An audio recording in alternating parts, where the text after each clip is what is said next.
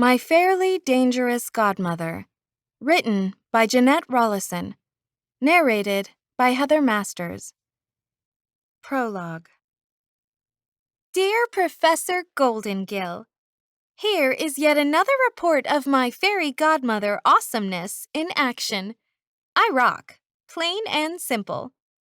And I'd like to add, I appreciate all the extra practice I've had using my people skills while tromping around exciting places such as cheap hotel rooms, the Atlantic Ocean, and the borders of the unseelie court. At this point, you might be detecting sarcasm in my tone, although I doubt it because I'm convinced no one actually reads these reports. If you did, if anyone at the Fairy Godmother Affairs office did, you certainly wouldn't keep teaming me up with the one assistant I specifically asked not to have. That's right. The FGA gave me Clover T. Bloomsbottle again, even though he already messed up 3 of my assignments. In case anyone at the FGA is casually skimming through my report, let me say once again that I don't ever want to work with Clover T. Bloomsbottle. Ever. Clover T. Bloomsbottle plus Chrysanthemum Everstar equals no. Do not do it. Now that I've gotten that out of my system, I'd like to point out that even with the current rationing of magic, this assignment went extremely well. Probably because I kept Clover's involvement to a minimum. Okay, I admit my client was nearly killed a couple of times, but mortals know their lives can be snuffed out at any moment. So they're prepared for those sorts of contingencies. And if mortals aren't prepared, well, a few brushes with death are just the thing to perk them up and make them appreciate their simple and frequently dull pleasures. When I finished helping my client, she was quite perky. Again, if you're skimming, client plus me as her fairy godmother equals all sorts of perk and happiness. Here is my 5-page report, complete with side notes showing my mastery of human culture. I so get them. I think this assignment proves beyond a shadow of anybody's doubts that I'm more than ready to enter Fairy Godmother University. Sincerely, Chrysanthemum Everstar. How I used my highly honed and totally advanced level fairy godmother skills to fix another mortal's sadly pathetic life. By Chrysanthemum Everstar. Subject: Mercedes Sadie Ramirez, aged 18.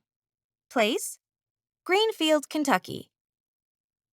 Some girls are born with beauty and grace clutched in their soft newborn hands.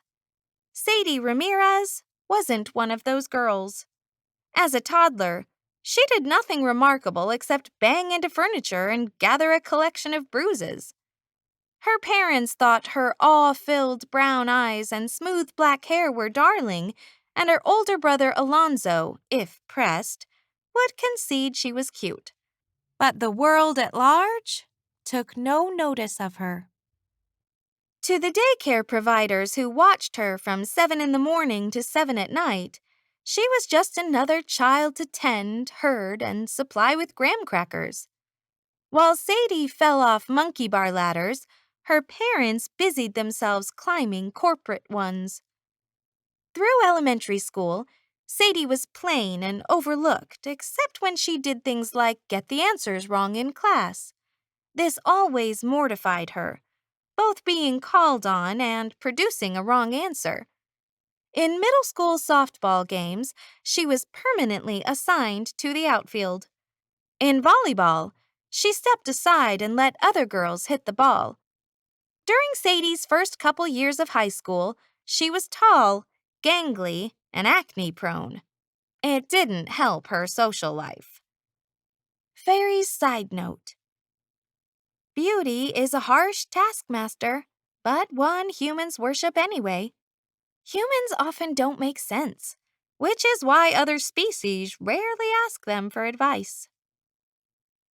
Sadie wanted to fit in at high school, and since she had no athletic skill, she joined the marching band. During the first halftime performance, she dropped her flute and had to grapple for it on the ground before anyone trampled it.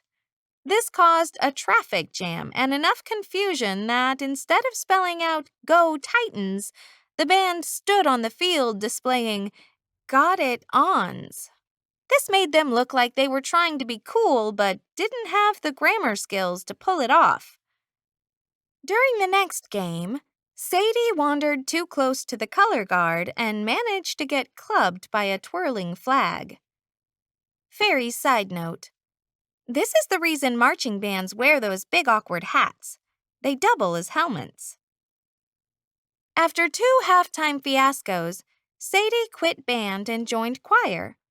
The choir members stood and sang, which rarely produced chances for accident, unless you were prone to tripping, and then you might step on your performance gown during the Winter Festival concert and cause a domino-like avalanche in the soprano section, which Sadie did. All of Sadie's awkwardness might not have been so bad if she had friends to console her, or at least help her laugh it off. But Sadie's luck with friends was similar to her luck with blunt objects. Fairy side note: luck is often eerily consistent. Sadie's best friends had the habit of moving to distant cities. At school, she was left with the sort of friends who were friends if no one better happened to be around. Nature isn't always as unkind as she first appears, and during Sadie's sophomore year, she filled out so she looked graceful and willowy, even if she wasn't. Her face cleared and she learned how to do her hair and apply makeup. In short, she waddled out of her ugly duckling years and spread swan-like wings.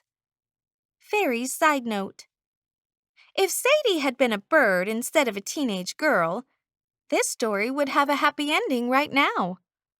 Sadie, however, was not only a teenage girl, but she lived in a town where girls had a pecking order harsher than any flock of birds.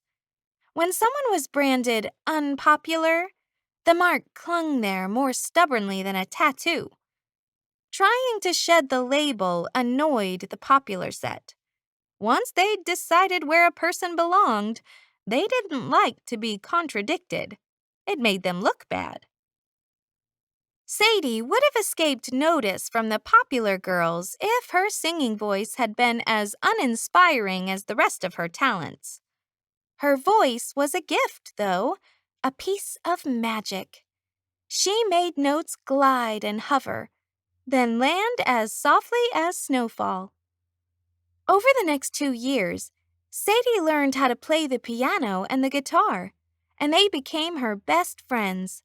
Music could take her away from the clang of slamming lockers and the incessant noise of people talking. She made up lyrics as she walked to class, invented tunes as she drove home, and decorated her bedroom with posters of singers. They were her people, the ones who understood her, even if they didn't know her.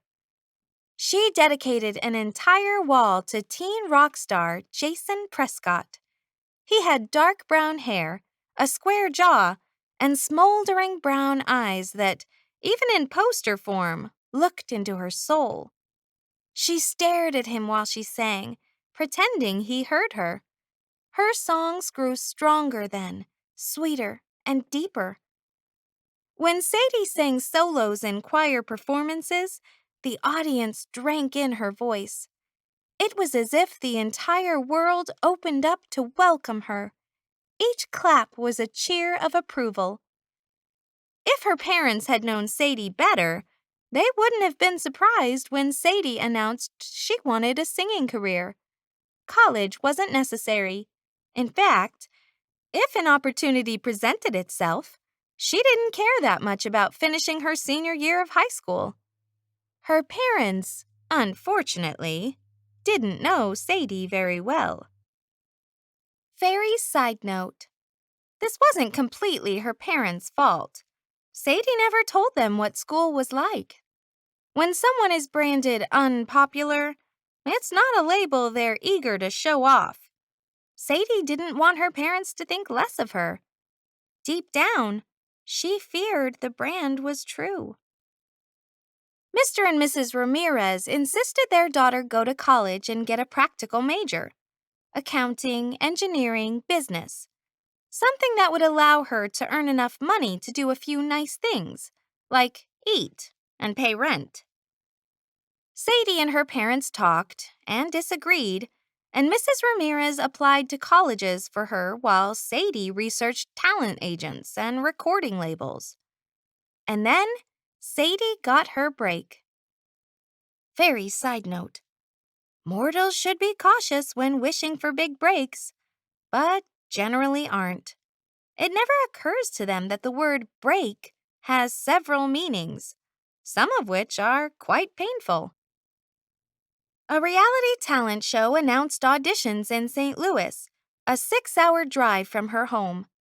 Sadie went to the show's website, brought up the audition page, and filled out the questionnaire. Name, age, current career. All of them were really asking, "Who are you?"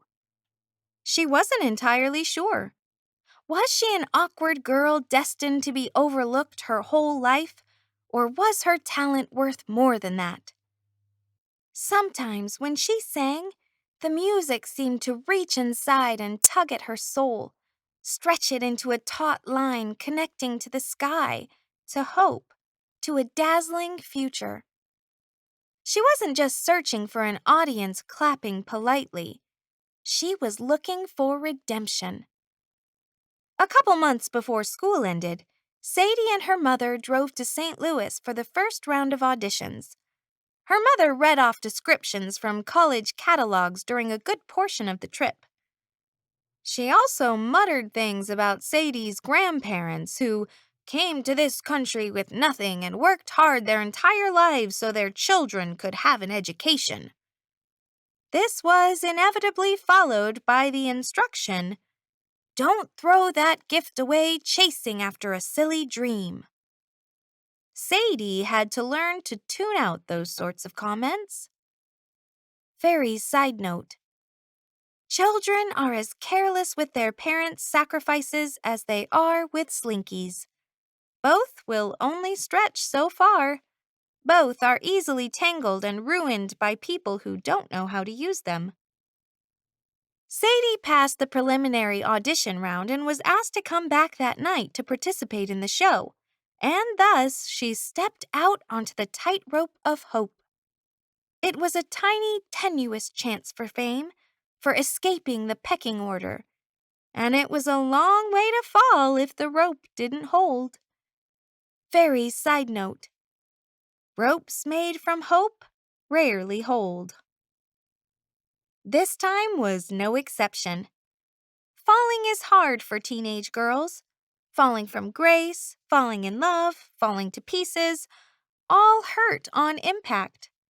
Which is why mortals need fairy godmothers to help put back together the shattered remnants of their lives. And if fairies can help the fairy realm at the same time, all the better. In other words, I think you'll agree I have mastered the fine and extremely important art of multitasking while being a godmother. Please accept this extra credit project as proof I will make a valuable addition to Fairy Godmother University. From the Honorable Sagewick Goldengill to Mistress Berrypond. Dear Mistress Berrypond, I received Chrysanthemum Everstar's report on Sadie Ramirez, and despite her assertions, I read it. I can't help but notice that her reports continue to grow shorter and offer less detail, which makes it difficult to properly assess her role. I'm afraid I must ask you to have the memoir elves delve into Sadie's memories and write a more detailed report. With the utmost enchantment, Sagewick Goldengill. P.S. Many thanks for the nectar and crumpets. No one can crumpet like you, my dear. I'm so refreshed I can almost forget Miss Everstar. Almost. The Department of Fairy Advancement. To the Honorable Sagewick Goldengill. Dear Professor, as you requested, I sent memoir elves to Sadie Ramirez's home and had them delve into her mind while she slept. The memoir elves bravely faced this task, even though they have a resolved distaste of submerging themselves into teenage girls' minds.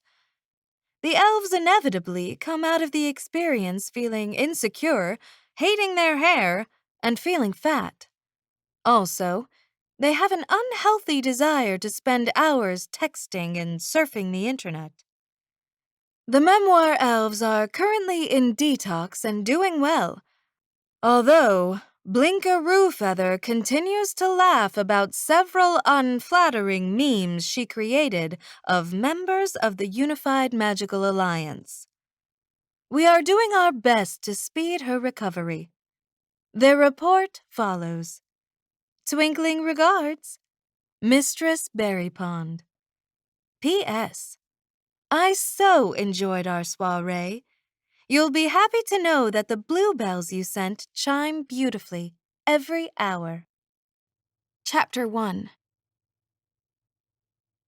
My pre-recorded number for America's Top Talent followed 2 tap-dancing grandmas and a bowling pig. This would probably not be my proudest singing moment, or one I hoped would define my career. But hey, when you're chasing fame, you can't be picky where you start. While Peppy the Porker pushed a bowling ball around the stage with his snout, I stood in the wings doing relaxation exercises. Deep inward breaths, calm thoughts. Don't think about the slightly carnivorous crowd out there. Don't consider that a TV audience can turn faster than a figure skater. A buzz cut through Peppy's bowling music, the sign that the judges had X'd the pig. Peppy wouldn't advance to the next round in Las Vegas. I hoped his short-lived showbiz fame didn't mean he was destined to become bacon. A flurry of stagehands went out to clean up the bowling props. I couldn't see them. From where I stood, only a slice of the black gleaming floor was visible. I wondered if it was slippery. And then I wondered why I'd thought 3-inch spiked heels were a good idea. I'm not used to them. The show's host, Roger Zealand, a bald guy with hipster glasses and no patience, motioned me to come closer to the entrance. 10 seconds, he said. Are you ready? No. How could anybody ever be ready to face TV cameras? Millions of people watched this show. Millions. I couldn't conceive how big of a group that was.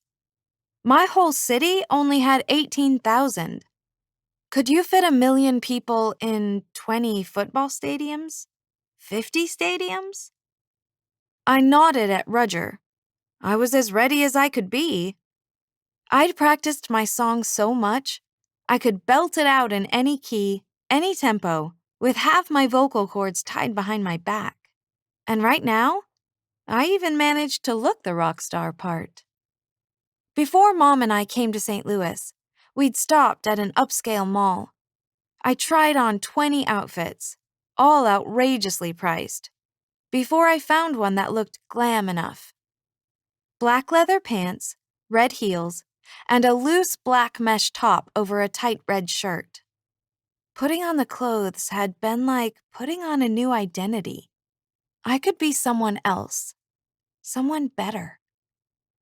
I'd styled my long black hair into loose curls. Even though I used half a bottle of hairspray to keep them curled, I knew they would fall out in approximately 15 minutes. But it would be long enough. Roger didn't notice my nod of agreement. He was staring out at the stage. 5, he told me. Crap. I only had 5 seconds left. 5 seconds of safety. If I tripped on the way out, the girls at my school would never let me live it down. 3, 3? What happened to 4? 2. Why had I done this to myself? More importantly, how could I want to do this for a living when even walking out on a stage seemed excruciatingly painful? 1. He waved me on my way. I took a deep breath and made my legs carry me forward past the curtains, out onto the stage. Unbidden, a memory of yesterday's lunch period flashed into my mind. While I'd stood in the lunch line, I'd heard my name, not called, just spoken about in one of the conversations behind me. Macy and Brooklyn, girls from drama, were talking loud enough that they probably meant me to hear. "I don't know why she's trying out," Macy said. "What does she expect to happen? Like, does she think she's going to be discovered just because she played the lead in a few school musicals?" I didn't want to listen, but what else could I do? Leave the line? I did what I always did, pretended I was invisible and deaf. "Her voice isn't that good," Brooklyn agreed. "Mr. DeChico only chose her because he felt sorry for her. He knows she doesn't have a social life, so she has lots of time to devote to rehearsals." Then they both laughed. I tugged myself away from the memory and concentrated on walking across the stage. "I'm good enough," I told myself. "I can do this. I just need a chance to prove it." The auditorium was cavernous. The seating went on and on, layering the audience in balconies. I usually sang for a small group of parents in the school theater. Could my voice fill this place, even with a microphone? I strode, legs trembling, towards center stage. The light's glare made it impossible to see the closest audience seats. The cameramen had completely disappeared in the haze, leaving only the gaping lenses of the cameras visible. They seemed like black holes capable of sucking people away. I smiled anyway, and hoped I looked natural and not horrified. I'd never had trouble smiling before, but my lips quivered, unable to hold the weight of the moment. I caught sight of the judges' table. A large, unlit X sat in front of each judge. If none or only one of the X's lit up, I would move on to the next round of performances. 2 X's meant I was out. 3 meant I was laughably bad and would likely show up on the TV show. At least, that was what everyone told me while I waited to do the preliminary auditions. The really good, the quirky, and the pathetic acts got advanced so the TV viewers could watch them. The problem was, I wasn't positive which category I fit into. Before the taping, Roger told the contestants a guest judge would be sitting in. I'd assumed it would be someone like the rest of the judges, a star who hadn't produced a hit in the last decade. Someone who had time to do this show because he wasn't touring. Instead, Jason Prescott sat at the judges' table. My poster crush was here, live. Suddenly, breathing became hard. Jason was looking at me. I managed to tell the judges my name, age, and hometown. I refrained from offering Jason my number. I couldn't decide if cracking a joke would make me seem likable or just really desperate. Besides, if I said something like that and it aired on the TV show, Macy and Brooklyn would never let me live it down. The first notes of my accompaniment came over the speakers. I'd written this song with Jason in mind, a lilting melody about unrequited love. And now, he was sitting here listening to me sing it. That was a good omen, a sign this was meant to be. Maybe Jason would like me so much, he'd talk to me after the audition. I didn't hope for more than that. Jason only dated supermodels, actresses, and rock stars, people whose fame clung to them like perfume. Usually when I sang, I focused on people's foreheads. It looked like I was making eye contact, but it wasn't nearly as nerve-wracking. This time, I gazed into Jason's eyes. I wanted him to feel a connection, to know this song was for him. The intro ended, and I sang the first line. Your smile is easy, but you never see just what that smile is doing to me. Jason watched me lazily, bored almost. He picked up a cup from the table and took a drink. Love at first sight is real, so they say. My voice wavered as I went into the next line. That wasn't supposed to happen. Couldn't happen. Why was it happening now, when I needed everything to go perfectly? But you never even glanced my way. I sang louder to make sure my voice stayed steady. Unfortunately, performing louder made me run out of breath sooner. I quickly took a gulp of air to sing the next line. Tell me what I'm supposed to do. It sounded like a gasp. Unprofessional. Jason's eyes weren't encouraging or understanding or any of the things I saw when I sang to his posters. He looked like he was on the verge of an eye roll. When I'm the one who's staring for two, I was grabbing at the notes, wrestling them into the melody. I noticed how low budget my music sounded blaring across the auditorium.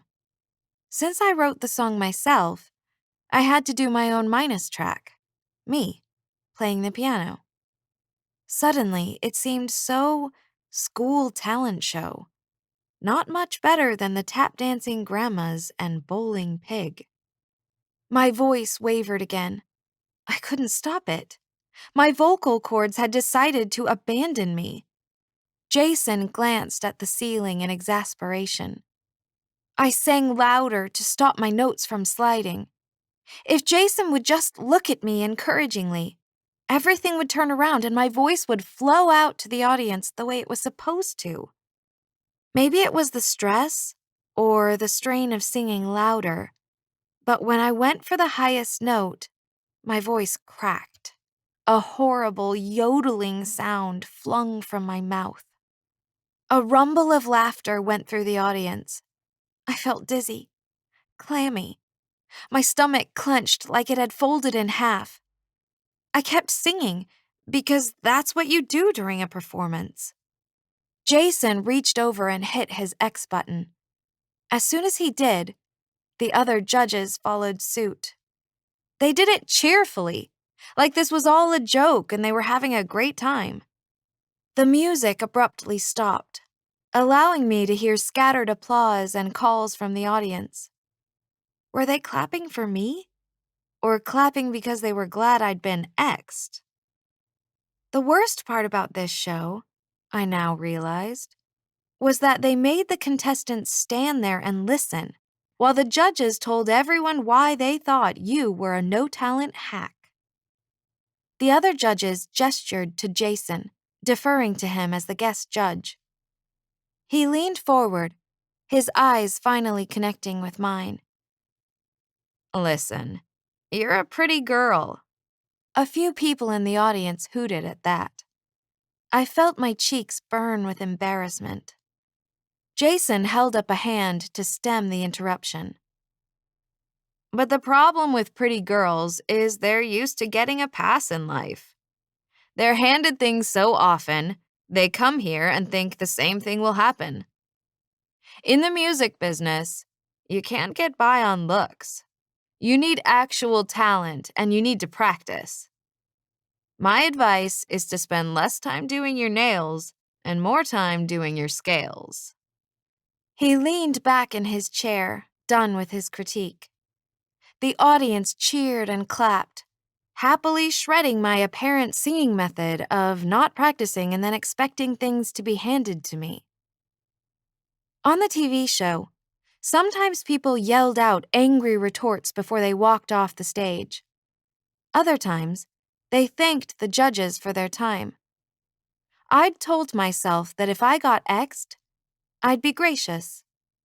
Instead, I stood there aching to tell him I practiced all the time. I usually sang better, and this was the first time I'd done my nails in a year.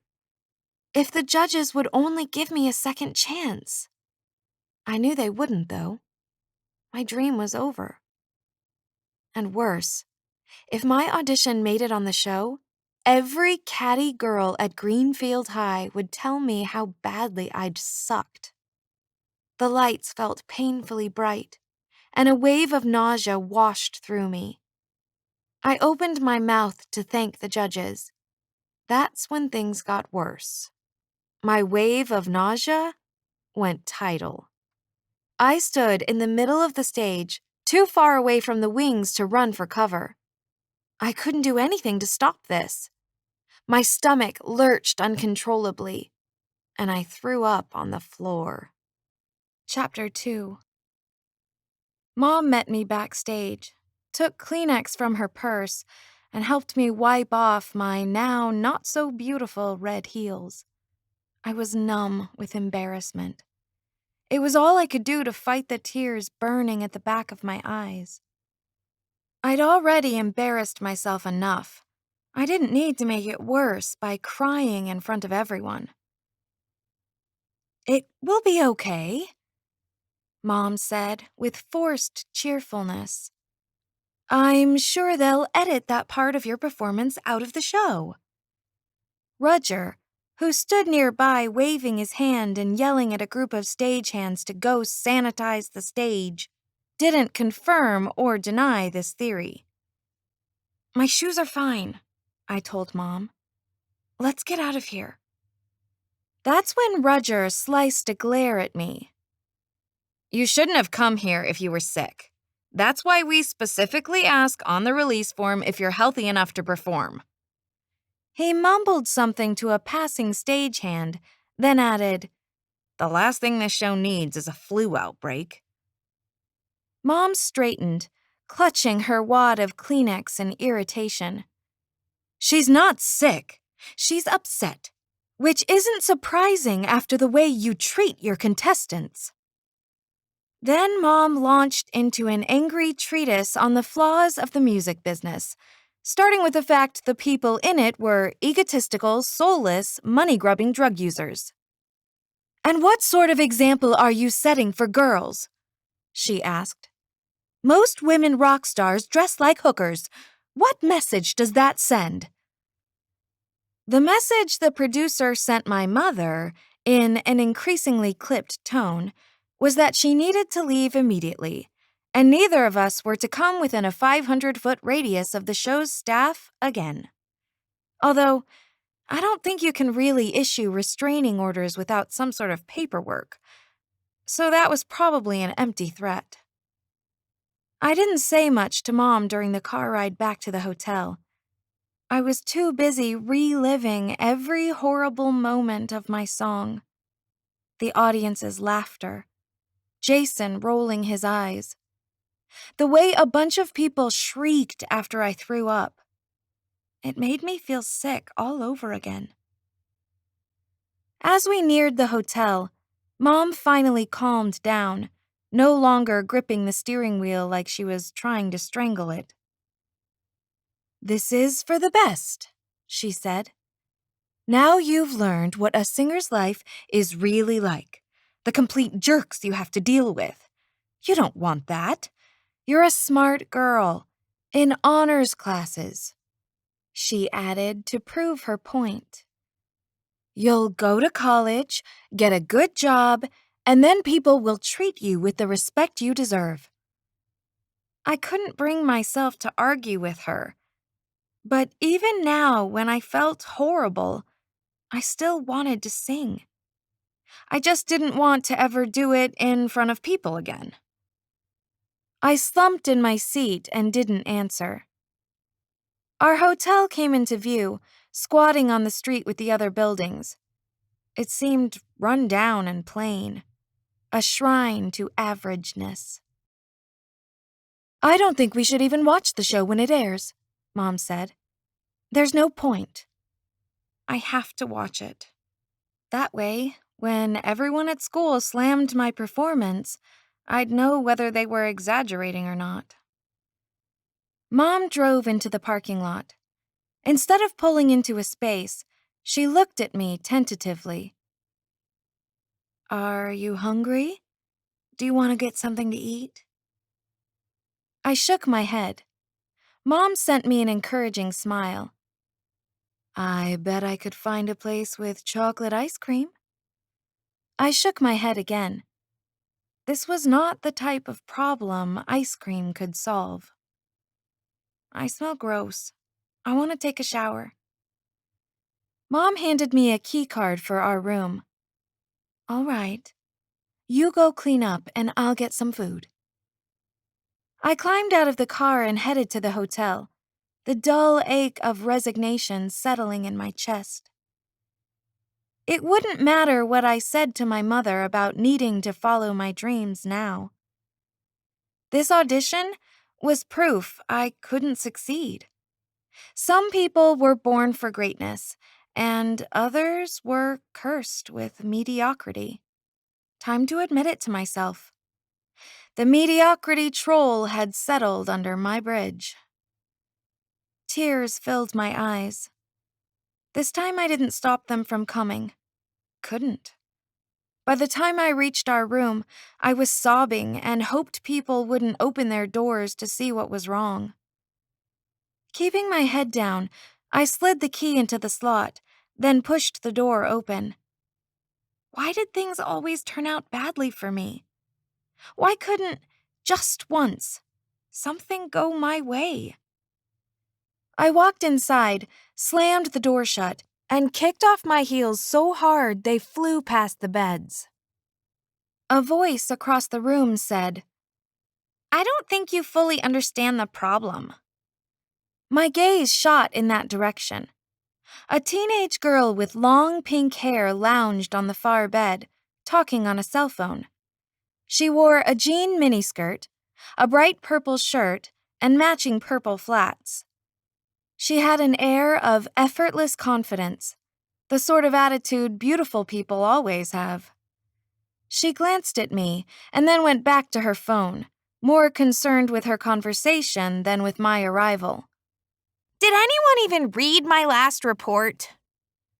Oh, crap. I was in the wrong room. This sort of thing was bound to happen since the front desk used programmable plastic cards instead of actual keys. They'd messed up and programmed one that worked on the wrong room. What must this girl think of me? I'd barged in here crying, slammed the door, and then kicked my heels across the room. "I'm so sorry," I stammered. "I thought this was my room." She held up a hand in an "I'll be with you in a minute" sort of way. How is an assistant actually assisting if he tries to sabotage the mission? I hurried across the room to grab my shoes. I didn't check the door number before I came in, and as I reached down to pick up my second shoe, I noticed my suitcase sitting by the bathroom door. A turquoise one Mom bought on a shopping spree.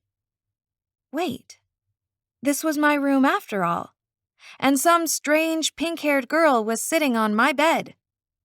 Had she not noticed our stuff around the room when she checked in? I straightened and took a step toward her. "Excuse me, actually, this is my room." She gave me the "I'm busy" hand again and spoke into her phone tersely. You might as well assign an ogre to help me.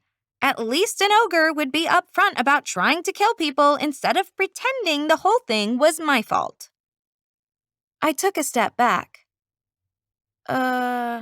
Are you talking to the front desk?" Another step back. "Maybe you should speak with them in person." She's griping to the FGA, a small male voice said in an Irish accent. I spun around to see who'd spoken. I didn't see anyone. No one else stood in the room. This was getting decidedly weird. As though, the man continued, anyone at the fine and fancy fairy godmother affairs cares a trot for what either of us has to say. Godmother affairs? Weirder still. I peered around the room, trying to figure out where the disembodied voice came from. Where are you? Directly in front of you. Only if he was invisible. No, you're not. I'm here on the ruddy bed, lass. I still didn't see him. Was this a joke? I ran a hand through my hair, nearly getting my fingers stuck in the hairspray. Look, I'm sorry about this whole room mix-up, but I've had a really bad day, and I'm not in the mood for... And then I saw him. A man who couldn't have been more than 6 inches tall. He stood on the end of the bed waving his hand to get my attention. He wore a green suit and bowler hat that he tipped in my direction. My name is Clover T. Bloomsbottle, and don't be asking me for gold as I'll not be giving it to you. A leprechaun. I let out a startled scream, stumbled backward, and smacked into the dresser. I looked at the pink-haired girl and screamed again. A pair of shimmery, butterfly-like wings had opened across her back. Not costume wings. These were real, moving wings with intricate, glimmering veins running from their center. Impossible. I put my hand to my mouth and took frantic breaths. This couldn't be happening. I was having some sort of post-traumatic psychotic episode. If I blinked, it would go away. I blinked. It didn't go away. You're not real, I sputtered. Now leave. Leave, leave, leave. The girl let out a humph and gripped her phone harder. Do you hear that? She gestured in the leprechaun's direction. Clover has already done something wrong. He spoke to Sadie for all of 2 seconds, and now she's hysterical. Not only were magical creatures in my hotel room, they knew my name. I didn't know why a fairy sat on my bed talking to someone about ogres killing people, but I wasn't about to stick around and find out. Ogres were never good news. I backed toward the door, heart pounding in overdrive. As I reached the door, a shower of sparks zoomed past my side in a burst of light and glitter. At first, I thought the fairy had shot something at me and missed. I yanked at the doorknob, trying to get out before she shot again. The knob didn't move, didn't even turn. She'd locked me in. I pulled at it uselessly, then pounded on the door. Help! I glanced over my shoulder to see if the fairy and leprechaun were closing in. Clover still stood on the bed, tilting his head and rubbing his beard as he considered me. The fairy shoved her cell phone into a pink sequined purse and let out another humph. An air of frustration accompanied every flutter of her wings. I can't work under these conditions. What is the FGA thinking? Maybe it isn't the FGA, the leprechaun said. Maybe it's the damsels you're choosing. They seem a wee bit buckety in the head. Choose? Choose for what? For ogres to kill? I rattled the knob again. It was still locked. I slammed my hand into the door. Somebody help me! The girl stood up from the bed, gripping a silver wand with exasperation. We're trying to help you, but it's hard to do with you screaming and flailing around. Honestly, haven't you ever heard of a fairy godmother before? I stopped pounding on the door. Fairy godmother? I repeated, only slightly calmer. My breaths were coming out deep, fast.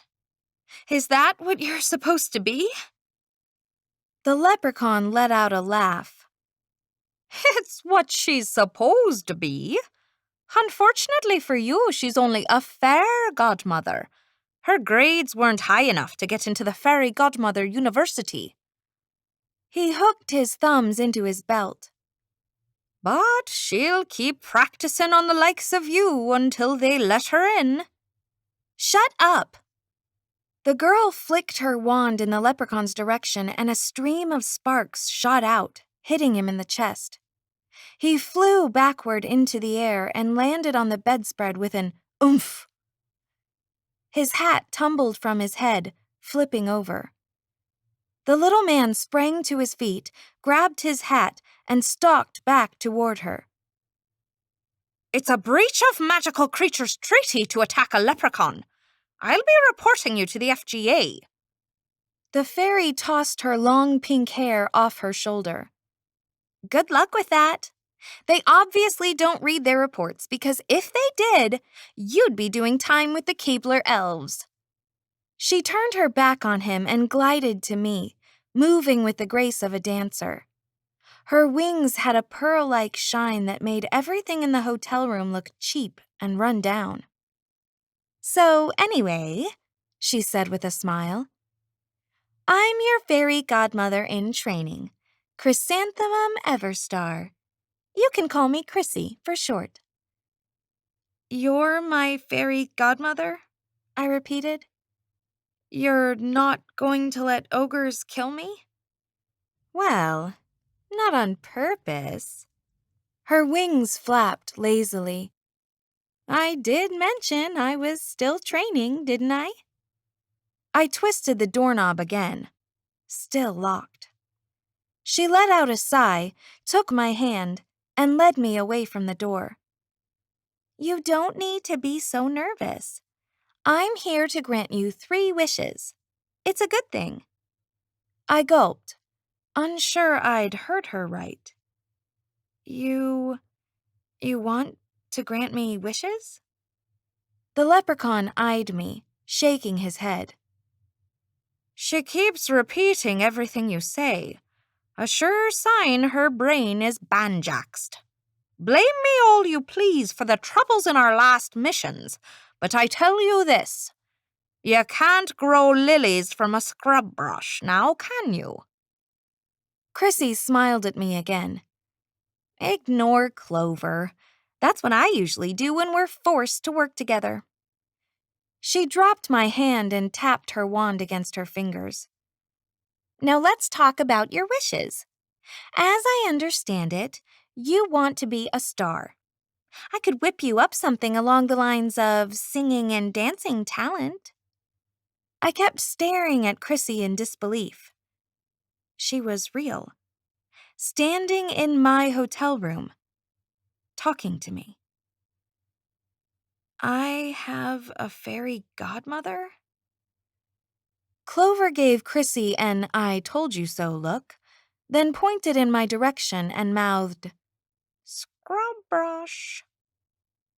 I'm not stupid, I told him. I'm in shock. I didn't know people actually had fairy godmothers. Most people don't, Chrissy said airily. Usually you have to do a selfless good deed to a beggar who happens to be a fairy in disguise. You, however, qualified for help on the FGA's Pitiable and Wretched Damsel Outreach Program. Oh. It's never good news to hear your life has become so wretched that other species feel sorry for you. Bits of glitter fell from the tip of Chrissy's wand, fluttering onto the floor. I guess I should warn you that when the show airs, not only does it show you splattering the stage, the next 3 people who get X'd express their disappointment by imitating your event.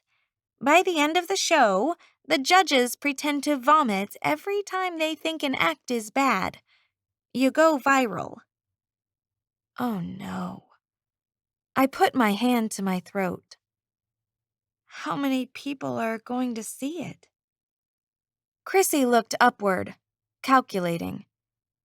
Do you mean when the show airs, or after the segment hits the internet and people make remixes of your audition? My legs felt weak.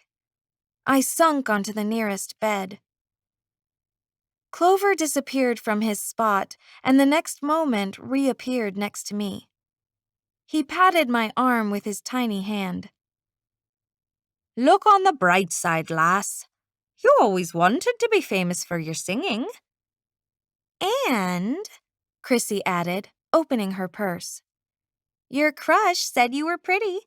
So, that's cool. Well, it might have been if he hadn't also said I had no talent and then watched me puke on my shoes. Chrissy dug around in her purse until she pulled out what I thought was a lipstick tube. It grew longer and thicker, becoming a scroll of ivory paper covered in elegantly written handwriting. You'll be able to improve your life with your wishes. She took hold of one end of the scroll and unrolled it. Just as soon as you sign this waiver. The scroll kept unrolling until the end lay on the ground. It's the standard fairy godmother contract. Fairy godmothers had contracts? Somehow I'd missed that part of the Cinderella fairy tale. Make a careful reading of it, Clover muttered. Chrissy waved away his words, deeming them unnecessary. Most of the contract is written in long-winded legalese that's hard to understand. Basically, what you need to know is this. Wishes are permanent, and their consequences are real and lasting. You can't wish for more wishes or vague generalities like being popular or happy. Your wish has to be something tangible, something I can actually make happen. Oh, and I wouldn't recommend wishing for magical powers. My last charge asked for the ability to change things into gold and then got all upset when she had to face an evil, megalomaniac fairy who wanted to kill her because of it. Seriously, sometimes mortals are so hard to please. I said. What was that about an evil, megalomaniac fairy? Don't worry about him. He's not a problem anymore. Chrissy kept unrolling. One more thing. Since you didn't earn your fairy by doing a good deed, you have to pay attention to the honesty clause. While I'm acting as your fairy godmother, if you tell a lie... She stopped unrolling and ran a finger down the words on the scroll, searching. They just changed the consequences again because a bunch of tree nymph lobbyists worried about fire hazards. Oh, here it is. If thou tellest a lie, thy nose shall grow and stay protruded until thou doth correct thine untruth. I touched my nose gingerly. Does that hurt? She shrugged. Why? Are you the dishonest type? No, I said quickly. I wasn't. But everyone tells white lies occasionally. The, no, I don't think your boyfriend is a jerk sort of thing. It would be horrifying if my nose randomly grew an inch during a casual conversation. How long will you be acting as my fairy godmother? That depends on how long it takes you to use your wishes.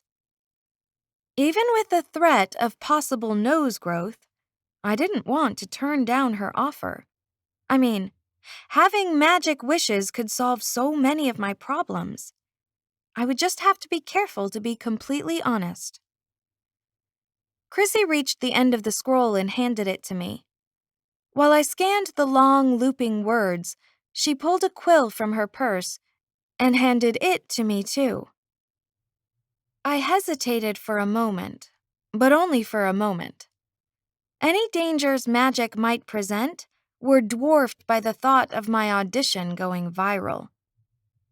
People were going to do remixes of my audition. I couldn't let that happen. I signed my name and handed the quill and contract back to Chrissy.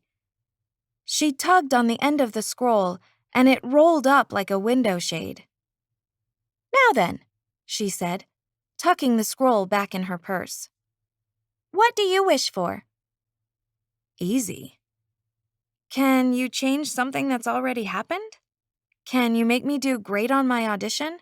So good I win the show? Her lips pursed in dissatisfaction. That sort of time travel is tricky. If I change the audition, you would no longer qualify under the pitiable and wretched outreach program, which would mean I couldn't be your fairy godmother, which would mean I couldn't grant you that wish in the first place. Do you see the paradox that creates? She fluttered pink fingernails in my direction. Please spare me the paperwork. The paradox office is a hassle to work with. There had to be a way to get around that. If I wished it, could you make the tape of my audition self-destruct? Then make the show give me another audition and make my voice perfect from now on? Yes. Chrissy raised her wand. That's 3 wishes. Is that what you want? Behind me, Clover cleared his throat. Psst, scrub brush. You might want to think that over a wee bit more carefully. No, those aren't my wishes, I answered. I hadn't realized how fast I could spend them. I needed to phrase things better, so I only used one wish. If I said, I wish to win the America's Top Talent competition, Chrissy would have to work whatever magic necessary to make that happen, and I would only use one wish. Then again, what if my wish made the audition go so viral the show offered to make me an honorary winner as a publicity technique? That wouldn't actually make things any better. Listen, lass. Clover padded across the bed until he stood in my line of sight. Don't just think on what will make you happy now. Choose something that will still be making you happy 10 years from now. He nodded knowingly and looped his thumbs through the buttonholes of his jacket. Gold is a popular choice. Clover was right. I needed to look at the big picture. I didn't want to just win the America's Top Talent show. That had always been a stepping stone to my real goal, being a successful singer. Chrissy glanced at her bracelet, and I noticed a watch face nestled among the twisting beads. I hate to rush you, she said, because I'm the kind of godmother who is compassionate, thorough, and understanding. And please remember to use those words should you be contacted by the FGA with a customer satisfaction survey. But I've got to go soon. I have a job interview. Clover let out an amused scoff. What is it you'll be interviewing for this time? Another stint as a tooth fairy? No, she said with an offended sniff. Used teeth are totally disgusting. I'm applying for a part-time position as an insomnia fairy. Insomnia fairy? I asked. There are fairies for that? Chrissy's wings spanned open and closed. It's not widely known among mortals. People who know about us get all uppity and do totally unreasonable things like bar their windows with iron and try to zap us with dark magic. She smoothed her shirt, and flecks of glitter sprinkled on the floor. Housekeeping would wonder what I'd done in this room. People always wish they had more time to get things done, but no one is ever grateful when we give it to them. Probably because no one wants to get anything done at 2 a.m. except sleep. I didn't say this. I just made a mental note never to wish I had more time. Chrissy checked her watch again. I can only stay a few more minutes. I opened my mouth to wish to be a famous rock star, and then decided on different wording. I'd heard a few rock stars whose voices weren't that great. They had to rely on auto-tune to produce decent albums, and every time they performed live, they sounded bad. I needed more talent. So much talent, I never had to worry about messing up during a number again. I wish to have such a beautiful voice, I said slowly, that I'm famous, adored for generations, and I hadn't meant to add the next part. The words came out impulsively, as though they wanted to be said. Loved by Jason Prescott. Granted, the guy had criticized me on national television, but he'd only said those things because he didn't know me. I wasn't the type of girl who had things handed to her. I practiced long and hard. If he got to know me, he would see that. Chrissy lifted her wand. You don't want to use a wish to erase your audition tape? It will go viral if you don't. I shook my head. I can live through that as long as I know I'll have a voice I'm famous and loved for. A sort of giddy excitement filled me, warming my thoughts. I would not only become a rock star, I'd be one with real, lasting talent. I suddenly regretted not giving a time frame to my wish. It wouldn't do me a lot of good if I didn't become a great singer until I was 60. As Chrissy waved her wand, I called out, How long will it take? Hundreds of sparks burst from the tip of the wand, surrounding me until the hotel room disappeared behind the winking lights. Not long, she said. The tingle of magic brushed against my skin. Everything seemed weightless, as though I was floating. Cloud-like wisps curled around me, and ribbons of sunrise-colored steam twisted through the lights. What would it be like to be famous? How was it going to happen? I could hardly wait to try out my beautiful new voice. As the lights cleared, I had one glimpse of a cloudy sky above me, and the next moment, I plunged downward into cold water. Chapter 3. I had expected many things from my magic wish. None of them involved falling into a giant body of water. Tiny bubbles whooshed around me, licking my skin. I couldn't see the bottom or sides of a pool. I was in something bigger, a lake or an ocean. I held my breath and swam upward toward the light wavering on the water above me. I swam fast, filled with the adrenaline of surprise. I broke through the surface, sputtering. What in the... My voice didn't sound any different, which was another surprise. I thought it would. Steel blue waves lapped around me, stretching out as far as I could see. An ocean. Several clouds roamed through the sky, but the air felt warm. As I became used to it, the water did too. I pushed strands of wet hair away from my eyes. Why had Chrissy put me here? I turned around and I noticed a ship a few hundred feet in the distance behind me. Several white sails billowed from its towering masts. The ship was mid-sized, made from weathered wood, with a silhouette of a woman carved into the prow. Some sort of odd decorations rimmed the side. Overall, the ship looked like something out of a pirate movie. I hadn't realized anyone still made boats like that. A tour ship? A yacht owned by an eccentric history buff?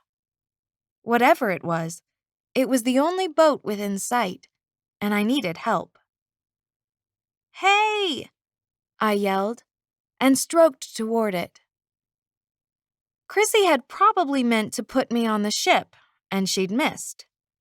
That was the downside, I supposed, of having a fairy godmother still in training. Hey! I yelled again. Woman overboard! Help!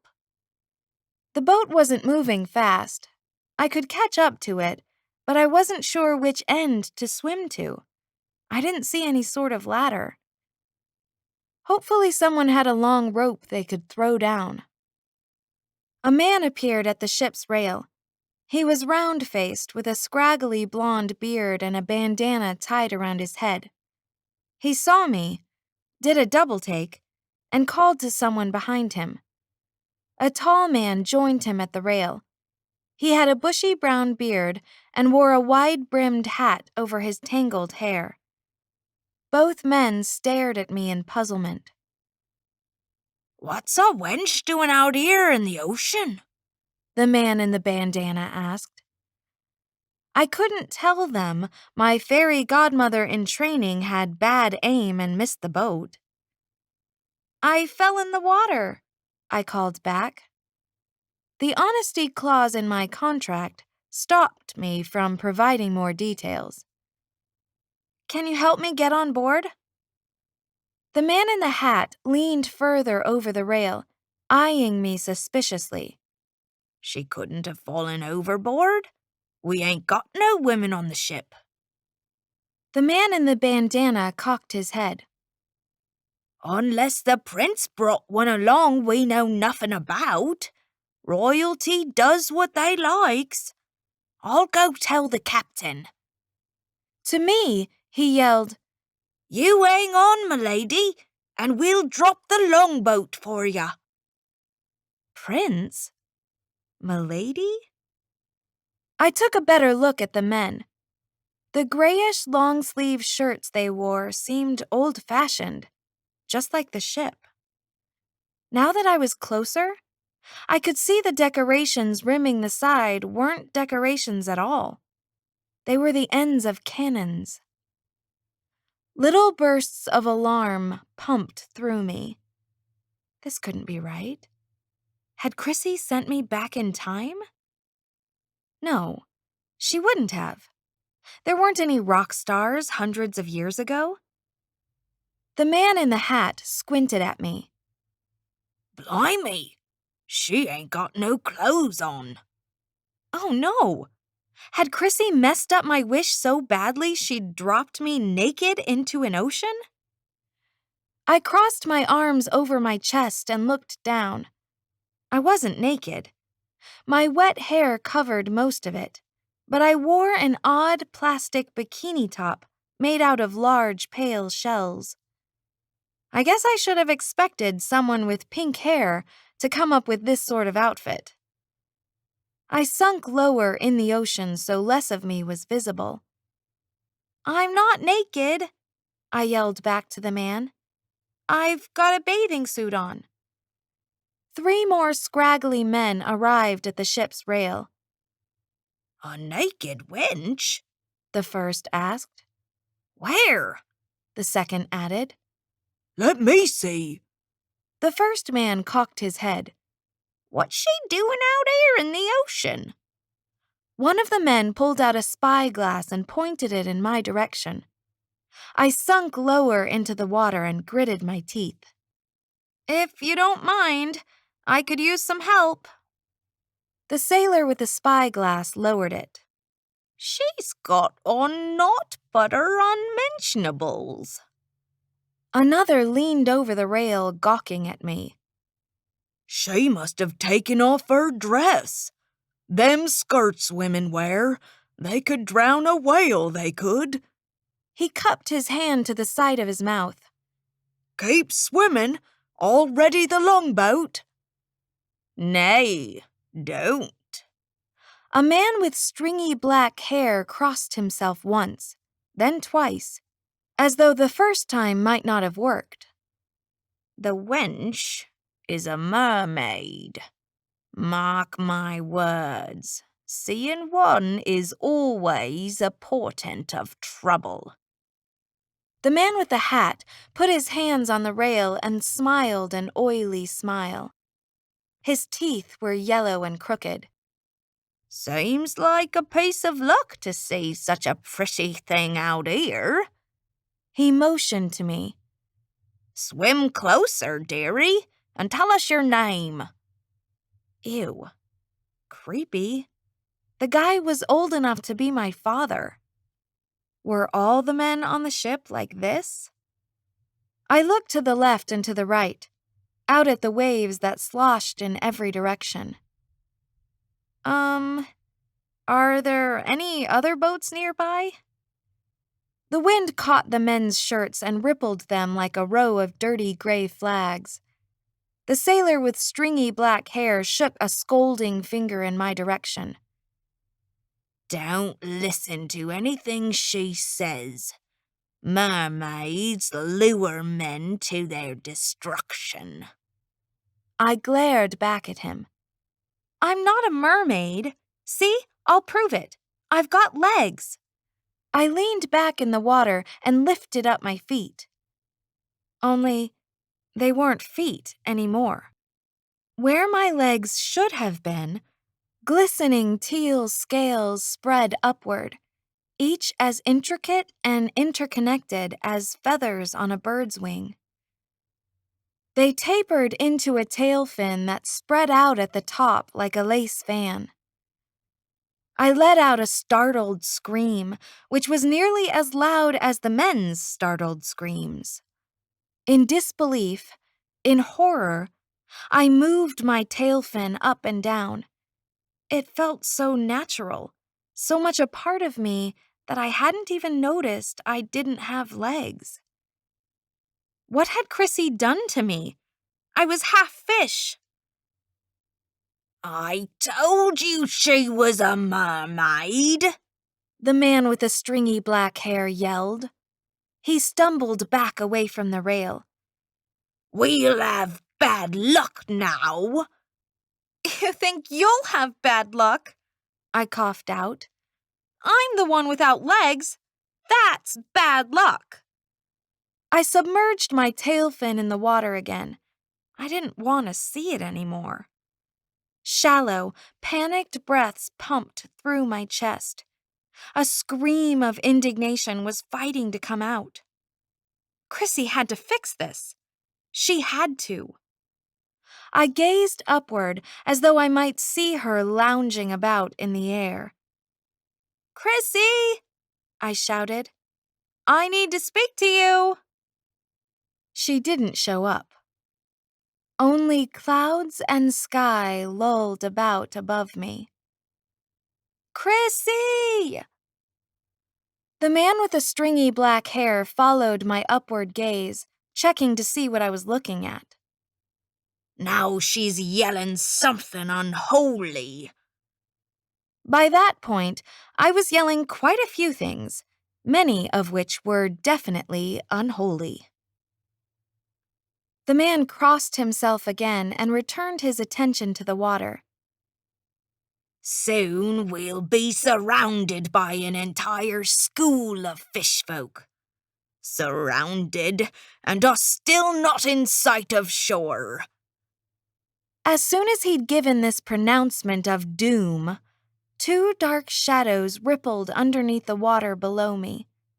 I didn't know what they were and didn't want to put my face under water to find out. Please, I thought, not sharks. Let them be seals or dolphins or friendly passing turtles. I headed sideways, darting out of their way. I was fast in the water, slicing through the waves effortlessly. The shadows followed, then sped up and circled around me.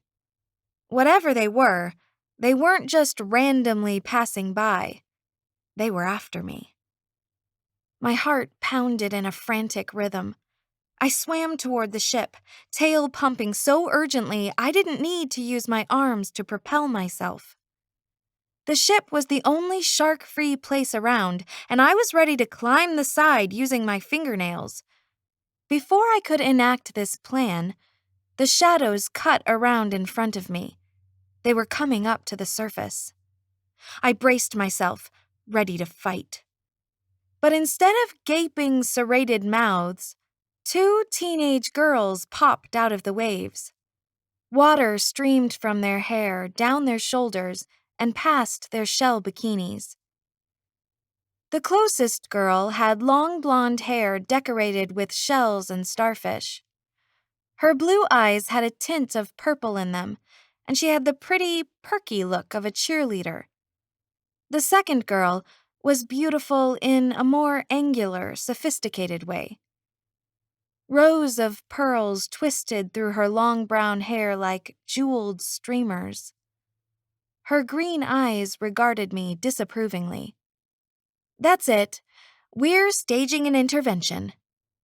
"What?" I'd had so many shocks I couldn't think straight. It barely registered these girls must be mermaids too. The blonde folded her arms and made a gesturing nod at the ship. "Don't pretend you weren't just talking to those humans." "Blow me down!" a sailor exclaimed. "Two more of them showed up!" The black-haired sailor scanned the waves. "I told you they'd attack the ship. Dozens are probably circling us." The sailor in the bandana motioned for the spyglass. "Are all of them dressed in their unmentionables?" Both girls ignored the men and waited for my answer. I swallowed, feeling helpless. "There's been a mistake. I'm not supposed to be a mermaid." The brunette girl rolled her eyes. "Oh, not this again. Look, I don't care how handsome that prince guy is. You're not human and never will be. And if you think—" The blonde girl held up a hand to stop the other mermaid's words. "Let me handle this, Daphne." The brunette, Daphne, let out a humph. "The prince?" I repeated weakly. The pieces fell together, interlocking in my mind to reveal a picture. A story. It couldn't be coincidence, could it? I put my hand to my throat. "I'm in love with a prince?" The blonde mermaid let out a sigh. "I think the correct term is infatuated. I mean, you can't really love him. The guy doesn't know who you are." I said several things at that point, all of them completely unholy, and all of them directed at my absent fairy godmother. Underneath the water, I flicked my tail fin back and forth angrily, stirring up a current. "I'm the Little Mermaid, aren't I?" The other mermaids, my sisters, I supposed, exchanged a patient look. Daphne swam over and put her hand on my shoulder. Her large green eyes turned sympathetic. "Just because you're the youngest, that doesn't mean Marina and I don't take your feelings seriously." Marina, the blonde mermaid, nodded. "Interspecies crushes never work out. Trust us on this one." She took my hand and pulled me a few feet farther away from the ship. The water made parting ripples around us, blue and sparkling. "You need to come home now," Marina said. "If you stay out here too long, you'll get sunstroke." Daphne glowered in the boat's direction. "Or netted by those vicious barbarians." "Or speared," Marina agreed. I couldn't go home. I was half fish, and in a fairy tale, and none of this was supposed to happen. But if I said this to the other mermaids, they'd think I'd already succumbed to sunstroke. I took deep breaths, trying to calm myself. When lost, it was best to stay put until someone found you. I was lost now, and Chrissy needed to find me. She had to undo this, to change me back. I pulled away from Marina and Daphne, I can't leave yet. I need to talk to someone. It's really important. My sisters exchanged another look, this one not so patient. Before either of them spoke again, a loud voice rumbled from the ship. What the? What's going on? Who are you people? Where am I? The guy wasn't close enough to the side of the ship that I could see him, but he sounded familiar. I listened, drifting closer to the ship. You. Yes, you. Get me a latte and a cell phone. There was a small pause and then a moan of frustration. I don't even remember leaving a party last night. How did I get here? And why is the floor moving? The sailors at the side of the ship turned toward the voice and bobbed their heads in curt bows. Your Highness? A simpering man near the rail ventured. Begging your pardon, sire. I would happily get you a latte and whatever the other thing was you asked for, if I only knew what they were and where to fetch them. The prince let out an unsympathetic grunt. Have you been living under a rock? How could you not know what a latte is? It's coffee, only better. Go get one. A sinking feeling took hold of my stomach. I recognized the voice now. It was Jason. He was the prince. A lot of apologetic murmuring came from the men on the ship, and then Jason's voice rang out again. Where is my assistant? Gordon! Gordon, get out here! I put my face in my hand. This was how Chrissy was fulfilling my wish? She'd kidnapped Jason Prescott and made him the prince in a fairy tale? Yeah, that would make him love me for sure. What guy wouldn't fall for a pathetic fangirl turned mermaid? My contract, Jason yelled, punctuating each word, states I only stay at 5-star hotels. This dump doesn't rate 1 star. It doesn't even rate one of the pointy points of a star. And what is that awful smell? No, don't come closer. You're the smell. A smacking noise came from the boat as though Jason was batting someone away. Marina glided over to me, barely disturbing the water around her.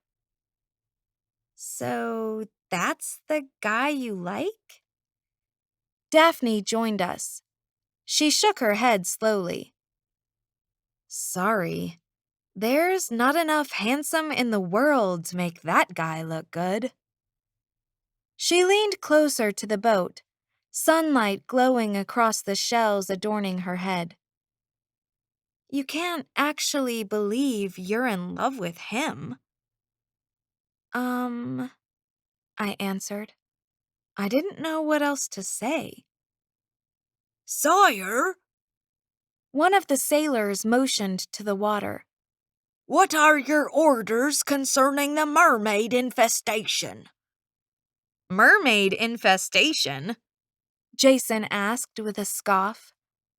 One of us drank too much last night, and I'm beginning to think it wasn't me. Footsteps strode toward the side of the ship, and then Jason peered over the rail. He wore a red coat with gold trim rimming the sleeves and collar. His brown hair was mussed from sleep, and his skin had a pale green hue to it. He was either hungover or seasick. It would be ironic, I supposed, if he threw up right now. He stared blankly at us. Is that water down there? Daphne and Marina both laughed. The sound was musical, like lilting bells. He's charming and smart, Daphne said. Jason's gaze narrowed in on me, as though he recognized me but didn't remember from where. Marina grabbed my arm. "We've seen enough. Let's go."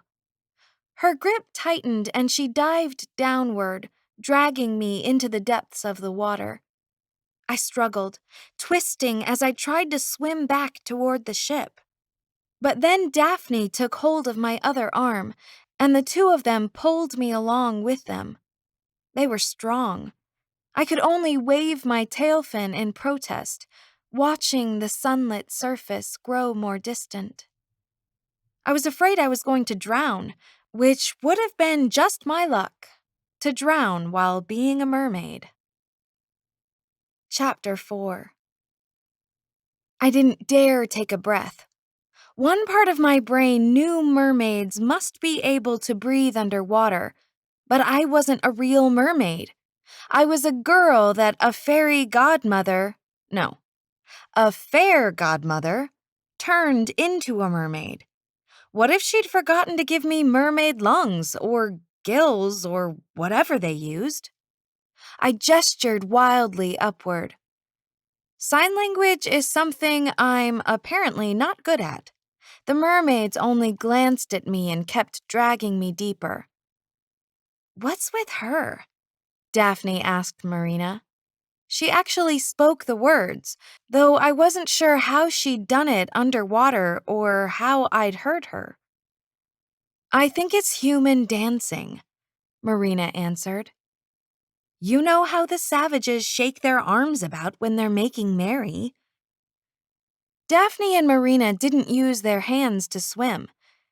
Their tail fins waved in smooth arcs, propelling us downward. "Humans are a bad influence," Daphne muttered. "Next, she'll be strapping heels on her fins and wearing a corset." It's sad how humans torture their women. Marina shot me a reproving look. "Really, what do you have to say for yourself?" I said the only thing I could, which was, It meant, "Let me go now." Only it didn't come out sounding that way, and they kept dragging me deeper. The water was warmer and clearer than I expected. Or maybe it just seemed that way because I was a mermaid. I could see so much. Bits of seaweed drifted peacefully in the current. Gray fish lumbered by without paying any attention to us. Below in the distance, a huge rock city spread out along the bottom of the ocean. Hundreds of buildings, some made from tan stone, others from black, orange, and white, glistened in the streams of sunlight that fingered down from the surface. A white castle sat in the middle of the buildings, its rock towers piercing the water. Gleaming blue flags waved lazily back and forth from its spires. It was probably my mermaid home. I couldn't hold my breath any longer. My lungs ached. The remaining air went from my mouth in a rush of fleeing bubbles, and I gasped inward. I expected pain, choking, something. Instead, breathing the water felt like breathing air. I gulped in and out several times, amazed and relieved.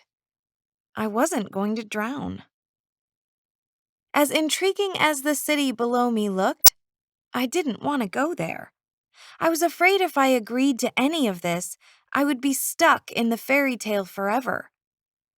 Perhaps if I explained the situation to the other mermaids, they could help me. Maybe they knew how to get a hold of fairy godmothers. "Listen, I don't know how to say this." I glanced up at the distant water of the surface. It seemed like a dark blue sky, cloudless and shining. "This is all a big mistake." "I'm glad you finally realized that." Marina kept pulling me toward the white castle, her tail fin effortlessly pumping back and forth. "If Dad finds out you were prince gazing again, he'll go tidal." Daphne nodded, brown hair streaming behind her. Remember how he stormed around, throwing waves everywhere after he heard that song you wrote about the prince? Marina pursed her lips at the memory as though it tasted sour. We were picking palm trees out of the coral gardens for days. What song? I'd written more than one song about Jason Prescott, but I'd never told anyone they were about him. Had Chrissy known somehow? Had she used my songs in this fairy tale? What song? Marina repeated incredulously. Daphne gave an extra hard tail fin kick and sang, "If I had feet, I'd use them for pacin', because I'm so crazy about my Prince Jason." I had definitely never written those lyrics. I still blushed, though, because the Little Mermaid version of me had. It was probably a bad sign that I was pathetic in more than one world. "You don't understand," I said over the next stanza. "His eyes are so dreamy, I'd love to be his queenie. I'm a human who was accidentally turned into a mermaid." At least I hoped it was an accident. I hoped Chrissy wasn't so completely bad at granting wishes, she thought a wish for a beautiful singing voice was a request to live out a Disney movie. Daphne slowed down enough to regard me. Great. She must have been in the sun too long. Now she's delirious. No, Marina said with a frustrated sigh. She's in love. It makes girls act like they're delirious. On our way to the city, we swam toward a large school of silver fish. They turned to go around us, prodded by two larger yipping fish with long whiskers. I hadn't realized fish could yip, and I stared at their mottled brown bodies and flapping fins. This place was so odd. "Ho there, princesses!" A merman with a braided black beard appeared behind the school, carrying a hooked shepherd's staff. His tail fin was curved and gray like a dolphin, and he wore a bag strapped to his waist. He swam casually in our direction, giving us a quick bow of deference. "Are you checking on your father's herds?" "No," Marina answered with a dainty wave of her free hand. "We're just out taking a morning swim." "Fine day for it." The merman noticed my sister's grip on my arms but didn't comment on it. He motioned to one of the yipping fish, and it directed the rest of the school to swim by. When we'd passed them, Marina looked over her shoulder at him. "Do you think he suspects anything?" Daphne snorted. "You mean from the girl who sang Pacin' Over Jason a few days ago and is now being hauled home by her sisters? No, I doubt he suspects a thing." I tried again to explain my situation. "You see, I made a wish. The magic must not have worked right." "Magic?" Marina cut me off, alarmed. Daphne stopped swimming and drew herself up so that we were vertical. Her hair swirled upward like the flame of a candle, and her tail fin twitched in agitation. "You didn't make a deal with the sea witch, did you? You know magic causes nothing but trouble." Yeah, I was beginning to realize that. Marina put her hand to her lips and blinked in worry. "You'll end up as sea foam before your time. Tell me you didn't bargain with the witch." I didn't. This was true. I'd signed a contract with a fairy. Satisfied, Daphne and Marina pulled me toward the city again. "If you really care about your prince," Daphne said, "the best thing you can do is stay away from him. Even if you found some magical way to bring him here without drowning him, well, how do I put this delicately? Without attempting to be delicate, she said, "Someone would kill him." "Dad especially would kill him," Marina agreed. "Humans are just a bunch of nasty fish thieves." Daphne lowered her voice. "Dad would have already locked you up somewhere, except we told him the reason you keep going to the surface is so you can practice luring ships to their doom." Luring ships to their doom? Seriously? I'd always thought mermaids were nice creatures. "Which reminds me," Marina put in cheerfully. "Dad is having one of his advisors look into the Siren Foreign Exchange Student Program for you." "Your singing is amazing," Daphne added with a note of pride. "You'd make a great siren." In Greek mythology, sirens were creatures who sang so irresistibly that sailors blindly followed their voices. The sailors then crashed their ships onto the rocks and drowned. I decided right then not to tell my mermaid sisters I was actually human. Even if I found a way to convince them it was the truth, I doubted they would take the news well. As we drew closer to the city, I saw street-like swimming channels twisting through the buildings. Kelp as big as trees grew everywhere. Their broad leaves swished rhythmically, bending and swaying in the currents. Merfolk in an assortment of colors swam through the channels. Several glided slowly, talking together. Others shot through the water with eel-like grace. A few mermen rode near the castle in dolphin-harnessed chariots. They wore turtle shell armor around their chests and carried spears. Curved white lampposts lined the streets, each with a large luminescent jellyfish tethered at the end, drifting up and down.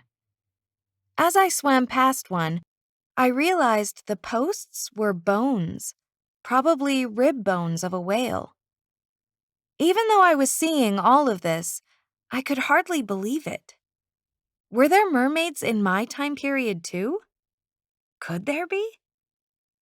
Daphne and Marina swam toward a window in one of the upper turrets of the castle. Once there, they deposited me inside the room.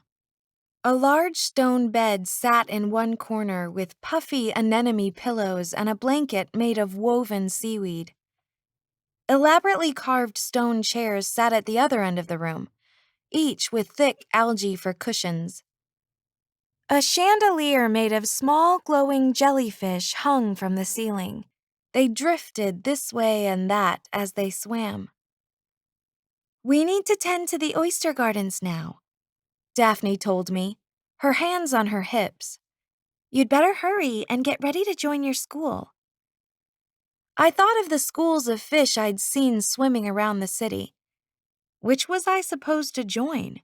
And what was I supposed to do with them? What school? Daphne gave me an exasperated look. "High school." "Oh, right. I don't want to be late for that." Mermaids had high school? Who knew? Marina glided over and put her hand on my forehead, feeling for a temperature. "Are you sure you didn't get too much sun? Maybe we should take you to see Dr. Gills."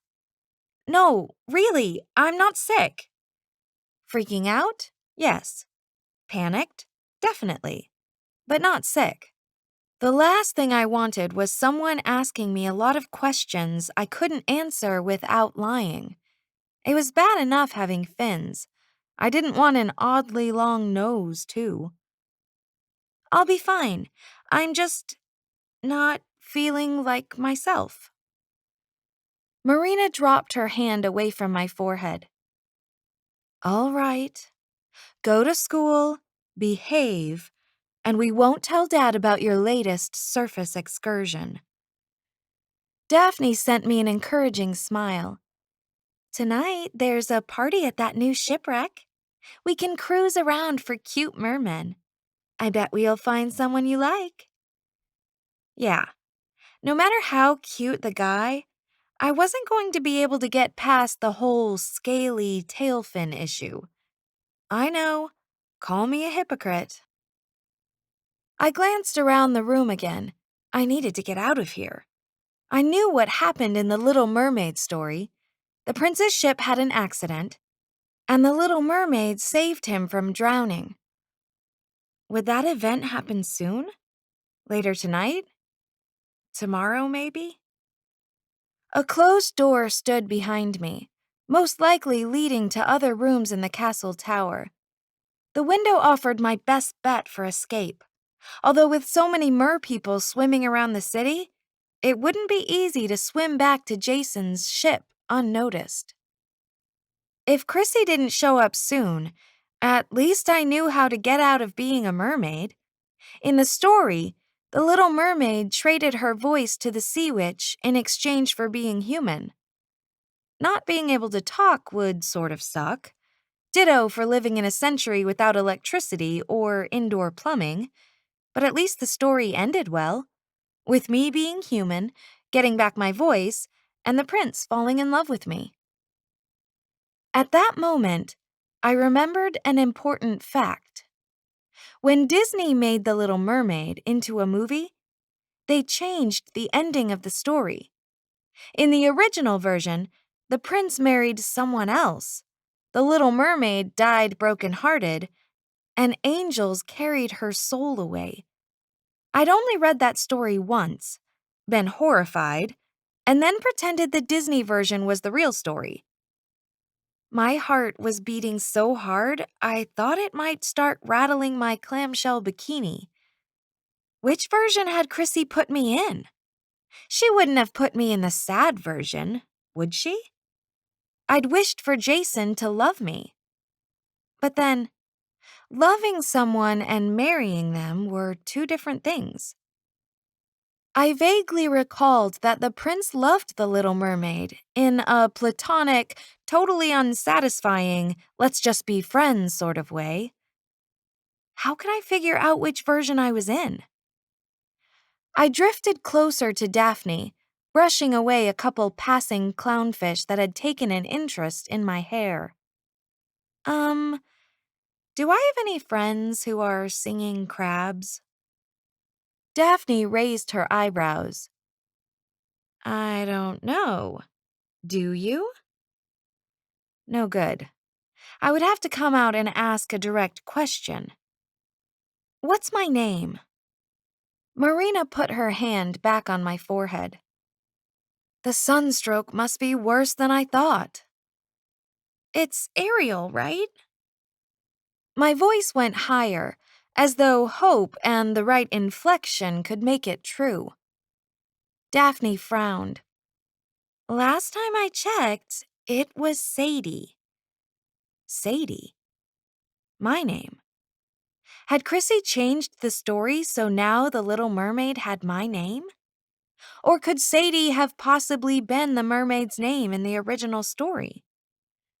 Now that I thought about it, the author only ever called the main character the Little Mermaid, which meant her name could have been anything, even Sadie. Crap.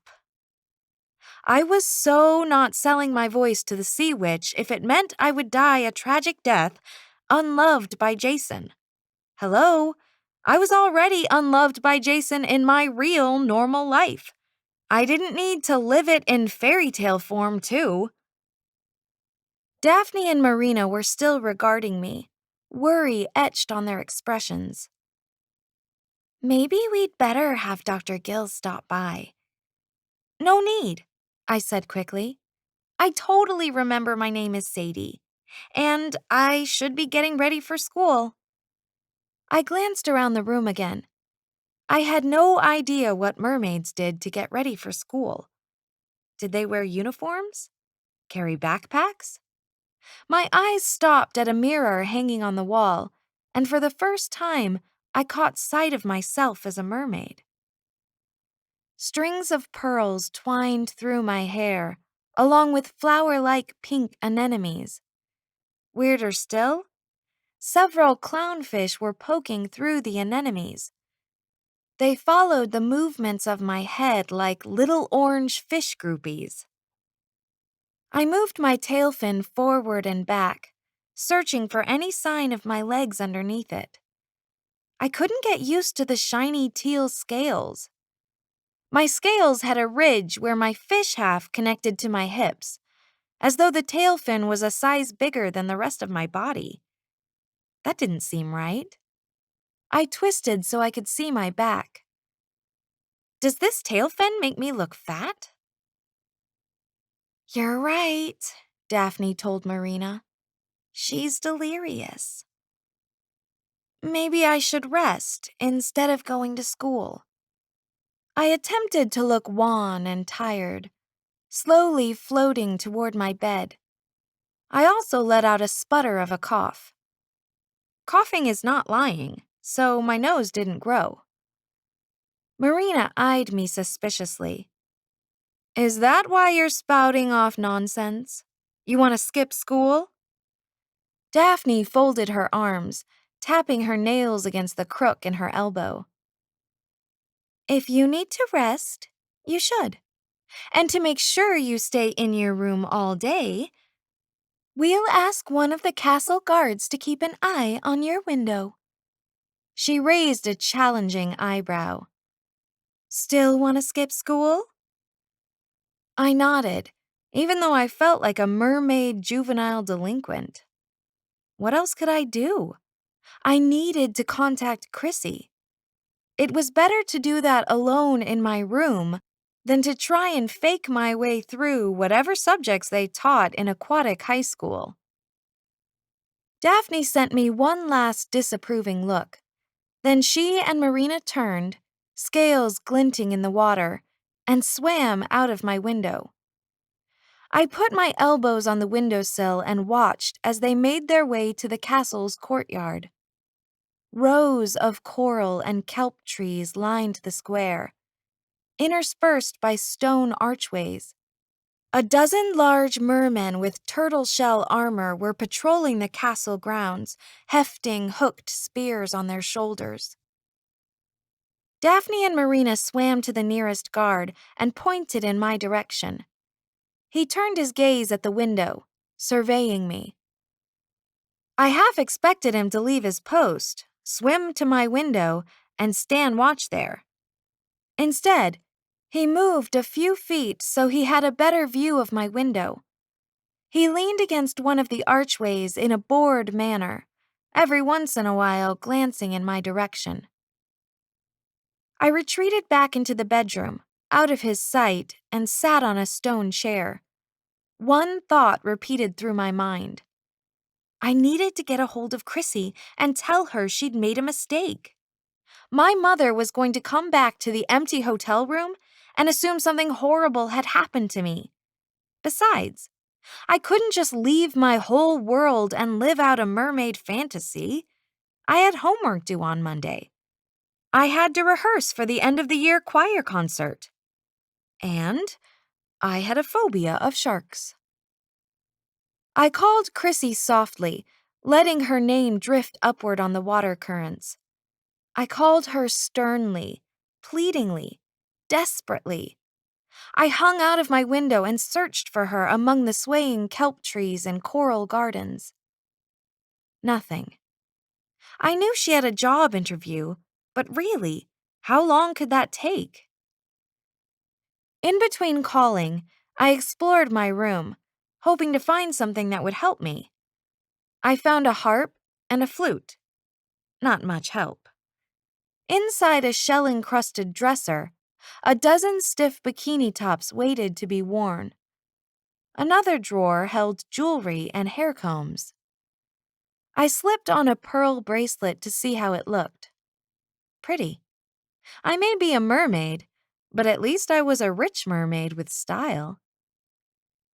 A jumbo snail made its way, leaving a trail of slime, across the top of my dresser. Was it a pet, or just something that had wandered inside? Really, Those were the sorts of details Chrissy should have told me before dropping me into a story. A metal cup with an English insignia sat on the dresser, probably from a shipwreck. It held quill pens whose pale feathers undulated in the current. Did quill pens work in the water? I picked one up and realized it wasn't a pen. It was some sort of thin, spiny creature that let out a tiny shriek, pulled its feathers inside its shell, and squirted black liquid from its bottom. I quickly dropped the thing back into the cup and wiped black stuff off my fingers. Gross. Butt ink. You know, mermaid life seemed more quaint and charming in the movie. A short knock sounded on my door, and then the door swung open, revealing a large merman. He didn't look like Disney's King Triton. Instead of white hair, his hair and beard were a brownish green, as though algae had taken hold there. He was also younger than his cartoon version, but I still knew he was the undersea king. A coral crown sat atop his head, and he wore a gilded breastplate. But even if he hadn't worn these adornments, I would have still pegged him as the Little Mermaid's father. It was in the look he sent me. Half concern, half frustration. He swooshed into the bedroom with one flick of his powerful tail fin. Your sisters said you were sick. I sat down on the bed and attempted to look ill. I threw up earlier. He cocked an eyebrow like he didn't believe me, but didn't press the subject. Instead, he sat beside me and put an arm around my shoulder. Are the mermaids at school still giving you a bad time about your... He sounded uncomfortable saying the words. Your crush on that human fellow? I was getting mocked at Mermaid High School? Honestly, how did Chrissy think this life was an improvement on my real one? I shrugged nervously. Anything I said would be a lie. Are they? He prompted. I gave him another shrug. You know how mermaids are. He knew better than I did. The king patted my shoulder consolingly. It'll all wash over soon and they'll forget. Especially if you go study with the sirens for a while. I shifted away from him. I don't think I could do that. I mean, it just seems cruel to lure sailors to their doom. They probably have families and stuff. The king made a low, disapproving sound in the back of his throat. Humans are nothing but selfish, arrogant creatures. The fewer of them, the better. They're not all like that. I wasn't. Although, come to think of it, when Chrissy offered me 3 wishes, I'd never even considered asking for something altruistic. I vowed to change that. Next wish, I'd do something good for the world. The king let out an unhappy sigh. Prince Jason is like the rest of his kind. What you feel for him is infatuation, not love. You need to learn the difference or you'll never be happy. I wanted to say I did know the difference. I wasn't in love with Jason. I just thought the possibility for love existed. You don't really know anything about that boy, The king went on. The Little Mermaid might not have known much about her prince, but I'd seen Jason interviewed. I knew all sorts of things about him. He loved snowboarding, dancing, and his dogs. He wrote his own songs, worked hard, and did charity benefits. He'd always seemed so nice. Back on the ship, when he'd yelled and acted like a prima donna, he'd just been in shock. And who wouldn't be? How can you tell the difference between infatuation and love. I'd meant the statement as a challenge. It tapered off somewhere in the middle, becoming a question instead. The king dropped his hand and looked at me solemnly. When you can tell me the difference, I'll believe you're really in love. I couldn't reply to that. What did I know? I'd never even had a boyfriend. The king gave my shoulder another pat and stood. I've meetings to attend, and you need your rest. He swam toward my door, but turned back before he left. Think about what I've said. Then he was gone. I did think about what he'd said, especially the part about me living with sirens. I had to get out of here. Had to get Jason out of here too. I called Chrissy again. Still nothing. I floated around my room in a pacing sort of way and wondered what Jason was doing. Had he realized he was now the prince in the Little Mermaid? Had he figured out who I was? Did he know he needed to kiss me to break the sea witch's hold on me? I'd never kissed a guy before, although I'd imagined more than once what it would be like to kiss Jason Prescott. Was it possible he'd be my first kiss? Instead of feeling expectant and dreamy, the thought prickled me with anxiety. I knew you were supposed to shut your eyes when you kissed a guy, but if I shut my eyes, how could I tell where to put my mouth? What if I missed his lips altogether?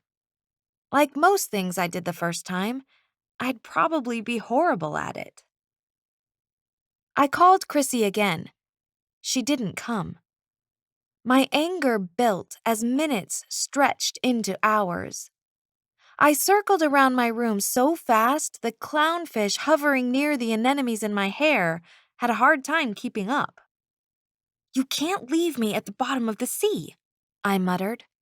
"My contract says I have 3 wishes." Another knock came at the door, sending a spike of hope through me. Maybe Chrissy had come. An older mermaid with a seal tail glided inside. "I thought you might be well enough for lunch." "Oh, thanks." I was hungry.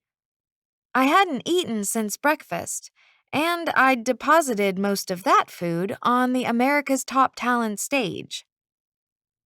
A large sea turtle swept into my room, carrying a covered dish on his back.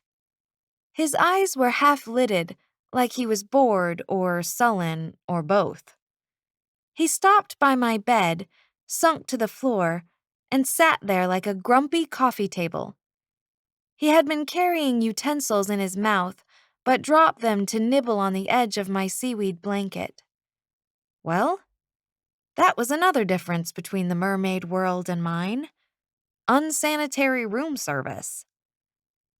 "Thanks," I told the woman. She curtsied, swam back to the door, and shut it behind her. I drifted over to the turtle table and lifted the dish lid to see what was for lunch. Fish slices. Raw fish, I supposed, since a fire would be impossible in the ocean. Even from where I stood, the fish smelled oily.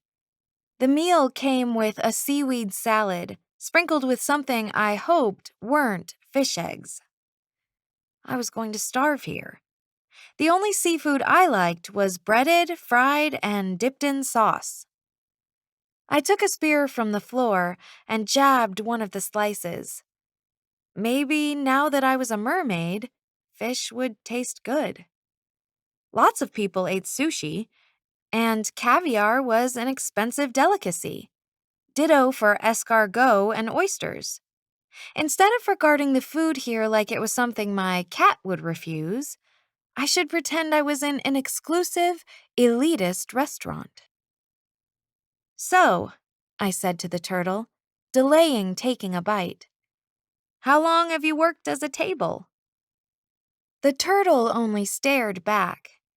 Either he wasn't the talkative type, or Despite what the Disney movie depicted, sea creatures weren't actually capable of speech. I didn't know which. Sheesh. If someone had asked me yesterday if I thought crabs and fishes could perform song and dance numbers, I'd have laughed along with everyone else. Now that I knew fairies, leprechauns, and mermaids existed, anything seemed possible. I turned the spear, peering at the fish slice from a different angle. Is any of the castle food better than this? Again, no response. Okay, I'm ordering you to speak. I'm using my royal power and all that. The turtle turned its attention to the food in my hand. I tried again. If you understand me, blink.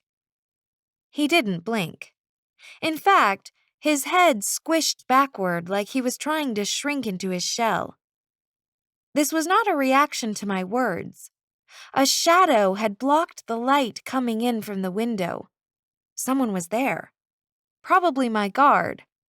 And he was most likely wondering why I was having a conversation with my table. I was going to end up with Dr. Gills for sure. I turned to face him and stopped short. Instead of a merman, a huge squid was squeezing through my window. Chapter 5. Maybe I was still jumpy because I hadn't fully adjusted to my mermaid surroundings, but having a giant squid invade my bedroom didn't seem like a good thing. I let out a startled scream, dropped the fish, and shot upward. This might have been a good way to escape if it hadn't been for the ceiling. I thunked my head into the stone there.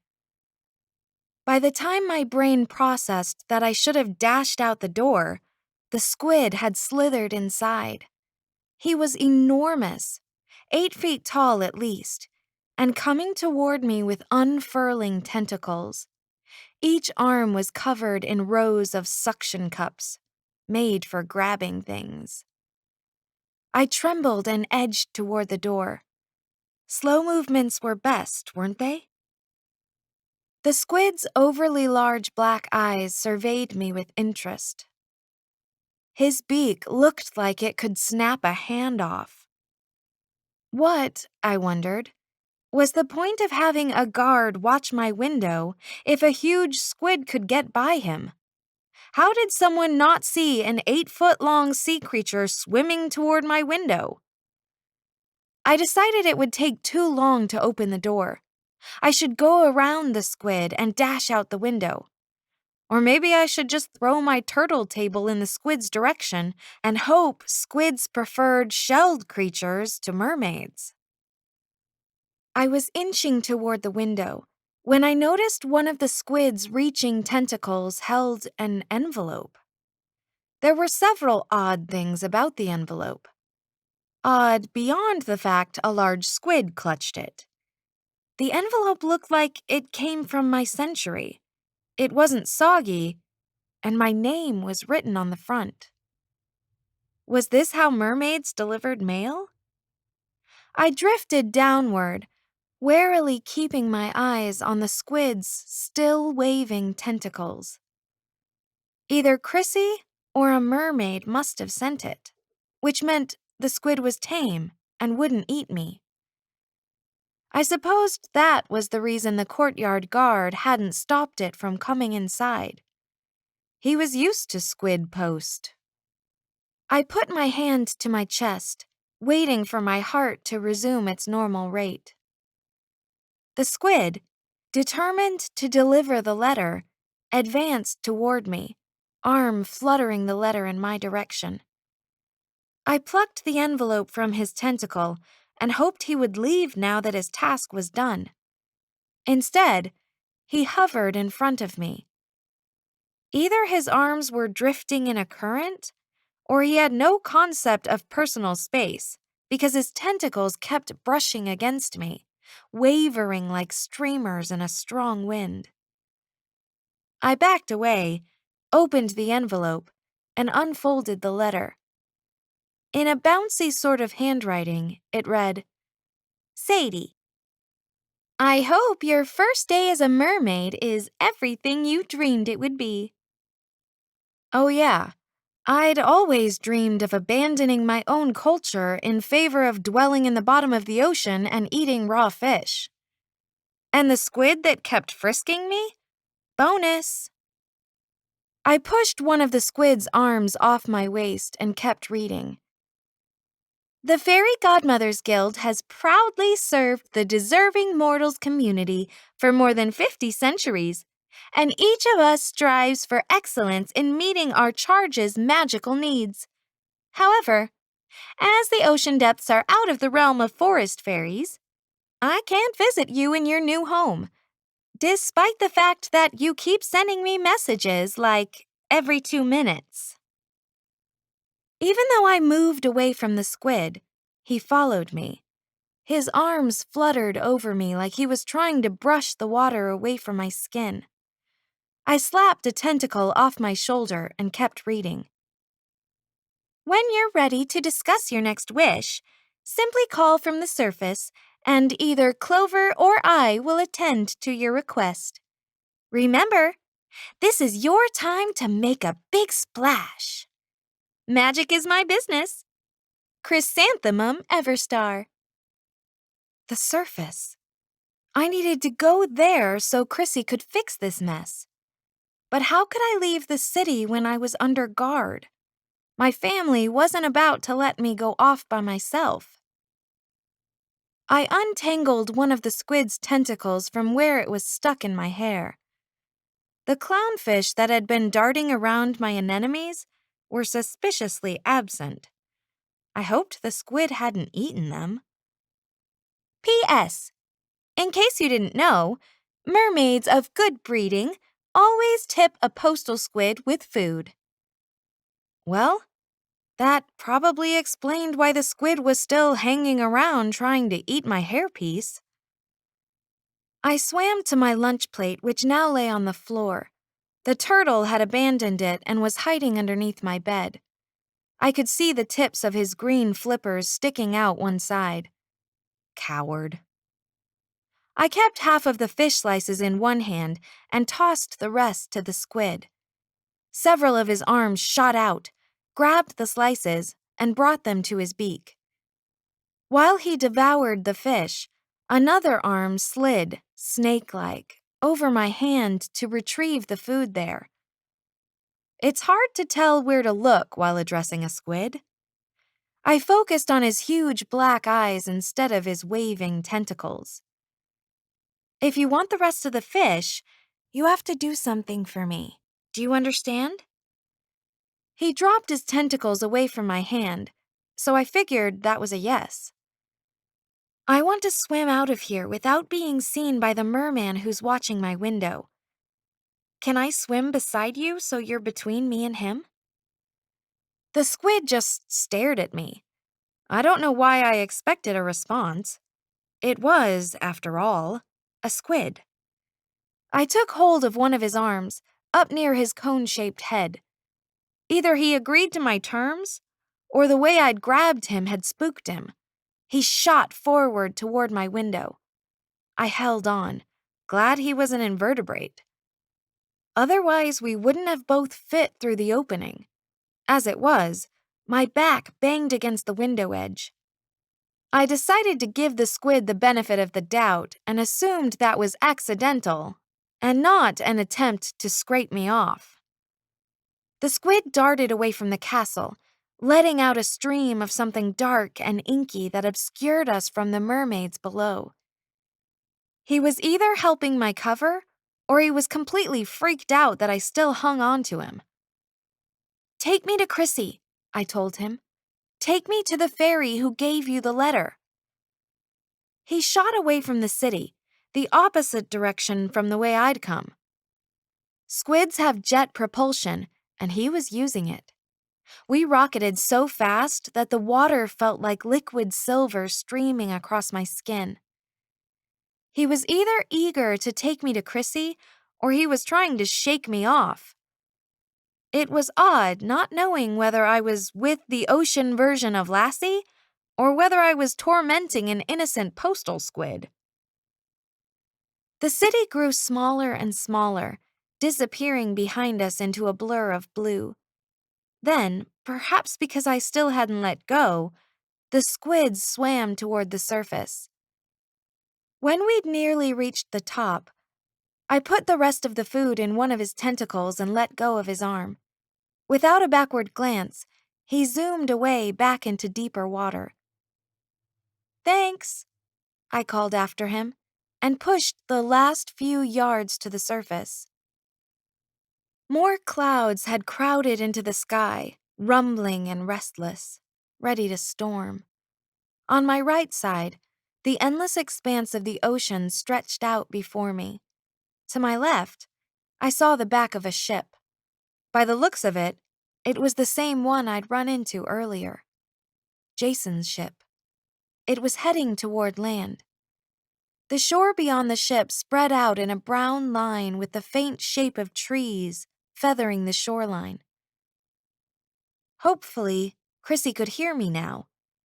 I called her name several times, waiting while choppy waves sloshed around me, lifting and lowering me.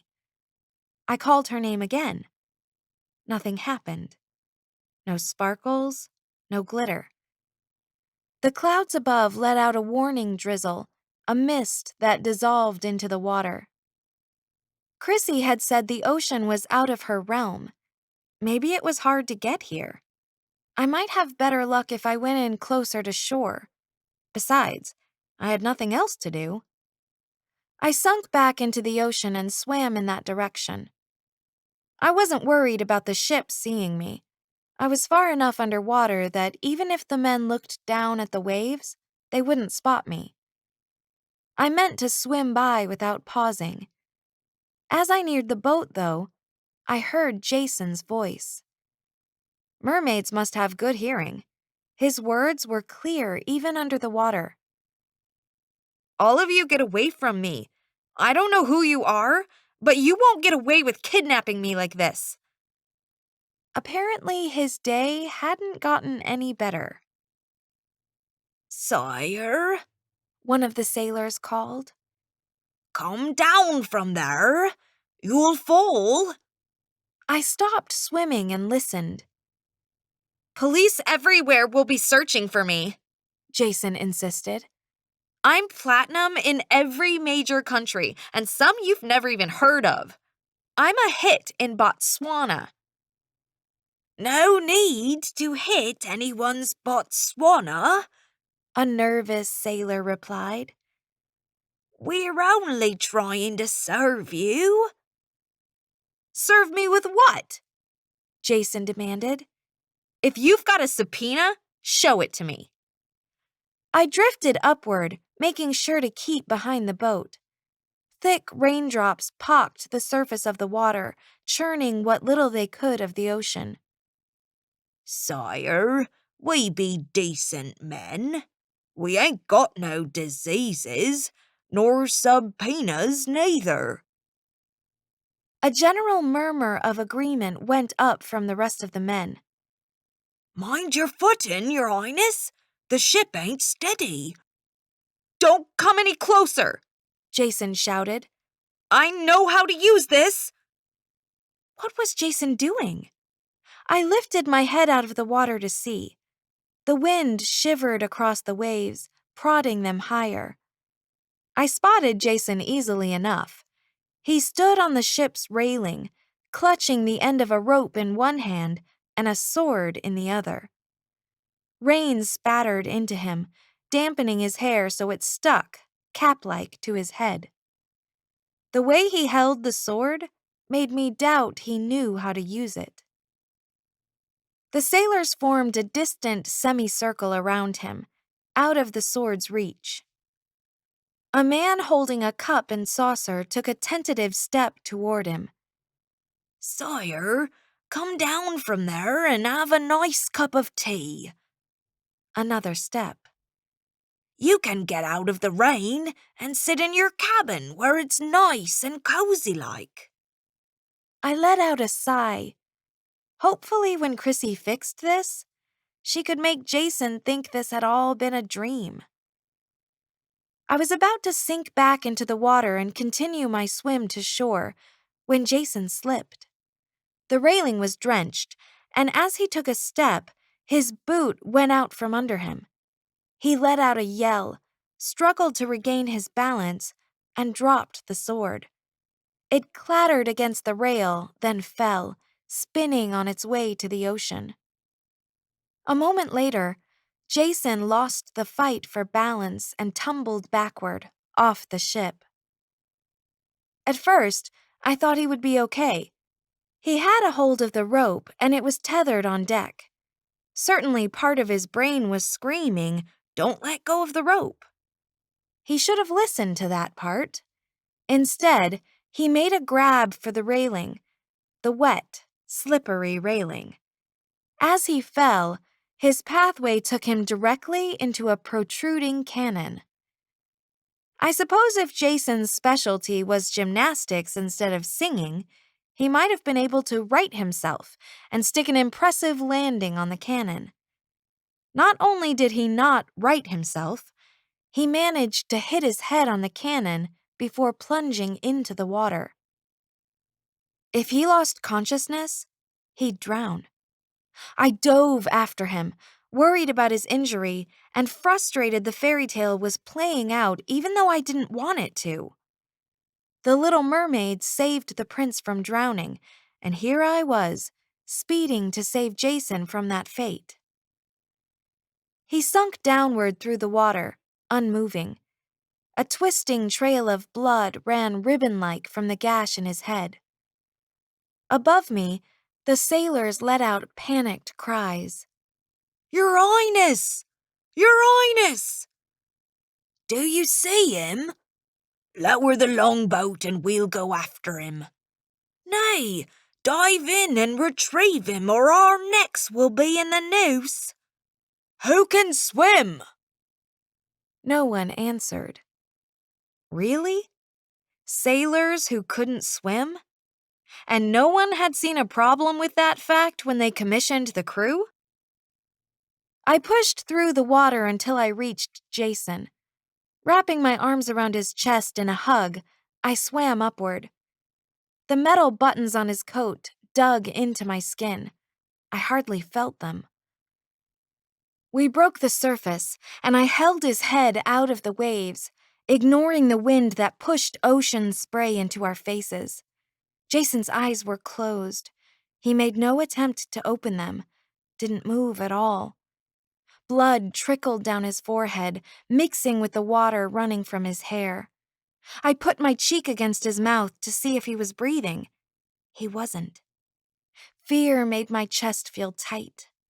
I wouldn't let myself consider the possibility that he was dead, that my wish had killed him. In the fairy tale, the Little Mermaid saved the prince and brought him to the shore. That's all this was, the next part in the story. Only why wasn't he breathing? "There he is!" one of the men on the ship shouted. "Look, a mermaid has him!" In junior high, I'd taken a CPR class for babysitting certification. I tried to remember everything I'd learned, to think logically. Jason had probably breathed in water. How could I get it out? Was it possible to do mouth-to-mouth resuscitation while floating in the ocean? With the hope that the Heimlich maneuver might help clear his lungs, I unbuttoned his wool coat and pushed the front open. I moved behind him, wound my arms so my fists connected under his ribs, and made quick upward thrusts. The motion jerked us about, bobbing us up and down. Jason's arms flailed and his head flopped from one side to the other. Several sailors let out alarmed cries. They crowded together at the side of the boat, gawking at us. "What's she doing?" one asked. "You down there," another shouted. "Leave him be! You've got no cause to beat on a defenseless man." The best dressed of the men, most likely the captain, simply shook his head. Our prince is being roughed up by a mermaid. This is not our nation's proudest moment. Someone else shouted, You can take her, sire! Come on! Give her the old heave-ho!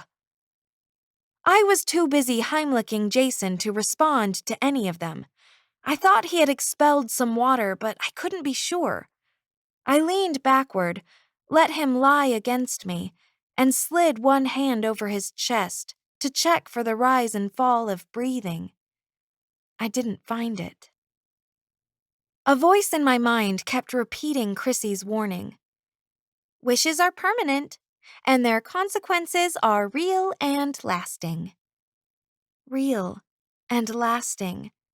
This was real and lasting. How long could Jason go without oxygen before he died? To administer CPR, I needed to do 30 chest compressions and then 2 rescue breaths. I'd only practiced with the dummy on the ground. I couldn't use the floor's resistance here. I would have to improvise. I moved my hands so they covered his heart and pressed 30 times, hard and fast, at a speed of 100 compressions a minute. Next, I twisted around so he faced upward. His face was smooth, expressionless, and achingly familiar. This was Jason Prescott, famous, beautiful, and dying. In all the scenarios where I'd imagined pressing my lips to Jason's, I'd never envisioned doing it in front of a ship full of sailors while I tried frantically to save his life. I tilted his head back, plugged his nose so the air didn't escape, then blew a breath into his mouth. His lips were cold and tasted like the sea. Several men on board let out shocked exclamations. What in the... Now she's doing something unnatural to him. She's trying to suck his soul out through his mouth. Aye, mermaids have no souls, so they go about stealing them. Nay, she's having her way with him. Mermen are unsightly creatures, which is why mermaids can't resist a bonny sailor, drawn to us like bees to a flower. The men quietly considered this for a moment. Weren't we going to lower the longboat? A sailor asked. I volunteer to man it. As if. This bee wasn't interested in any of those grimy, unwashed flowers. In my arms, Jason stiffened, jerked upward, and coughed water all over me. It trickled down my chin and neck. Pretty much the most unromantic end to a kiss possible. Jason's eyes fluttered open and then fell shut again. He sunk into the water, and I had to tighten my grip around him so he didn't go under. He was breathing now, but still wasn't conscious. The lump on his head had grown to the size of a golf ball, and blood still leaked down his cheek. He needed help. I could stay around and wait for the sailors to lower the longboat. They would take Jason back on board and get him warm and dry. But I doubted they were the best people to treat an injured man, and besides, I didn't like the net a couple of the men were holding. They seemed to be judging my distance from the boat, getting ready to toss the thing at me. Yeah, this sort of treatment was probably why mermaids didn't like humans. The shore wasn't far away. In the story, the Little Mermaid took the prince there, a fact that made me not want to do the same. It felt like I didn't have any choice, like the outcome of the story would engulf me no matter what I did. And I didn't know if I was in the happy version of the story. Jason was hurt, though, and it was my fault. My wish had done this. I needed to take him to safety. With one arm hooked around his chest, I swam toward the shore. Chapter 6. The men called after me, shouting and threatening to catch and fillet me if I didn't return the prince forthwith. I didn't turn around. A mermaid's strength comes from her tail, so it wasn't hard to swim while holding on to Jason. I pushed across the surface, carefully keeping his head above water. The rain continued to come down and the wind had picked up, frosting the waves with white foam. The closer I got to land, the worse the idea of bringing Jason here seemed.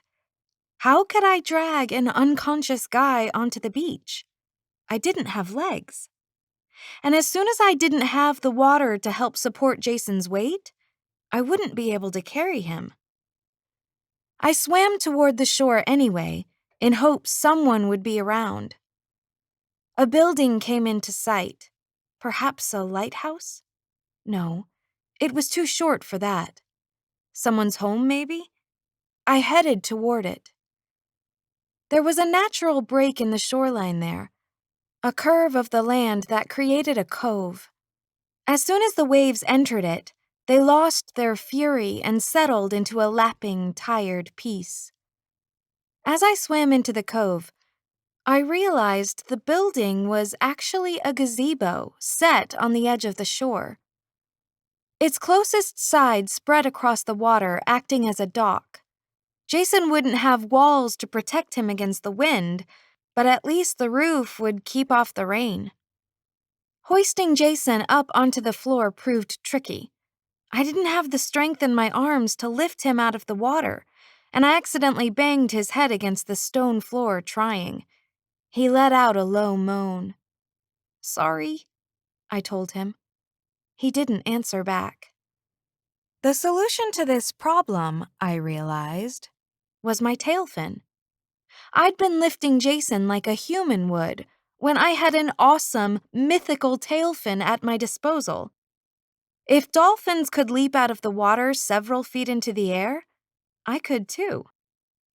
Still holding on to Jason, I swam away from the gazebo, then sped back toward it. Dolphins make leaping look easy.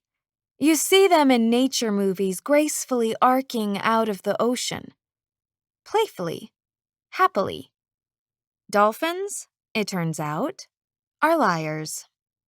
My arc out of the water looked like I was being shot haphazardly from a cannon. I skidded into the middle of the gazebo, farther than I'd intended. Unfortunately, I also landed on top of Jason, something that made him let out another groan. I slid off him and turned him face up. My movements were strained now that we were on land. It felt like I was dragging around a 100-pound sack on a pair of useless legs. Jason lay on the floor, pale and barely conscious. His lips looked more purple than red, and blood still oozed from the wound on his head. He needed a bandage. The only thing I could use was the sash around his waist. It wasn't clean, but the pressure might stop the bleeding.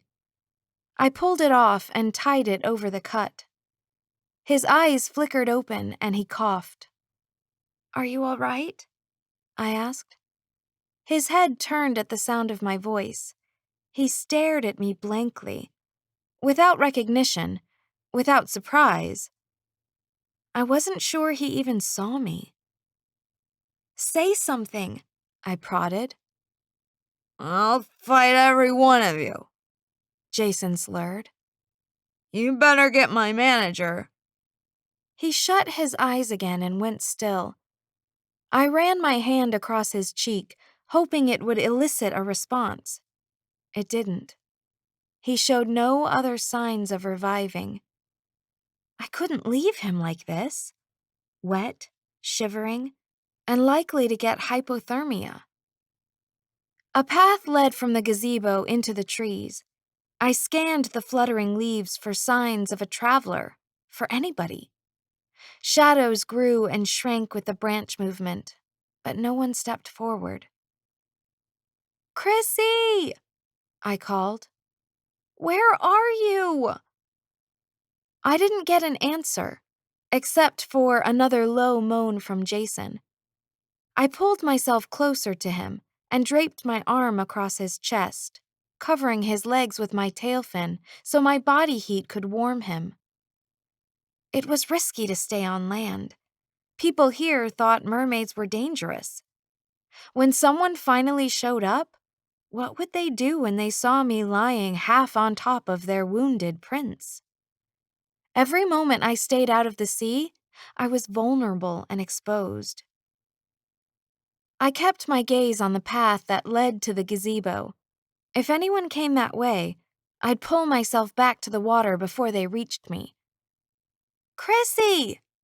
I called again. I want to make another wish. She had to come. She had to help Jason. I saw no telltale sparklers going off, only rain plunked down, tapping at the edges of the gazebo. I laid my head next to Jason's, dejected. I'm so sorry about this. He couldn't hear me, but I had to say it anyway. There you are. The Irish brogue came from behind me, clipped with irritation. I turned to see Clover, dressed in green with a matching bowler hat perched on his head. He held a green umbrella, shaking the rain off it. What problem is so terrible important that you need to drag me away from me poker game and have me trolling about in the rain searching for you? What problem? I pulled myself up on one elbow. The problem is that Jason is injured, unconscious, and I'm a mermaid. Clover snapped the umbrella shut. Yes, well, it's been a bad day for all of us. I'd a full house, aces high. He vanished from the spot where he'd stood, just disappeared. I looked around the floor, wondering if he'd left altogether. Clover? The lad'll be fine. Clover had reappeared by Jason's head and was lifting the side of the bandage to see the wound. He has a thick noggin. It's a common enough condition among celebrities. Comes from having a big head. Clover dropped the side of the bandage and stepped toward me. He'll have a right terrible headache, but outside of that, he'll be back to his own arrogant self by tomorrow. I let out a sigh of relief. I hadn't killed Jason Prescott. And what about me? Ah, now, you'll still be a mermaid. It's what you wished for. I sat up straighter. No.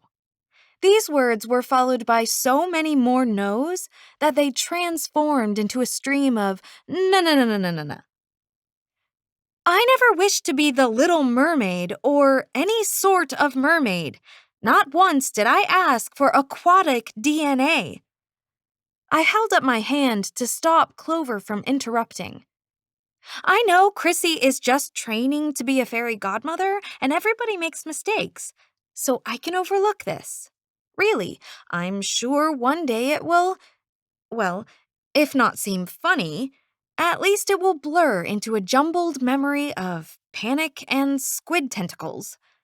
What I'm saying is, have Chrissy put Jason and I back in the 21st century, and we'll start all over with the wish thing. I'll be super specific about what I want next time. Clover let out a huff of exasperation, like I was the one being unreasonable. He reached into his breast pocket and pulled out a scroll, small even by leprechaun standards. He tapped it with one finger and the scroll grew bigger, doubling size and then doubling size again.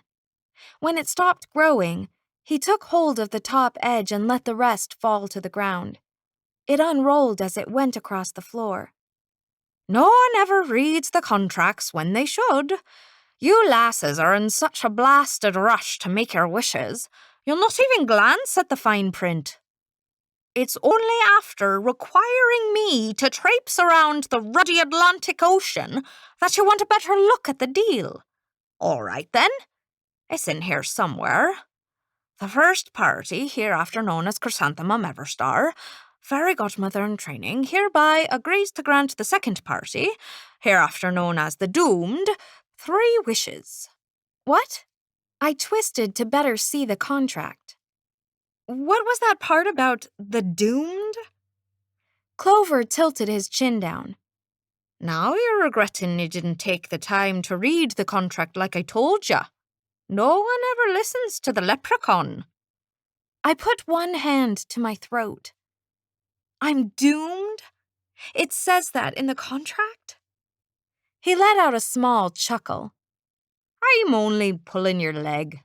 Or in this case, your fin. He turned the contract so I could see it.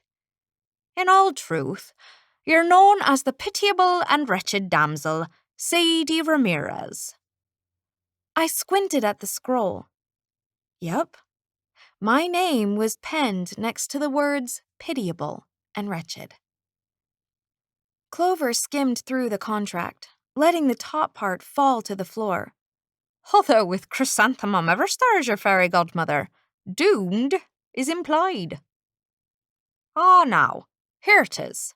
Your first 2 wishes.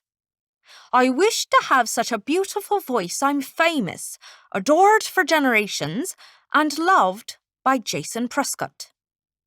2, I sputtered. It was 1 wish. Clover held up a finger. Number 1, you wanted a voice so beautiful you're famous and adored for generations. He held up a second finger. Number 2, you wanted to be loved by Jason Prescott. A gust of wind went through the gazebo, and I shivered, even though I didn't feel cold.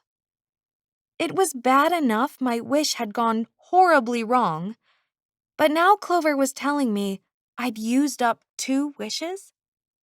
Jason's love wasn't a second wish. I only wanted to make sure he was included with a group of people who adored me for generations. I waved a hand in frustration. The phrase was a clarification. It's 1 wish. It's 2 separate action items, making it 2 wishes.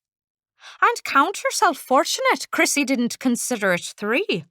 Famous and adored for generations could be construed as 2 different things. I let out a humph. I only had 1 wish left. 1. Using magic for something altruistic was quickly slipping on my list of priorities. I needed to figure out a wish that would get me out of being a mermaid, bring Jason and me back to the right time period, and still leave me with something worthwhile. Out above the trees, a streak of lightning lit up the sky, followed quickly by a protest of thunder. Jason opened his eyes and stared blankly at Clover. Hey, that's a little person. Or 2. It keeps moving around. He reached a hand in Clover's direction, grasping at the air. Clover stepped further away from Jason, rolling up the contract as he did. You have the voice. You have the lad. We fulfilled our part of your first 2 wishes. Another bolt of lightning split the sky, this time closer. Chrissy didn't change my voice, I said. It's exactly the same.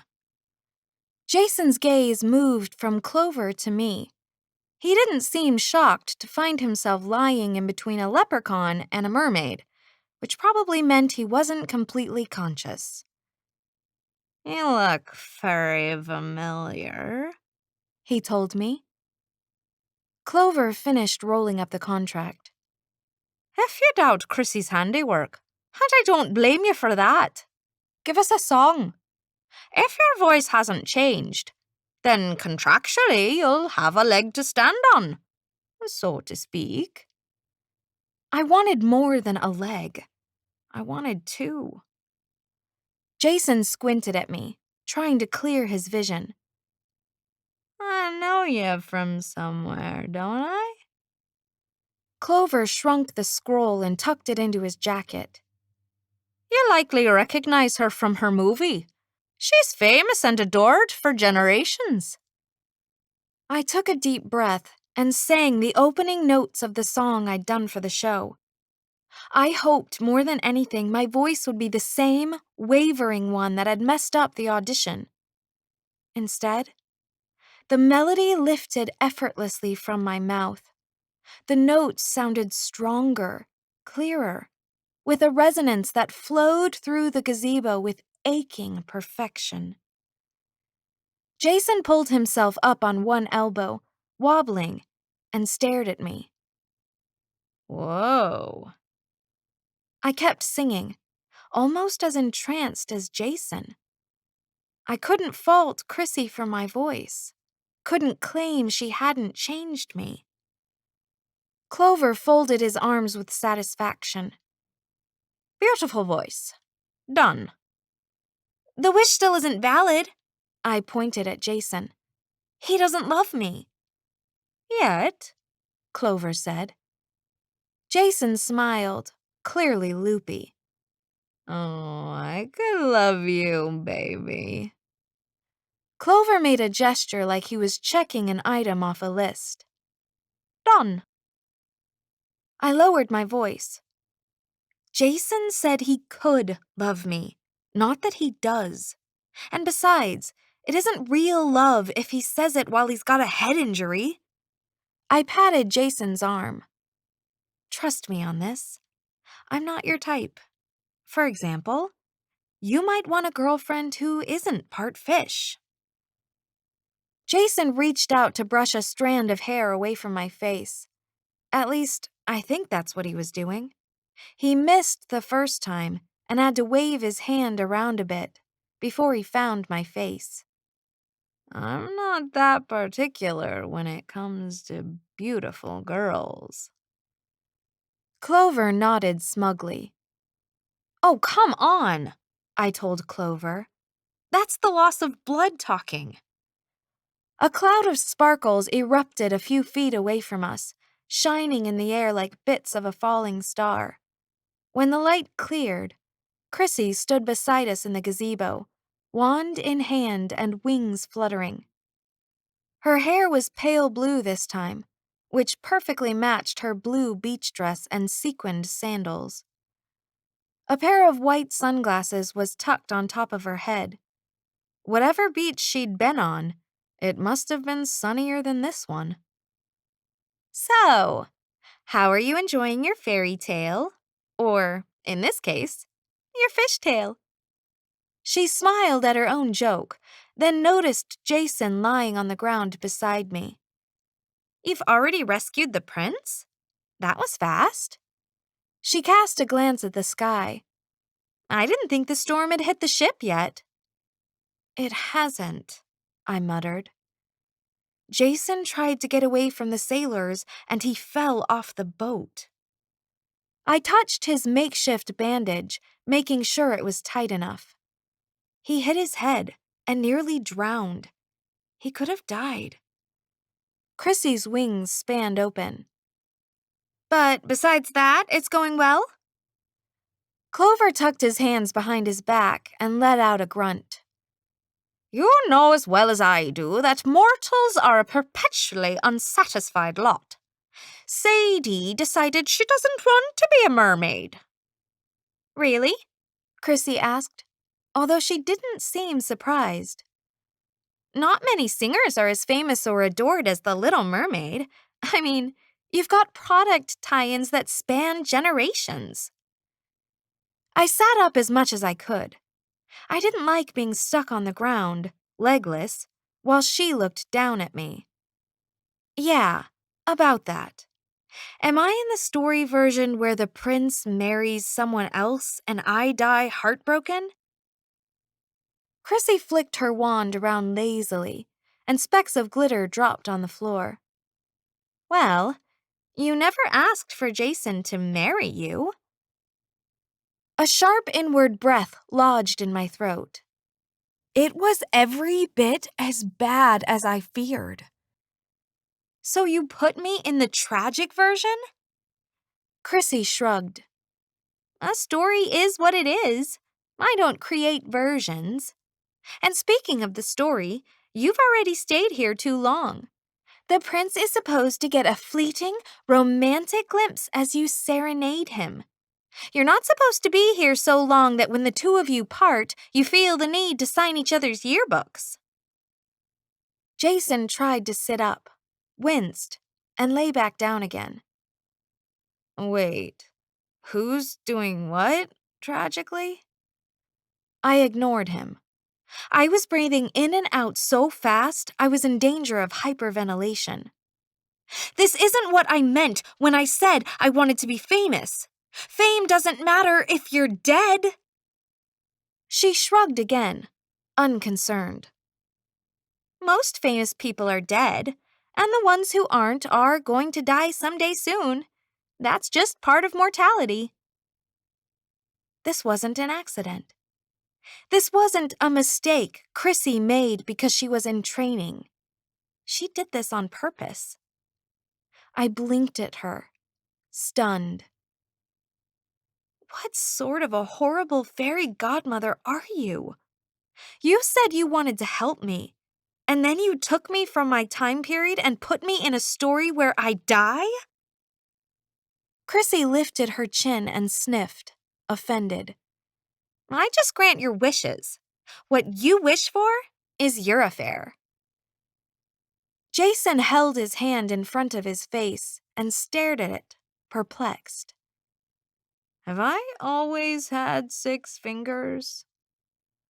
Clover made tisking noises as he regarded Jason. And a charming affair 'tis. Who wouldn't want this fine fellow? I slapped my tail fin against the floor angrily. I won't go along with this. I'm not selling my voice to the sea witch. Another slap. What's the point of singing beautifully if I'm mute as a human? Chrissy's wings slowly slid closed. I don't know why you're so concerned with losing your voice.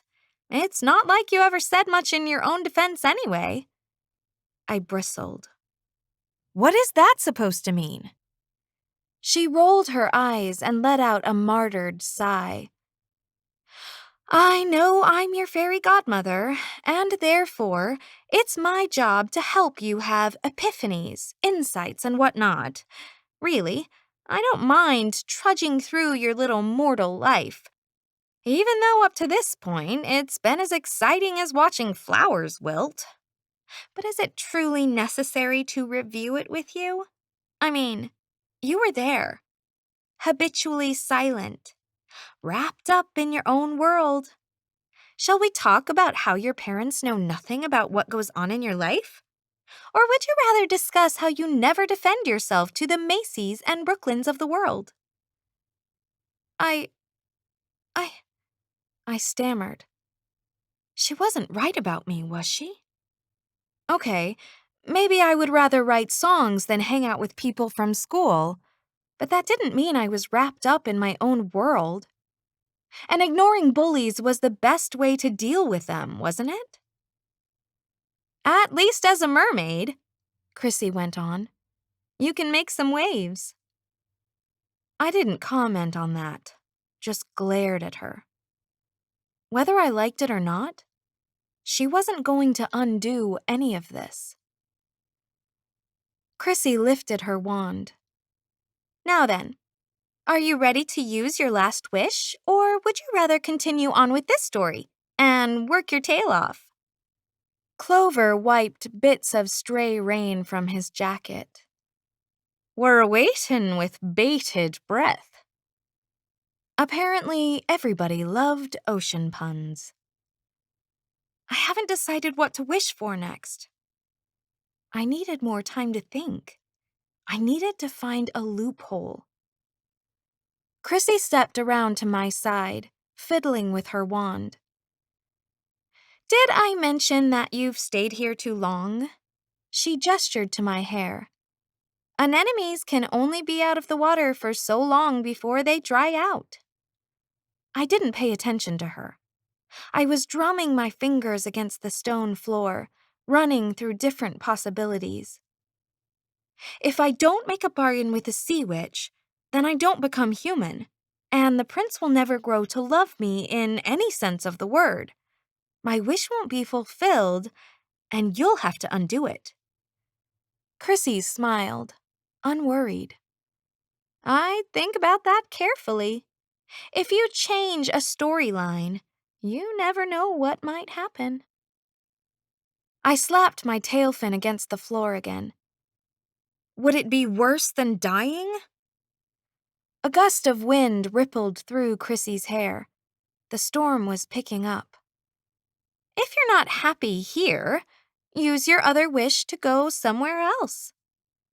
The last time I wished for something, I got a death sentence. What's going to happen next? Earthquakes?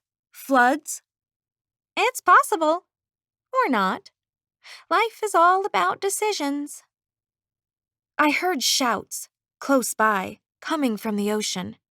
My head snapped in that direction. A longboat filled with half a dozen sailors paddled into the cove, cutting through the gray water. They must have seen where I'd gone and followed. Most of the men had their hands on the oars, rowing. But a sailor in the front wielded a sword, and the man next to him held a net. He fingered it, getting ready to throw it. I had to leave. Could I reach the water in time? I pointed my torso that way and tugged the lower half of my body in the same direction. My tail fin flapped into Jason. Ouch! He complained, and then turned his head toward the boat. Hey, look! It's the guys, the smelly ones. He waved at them weakly. Did you get pizza? The effort of raising his head seemed too much, and he lay back down. There's a reason why seals look ridiculous as they shuffle along the beach with their little useless flippers. It's impossible not to look that way if you don't have legs. I wobbled in breakdancing-like motion across the floor, only slower. Too slow. Order the men to stay away, I told Jason. Okay. Jason waved at the men again. I need an order. I want pepperoni and sausage. He laid his head back on the floor and mumbled. I told them before to bring me pizza, but they never did.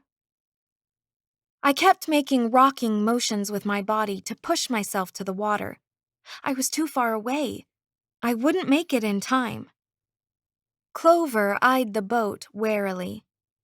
You might want to hurry a bit, lass. Chrissy said nothing.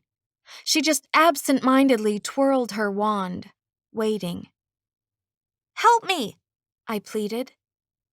Is that what you wish for? She asked. You want to escape from the net? No. I wouldn't waste a wish on something that would only help me for a moment. The men were almost in range of the gazebo. The one holding the net lifted it eagerly. That wench standing there with the mermaid is a fairy. Shall we catch her too? Nay, another sailor insisted. Nets can't hold fairies. She'll only curse you. Just seize the mermaid. She's the one who took the prince's soul. Look at him, laying there all soulless like. I turned to Chrissy, imploringly. You're my fairy godmother. Can't you help me without using my third wish? Chrissy tapped her wand against her fingertips. I have helped you. I warned you twice that you needed to go. And when you said you were going to change the story, I told you it might not turn out how you wanted. Clover put his shoulder on my tail fin and pushed. It made no difference in my shuffling speed. He was as nervous as Chrissy was calm. Clover let out a huff. All right, Miss High and Mighty Godmother. You've made your point. We all should listen to you. Now give the lass a hand and toss her in the water. I don't care for the looks of those men. Not one bit." Chrissy didn't move. Her wings opened slowly, her gaze intent. "Your wish?" I didn't have a choice. A surge of anger ran through me. I didn't want to use my last wish to just undo the first two. Now that I'd heard my singing voice, I wanted to keep it.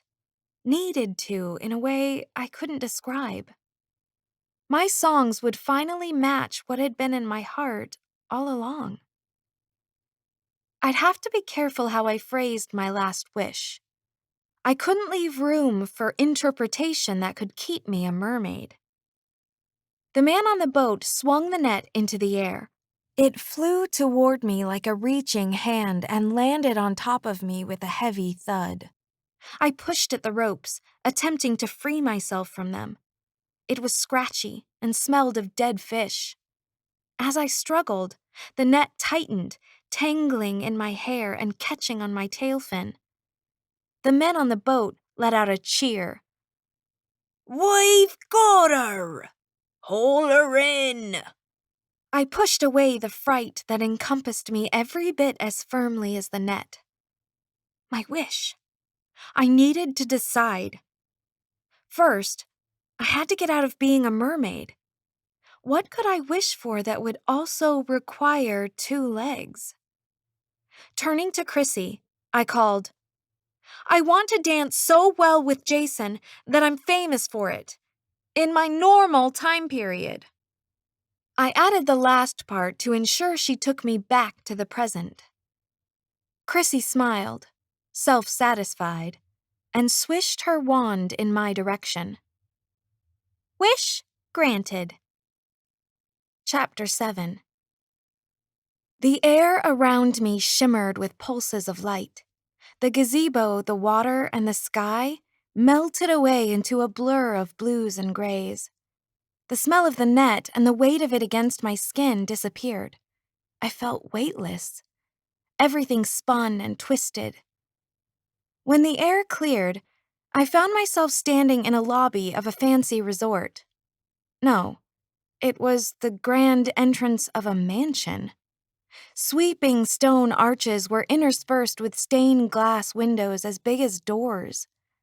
A balcony with an intricate wood banister wrapped around one part of the room.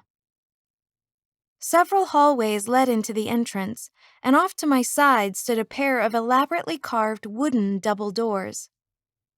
A dozen multi-layered candelabras were spread around the room, complete with glowing candles. I wore a pale yellow gown with yellow sleeves and a flared skirt that split in the front to show a matching green underskirt. Yellow and green brocade trimmed the sleeves, hem, and collar. Apparently, I was either on my way to the Grammys or a masquerade ball. Even though I knew I was standing, I hiked up my skirt to see my legs. They were right where they were supposed to be, decked out in white stockings and yellow slippers with satin bows on top. Whoever had designed this outfit had gone all out. I ran my hand along my sleeve, taking in the smooth, delicate material. I had kept one thing from my mermaid story. The pearl bracelet I'd put on earlier still encircled my wrist. Looking around again, I noticed Chrissy at my side. She wore a blue gown with a tight-fitting bodice, a long flowing skirt, and puffy sleeves that tapered in at the elbows. The sort of dress fairies wore in elaborately drawn versions of Cinderella. Her hair, now platinum blonde, was piled on the top of her head in ribboned braids, and her wings had vanished. I hadn't realized wings were accessories fairies could hide when they wanted. "Where are we?" I asked. "Your new home. You're not only famous, you're rich. I threw that in at no extra charge." She nodded with a knowing air. "You're welcome." My home? This was better than I'd hoped for. I put my hands to my lips, suppressing a squeal of delight. Maybe I shouldn't have been surprised. Celebrities lived in mansions, and that's what I'd wished for. I cast another look at the stone arches and indoor balcony, nearly laughing at the grandeur. When Chrissy decided to do rich, she didn't skimp. Where's my family? Chrissy pointed her wand at the double doors. In there, sitting down for supper.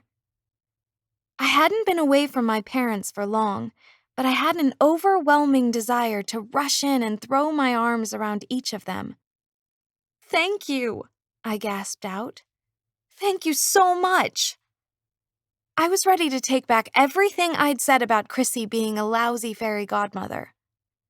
I hurried to the doors, pushed them open, and stepped into a huge dining room. Floor-to-ceiling carved oak panels spread across the room. Large oil paintings hung next to arched windows, and 3 long tables were draped in white flowing tablecloths. A middle-aged man and woman ate dinner at the middle table. The woman's light blonde hair was done up in a bun and covered in a lace cap. She wore a formal, long-sleeved crimson dress and looked effortlessly elegant and graceful. The man sitting beside her was heavy. Not fat, exactly, just broad, like he needed to eat 5 times a day because he bench-pressed ponies in his spare time. He had receding blonde hair, a bushy beard, and he wore a blue vest with a high collar over a shirt with oddly puffy sleeves. 2 longer tables sat on either side of the middle table, each filled with young women. 8 of them looked enough like the man and woman at the middle table that they must have been related. They had the same wavy blonde hair, pale, elegant skin, and high cheekbones. The other 3 girls looked like guests. One had red hair and freckles, one was Asian, and one was black. Several people in old-fashioned servants' attire walked around the room with trays filled with fruit, bread, and cheese. Others carried pitchers or plates of meat. A mandolin player sat in a corner of the room, plucking his instruments and singing a tune. There were 2 problems with what I saw. None of the people seated at the tables were my family, and they were all dressed in clothing that made them seem like they belonged in a Renaissance movie. I glanced at my dress again. I didn't have a mirror, but it probably could be classified as Renaissance too. A cold trickle of dread crept down my back. I wasn't just in the wrong house. I was in the wrong century. Again. The greeting that had been on my lips faltered and sputtered away. I couldn't do anything but gape at everyone uncomfortably. Servants and eaters stopped talking and stared back at me. Even the mandolin guy quit playing. The man at the middle table furrowed his brows and set his knife down on the table. Who let you in here? What is the meaning of this? I hadn't realized Chrissy stood next to me until she spoke. This is your youngest daughter, Mercedes. Sadie for short. Chrissy swished her wand in a circular direction, and a burst of sparkles spread outward like magical mist. As it reached the people at the table, their expressions changed, relaxed. The diners turned back to the business of eating and talking. The servants made their way around the room again, placing food on the table. The clinking of silverware and the noise of conversation filled the room. My throat felt tight, and it was hard to swallow. Chrissy? This isn't my family. It is now, she said brightly. The important thing about family is not who they are, it's that you have a good one. I gave you the best possible. Royalty. She had done this as a favor? Did she understand anything about humans? Families weren't interchangeable. I took a horrified step backward. I don't want royalty. I want my family." Chrissy gave me the sort of look a teacher gives an unreasonable student. You were willing to leave your family to go on the road to find fame and fortune. I've made it so you can have both. It's those special little extras I provide that make me an excellent fairy godmother. And please remember to use that wording should the FGA contact you with a customer service survey. Chrissy waved her wand at the nearest table and it grew several feet longer. A silver plate appeared, flanked by gleaming silverware and a cloth napkin. She motioned toward the table with a magnanimous sweep. Your seat awaits. The king turned away from his conversation with the queen and sent me a disapproving look. Mercedes, you're late for supper again. The queen smiled and gestured toward the empty plate. Sadie, dear, it isn't proper for a princess to keep her family waiting.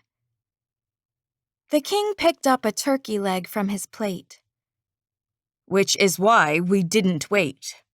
Sit down before I decide lollygaggers should miss supper altogether. I couldn't speak. I could only shake my head.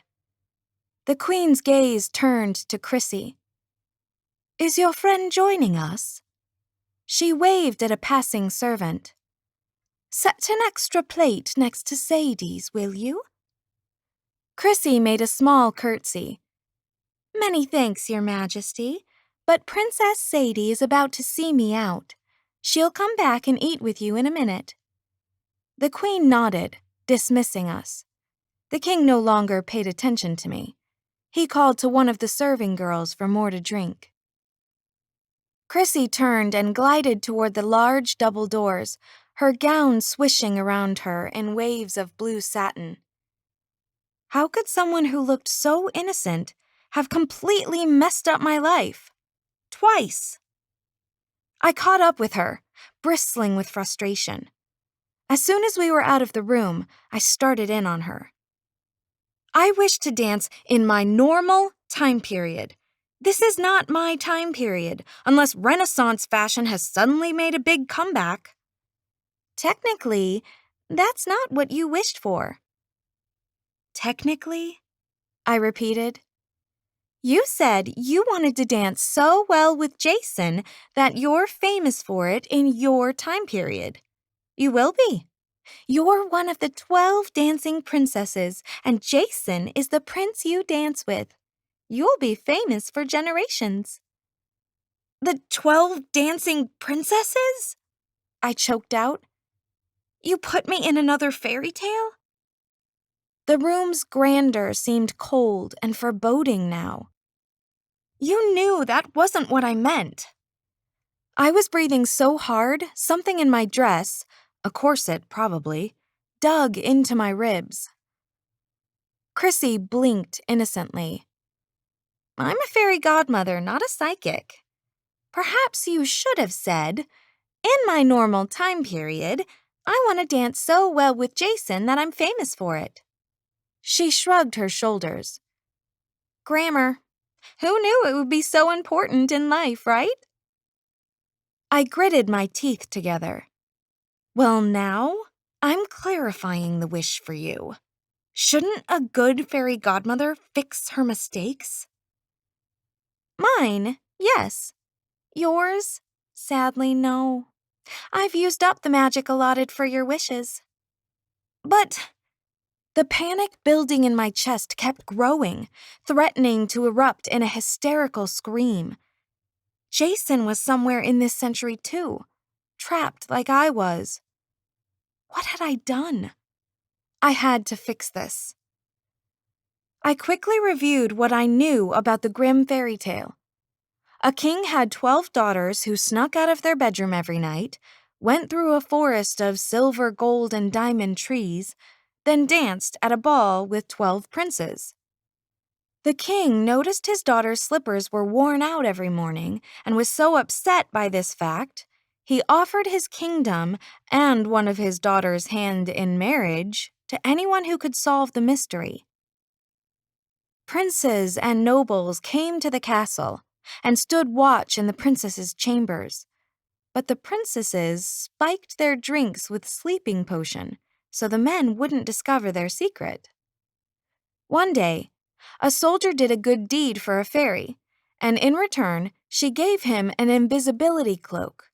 He went to the castle and pretended to fall asleep each night, but really followed the princesses, thereby learning the truth. The soldier married the oldest princess, the other princesses married their princes, and supposedly everyone lived happily ever after. Although I always assumed the prince who had danced with the oldest princess was less than thrilled by that arrangement. A spying soldier with a slick invisibility cloak got to marry his girlfriend. Harsh. On the positive side, none of the princesses died during the story, so it was a definite improvement over my last fairy tale. On the other hand, I was still in the wrong century, in the wrong family, and I didn't particularly want to get married soon. Jason would undoubtedly be just as unhappy about the whole arrangement. How could I fix it? Chrissy tapped her wand lazily against her palm. However, if you want to go back to your old home, keeping the things you've gained from your wishes, of course, fairies do occasionally barter for magic. Barter? I grabbed onto the word. What do you want? What could she want? She had magic at her fingertips. Rumpelstiltskin was the only fairy tale I could think of where a magical being wanted something from a mortal, and he'd wanted the queen's firstborn child. Not that, I thought. I put my hand to my throat. I couldn't give away a child. Chrissy leaned toward me, speaking in a hushed tone. You and your sisters dance every night for Queen Orla, ruler of the Unseelie Court. She has a special goblet. I want it. A goblet, not a child. Chrissy pulled a postcard-sized color drawing from a purse that hung on her belt. It showed a golden cup with a thick stem that curved into a wide base. Here's what it looks like. I stared at the drawing, trying to process all this. She wanted me to steal a fairy queen's goblet? Was this sort of request normal? I didn't recall any fairy tales where fairy godmothers encouraged their charges to take up a life of crime. Should I do it? Did I really have a choice? Chrissy placed the drawing in my hand.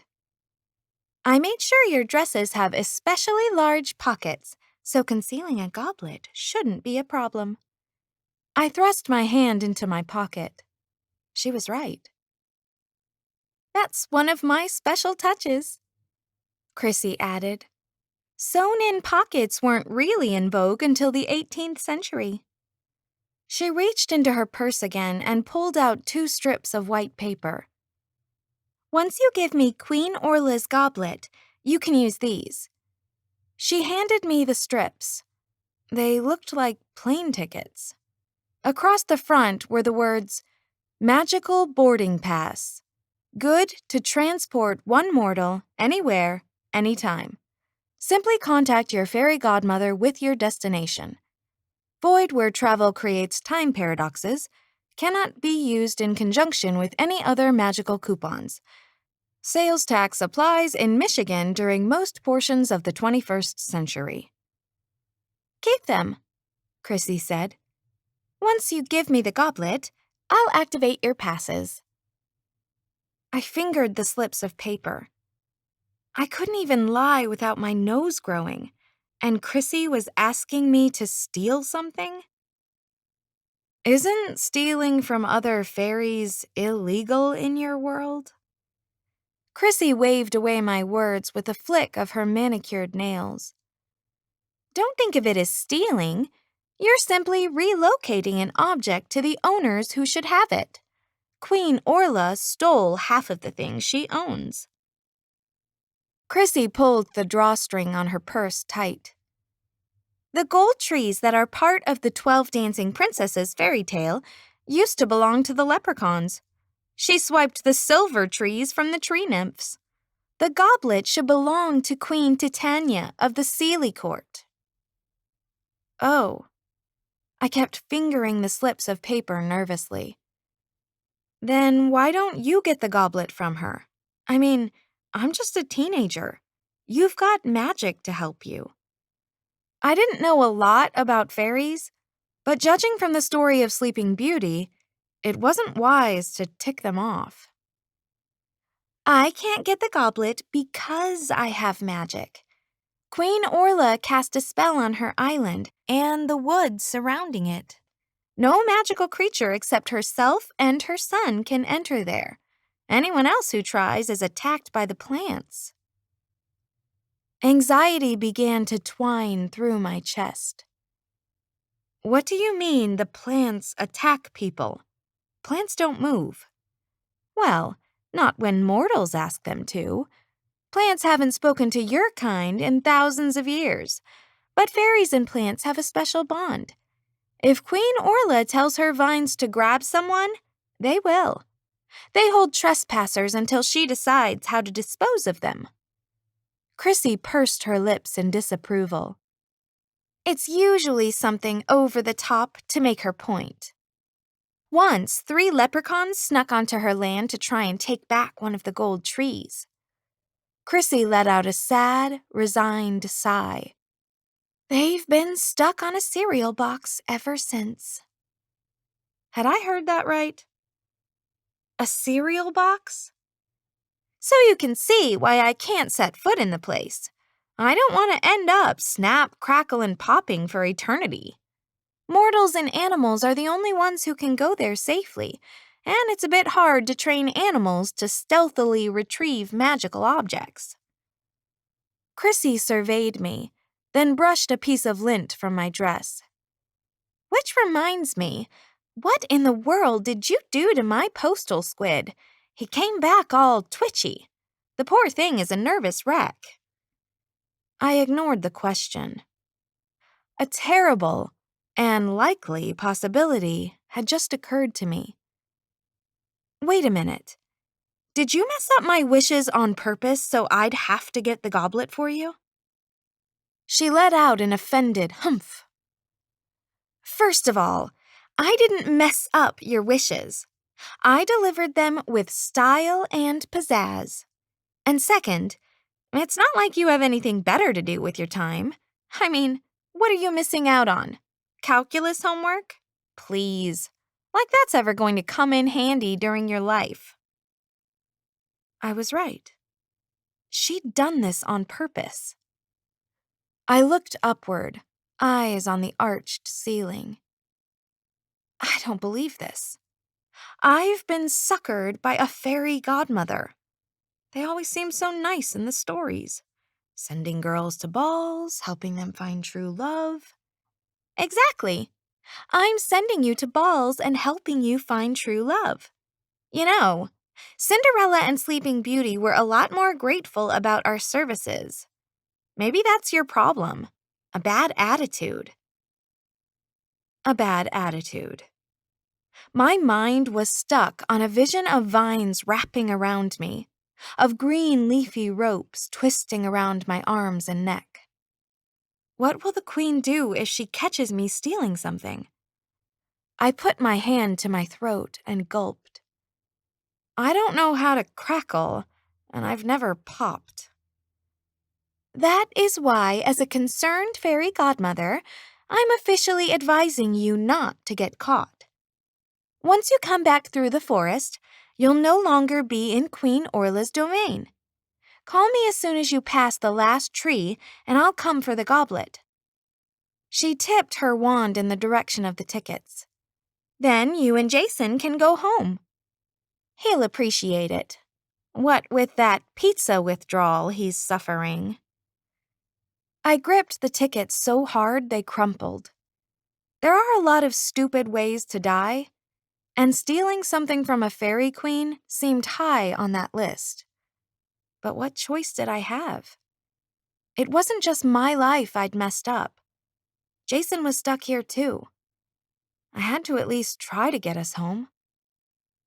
What does the goblet do? I asked. It's like a fancy glass, Chrissy said. Rich people use them for drinking. I know what a goblet is. I want to know what's so special about this one that I'm risking my life for it. Oh, that. Chrissy straightened one of the ribbons near my collar, looking me over like my drama teacher used to do before she sent me on stage. She was making sure I was ready to play my part. The goblet is enchanted. If you pour a special elixir into it at the stroke of midnight, you can ask a question and it will answer you. That's it? It answers your questions? We already have that in my world. It's called Google. Chrissy gave me a look that made it clear I'd missed the point. The internet can't tell you what your enemies are planning or the secrets of breaking spells, and it certainly can't tell you how to care for magical trees. Voices interrupted us.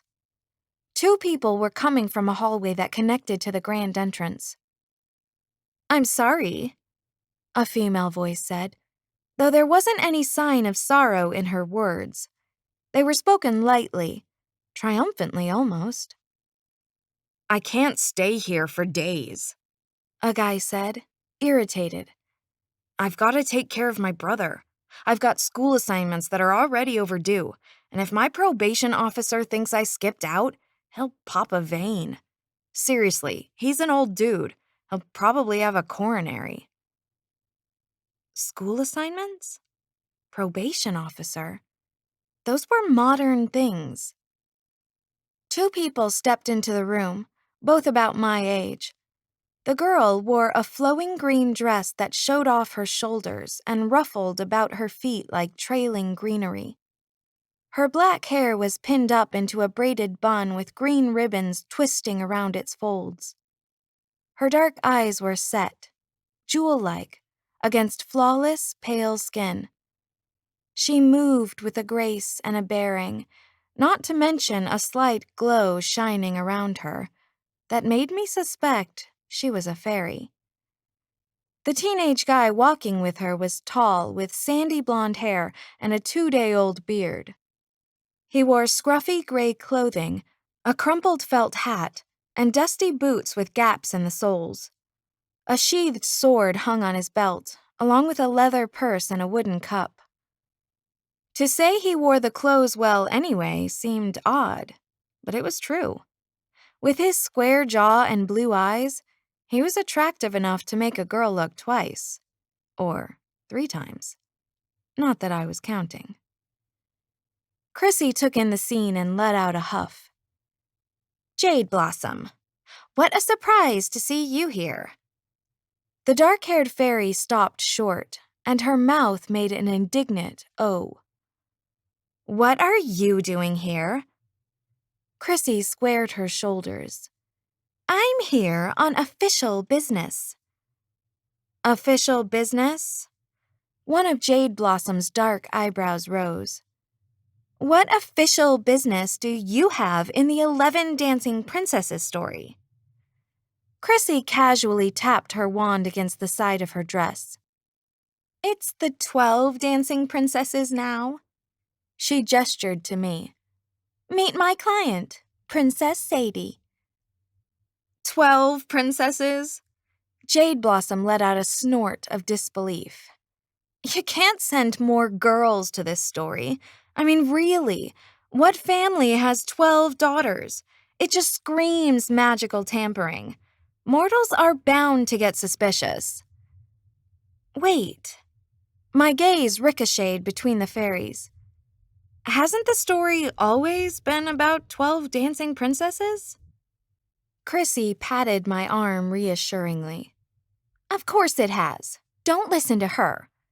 She turned to Jade Blossom and lowered her voice. It's not my fault. Being a princess is a popular wish. Jade Blossom's eyes narrowed into glittering slits. You're just after the goblet. Admit it. Chrissy took a couple steps toward the guy, regarding him disdainfully. And what are you doing here, toting a mortal around? Jade Blossom fluttered her hand in the guy's direction, making the jeweled bracelets on her wrists clink. Donovan asked for wealth, power, and an invisibility cloak. What else could I do? The guy, Donovan, had been studying Chrissy and me, measuring us every bit as carefully as we were measuring him. Now his attention turned back to Jade Blossom. For starters, you could have left me in the 21st century. What good is being rich if you're stuck someplace where you can't buy anything? He had an air of self-assurance about him, a careless swagger. I knew these types of people from school, guys who were effortlessly cool and spent their time mocking everyone else. Where am I? He asked. And what is the 12 dancing princesses? He didn't know the fairy tale, and I was glad. Instead of answering him, I turned to Chrissy. He's from my century and doesn't know anything about the story. That means I'm not famous, which means this wish didn't work and is null and void. Undo it and take me back home. Granted, it was only a thin straw of hope, but I was ready to grasp at anything. Chrissy waved her hand dismissively at Donovan. You can't expect one of Jade Blossom's clients to know anything of importance or culture. He probably crawled out from the same rock she lives under. Jade Blossom glared daggers at Chrissy, then reached into a ruffled green bag at her waist and produced a white strip of paper. A magical boarding pass. Apparently, he needed to make a bargain with a fairy too. I didn't want to give up on the null and void angle so easily. I'm not famous, I insisted. I'm some nameless character in a fairy tale that never made sense to begin with. It was true, after all. The story never said why the princesses secretly went dancing every night. It didn't explain who the princes were or why they didn't just ask the king for the princesses' hands in marriage. It also didn't give a reason the soldier followed the girls for 3 nights, instead of ratting them out on the first night like any sensible person would do. Chrissy was unmoved by my argument. You'll be in books, movies, and have a Barbie doll created in your likeness. That means you're famous. You never asked for your name to be famous. However, if you want to get technical, I can pull a few strings in your father's ancestral history so your last name will be Benz instead of Ramirez. And then my name would be Mercedes-Benz. Like I hadn't already heard enough car jokes. No. I held up a hand to stop her from swishing her wand and rearranging my ancestry. Don't do that. Donovan finished reading the boarding pass and held it up between 2 fingers. Hamilton, Ohio, on the day I left. He glanced around at the unchanging scenery, then turned to Jade Blossom. Well, that didn't work. What else you got? Jade Blossom took the paper from his fingers. With a smile that verged on flirting, she tucked the boarding pass into his pocket. Your pass isn't activated yet. It will become magical as soon as you give me Queen Orla's goblet. She pulled another paper from thin air, it seemed, and handed it to Donovan. Here's a picture of the goblet. You'll see it later when you go to her court. When you're out of Queen Orla's lands, she lifted her hand to the side of her face, mimicking a phone. Call me. This kept getting worse. Donovan was after the same goblet I was supposed to get? Every contest, every game in PE I'd played and lost, flashed into my mind. I was horrible at competitions. I was even horrible at singing competitions, and singing was something I was good at. What chance did I have to win? Chrissy planted her hands on her hips, her lace cuffs draping over her fingers. I already gave Sadie instructions to take the goblet, and we were here first. Jade Blossom cast us an unconcerned look. Then it's too bad Sadie doesn't have an invisibility cloak. It gives my client a distinct advantage. My stomach sank. With an invisibility cloak, Donovan could steal the goblet before I even got close to it. Besides, I suddenly remembered that the story said the soldier took a goblet from the ball. It was already decreed, and if I tried to take the goblet instead, I would most likely be considering that mistake from a cereal box.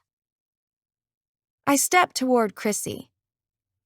Isn't there another way I can go home? She didn't answer. Jade Blossom was speaking with a smile of cat-like smugness. Think how grateful Queen Titania will be when she gets the goblet. Oh, sorry. I bet you were thinking about that. You're still trying to find a way to get into Fairy Godmother University. Chrissy's lips pressed into a tight line of pink lipstick. The only reason they haven't already accepted me is because I dumped Master Goldengill's son. He blacklisted me. Jade Blossom reached into her bag again, this time producing a thin green wand. She fingered the end absent-mindedly.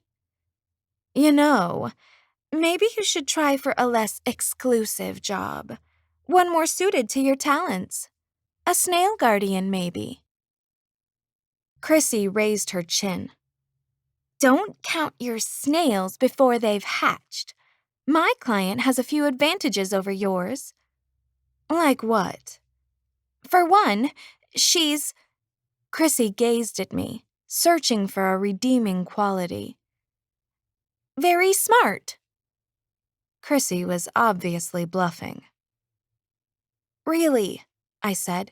If there's another way to... Chrissy didn't even acknowledge I'd spoken. She was still proving her point to the other fairy. And Sadie knows the story. That gives her the advantage of foresight. Jade didn't blink. Donovan's a professional thief. Chrissy let out a gasp, not of revulsion, but of pure jealousy. My gaze flew back to him, seeing his mussed hair and confident swagger in a new light. He wasn't the trendy type, the effortlessly cool guy who spent his time mocking everyone else. He was a rebel who'd skipped school altogether unless he was casing out whose car to steal. He was the type who fought dirty, a thief with an enchanted cloak. And I was up against him. Chrissy recovered as best she could from the news, striking a pose of airy confidence. Sadie may not be skilled in the criminal arts, but she has other abilities. Of all the things I ever expected anyone would say about me, never once had, Sadie may not be skilled in the criminal arts, but she has other abilities, crossed my mind. Sadie has... Chrissy struggled for a moment to come up with a quality that might help me nick a goblet. Hidden talents. Jade Blossom smirked. Hidden extremely well, apparently. Chrissy turned her back on the other fairy with a sharp air of dismissal. She gave me a smile like cheerleaders wear during pep assemblies. We'll win this. Call me when you have the goblet. She flicked her wand, and without any other sort of goodbye, she vanished. A trail of falling pink glitter wafted to the floor where she'd been. I was stuck here until I got the goblet. That is, if I could get the goblet.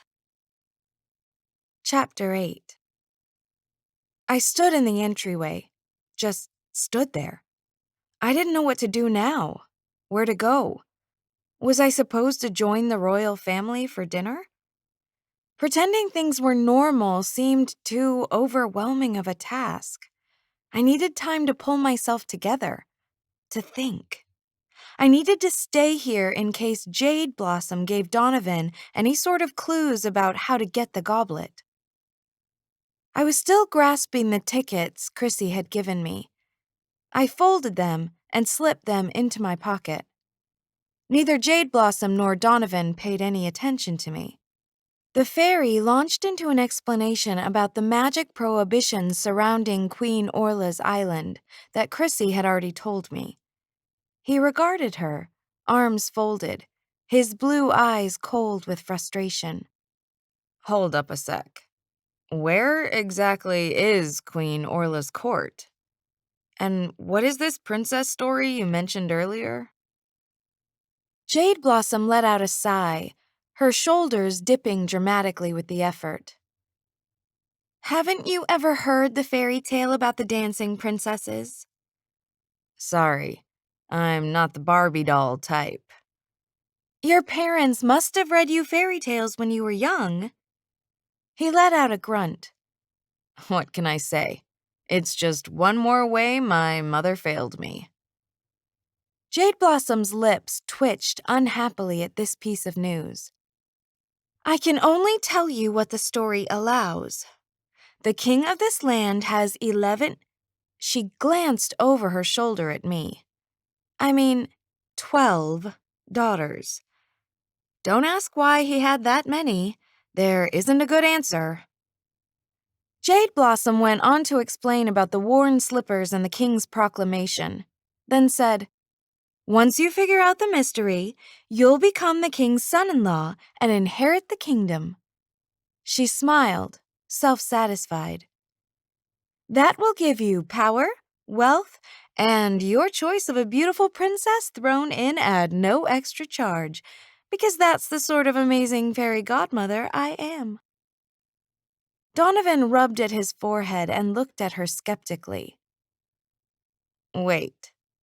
The dude is offering up his kingdom just because he can't figure out how his kids keep sneaking out?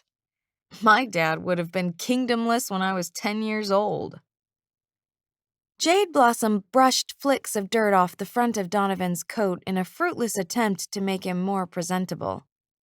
The king is bothered that his daughters keep sneaking out, although that's not why he offered the reward. He knows magic must be involved, and nothing makes a mortal edgier than knowing magic is drifting through his home every night. Donovan peered around the room, taking in the stairs, balconies, and chandeliers. 10-1, it's the windows. Mine were on the 4th floor, and that didn't stop me from leaving. I wondered, but didn't ask, how he'd managed to climb out a 4th-floor window without plunging to his death. Jade Blossom kept brushing Donovan's coat. She was either pointlessly optimistic about the dirt's grasp on the coat, or she liked touching attractive guys. You'll have a chance to tell the king your theories. However, if after 3 nights you haven't brought him proof your explanation is the right one, the king will order your execution. What? Donovan took a step backward and swore several times. You never mentioned this stuff when you offered me wishes.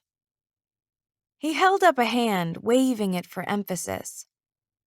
All I wanted was a decent ride and a home where the landlord wasn't breathing down our necks. You not only sent me back in time, you dropped me in a place with some homicidal king? What? Was it too hard to conjure up a Toyota? Jade batted her eyes innocently. The test is part of the story. Now calm down and listen up. This is what's happened so far.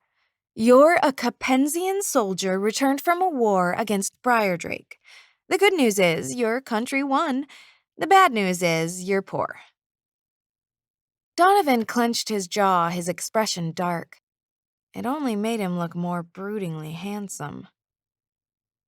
While you made your way through a nearby forest, Jade Blossom continued, you came across a beggar woman who sat shivering from the cold. You gave her your coat, and she transformed into the most stunningly gorgeous and exquisite fairy a mortal has ever seen. Jade Blossom put her hand to her chest. That would be me. As a reward for your selflessness, I gave you a magic invisibility cloak. Don't lose that, by the way. It'll take forever to find it again. Go on, Donovan said stiffly. The story allows me to give you one other important piece of advice. Drink nothing the princesses give you. They may be beautiful and lovely, but every single one of them wants you dead. Donovan's gaze snapped to mine, astonished. Hey! I held up both hands. I just got here too. I don't want anyone dead. Jade Blossom leaned closer to his ear, her skirts rustling in satin whispers. Remember, you can't trust her. She's after our goblet. As Jade Blossom spoke, the clothes she wore changed, transformed from an elegant gown into a simple black dress and hair cap, the uniform of a servant. Before I could guess why she'd done this, the dining room door swung open, and a middle-aged woman strode out. Her blue dress was crisp and spotless, her black cap perched tidily over her graying brown hair. She carried an air of authority in every step she took toward me. A lady's maid? A head servant, perhaps? Princess Mercedes, the king. The woman stopped when she saw I wasn't alone. She regarded Jade Blossom and Donovan with brows furrowed in disapproval. Why have you brought this beggar to the main hall? If the lad wants something to eat, take him to the kitchen entrance. Jade Blossom gave a brief curtsy. Pardon me, Madam Saxton. This man isn't a beggar. He's a soldier home from the war, and he's come to try his hand at solving the king's mystery. I was about to take him to see King Rothschild. Is that so? Madam Saxton looked Donovan up and down more thoroughly. A flicker of sympathy passed through her eyes, but was quickly replaced by a resolute firmness. I'll take care of this, she told Jade Blossom. You may attend to your duties. Jade Blossom curtsied again, then walked back toward the hallway she'd come from. As soon as she turned the corner, a poof of green glitter fluttered to the floor. She must have gone back to wherever fairies went when they weren't throwing unsuspecting mortals into other centuries. I am King Rothschild's head housekeeper, Madam Saxton said, still regarding Donovan. You wish to see him? Chrissy had told me it was dangerous to change things in stories, but I didn't see how it could be more dangerous than letting Donovan have the first shot at the goblet. I had to stop him from seeing the king. Madam Saxton, I said, mustering up regal tone. We can't allow this young man to see my father today. He should think about his request for several days to ensure it's what he really wants. I pointed to the hallway. See him out, and make sure he doesn't return for a week.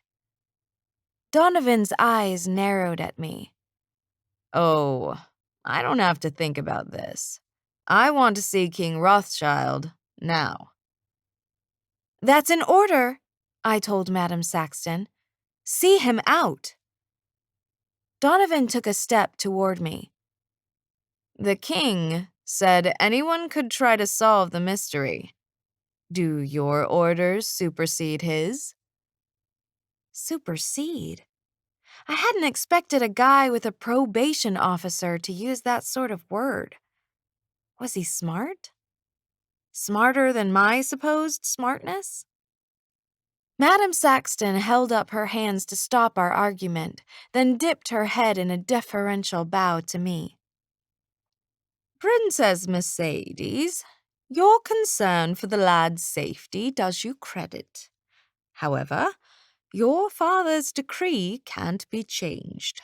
Still, I've some leeway in weeding out those unsuited to the task."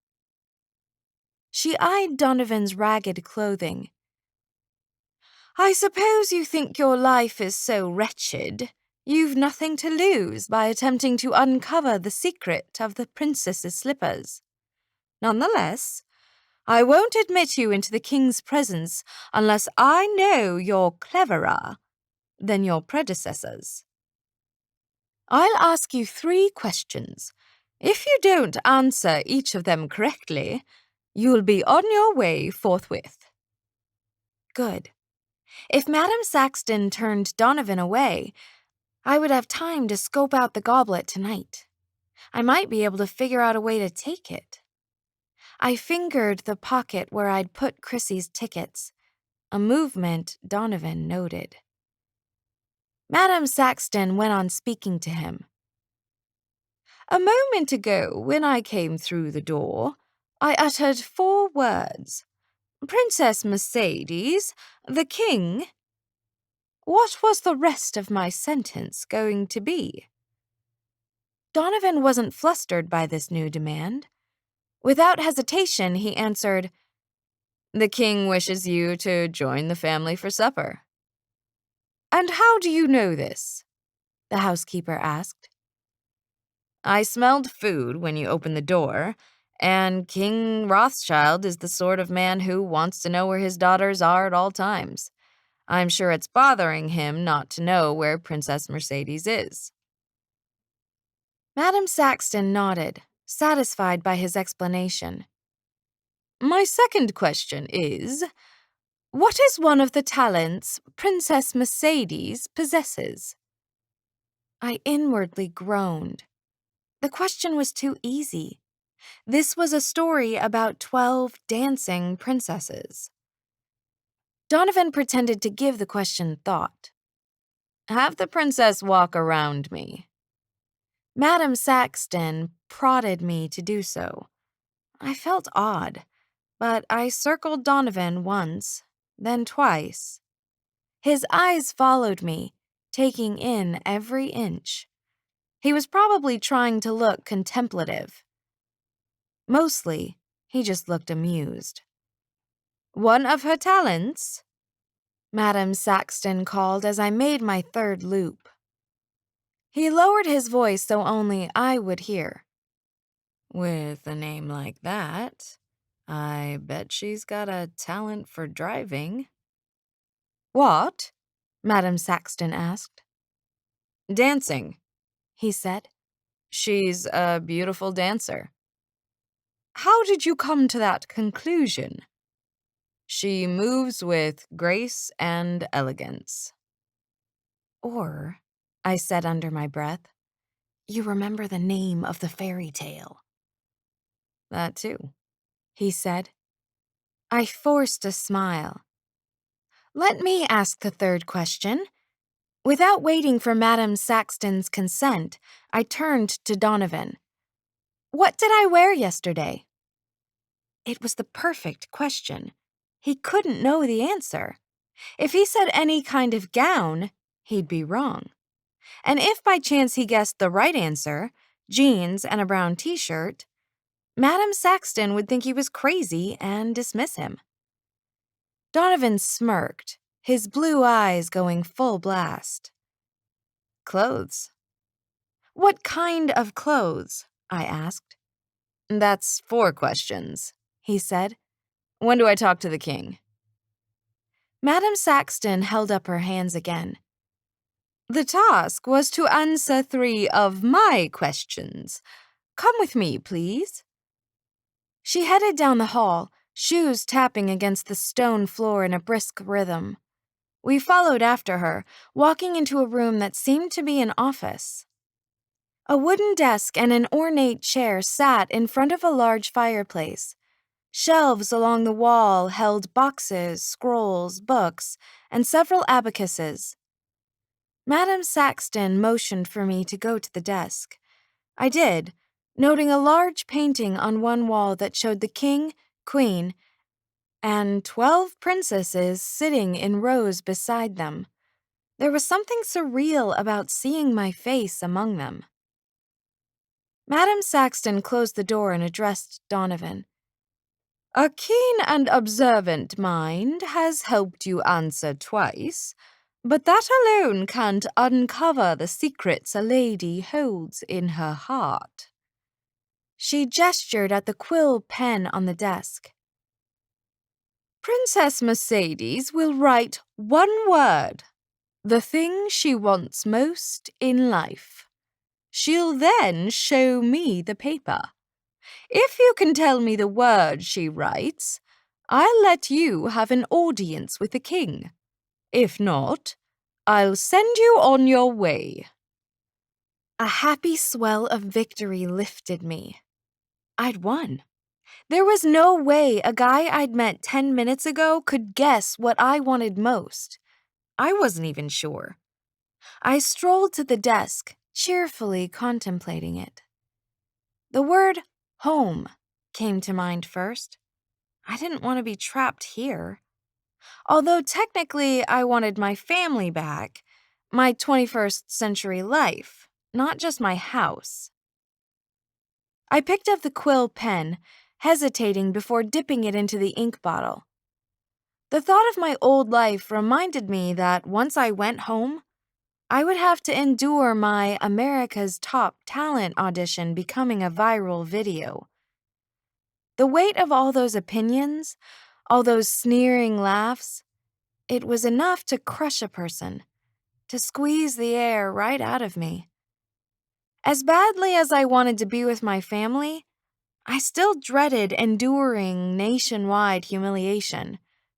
So did that mean I desired respect the most? Is that what I'd really meant when I wished for fame? I wanted the world to respect me? I twirled the quill pen between my fingers, thinking. No, I'd wanted more than respect. I'd wanted sighs of admiration from fans and the glitter of camera flashes going off around me. I'd wanted to feel the wet cement under my palms in the Hollywood Walk of Fame. I'd wanted everyone at my school to regret the way they'd treated me. Fame seemed so vain and needy when I thought of it like that. Certainly, I desired more from life than the adoration of strangers. What did I really want? When Chrissy had told me she'd give me 3 wishes, it had been easy to think of things to ask for. Ironic. Right now, I didn't really know what would make me happy. Donovan, unconcerned by my indecision, surveyed the painting, then the room's woodwork. It all spoke of wealth, of dozens of craftsmen doing the king's bidding. If I get the answer right, I'll be a royal guest here, and I'll be given everything I need to solve the mystery. Madame Saxton sighed at his optimism. Of course. I dipped the quill into the ink bottle. Rivulets of black ink dripped off the end. Back in the hallway, Donovan heard me tell Chrissy that since I wasn't famous in my century, my wish was void. He probably expected me to write something along those lines, fame or admiration. I needed something that he couldn't guess. Freedom, I decided. It wasn't a lie. I wanted freedom from the bad things in my life. I made sure Donovan was standing far enough away that he couldn't see what I wrote. I also checked to make sure there weren't any mirrors or reflective surfaces nearby that would let him see my paper. Then I put the tip of the quill pen to the paper and made an F. There is a reason people stopped using feathers to write with. My F came out gloppy.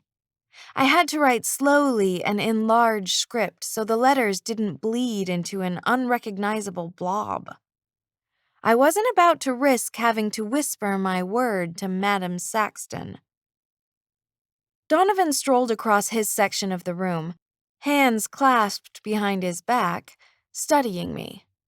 He sent me a wide grin, one that probably made most girls melt. I don't think Princess Mercedes is writing riches or beauty. People don't value what they've always had in abundance. Yeah, right. Empty flattery wouldn't make me give him any clues. I rolled my eyes and went back to writing. It certainly isn't the word cooperation, He added. It occurred to me that Donovan, like me, couldn't lie without magical consequences. Did he really think I was beautiful? I replayed his words, and just as quickly, the compliment soured. Donovan hadn't said I was beautiful. He'd made 2 unrelated comments. I wouldn't write beauty or riches, and people didn't value what they had a lot of. He must have worded it that way because he didn't think I was beautiful and only wanted the appearance of flattery. Jerk. Donovan noted my scowl and kept slowly pacing. I doubt she wrote kindness. Charity towards strangers doesn't seem likely either. If I folded the paper now, the ink would smudge and the word would be indecipherable. I leaned over the paper and blew on the ink to dry it. Are you almost done? Donovan called. It's a word, not a birthday cake. I blew on the paper a couple more times. After the ink dried, I folded the paper once and then twice. Madame Saxton watched my caution with evident weariness. You see the crux of the problem, she said to Donovan. Despite the rewards the king offers, how can anyone discover the princess's secrets if the girls remain unwilling to share them? It's fruitless to risk your life in such a venture. She shook her head sadly.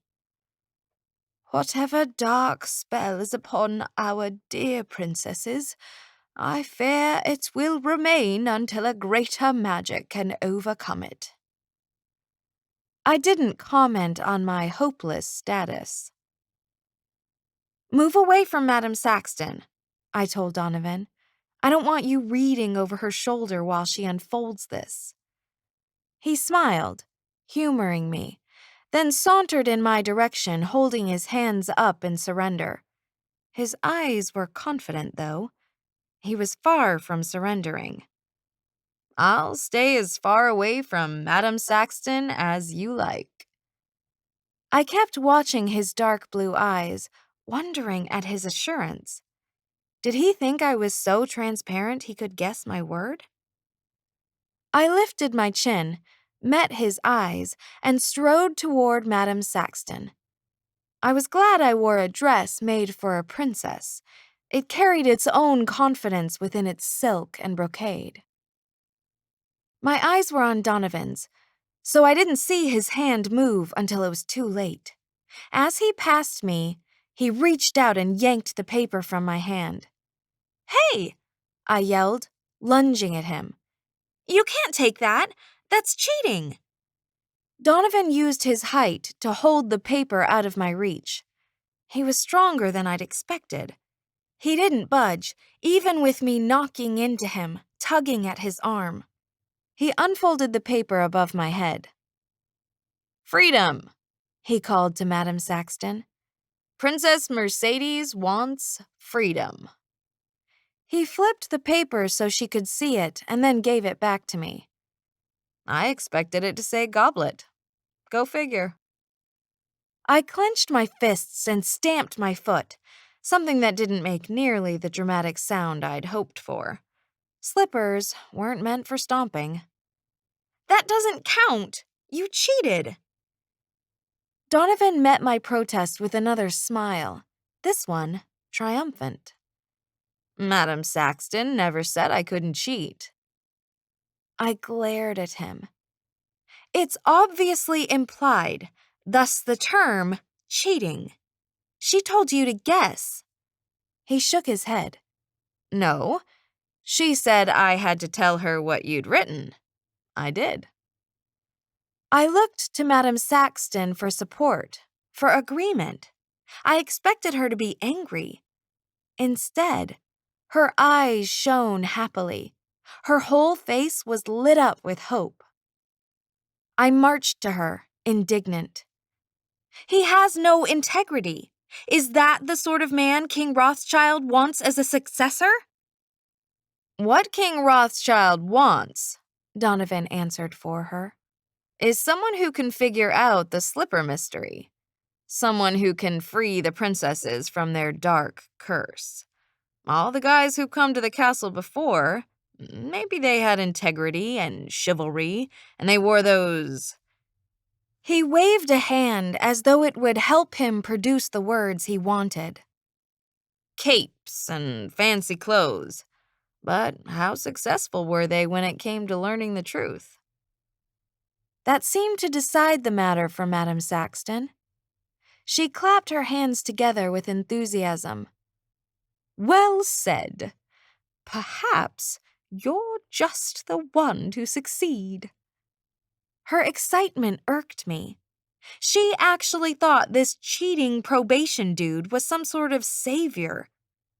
She strode to Donovan, all action now. With contemplative, she fingered the edge of his coat where buttons were missing. I'll need to give you clothing befitting a royal suitor. Apparently deeming the coat a hopeless cause, she tugged it off his arms. We mustn't insult Capenzia by letting King Rothschild think only poor travelers and vagabonds value his daughters. Underneath his coat, Donovan wore a coarse gray shirt that was stained and ill-fitting. Madame Saxton made huffing noises at it. It's a good thing you're a handsome lad. The right clothes will transform you well enough. From here on, you're Prince Donovan from the kingdom of... Hamilton, Ohio, he supplied. She nodded, folding his coat over her arm. That sounds sufficiently exotic. I crumpled my paper, making freedom disappear in the creases. That's because you've never been to Ohio. You're a fifth son, she continued, so you've no chance of an inheritance from your goodly parents. But when you heard of King Rothschild's dilemma, you came straight away to assist him. She opened the door and stood aside so he could follow her out. Donovan gave me a parting smile, all teeth and charm. Madame Saxton turned back to me and made a shooing motion with her hand. Princess Mercedes, don't idle about. You must go into supper now. Your parents await you. I had no other choice, really. I stalked off down the hallway. Chapter 9. The dining room smelled delicious, like warm, roasted tastiness. The mandolin player barely looked up when I came in this time. The princesses were equally uninterested in my arrival.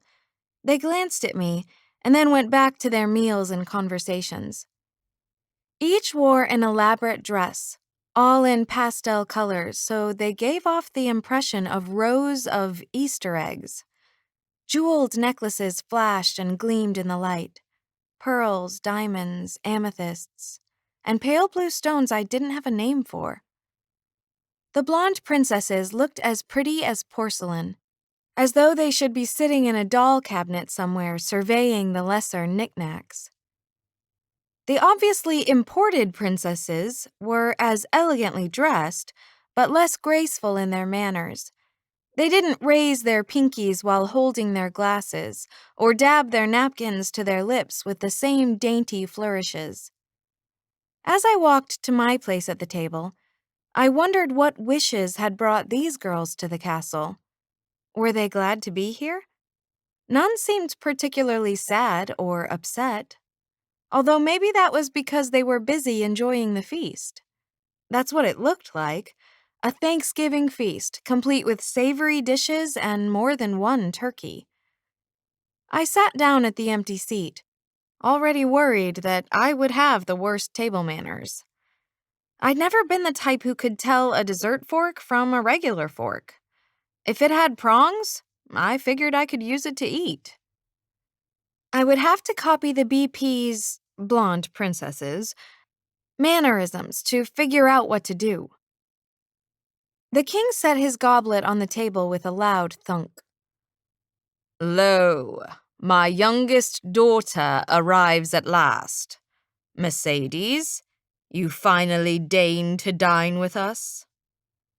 I didn't understand the question. The queen looked at me with motherly concern, making the tiny wrinkles around her eyes deepen. We worried your food would grow cold. Grow cold? The king sputtered. If I'd traipsed in late to supper at her age, my father would have given me nothing save a crust of bread, which— He slapped his hand onto the table so forcefully his silverware rattled.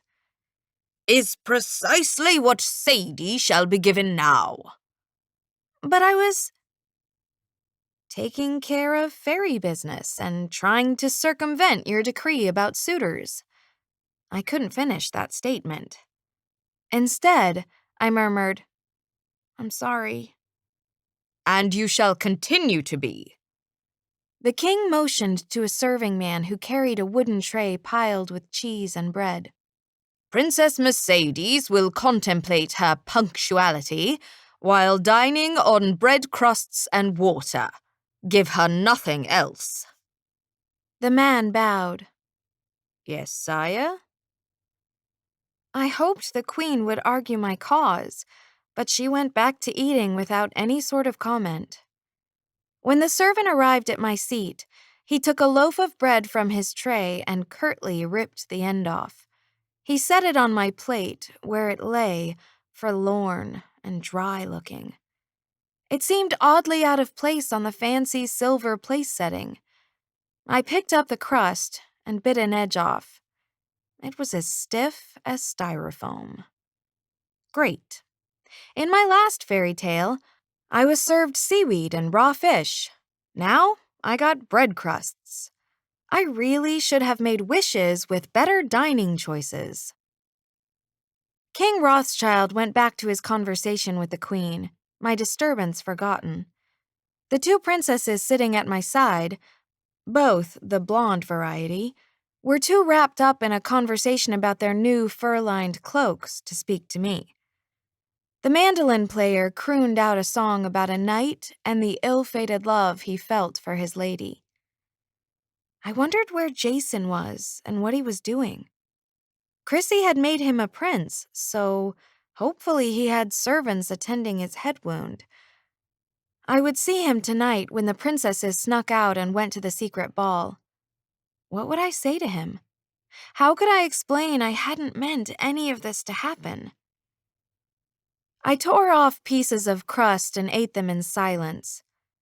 No matter how I envisioned the scenario, it always ended with me feeling pathetic and stupid, not to mention guilty for ruining his life. I would just have to assure him I could get us out of this mess. I would steal the goblet and trade it for our passage home. Several minutes later, when Donovan and Madame Saxton walked in, his hair was combed and his face shaved clean. He wore an embroidered black vest over a white shirt with sleeves that poofed from his shoulders in typical Renaissance style. Shiny black boots went to his knees, and a wide leather belt hung around his hips, holding a sword much more ornate than the one he'd come with. He should have looked ridiculous. He was just a parrot shy of a pirate costume. And yet, he had a swagger that made the outfit work. He caught my eye and winked. Then he and Madame Saxton strode to the front of the king's table. Donovan bowed at the waist, making a show of it. Madame Saxton gave a quick curtsy. Prince Donovan of the Kingdom of Hamilton, Ohio, having heard of your daughter's beauty and the great mystery besetting them, has come to offer his services." Half of the princesses giggled and leaned together to talk. The other half eyed Donovan with curiosity. King Rothschild picked up a turkey leg from his plate and took a bite. "Hamilton, Ohio, eh? I've heard naught of that kingdom. Where is it?" "Very far away," Donovan said.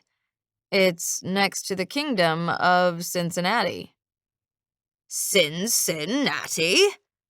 King Rothschild repeated with disapproval. "What sort of a kingdom uses the word sin in its name twice? Does it want to encourage ruffian behavior? What next? Plunder, Atty?" The Queen patted her husband's arm reassuringly. "I'm sure it's a lovely place." King Rothschild grunted, unconvinced, and turned his attention to Donovan again.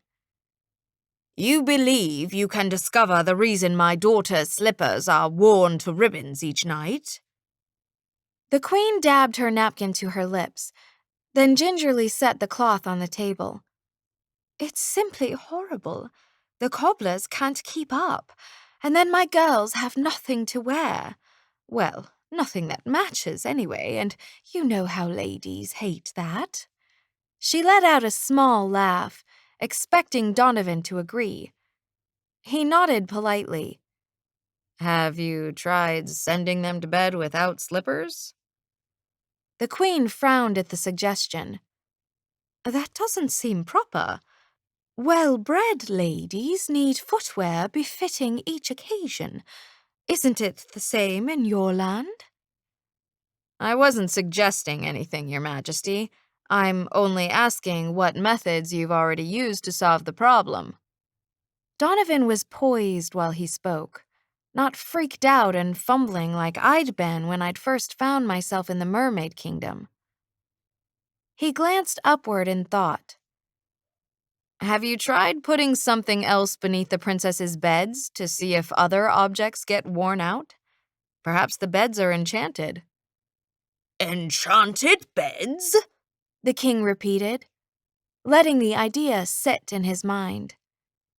"In my land," Donovan said, "some people think monsters live under their beds. Perhaps in your land you have monsters who suck the life out of shoes."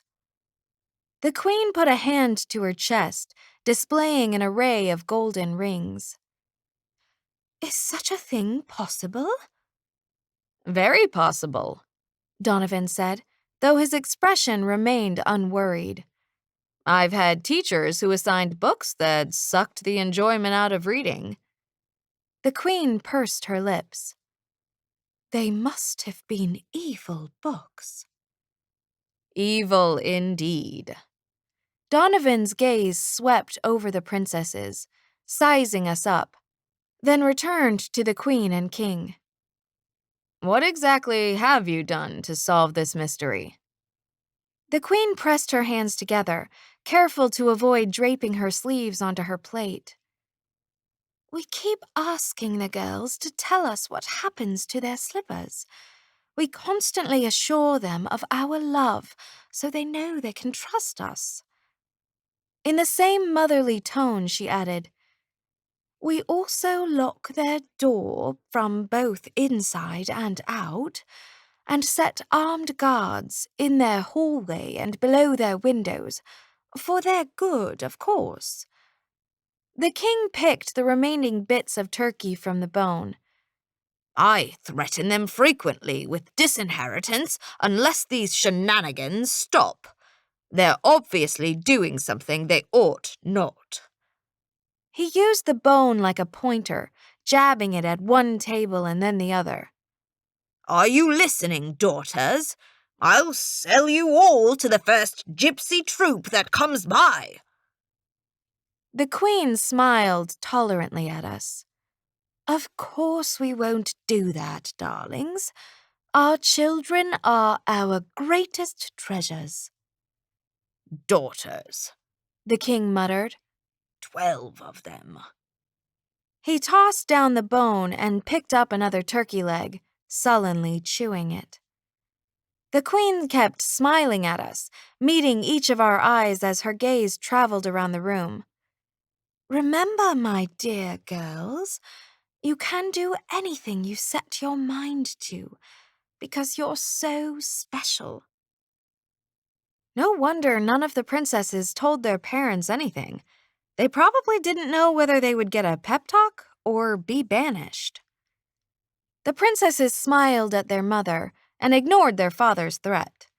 They went back to eating and murmuring to each other, still eyeing Donovan coyly. The queen called to a serving girl. Set a plate for Prince Donovan. He'll join us for supper. The girl curtsied and hurried toward a door that must have led to the kitchen.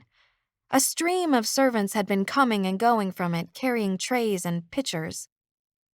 To the business at hand, the king said, chewing a bite of turkey while he addressed Donovan. If you can tell me what my daughters do every night, I'll give you one of them to wife and make you my heir. Are you fit for the challenge? I hope so, sire. Bits of turkey had fallen in the king's beard and he wiped them off. I hope so as well. I don't like men traipsing around my daughter's chambers. If you can't solve the mystery within 3 nights, I'll assume you're a scoundrel, just here in the hopes of glimpsing royal nightgowns, and it's the execution block for you. The queen leaned forward, smiling at Donovan. I'm sure you're a very nice young man, and we'd love to have you as a son-in-law. The king shook his turkey leg at Donovan. And don't attempt more than a glimpse at my daughter's nightgowns, or I'll think up something worse than execution for you. He turned to the queen, picking up his goblet as he did. We need to hire a wizard, one that can change eager young suitors into doorstops. He downed his drink in one swallow and then waved at a passing servant to refill his cup. Another serving girl set a plate and utensils in the only available space, the spot at the end of the table next to me. The queen gestured toward it. Please sit down, Prince Donovan. The girls love company. Oh, yes. The princesses clearly loved company, evidenced by the fact they drugged the men who came here, thus dooming them to execution. Donovan bowed to the king and queen, then strode to the seat next to mine. Once the king and queen stopped speaking, the minstrel began his tune again, and the volume of chatter in the room picked up. The clink of silverware reminded me I'd had precious little to eat. Donovan dropped into the seat at my side with a smile. Princess Sadie, isn't it? His words held a mocking tone. He knew I was no more royalty than he was. A pleasure to join you. I was not about to be taken in by his blue eyes and easy smile. He had grabbed the paper out of my hand in order to get here. He was my competition. I matched his smile. You have good manners for a guy with a criminal record. Is that something they teach in reform school? Of course not. He leaned back in his seat, unruffled. I learned how to act around kings the same way every other 21st century guy learns, by watching movies and playing medieval video games. He glanced at the bread crust sitting on my plate. Although, I always thought princesses ate better. Food allergies? No, the king punished me for coming to dinner late. I guess you shouldn't have spent so much time trying to send me away. Several servants arrived at Donovan's seat, all bearing trays of food. One servant piled slices of turkey onto Donovan's plate, then drizzled gravy across them. Another servant spread butter on his bread and spooned steamed peas and garlic sauce onto his plate. A third came by and poured cider into his cup. The smell wafted over, flavorful and delicious. I took a bite of my gritty crust, ripping it with my teeth. Dry crumbs fell back onto my plate. My stomach rumbled unhappily. The servants finally left in search of more plates to fill, and Donovan dug into his meal, making happy sounds. "This turkey is great," he said between mouthfuls. "You should try it." Oh, wait. I forgot. You can't. Listen. I leaned toward him so none of the other princesses would hear our conversation. I understand you want to go back to the 21st century and your life of crime there, but I was here first, and I need the goblet. So can't you let me have it? I mean, your probation officer won't miss you much, and if you stick around here, you'll earn riches, power, and your choice of princesses. That's better than anything you could steal back home. Sorry, I'm attached to indoor plumbing, electricity, medicine, internet access. You get an entire kingdom. That completely trumps plumbing. He raised a disbelieving eyebrow. People travel by horse here. Horses are slow, uncomfortable, and don't come with heating or air conditioning. But horses are cute. Yeah, like that's enough to convince me to give up technology. He picked up his goblet and took a quick drink. You can bat your eyelashes as much as you like. It's not gonna get you anywhere. I snorted. I wasn't batting anything. I just want you to see reason. He took a bite of his turkey, watching me like I was a jigsaw puzzle he was trying to piece together. I know your type. You flirt, and guys give you whatever you want. You don't know me at all. Hello. You wish to be a princess. That says a lot about you, tiara girl. I leaned closer to him and dropped my voice. I didn't wish to be a princess. I wished to be a famous dancer. He let out a laugh, nearly spitting food from his mouth. He actually choked a little and had to cough a few times. A famous dancer? Well, I take back everything I just said about you. That's a practical wish. Who doesn't want to be remembered among the dancing ranks of... He laughed again. Are there actually any famous dancers? I ripped off another piece of crust. I'm not going to feel guilty for beating you to the goblet. Don't be sure you will. I wanted to knock the smugness out of his expression. Really? What do you think will happen if I tell the king you're misbehaving in his daughter's bedchamber? I gazed upward, considering the idea and wondering if I could infer something to the king that would get Donovan thrown out of the castle.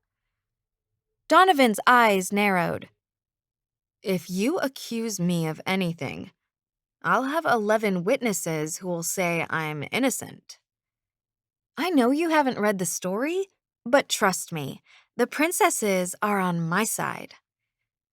Donovan sent me a quelling look, then stood up and faced the king. Your Majesty? The conversation at the tables halted as every jeweled head turned to see what Donovan had to say. King Rothschild, you told me if I succeed in my task, I can have the princess of my choosing. He made a sweeping motion toward me. I've picked Princess Sadie.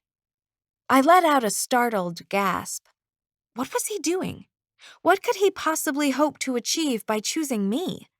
Besides, the soldier was supposed to end up with the oldest sister, not the youngest. Several of the princesses giggled. A few of them sent me reproachful looks. I wasn't sure whether they thought I'd been fraternizing with the enemy or whether they thought it was cruel of me to encourage a suitor who wouldn't live longer than 3 nights. The king dipped his bread into the gravy on his plate. You decided the matter so quickly. You must either be decisive or foolish. Let's hope for the kingdom's sake it's decisiveness. We've enough fools around here already. The queen smiled at Donovan, giving him her blessing with glowing contentment. He's neither. True love doesn't always need days or weeks. It can call to people in an instant. She put her hand over the king's, caressing it affectionately. I felt the same way when I first saw you. And years later, we're still as much in love as the day we wed. The king grunted and took a bite of bread. Donovan cleared his throat. I wouldn't wish anyone to say anything improper happened before I married Princess Sadie, so I ask that Madame Saxton chaperone us while I stay in the princess's chambers. That's why he'd chosen me. So he could enlist an ally and make sure I couldn't accuse him of anything that would banish him from the castle. This wasn't part of the fairy tale, but Donovan didn't know how the story went and probably wouldn't have cared about changing it. We both wanted out of this place. If that meant rearranging the story, so be it. The queen nodded approvingly. Your concern does you credit. I shall bid Madame Saxton to accompany you each night. Donovan sat down smugly, and everyone resumed eating. The mandolin player began another song, and the clanking of silverware and the hum of voices filled the room again. Donovan returned to his food. Do you have any other strategies you'd like to share? It's much easier to counteract them when you tell me about them beforehand. I didn't answer. He was right. It was stupid to say anything that might help him. He took a bite of his peas. Perhaps you could tell me why I'm not supposed to accept any food or drink from the princesses. Do you poison your suitors? I chewed my bread silently. He shook his head, thinking. No, that can't be it. Fairy tales aren't that dark. Now it was my turn to laugh. You obviously don't know where the word grim comes from. I bet you'll tell me. I ignored the jibe. He ought to know things weren't always happily ever after. Grimm comes from the Grimm brothers, who first collected the fairy tales and published them. A serving girl came around with a pitcher to refill glasses. I stood and took the pitcher before she could refill Donovan's. Here, I said sweetly. Let me do that. After all, I'm practically his fiancée. I poured cider into his glass with a flourish, then returned the pitcher and sat back down. The serving girl moved down the table, attending to the princess's goblets. Donovan eyed his glass warily. I knew he wouldn't drink it now. Good. Let him worry. I was tired of watching his self-satisfied expression. He leaned back in his seat and folded his arms. Why do you want to go back to the 21st century anyway? You got what you wished for. You're a famous dancer. This is not what I wished for. It was the truth, at least in the ways that mattered. I hadn't wanted to be separated from my family or time period. I'd never wanted to live in a fairy tale. But apparently, my words weren't technically the truth. A strange sensation bloomed on the tip of my nose, a tingling, pushing feeling. I let out a gasp and covered my nose with my hand. Had my nose just grown? Donovan tipped his head to the side, a pose of vague curiosity. Is something wrong? No. That was definitely a lie, and my nose tingled again, pinching as it pushed outward. This couldn't happen. Not in front of Donovan. He would know I was lying. How bad was it? I dumped the remaining bread from my plate and held it up, checking my reflection. The silver surface distorted my image, making it impossible to tell how long my nose was. Would people notice? Did I look like Pinocchio? I waited for Donovan to make the connection and accuse me of lying. Instead, he peered at me suspiciously. Are you all right? I couldn't say yes, and I didn't want to say no. I kept holding the plate up, hiding my nose behind it. Why do you ask? Well, you dumped your food on the table, and now you've got a plate in front of your face. It's just not something you see very often at formal dinner parties. Did he not know about the lying clause in the contract? I kept gripping the plate. How had Chrissy said I could get my nose back to normal? Oh yeah, by telling the truth. I did wish to be a famous dancer, but I didn't want to end up here. My nose tingled again, shrinking this time. And yes, something was wrong a few seconds ago. I touched the tip of my nose, but it's okay now. Slowly, I lowered the plate and put it onto the table. Donovan was still watching me. Do you have meds back home someone should know about? No. Uh-huh, he said, unbelieving. He should know I was telling the truth, but didn't. Which meant he must not know about the clause. I put the biggest pieces of bread back on my plate and wiped smaller crumbs onto my napkin. Did you read your fairy's contract before you signed it? What contract? The fairy contract. Didn't Jade Blossom make you sign something before she gave you your wishes? Nope. He hadn't signed a contract? How did you get a fairy godmother? He picked up his goblet and almost drank from it, then eyed it suspiciously and set it firmly back down. How did you get yours? I wasn't about to relate the story of my viral video, not when Donovan was already acting superior. I asked you first. Donovan picked up a piece of cheese from his plate and popped it into his mouth. When he finished chewing, he said, If you want to know my secrets, you'll have to give me information in return. Sorry, I won't tell you why the princess's slippers are ruined each night. All right. Tell me what you wished for besides being a famous dancer. Why do you want to know that? Another piece of cheese went into his mouth. I'm curious. That wasn't it. He was gathering information about me, getting to know his enemy's weaknesses. What person asks to be a famous dancer? He went on. If she values freedom. Doesn't fame take away your freedom? Celebrities have to worry about hiding from rabid fans and even more rabid paparazzi. If you want freedom, obscurity is the way to go.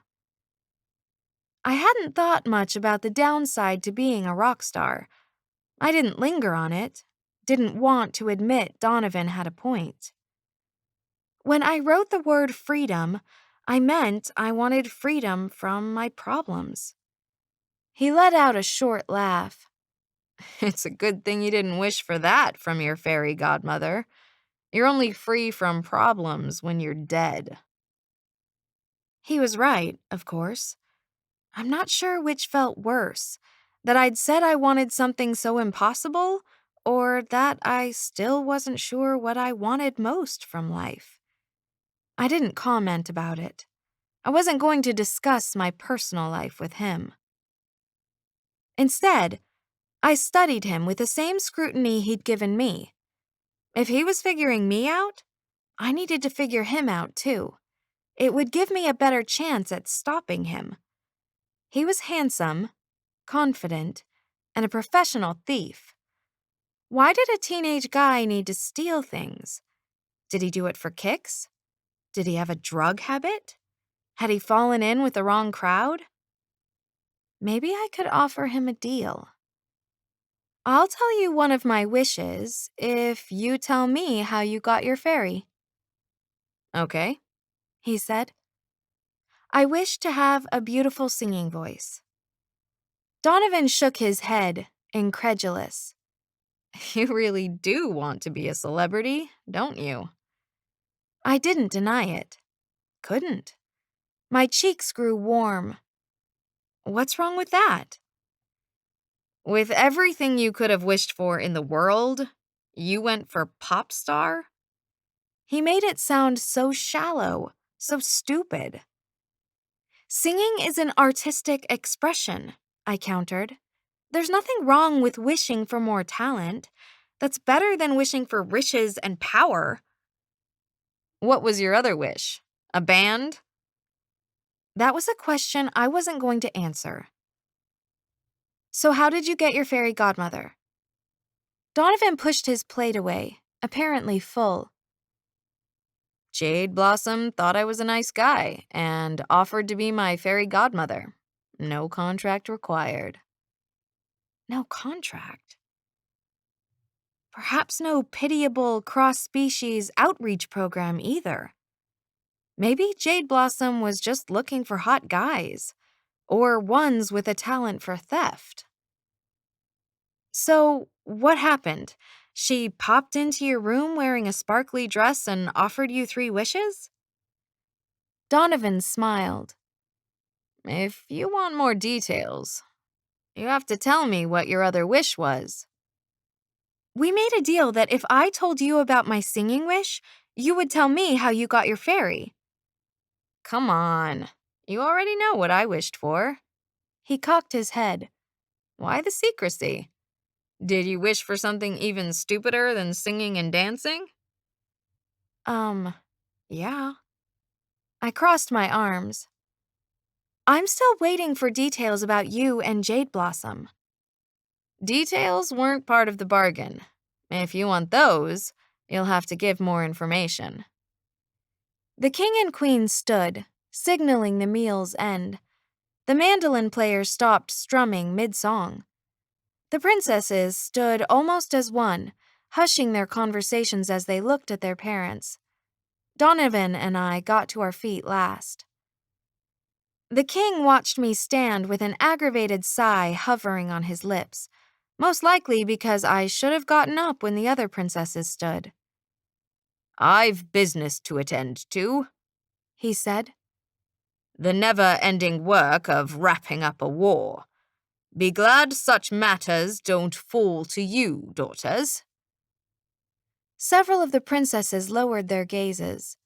A few others swallowed guiltily. I didn't know what brought this reaction. The fairy tale never said anything about the war. It only mentioned the soldier had come home from it. The queen motioned to Donovan to come forward. Madam Saxton will give you a tour of the castle and grounds. If you're going to stay with us, you need to know your way around. Donovan gave me a quick parting bow, then walked to the front of the room where Madam Saxton waited.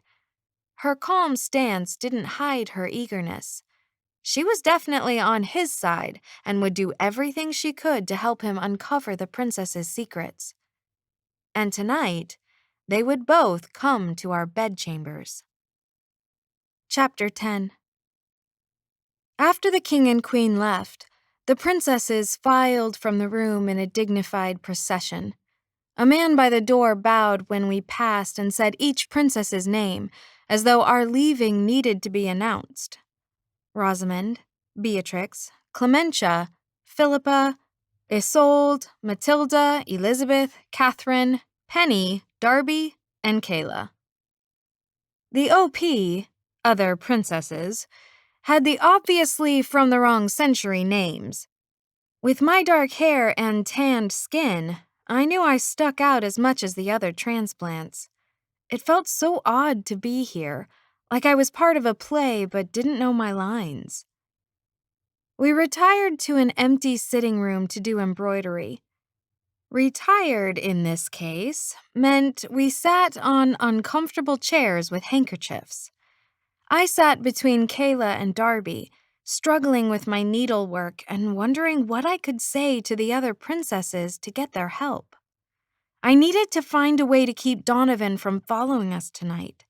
I just couldn't come out and tell them I was from the future and I knew what was going to happen because of a fairy tale. The BPs, blonde princesses, would think I was crazy.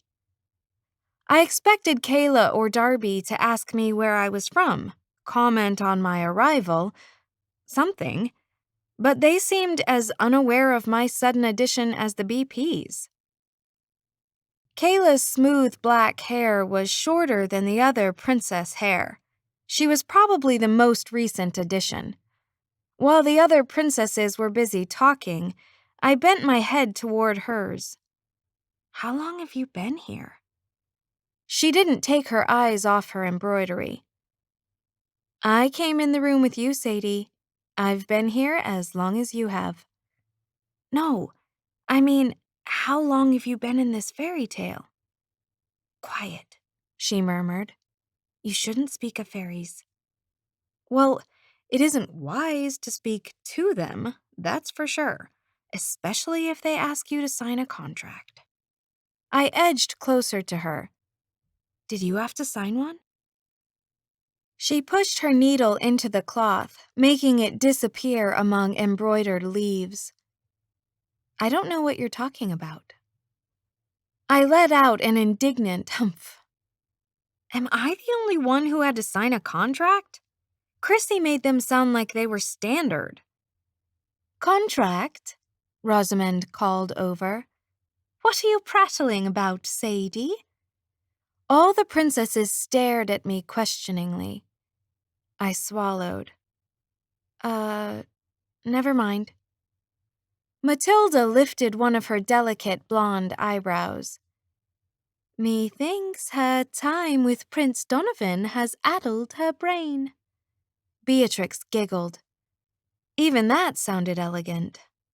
"Prince Donovan is quite comely, addlingly so." Philippa tisked as she drew her needle from the cloth. "Would you that your prince heard you utter such things?" Beatrix stiffened and raised her chin. "I meant no disloyalty to my dear Frederick.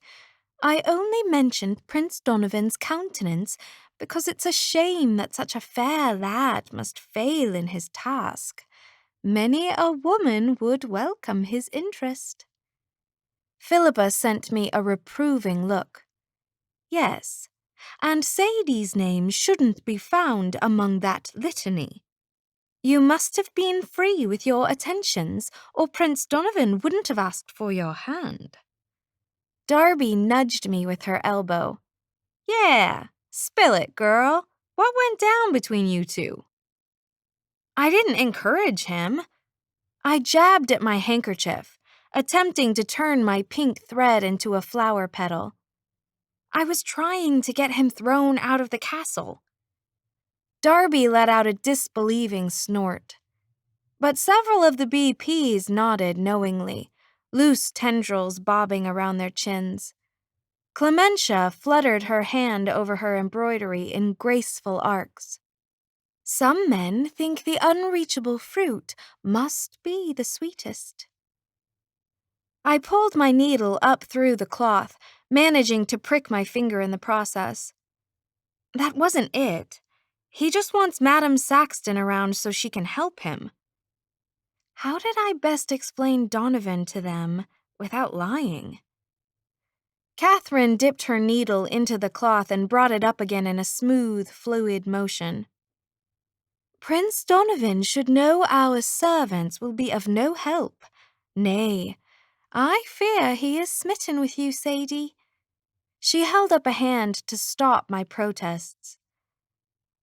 "Perhaps you had no intention to use your womanly charms on him thusly, But for honour's sake, you must behave with more decorum. What would Prince Jason say of your actions?"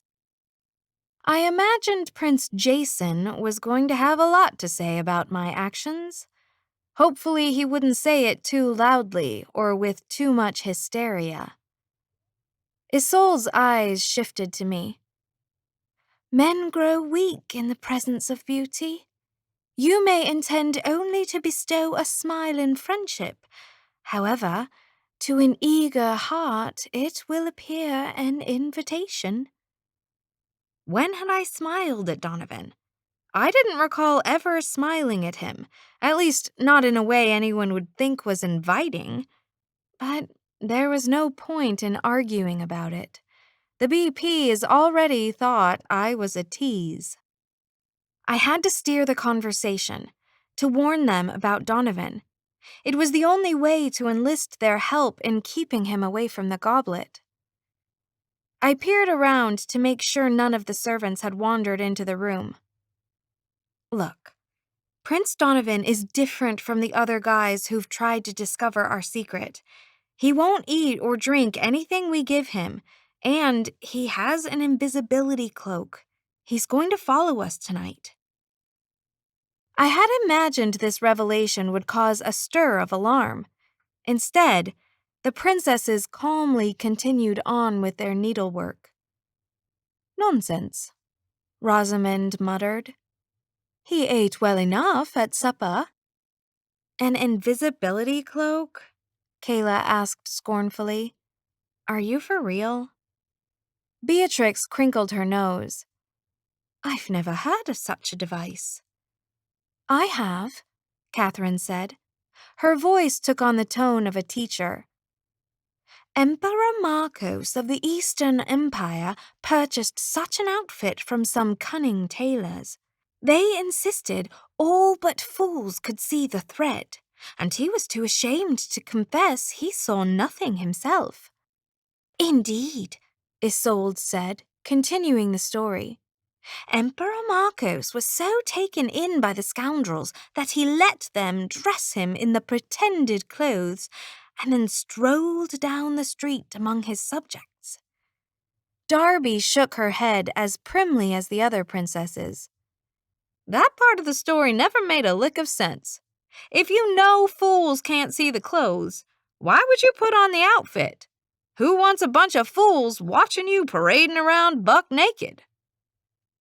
Matilda let out an airy laugh. Whatever his reasons, he made quite a stir among his subjects. "To this day," Catherine added, "the Emperor still insists the material was real, and his kingdom is full of fools." Clementia trimmed a piece of thread with a snip from her scissors. "Prince Donovan must have fallen victim of the same tailors. Poor, foolish, handsome boy." "It's not an invisible cloak," I explained. "It's one that makes you invisible." Penny threaded her needle with a red strand. "Did he seriously tell you that?" She had a Valley Girl accent. "That's so lame." "He probably wanted to impress her," Kayla put in. "You know how guys are." "Pray tell, where does he keep this cloak?" Elizabeth asked. Isolde's silver needle flashed in the light. "On his invisible horse, no doubt." Rosamond waved her hand dismissively. She was the oldest, and her movements had the air of authority. "He's the fifth son and has no inheritance. All of his belongings are invisible." It was clear I wasn't going to convince the princesses about the cloak. I pressed the other point. "He knows we're going to put sleeping powder into his drink. He'll dump it out into a planter instead of swallowing it." That's what had happened in the fairy tale. Rosamond eyed me with sharp reproach. "And how, I might inquire, did he learn of our sleeping draughts?" I met her gaze. A fairy told him. Elizabeth and Philippa shared a knowing look. A fairy named Sadie, mayhap? No, her name was Jade Blossom, and I didn't mention the goblet. If I told the princesses I needed to take it, they might stop me. They probably didn't condone stealing goblets from fairy queens. Matilda put her hand to her chest in alarm. Has a fairy betrayed our confidence? Elizabeth patted her arm reassuringly. Don't fret. This is simply one of Sadie's wild tales. The fairies would do no such thing. Who amongst them would dare invoke Queen Orla's wrath? No one shall ever know of our secret ball. Except for the hundreds of millions of people who would read the fairy tale in the future. I'm not telling any wild tales, I insisted, but I had no way to convince them. They weren't going to believe I got the information from 21st century sources. I looked to Kayla, Darby, and Penny for support. You believe me, don't you? I lowered my voice. He's the soldier from the fairy tale. You know, the 12 dancing princesses, or 11. It may have been 10 or 9 at one point. Penny and Darby looked at me blankly, which went to show that, despite Chrissy's claim that the story was famous, not many people knew it.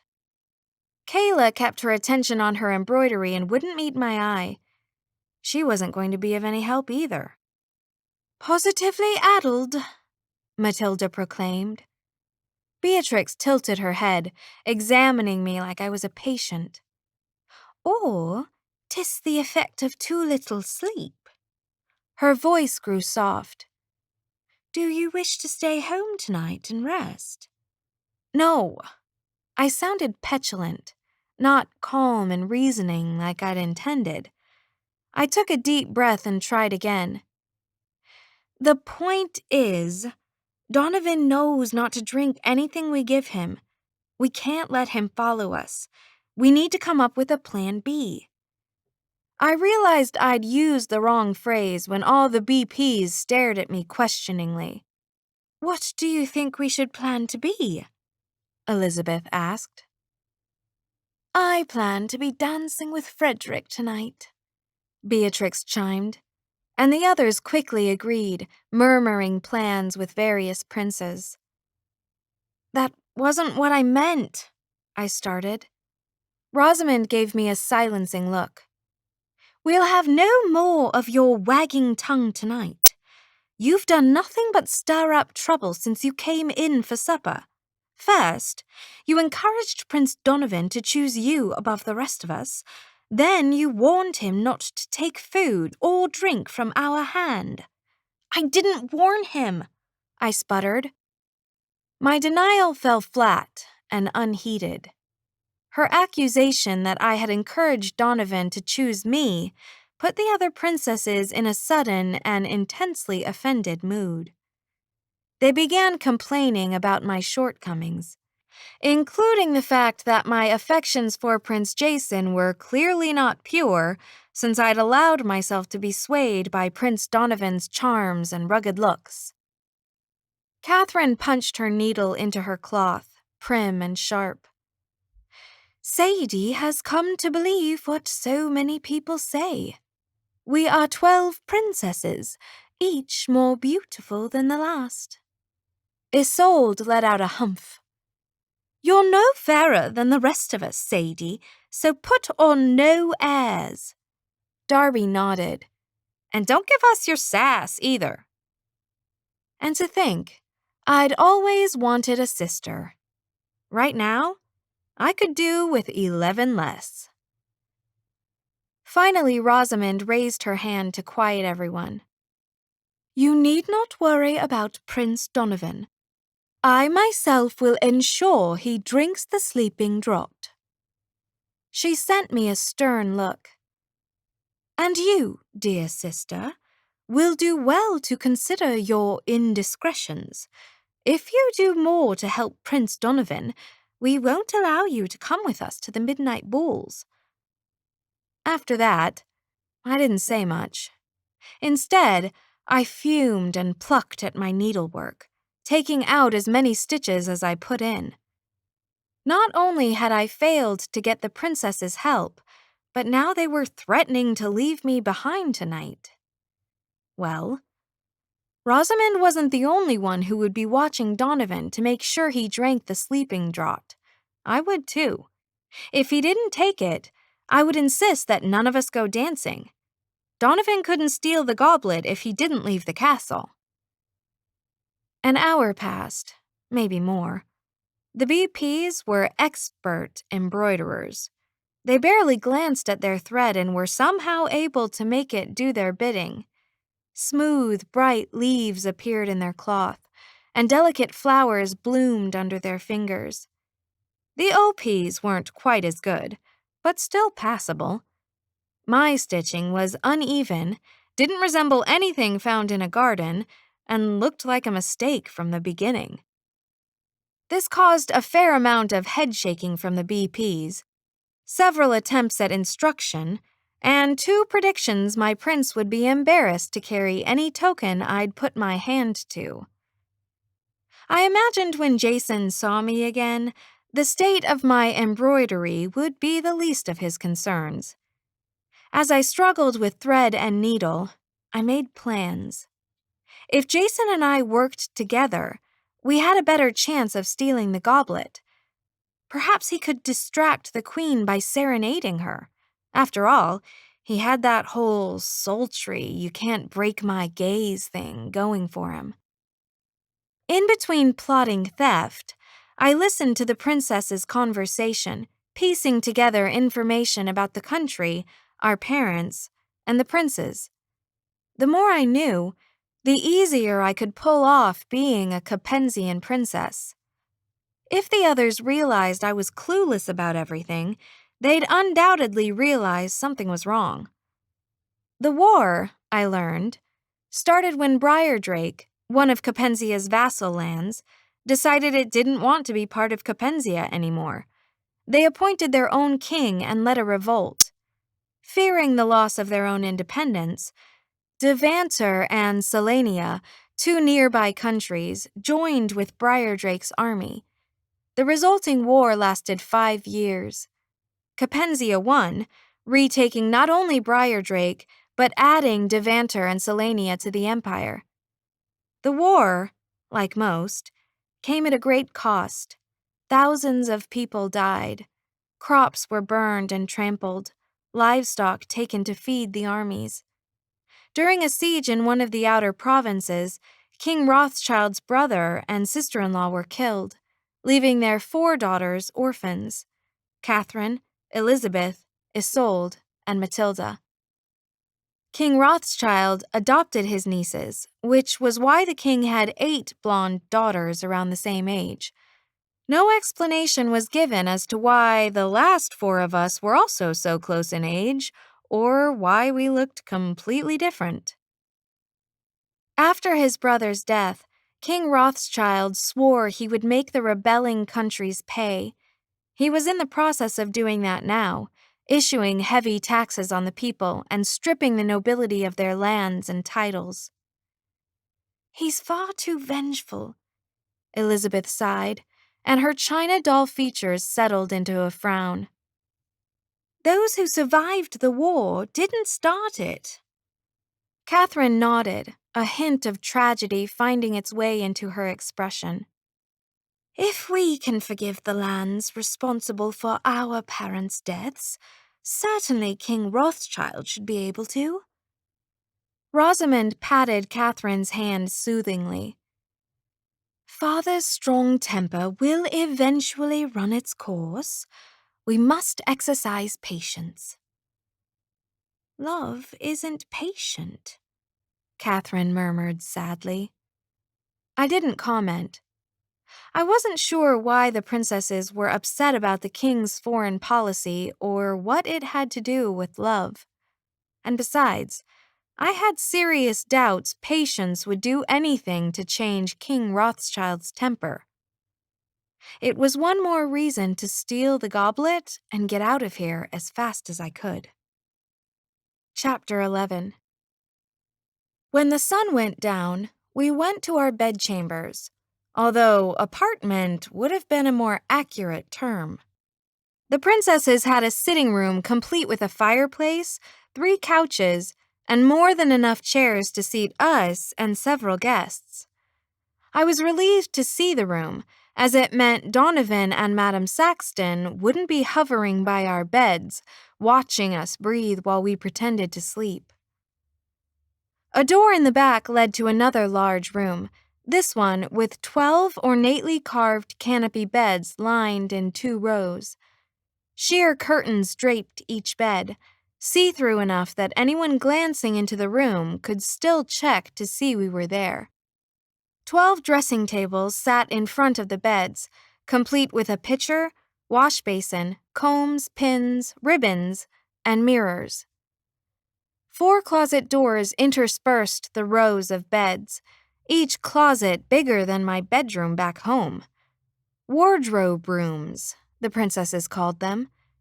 Skirts, bodices, and sleeves of every color and hue hung there, along with hooped skirts, long slips, corsets, coats, riding habits, hats, stockings, and things I didn't have a name for. Honestly, how many layers of clothing did people in the Renaissance need to keep warm? Ladies' maids came into the bedchamber and unlaced, unhooked, and basically extracted us from our dresses. I was glad for the help. My bodice laced up the back, making it impossible to get out of by myself. Underneath my dress and corset, I wore a cotton chemise and a padded pillow that gave my skirt its overflowing look. As my maid took it off, she called it a bum roll, which I thought sounded like a dance move. I hadn't realized I wore a necklace until I was down to my chemise. Then I noticed the golden locket hanging at the bottom of my throat. I held it up, admired a tiny jeweled flower on the front, and flipped the locket open. A small painted portrait of Jason smiled back at me. He wore a yellow silk coat and an accordion-like white ruffled collar that pressed up against his chin. I supposed Chrissy thought this necklace was one of the special little extras she provided as a godmother. I blushed and snapped the locket shut, worried Jason would see it. There is just something extra stalkerish about wearing a painted portrait of a guy you barely know. I didn't want to wear the locket, but if I took it off, one of the servants might find it and show it to the king. It was better to wear it, hidden underneath my clothes. After getting into my nightgown, I sat at my dressing table where my maid unpinned my hair, brushed it out, and fastened it into a braid. The lanterns on the tables and the glow from a fireplace in the back of the bedroom did a poor job of lighting the room. Everything seemed shadowed and watchful. The maids became more squeamish the later it got, as though the dark magic of ruined slippers might jump out of a corner and grab them. Finally, King Rothschild ushered Donovan and Madame Saxton into the sitting room and called for us to come out and greet our guests. The ladies' maids left the room and the princesses spread out on the couches and chairs. Some talked with Madame Saxton or kissed their father goodnight. Before the king left the room, he turned and surveyed us. I expect the lot of you to behave and go to sleep like obedient daughters. We will, several princesses chorused back. The king's gaze turned to Donovan. I expect you to... Well, I expect you to fail like every other man who's stepped into this room. See if you can prove me wrong. I will, Donovan said. The king humphed and shut the door with an authoritative bang. A moment later, the outside bolt scraped against the door. We were locked in for the night. Rosamond went to the door and locked it from our side. The outside world was now locked out of the room as well. No one headed to the bedroom. Apparently, it was our custom to socialize before sleeping. I sat down in a chair that was a little farther than those around the fireplace. I didn't want to stare at Donovan. Enough of the princesses were already doing that, eyeing him with subtle and not so subtle attention. My gaze only kept wandering to him because he was the enemy. I needed to see what he was doing.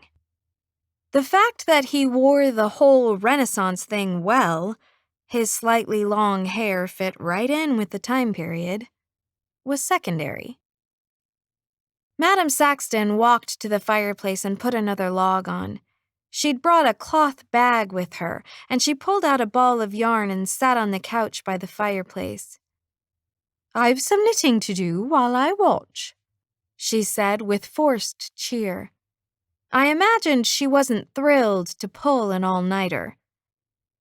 Donovan strolled around the room, examining it like a crime scene that might offer up clues. "So, how were your slippers when you put them under your beds?" Our maids had actually placed our slippers under our beds, but no one corrected him. Several BPs innocently glanced in the direction of the bedroom and shrugged. "They seemed well enough," Rosamond said. Elizabeth adjusted the ribbon tied to the end of her braid. "Perhaps the cobbler made these pairs sturdier than our last." Beatrix stretched her feet, enjoying the freedom of being shoeless. "It's the cobbler to be blamed, certainly, and not, as our father suggests, mischief on our part." "We're free of mischief," Clementia agreed. "I don't know about her," Darby said in a confidential tone, "but I'm certainly free." Penny sauntered past Donovan on her way to her chair. "Don't tease him. He already chose his favorite princess." She batted her eyelashes. "Without even meeting any of the rest of us. Your loss, Prince Donovan." Several of the princesses giggled.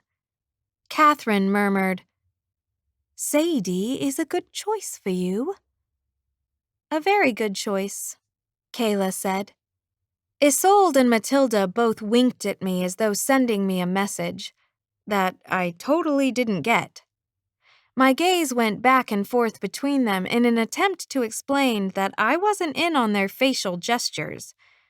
Isolde rolled her eyes, and Matilda just laughed at me. Donovan didn't comment on my suitability as a choice. "I'll check your bedroom before you go to sleep," he said, and headed there. The princesses went back to their conversations with each other, unconcerned. When Donovan came back, he circled the room, still examining things, then finally sat in the chair beside me. "So," he whispered, "are you planning on killing me yet?" "No, but there's always room on my agenda later." His gaze drifted over the princesses. "This is just my luck. I'm locked in with a dozen beautiful women, and they all want me dead. I couldn't sleep tonight if I tried." I leaned closer to him so our voices wouldn't carry. "To clarify, we don't want you dead. We just don't want you to discover our secret, and unfortunately, the byproduct of that may be your execution." I feel so much better. Although I'm not even sure about the execution. Is the king serious about killing you after 3 nights? Or is that one of those "I'll sell you to gypsies" threats? I don't plan on finding out. Donovan had picked up a brass coin from somewhere, and he fiddled with it while he peered at the door to our bedroom. I thought being a princess meant you didn't have to share a room. Obviously, your other wish wasn't for privacy.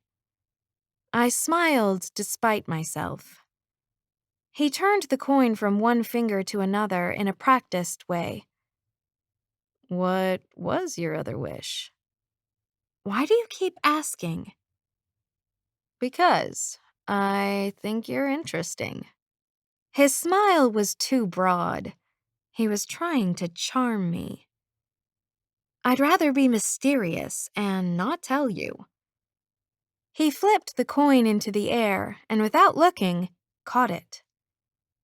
There's got to be a secret passageway in here. It's the only way you could get out. There was, and I didn't want him searching for it. Time to change the subject. Jade Blossom has a lot of confidence in your stealing abilities, but it seems to me that the really good criminals wouldn't get caught and be given probation officers. I never claimed to be really good. He flipped the coin again. Of course, that doesn't mean I'm not. Was he denying the claim or bragging about it? I couldn't figure him out. How did you get caught? I didn't. I just had some bad luck. He couldn't hide the grimace that flashed across his features. Whatever had happened, it wasn't pleasant. Perhaps it was misery hoping for company, but right then, I wanted to know his story. I'll tell you how I earned my fairy godmother if you give me the details of how you earned yours. His eyebrows lifted with curiosity. All right, you go first. I told him about the audition, about how nervous I'd been, and how my voice cracked on stage. Until that moment, I hadn't thought about the incident with anything except horror, but somehow telling Donovan about it took out some of the sting, made it seem almost funny. Maybe being stuck in the wrong century put it in perspective. Jason Prescott was one of the judges, I said. After he X'd me, he told the entire audience I had no talent. Donovan scoffed. Like Jason Prescott would know talent if it walked up and punched him. Or threw up nearby. Donovan was clearly not a Jason fan. A part of me felt relieved about that. Not everyone would care what Jason said about my singing. Another part of me wanted to defend him. My hand automatically went to the locket underneath my chemise. He's made millions of dollars and he's only 20. You can't do that without talent. His music sucks. Donovan flipped the coin again, catching it with only 2 fingers this time. The only reason his stuff sells is that stupid girls think he's cute. A singing cocker spaniel would do as well. I repressed a shudder. I think one of those was actually at the competition. Did it win? I don't know, but I'm pretty sure it didn't throw up on the stage. So any way you look at it, the dog did better than I did. Donovan laughed. It had an easy, open sound to it. I would have loved to see that. If you go back to the present, you will. Chrissy told me the video will go viral. Think of it as a commentary on the quality of the show's judges. I shook my head, momentarily shutting my eyes against the memory. The whole thing was so horrible that it qualified me for the fairies' Pitiable Damsel outreach program. That's how I got my fairy godmother. Donovan bit back another laugh. I'm sure it will be one of those here today, gone tomorrow videos. Yeah, right. Donovan was too busy containing his laughter to convince me of that. I knew he would look up the video as soon as he got home, and then probably post it on all of his social media. When Chrissy showed up in my hotel room, having a fairy godmother seemed like a good thing. I mean, who doesn't want 3 wishes? I tugged at the back of my nightcap, adjusting the ruffle. And then I wound up here. Exactly. That whole fairy godmother angle is just an excuse for fairies to mess with us. They should come with warning labels. Donovan cocked his head. Wait, did you just tell that story so I'd feel bad for you and let you have the goblet? No. I hadn't even thought of trying to gain his sympathy. Because that's not going to work. He straightened, pulling away from me, then glanced around the room to see what the other princesses were doing. Most of them sat talking in the chairs by the fireplace. Isolde and Clementia were passing silver goblets out to everyone. Catherine followed them with a bottle, filling each cup. I'm sorry you're stuck here, Donovan told me, and I feel bad about your vomiting video problems, but I need to go back home. Yeah, to see your probation officer. It would be a shame if you missed that appointment. I have a brother who needs me, okay? Fine, I said. And no one needs me. I never said that. He didn't have to. I just thought it myself. Who at home needed me? Not my parents, who were busy with their careers. Not my older brother away at college. Not anyone at school. No one needed me. I wasn't even sure how much anyone would miss me. I forced a smile. Now it's your turn to confess. How did you earn a fairy godmother? Donovan turned the coin between his fingers again. It was nothing as dramatic as your story. Well, not everybody can splatter Jason Prescott's judging podium. Donovan didn't say anything for a moment. I'm not sure you want to hear it. It won't make you feel better. I did want to hear it, all the more because of his secrecy, but Rosamond and Philippa didn't give me a chance to answer. They came over, carrying 2 goblets apiece, both already filled with drink. The time for slumber is upon us, Rosamond said, her voice as gentle as a lullaby. Before we retire, we wish to toast you and your land. 'Tis our custom for visitors. She held out a goblet to Donovan. Come, stand with us by the fire. He stood and took the goblet warily. How thoughtful. Rosamond looped her arm into his and led him toward the fireplace where the other princesses were waiting. Philippa handed me my glass and we followed. Madame Saxton still sat on the couch, her knitting in her lap and a goblet in her hand. I supposed her drink had sleeping potion in it as well as Donovan's. The room was warmer near the fire, brighter, and yet it still felt like the room was cloaked in shadows. Rosamond held up her drink to get everyone's attention. To Prince Donovan. The princesses lifted their cups. To Prince Donovan, they repeated, and sipped their drinks. I took a sip as well. A spicy apple cider slid over my tongue. It was room temperature and not as sweet as the apple cider from my century, but still, it was the best food I'd had all day. Donovan raised his goblet to his lips and seemed to swallow, although I imagined when he lowered his glass, it would still be full. To the land of Hamilton, Ohio, Philippa called, and we drank a second toast, this one with entreaties that Donovan tell a story about his land. But not until we're done toasting, Beatrix added. To Capenzia, Kayla chimed. Everyone repeated the country's name, Madame Saxton the loudest. After the murmurs of patriotism died down, Donovan raised his glass. "Allow me to make a toast." He smiled, and it had a challenging tilt to it. "To secrets, and the curiosity that drives us to figure them out." Rosamond laughed, a light, giddy sound. I know not if we should toast that. Haven't you heard the saying, curiosity killed the cat?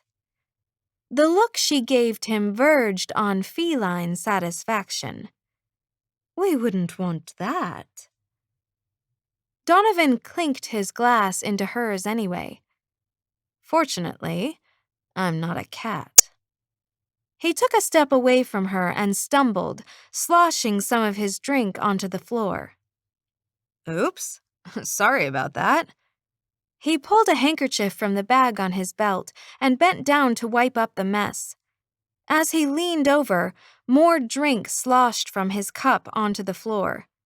Oops again. He chuckled at himself. I don't know what's wrong with me. My balance is off. Or he was trying to dump his entire drink on the floor. Rosamond took the glass from his hand before he could. Here, let me refill this for you. Strike one for him. Donovan wiped up as much of the mess as his handkerchief could absorb, then straightened and tossed the handkerchief onto one of the chairs. What were we toasting again? Cats, was it? He took his glass from Rosamond and lifted it. 2 cats.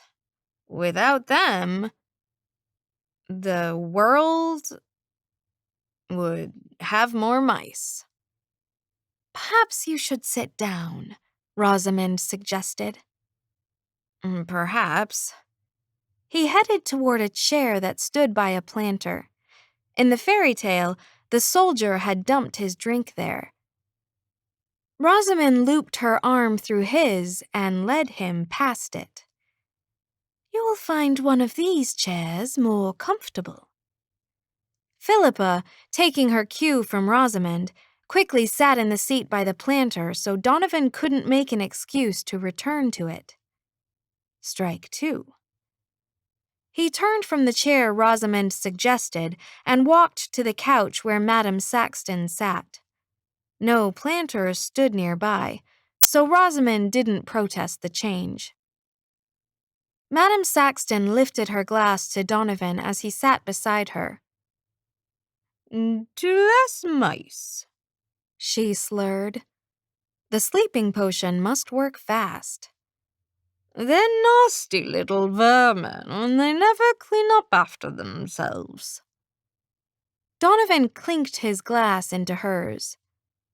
But you've got to admit, he slurred back at her. Mickey's got one fine theme park. What's a theme park? She asked. Whatever a theme is driving at the time. Donovan tilted his head back, laughed, then raised his glass to his lips again. Rosamond sent me a superior look, one that proclaimed, See, he's drinking the potion. I wasn't convinced. I watched Donovan for another moment, studied his too broad smile and half-shut eyes. Rosamond handed me a spare handkerchief. Clean up the rest of the mess and hide the handkerchiefs with our soiled laundry. We mustn't leave any evidence Father might find. While I cleaned, the princesses talked demurely. A few took off their caps and undid their braids. Donovan hummed the theme song from the Pirates of the Caribbean. Madame Saxton laughed like a schoolgirl, encouraging him to hum the tune again. She tried to join in. By the time I'd finished hiding the handkerchiefs, they were both silent. Madame Saxton's chin rested against her chest, eyes closed. Donovan's head lolled back against the couch, and his breaths became deep and slow. The firelight made his features look warm, vulnerable somehow. Rosamond strolled to the couch to check on them. "Prince Donovan, let me take your goblets from you." Neither responded. She snapped her fingers near Donovan's face. Still, no response. He seemed like the perfect picture of sleep. Rosamond picked up the cup from Madame Saxton's lap. It had tipped over and a few drops spilled onto her dress, but beside that, the goblet was empty. Next, Rosamond took the cup from Donovan's loose grip. She looked inside, smiled, then tipped the glass upside down to show us it was empty.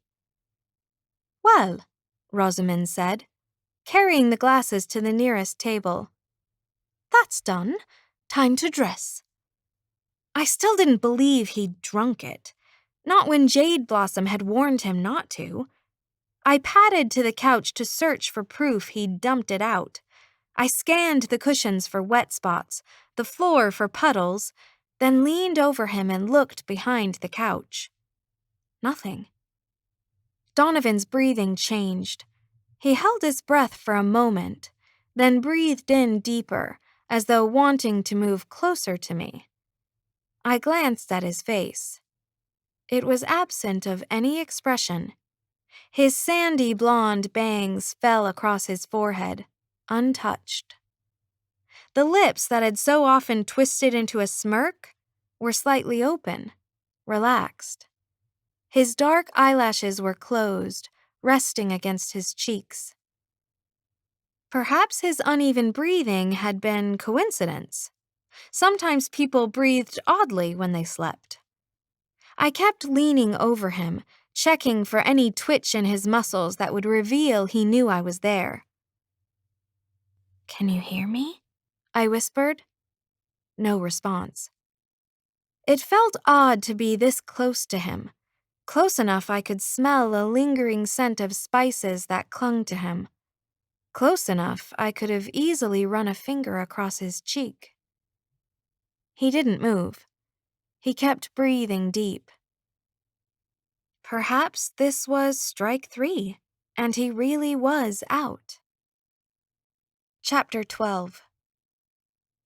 Penny came up behind me. "Come on, if you make us late, Rosamond will totally flip out." Kayla smirked as she walked by us. "Looks like Sadie can't take her eyes off Prince Donovan." I straightened, moved away from the couch, and headed to the back room with the other princesses. "The king isn't really going to kill him after 3 nights, is he?" "Of course he is," Clementia said with a laugh. "And then he's going to sell us to gypsies." We went to the wardrobe rooms and helped each other get back into our gowns. I was especially slow. I'd never tied sleeves onto a bodice or laced a corset before. We did our own hair. The others not only rolled and braided their hair into flawless coils, they managed to weave ribbons throughout them. I tried, failed, tried again, and finally managed to pin up a lopsided bun. It looked like a small animal was desperately clinging to my head. When we finished getting ready, Rosamond lifted the edge of a tapestry by the window. A small silver key dangled from a hook on the underside. She inserted the key into a notch on the hearth, and the whole thing slid sideways, fire, smoke, and all. The fireplace just stood there crookedly, apparently unaware of the change. Impossible. No, not impossible. Magic. The fairy queen wanted us to come, so she'd provided the portal. The new doorway opened onto a landing. Shelves of lanterns lined one wall, and a row of black cloaks lined the other. The top of a wide staircase was just visible, leading downward. Catherine pulled a stick from the woodpile, put the end in the fire, then lit the lanterns one by one. Philippa and Elizabeth handed them out to the princesses closest to the doorway. While this happened, Kayla surveyed my hair, found it lacking, and undid my bun. "You can't go out like this. You look more like a trailer park princess than a real one." Trailer park. The word meant she had memories from the 21st century. I lowered my voice. "You're from the future too, aren't you?" "Quiet," she whispered. She took a section of my hair and coiled it. "I don't want anyone to hear I'm not their real sister." I glanced at the BPs, all elegant copies of each other. If they haven't figured it out by now, I don't think you need to worry. Kayla pinned the first section of my hair up and went to work on a second, coiling it as well. "Do you want to be here?" I asked. "Did you wish for this on purpose?" She let out a grunt. "Of course I want to be here. I used to be an overlooked, unpopular loser. Now I'm rich, pampered, and have my own Prince Charming. What's to miss?" "Your family." Another grunt. "Trust me, there's nothing to miss there." "Computers, cars, phones." The other princesses put on their cloaks, adjusting the hoods. Rosamond lifted the edge of her skirt so it wouldn't trip her, then disappeared down the stairs. Beatrix followed. Kayla worked faster, taming my long hair into an orderly row of coils. "You'll forget about modern conveniences after a while." She said this as though comforting me. "Your old life will fade from your mind. That's the best part of the magic. Penny and Darby don't even remember the future. I find myself forgetting more each day." "You want that?" "Who wants to remember the stuff I put up with in high school? Pretty soon, I'll only be Princess Kayla, loved, revered, and admired. That's better than a phone." I was so surprised, I didn't know what to say. You didn't have to abandon modern times in order to feel loved. Then again, what did I know about her life beforehand? I hadn't always thought my life was so good.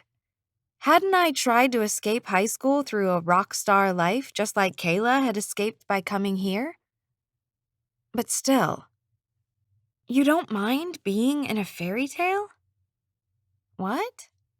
"The 12 dancing princesses," I clarified, "or maybe it was 11 when you came here." She tipped her head to the side, still not understanding. "You sound as though you drank some of Prince Donovan's cider. Next, you'll be toasting cats." It was no use.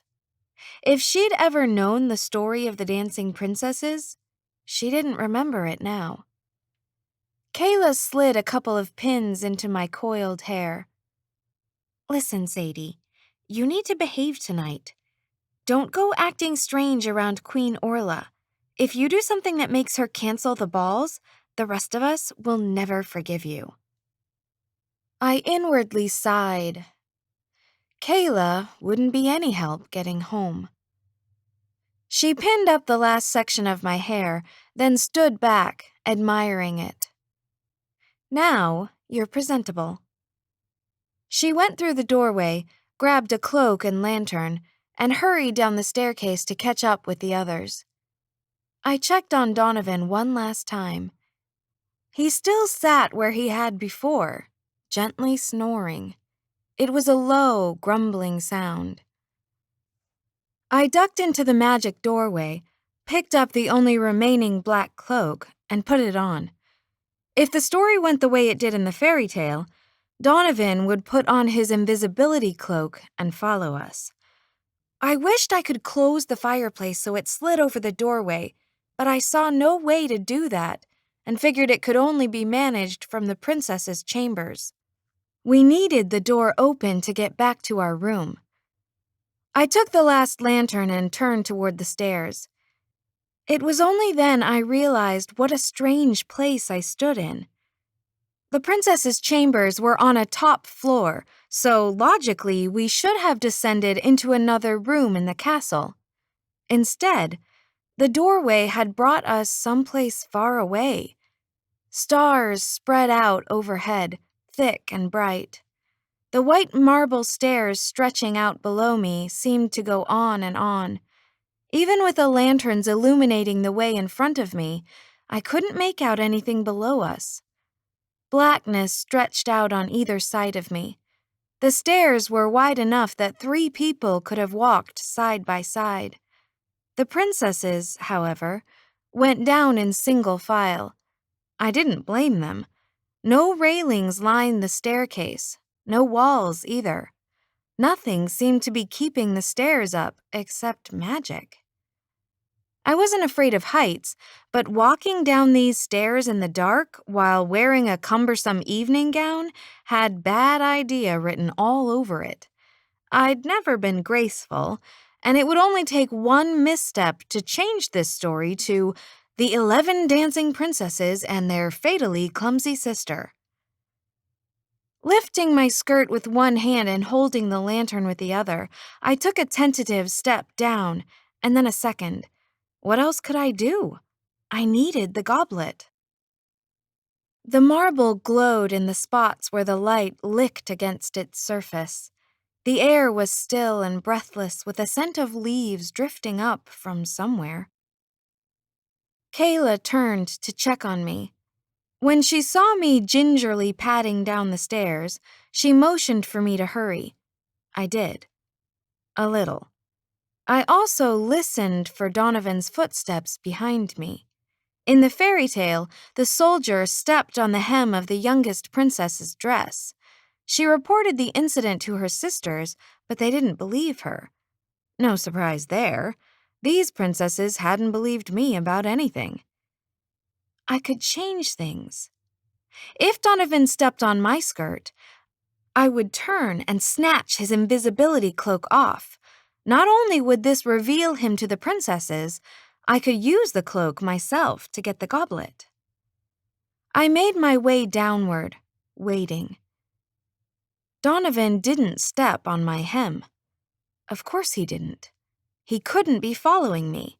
He had nowhere to pour his drink, and when Rosamond took his cup, it was empty. He must have drunk it. As I took the next step down, I was jerked backward. Donovan had stepped on my dress. I spun around and grabbed at the air behind me, trying to catch hold of his cloak. My hand brushed against material. I tightened my fingers around it. For a moment, I had the cloak, then he wrenched it from my grasp. I took a step upward, my hand making wide arcs, searching for the fabric again. I'd been so close. "Sadie!" one of the princesses called sharply from below. I jolted from surprise and lost my balance mid-arm swing. I hadn't expected anyone to check on me.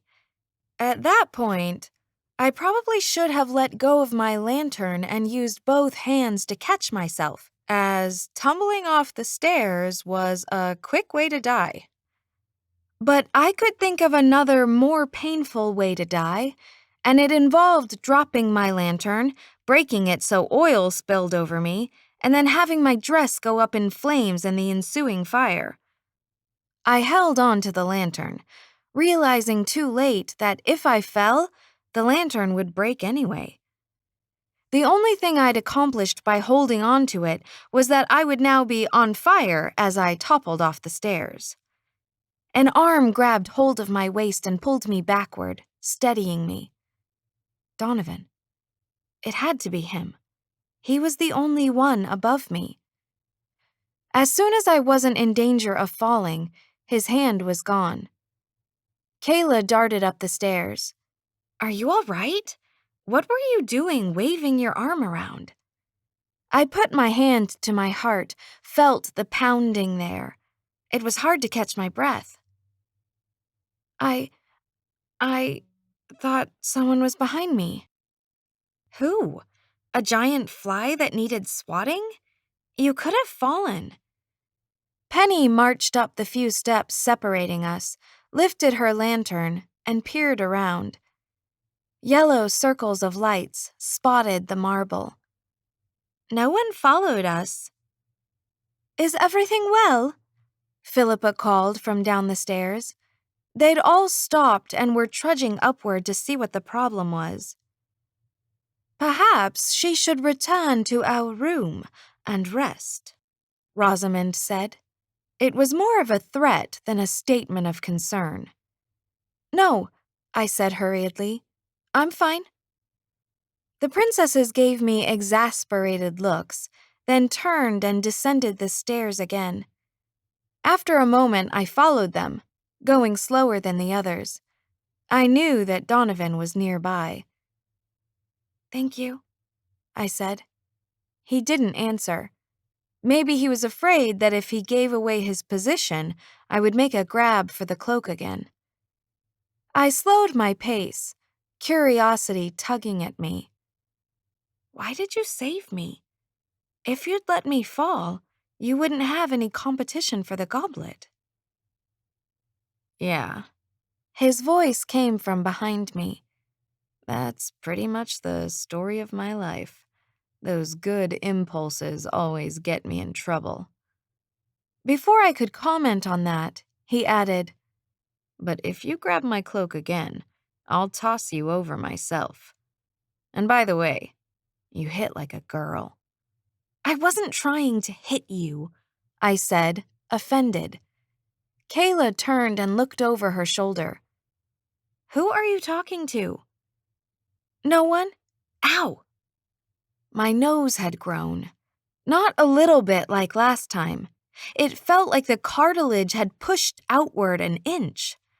Perhaps the bigger the lies, the more it grew. I put my hand to my face, as if I could push it back into place. Kayla squinted at me in concern. Are you okay? Donovan's voice was at my ear. Whoa, did your nose just grow? What I meant, I said to Kayla, hand still covering my face, is that Prince Donovan concerns me, and I spoke to him as though he was here. All true. He was here, so technically I'd spoken to him that way. Dealing with magic was all about finding the right technicalities. My nose shrank down to its normal size. I dropped my hand and forced a smile at Kayla. I'm fine. Really. Kayla turned back around, her dress swishing around her feet. Hurry. The boats are probably already waiting. I picked up my pace. Apparently, so did Donovan. His voice came near my ear again. You wish to be Pinocchio? That was your other wish? Of course not.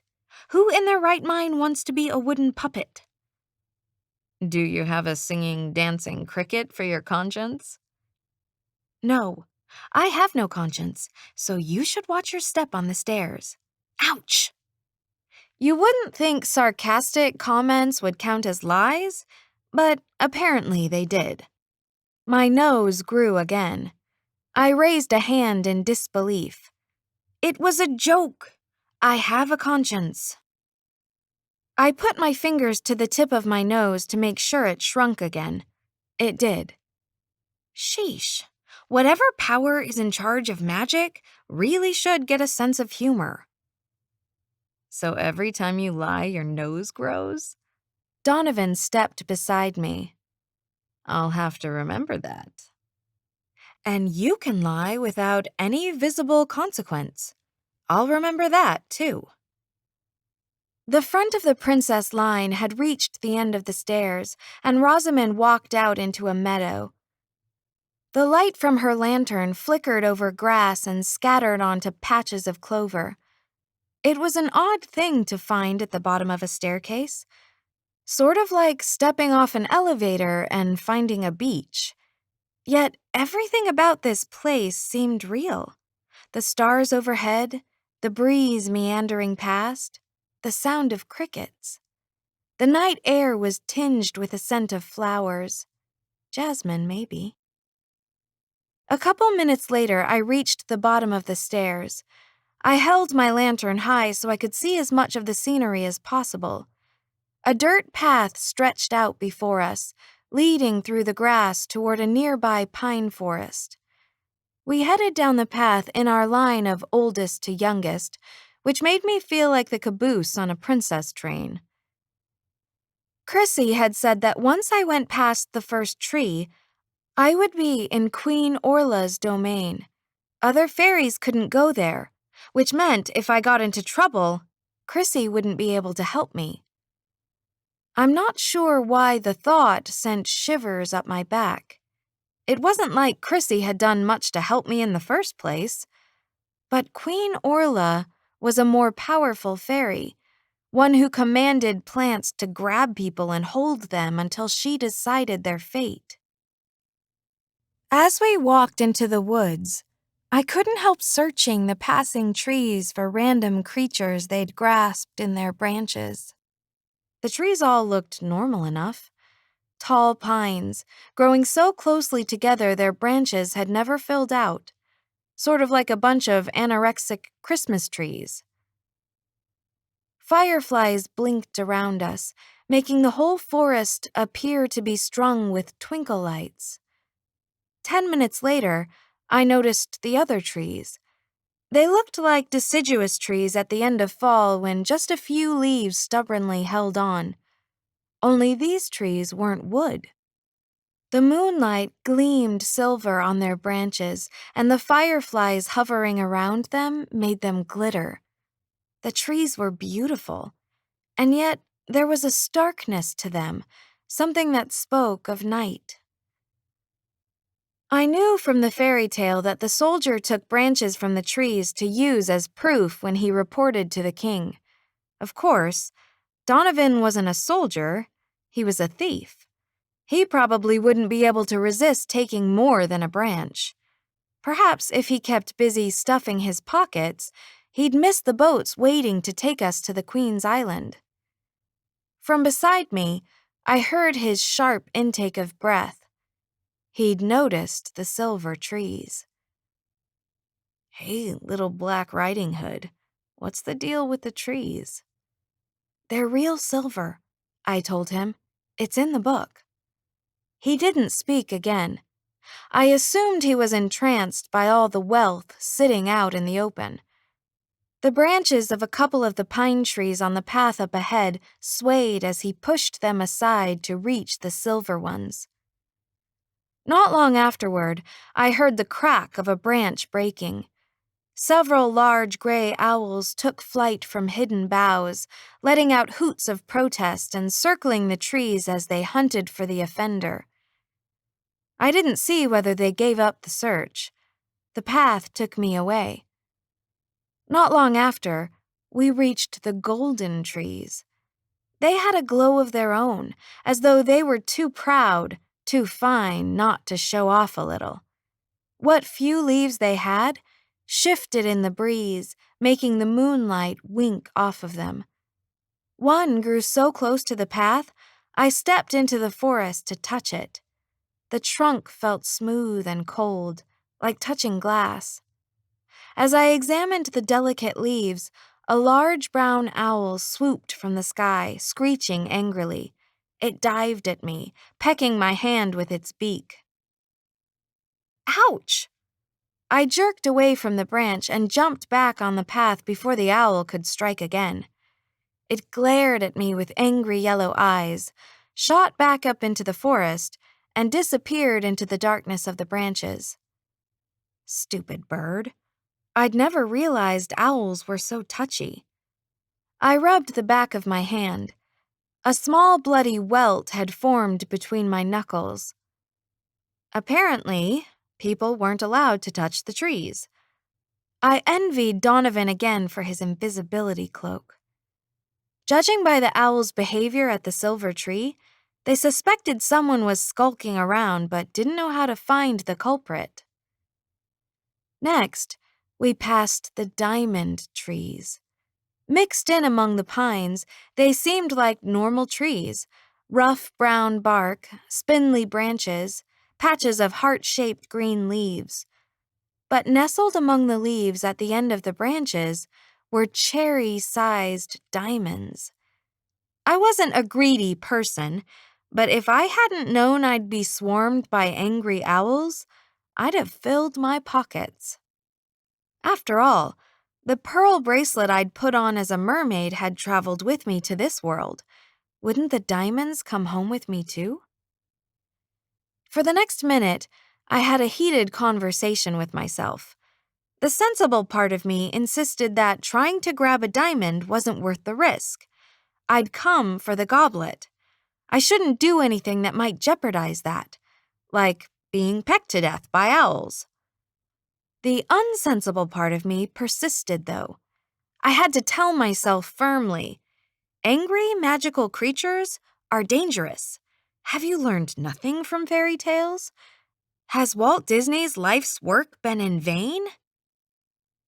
When I saw a small, stunted diamond that must have fallen from a tree and rolled near the path, I couldn't help myself.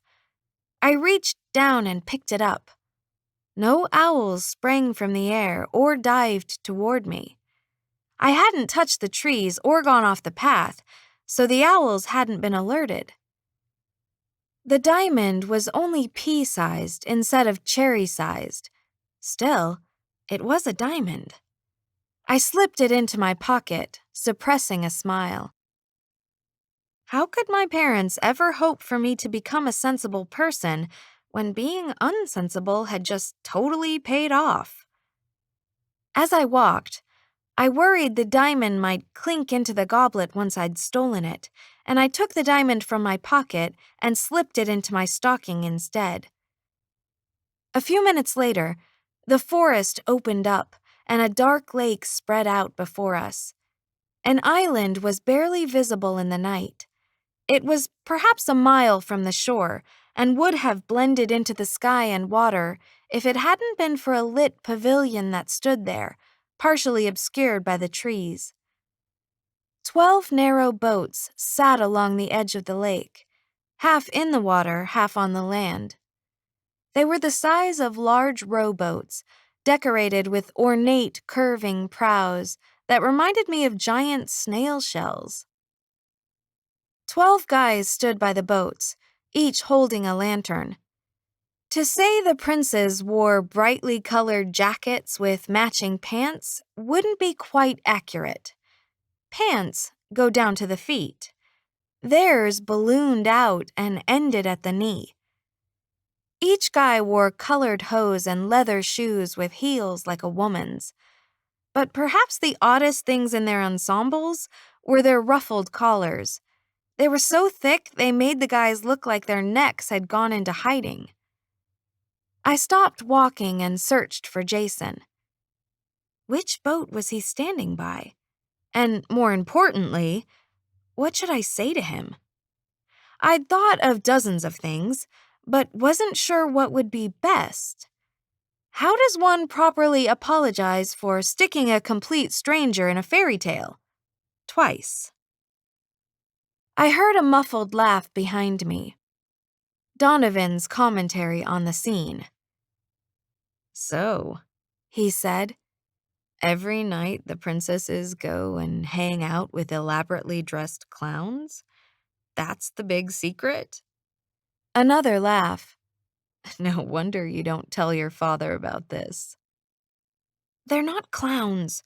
That's Renaissance fashion for noblemen." "Call it what you want. They're still wearing poofy capris." "Your pants go to the knee, too," I reminded him. "The only reason you don't look ridiculous is you're wearing boots." "And I'm better looking." That, too, but I didn't admit it. Donovan let out another low chuckle. "All those dudes look like their heads are stuck on platters." "No one claims that fashion makes sense." A row of lampposts stood at the end of the trail. The other princesses hung their lanterns there and then headed toward the princes. I walked slowly to the posts, still searching for Jason. I spotted him at the end of the row of boats, closest to the trail and the lamppost. He was half leaning, half sitting on his boat's prow, eyes shut. Instead of carrying his lantern, it sat on the ground by his feet. My hands felt sweaty, and a lump of dread settled into my stomach. This was it. Time to face the music, pay the piper, and any other metaphor that meant you must fess up to tossing a guy in the past. I hung my lantern next to the others, then retied the tie on my cloak. I didn't head to the boats. My legs wouldn't move in that direction. Beside me, Donovan drew in a low breath. Is that Jason Prescott? Maybe. Ouch. Yes. That was your other wish? You made Jason Prescott come here to be your boat rower? Sheesh. Remind me not to get on your bad side. It wasn't like that. I wished for him to be here because I liked him. Donovan paused. In that case, remind me not to get on your good side. A couple of fireflies circled around me, flashing as they chased each other. I waved them away. You can't go any farther toward the lake. Sadly, you didn't have the forethought to wish anyone here who has their own boat. Bring one with you tomorrow night, and don't forget the oars. I headed toward Jason. I doubted my instructions would have any effect on Donovan. In the fairy tale, he snuck onto the youngest princess's boat. Most of the princes left their boats and strolled toward the princesses, their strides filled with anticipation and gallantry. The princesses glided happily to their boyfriends, as poised as a ballet troupe. They called out happy greetings and curtsied demurely. Each girl held out a hand to her prince, and each prince took his girlfriend's hand and kissed it. I imagined my greeting from Jason would be quite different. I trudged toward him, words tumbling uselessly around my mind.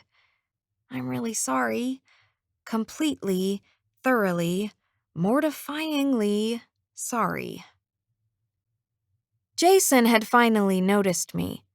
He watched me, eyes narrowed, trying to place me. I didn't know whether to be relieved or insulted he didn't recognize me. Was there any way I could get through this night pretending we hadn't met? No sign of his head injury showed on his forehead. I supposed I should be grateful to Chrissy for fixing that, but right now, it was hard to be grateful to her for anything. When I drew close, Jason's eyes went wide. He gasped in surprise and took a startled step forward. You! He said, waving a finger in my direction. You're that girl from the audition! Chapter 13. My throat went dry. I cleared it uncomfortably. Yeah. Hi again. His eyes, which had always looked so kind and understanding in his pictures, now glared holes into me. He kept waving his finger. You're responsible for all of this, aren't you? Sort of. Chrissy was responsible for part of it. I held out my hands, a gesture asking him to hear me out. This will sound crazy, but I have a fairy godmother, and I made a few wishes. I didn't know she would send you here. I didn't even know she would send me here. I wouldn't have... What kind of a crazy stalker are you? He shouted. You come to the show, make a mess, have a bunch of smelly sailors kidnap me, then I end up in a place where everybody dresses like the Three Musketeers. He took another step toward me, his finger nearly jabbing me. Take me home right now. Everyone was staring at us.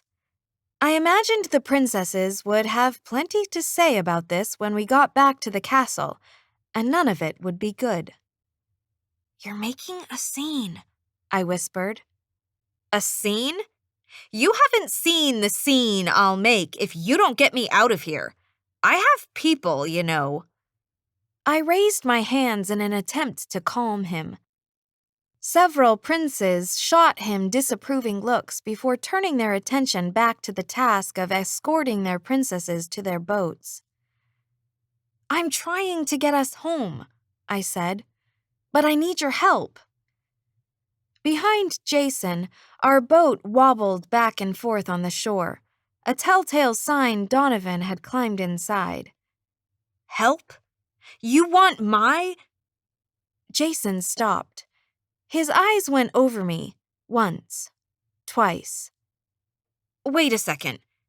Did you—" He shook his head as though clearing it. "Were you a mermaid at one point?"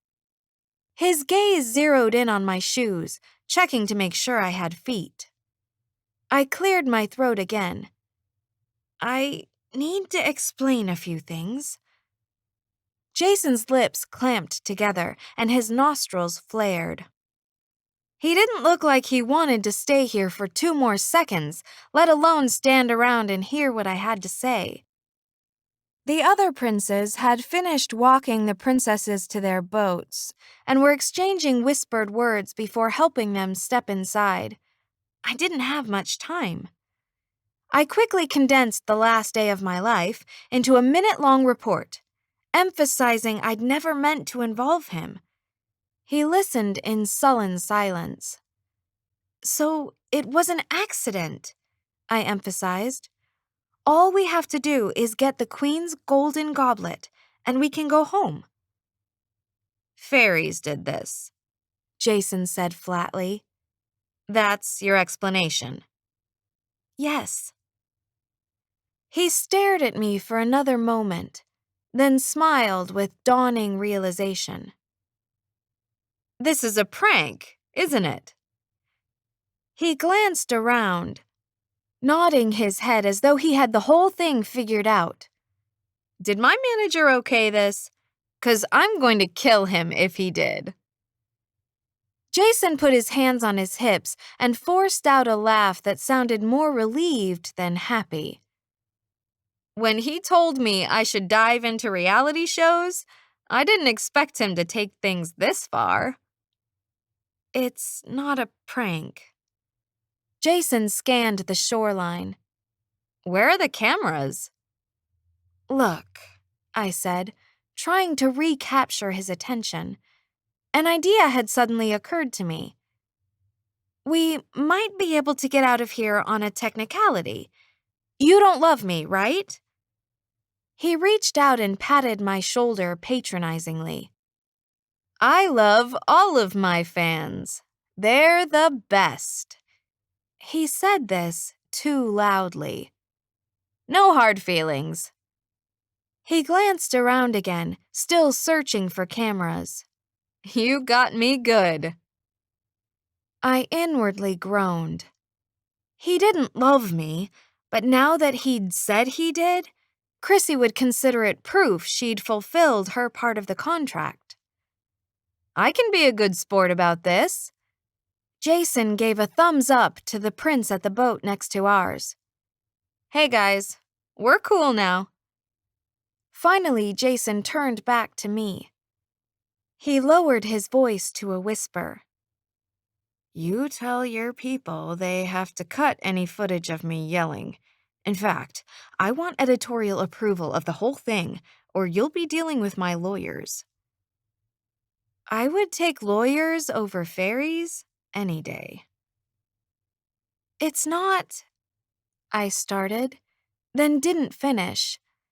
Maybe it was for the best Jason thought tonight was part of a reality show prank. It would keep him on his best behavior, and I didn't feel like listening to him yell again. I stepped toward the boat. "Do you know the story, The 12 Dancing Princesses?" "Sounds familiar." He snapped his fingers. They're an indie rock band, right? Really? Was I the only one who ever read fairy tales as a child? I couldn't tell Jason the story, not with Donovan nearby listening. I took the last few steps to the land's edge. We'd better go, or we'll be late for the dance. Jason seemed to remember a boat sat behind him. Right.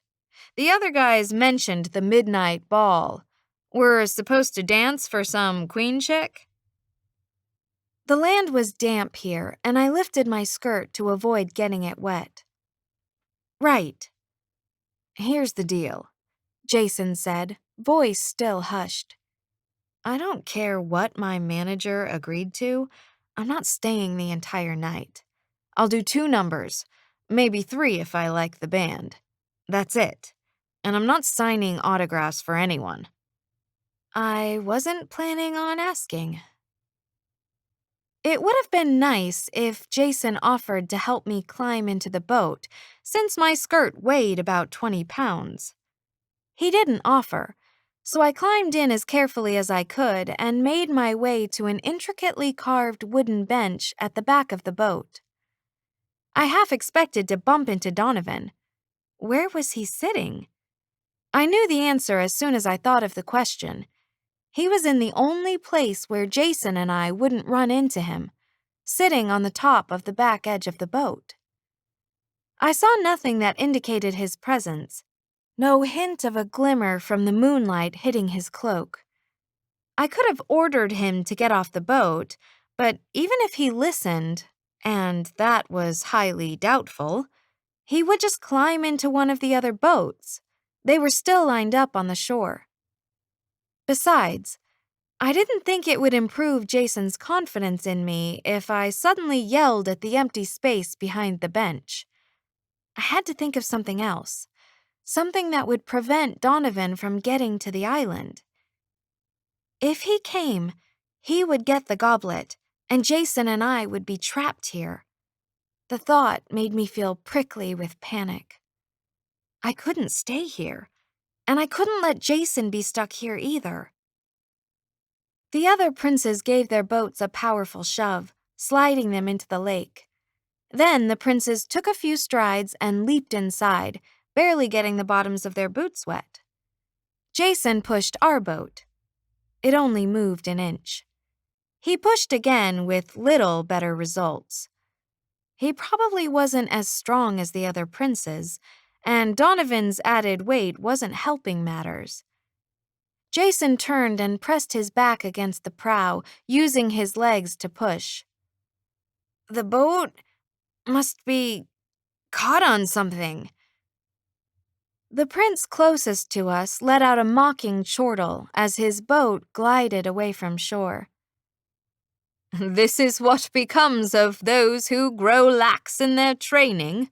Next, you'll be unable to lift your sword. Another nearby prince dug his oars into the water. Did Jason lift his sword today? I only saw it knocked from his hand. Repeatedly. Last in swordplay, a third prince called. And he'll be last in rowing, too. Jason put his shoulder to the boat and grunted with effort. I'll beat both of you losers across the lake. The princes had more to say, but by then they were too far away for us to hear. Finally, Jason managed to scrape the boat across the shore and into the lake. Huffing, he sloshed through the water and flung himself inside. To Donovan's credit, he didn't laugh at this performance, at least not that I could hear.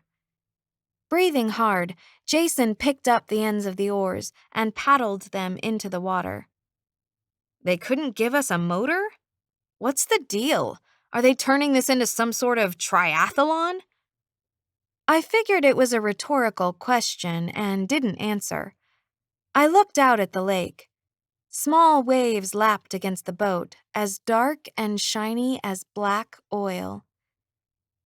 The moonlight made a trail across the water like a path leading to the island. This place was probably beautiful in the daytime. It was a shame we only got to see it at night. I didn't know what to say to Jason. His fame still awed me. I was sitting in a boat with Jason Prescott, the real him, not the posters that lined my room. I felt stiff and awkward and completely ordinary. I expected him to make small talk, maybe ask me why I wanted to be a singer or why I currently had 11 sisters. He didn't. He kept his gaze on the other boats, trying to catch up with them. "I'm only behind," he panted, "because I got a late start." After a few more moments of watching Jason strain at the oars, I said, "So where are the princes from?" The fairy tale never said anything about them beyond the fact that they danced with the princesses every night. As a child, I'd always wondered why 12 princes happened to be hanging around a secret ball, why their parents were never concerned about the state of their footwear, and why one of them didn't ever show up at the castle and tell the king he could solve the riddle.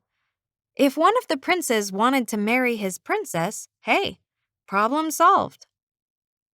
Even though I was now living the fairy tale, thus far I only knew the answer to one of my childhood questions. The princes didn't have to worry about their footwear because they wore leather shoes. Leather was sturdier. This, I supposed, is why nobody wore silk slippers in the 21st century. Say what you wanted about the discomfort of high heels, at least they lasted more than one night. "Where are you staying?" I added. Jason strained against the oars. "I'm staying with 4 other guys in a castle in Briardrake. Don't ask me where that is because I've never heard of it. They keep saying I'm their brother. Must be part of the show. We met up with the other guys when we got here. They all know each other." "Briardrake?" I repeated, and another part of the fairy tale made sense. Capenzia went to war with Briardrake, along with Devanter and Selenia. "Devanter and Selenia?" Jason said. "That's where the other princes are from." And that explained why the princesses didn't tell their fathers about their suitors. The king wouldn't be happy to learn his daughters were in love with the enemy. I gazed across the water at the other couples. I wonder how the princes and princesses met. Jason didn't have an answer to that. The muscles in his arms strained with effort. He nearly stood up while he rowed, attempting to gain distance on the other boats.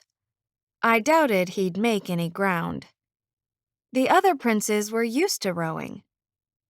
Jason had spent his time playing guitar. "If the princes love the princesses," I continued, "I wonder why they didn't call a truce years ago.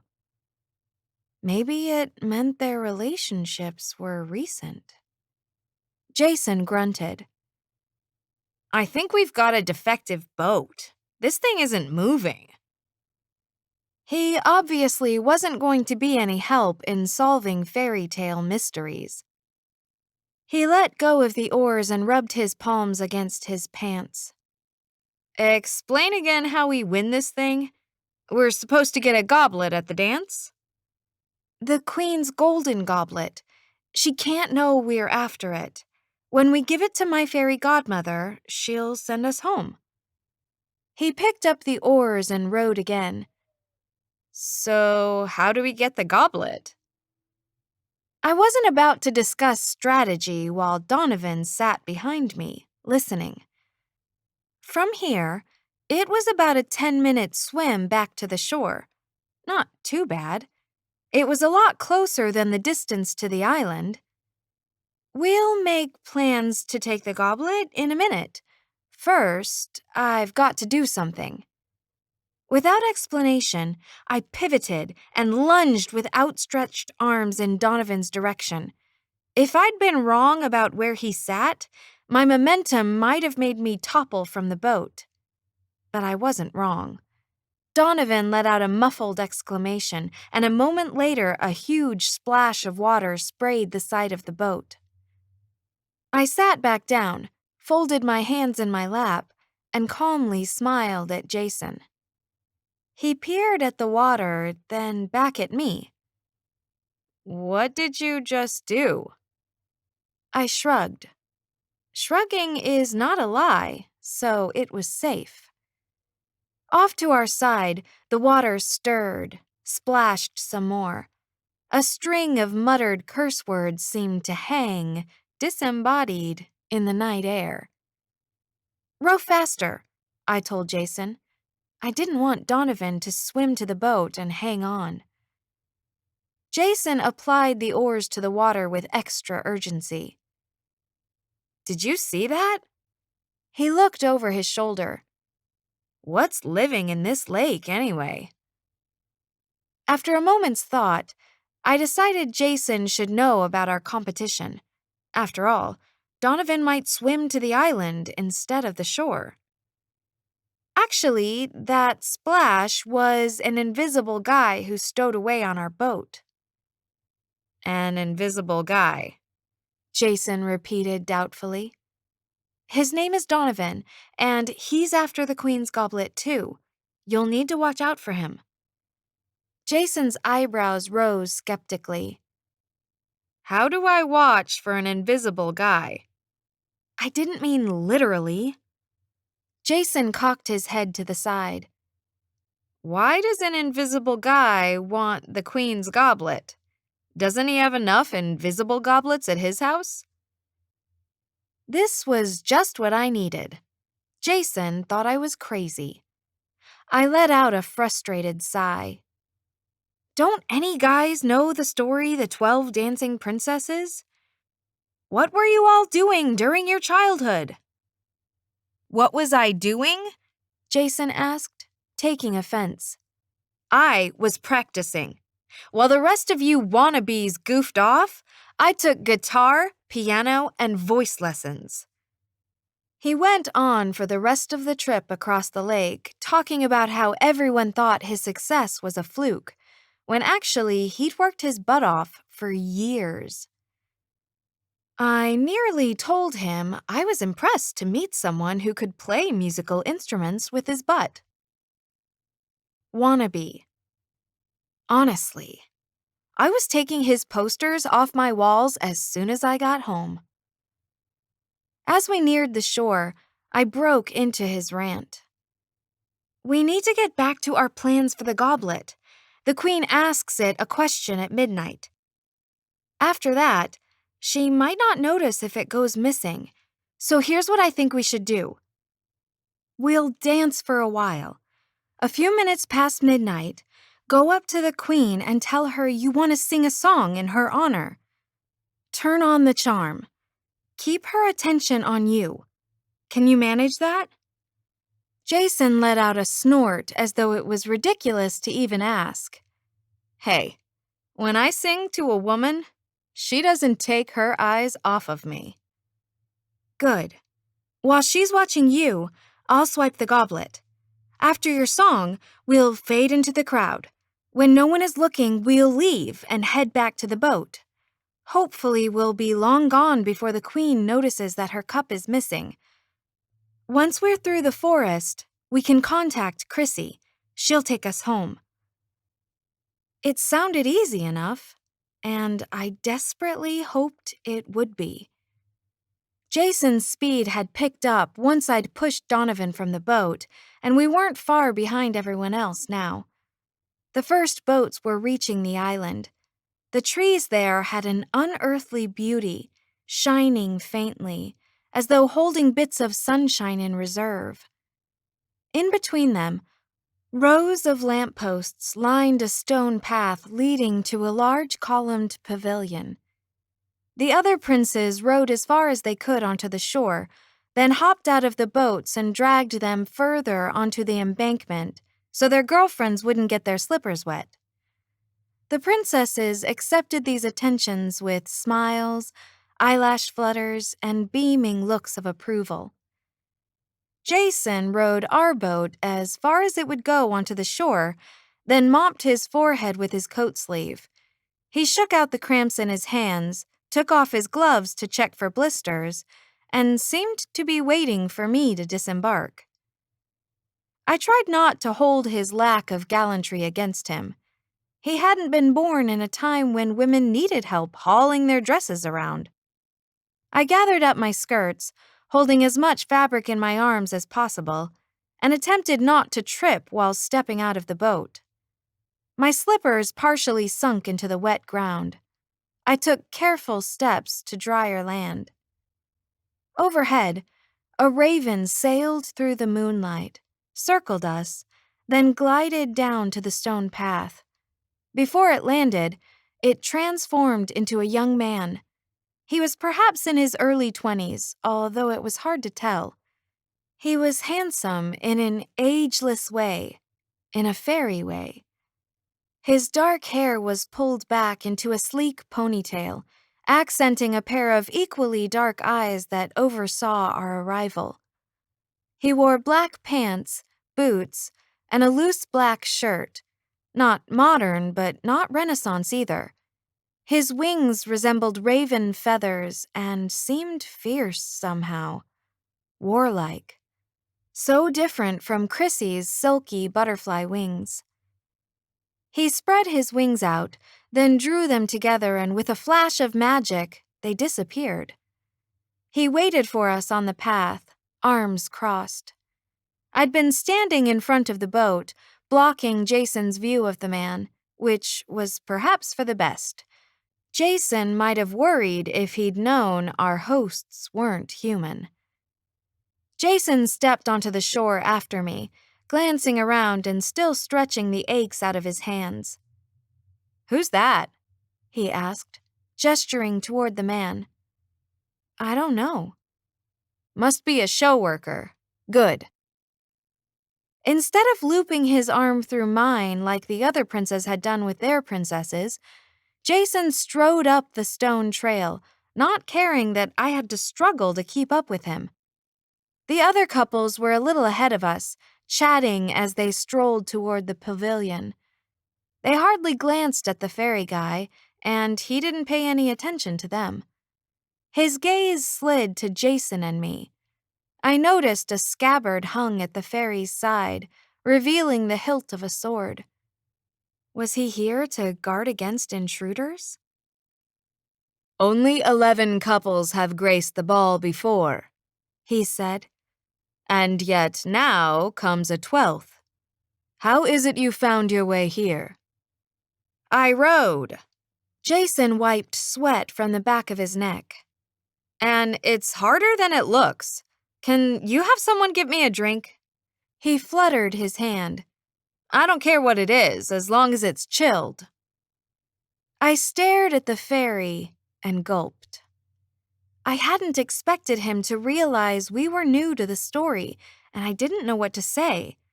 I couldn't lie, and I couldn't tell him the truth, at least not the part about Chrissy sending me here to get the Queen's goblet. He turned to the couple passing him, Catherine and her prince. "Who is yonder maiden?" Catherine let out a laugh of surprise. "Do you not recognize her? 'Tis Sadie, our youngest sister." "Your sister?" The fairy's gaze skimmed over the group, checking their responses. Elizabeth sent me a teasing look. "Perhaps you don't recognize her because Kayla did her hair tonight. Sadie looks presentable for once." The fairy smiled genially at the couples. "Very well. Go eat and drink. The music has already started." He turned to me and the smile faded. "I'll take you to meet the Queen. She wishes to speak with you." "Thank you," I said, though the ominous tilt of his brows suggested he wasn't doing me a favor. Chapter 14. The fairy motioned for me to follow him. Before I did, I curtsied politely.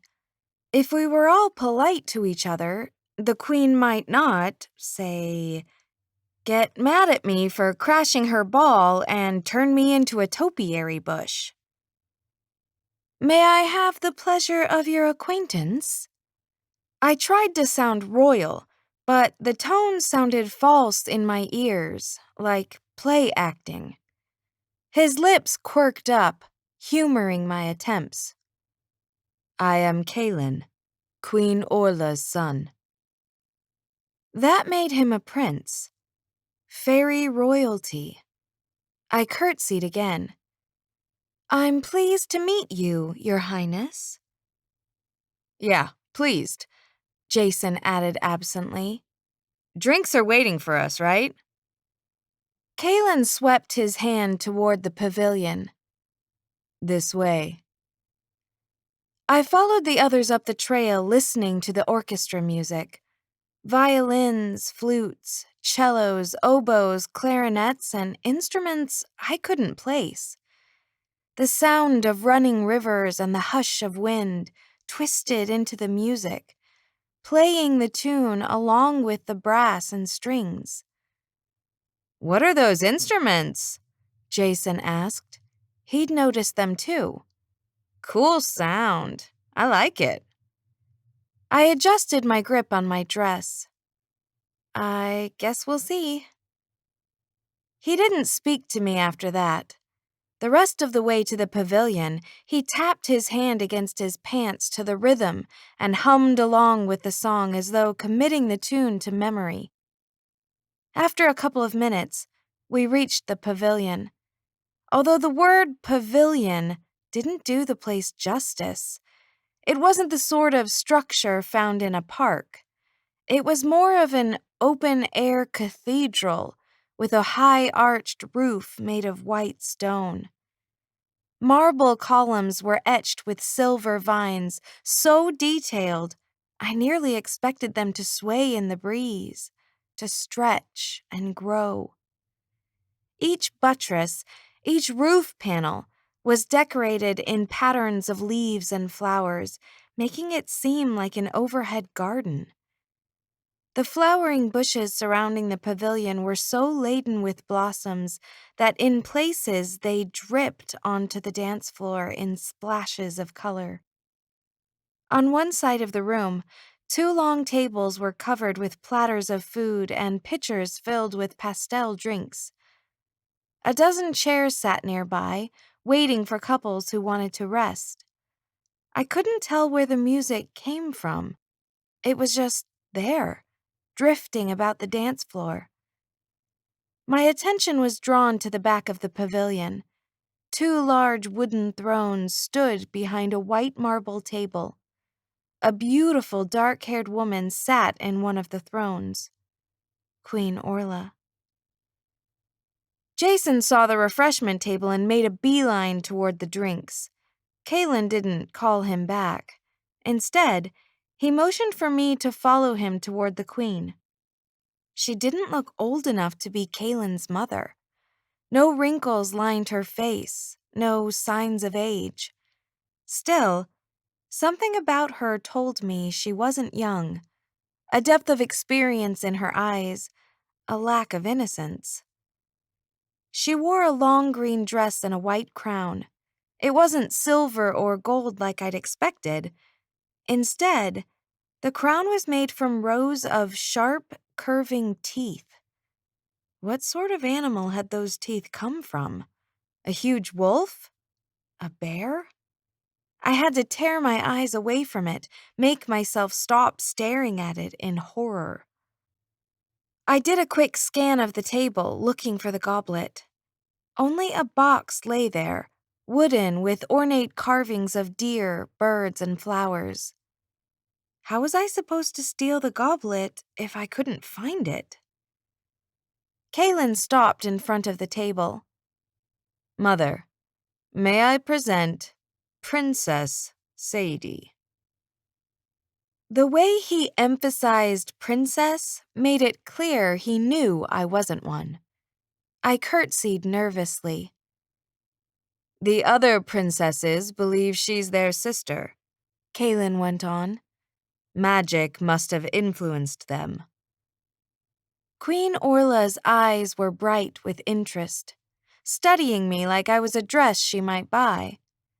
I noticed small green vines grew up the side of her throne. They wrapped around the armrests and trailed over the back. I gulped, remembering that Queen Orla could command plants to capture people. The flowering plants and vines overflowing onto the pavilion suddenly seemed sinister and dangerous. "Which fairy sent you?" she asked. "For what purpose have you come?" I swallowed hard, felt nerves stinging my stomach. I'd come to steal her goblet. This was such a bad time to be unable to lie. Chrysanthemum Everstar is my fairy godmother, Your Majesty. I wish to be a famous dancer, so she sent me here. I swallowed again. Your pavilion is beautiful. Thank you for letting me come here. "Chrysanthemum Everstar?" the Queen repeated. "I don't recollect a fairy of that name." Kaylin gazed out at the dance floor, bored. Most of the couples had ventured there, and the princesses' gowns flared out in a kaleidoscope of colors as they twirled. "Chrysanthemum is of the Seelie court, one of the younger fairies. She's training to be a godmother." Queen Orla ran her hand along the end of her armrest, and a vine tendril wrapped around her finger like a pet snake. "What else do you know of her?" He shrugged. "Like most fairies in the Seelie court, she's silly, vain, and pointless. She hasn't even finished her schooling. She's as harmless as a trinket." Queen Orla lifted her hand and the vine tendril retreated. "Then why do you know of her?" He gave a reluctant smile. "I never said she wasn't pretty." Queen Orla didn't comment on her son's answer. He went back to watching the dancers, and she turned to me, her expression a mixture of suspicion and disdain. "Was that the only wish your fairy godmother granted you?" I also wished for a beautiful voice. "And?" she prompted, sensing I was holding back. I dropped my eyes, staring at my slippers. If I kept my gaze on them, I wouldn't blush. I wished Jason Prescott loved me. I glanced at the refreshment table. He stood by Isolde and Clementia, talking with them while he poured himself another drink. Jason is from the 21st century, too. A smile bloomed on Queen Orla's lips. "You wished for love?" I nodded. She turned to her son. "The girl loves the boy so fervently, she used a wish to ensure her feelings were returned. Perhaps that is the sort of love that will feed the trees." What was she talking about? Trees? I eyed the large diamond trees flanking the thrones. They grew all along the edges of the pavilion and had thicker foliage than the trees I'd passed in the forest. My mouth went dry. All sorts of horrible visions presented themselves in my mind. Wait, you're not going to feed us to them, are you?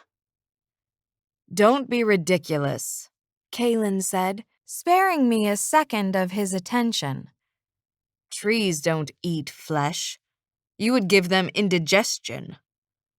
Queen Orla leaned back in her chair. "Bring your prince hither, so I can meet him." I curtsied, relieved that feed wasn't a literal term. Yes, Your Majesty.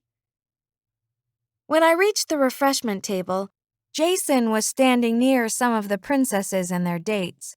He was trying to get Clementia to throw grapes in the air and catch them with her mouth.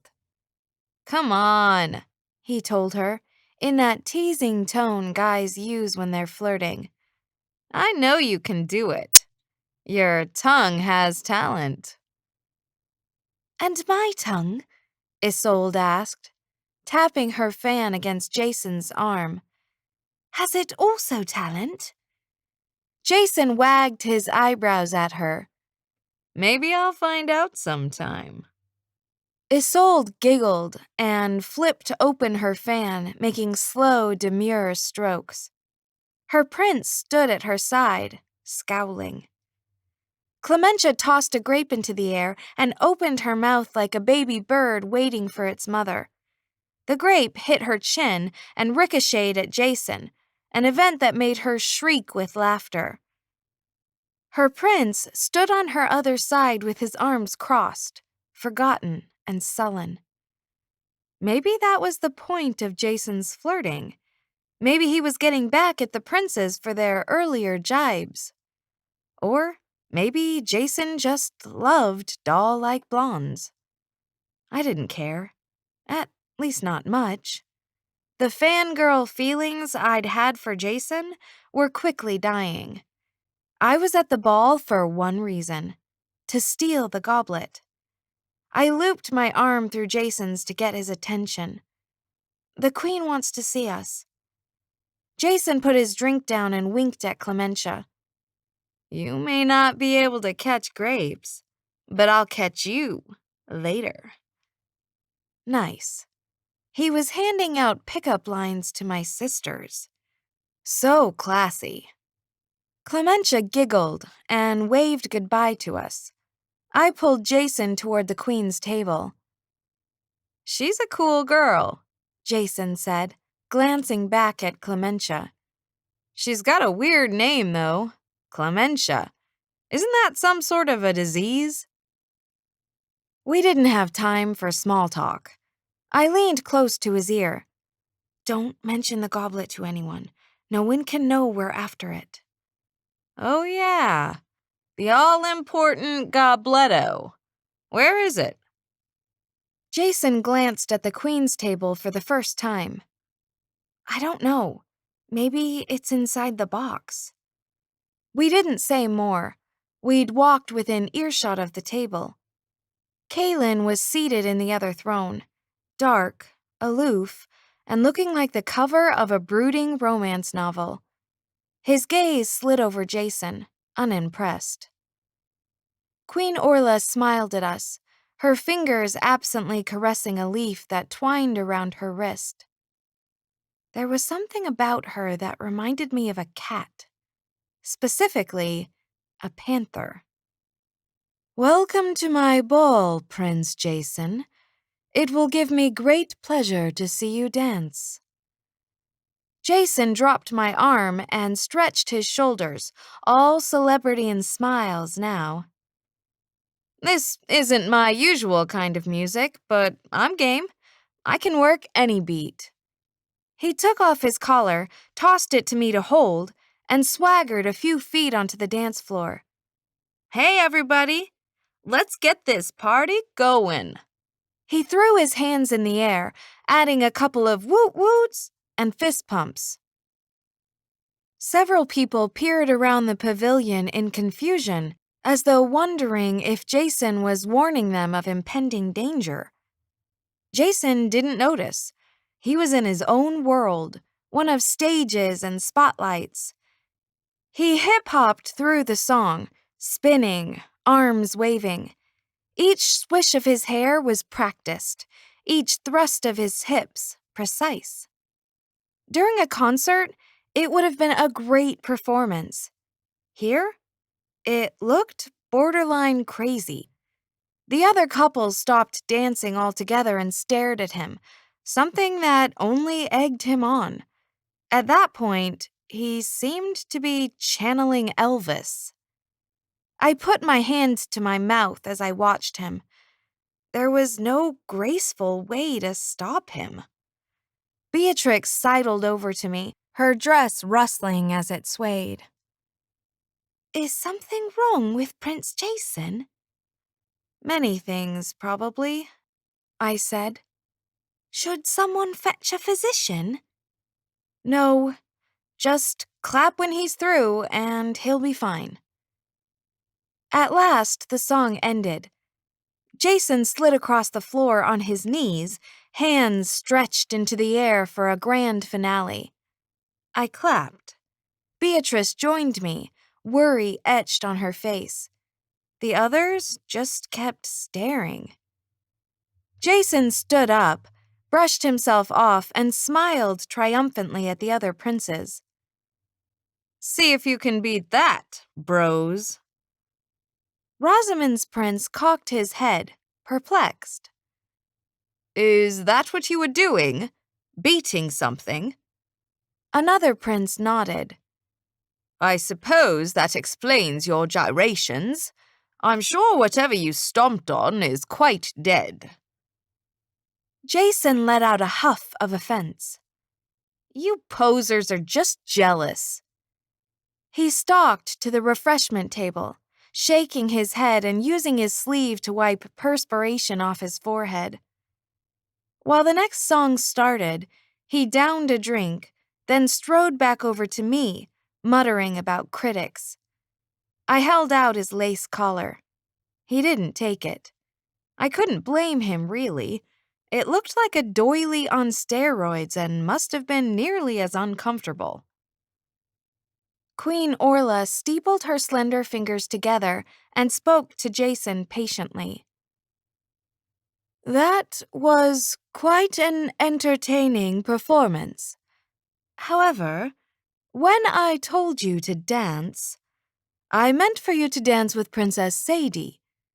You're familiar with the waltz, yes?" "The waltz?" Jason repeated. "Does anybody do that anymore?" I gazed out at the couples flowing across the dance floor. They were smiling and speaking in hushed tones, wrapped up in each other, yet still doing every step perfectly. Jason and I wouldn't look that way. "I don't know how to waltz either. Perhaps we should sit out and watch." I surveyed the chairs on the side of the pavilion. They weren't far from the Queen's table. If Jason and I sat there until midnight, we'd be able to see the goblet as soon as she got it out. Queen Orla stood up with a sigh. "Another couple from one of those uncivilized centuries. Well, I suppose we must teach you." She glided around the table, her long green dress trailing across the floor. She held her hand out to Jason, reaching for him with fingernails that looked like they'd been dipped in gold. "We'll see if you're a fast learner." I was surprised the Queen wanted this job, dancing with a mortal. I only had time to consider what odd dance partners they were when I noticed Kaylin at my side, hand out to me. He'd moved so quietly I hadn't heard him. He smiled, but there was something disapproving in his eyes that looked anything but happy. "It will be my pleasure to instruct you." "Oh." Flustered, I took his hand. His fingers around mine were firm and warm. I'd expected them to be as cool as his demeanor. He led me to the side of the dance floor and pulled me into formation. He smelled crisp and woodsy, without any of the heaviness of cologne. I'd slow danced with a few guys before, and they'd always had casual stances, as though, even while dancing, they were kicked back and slouching. Kaylin stood straight, poised. I wasn't sure if that was because he was a fairy or because he was royalty. Whatever the reason, everything about him was so imposing, I doubted I'd be able to remember anything he said.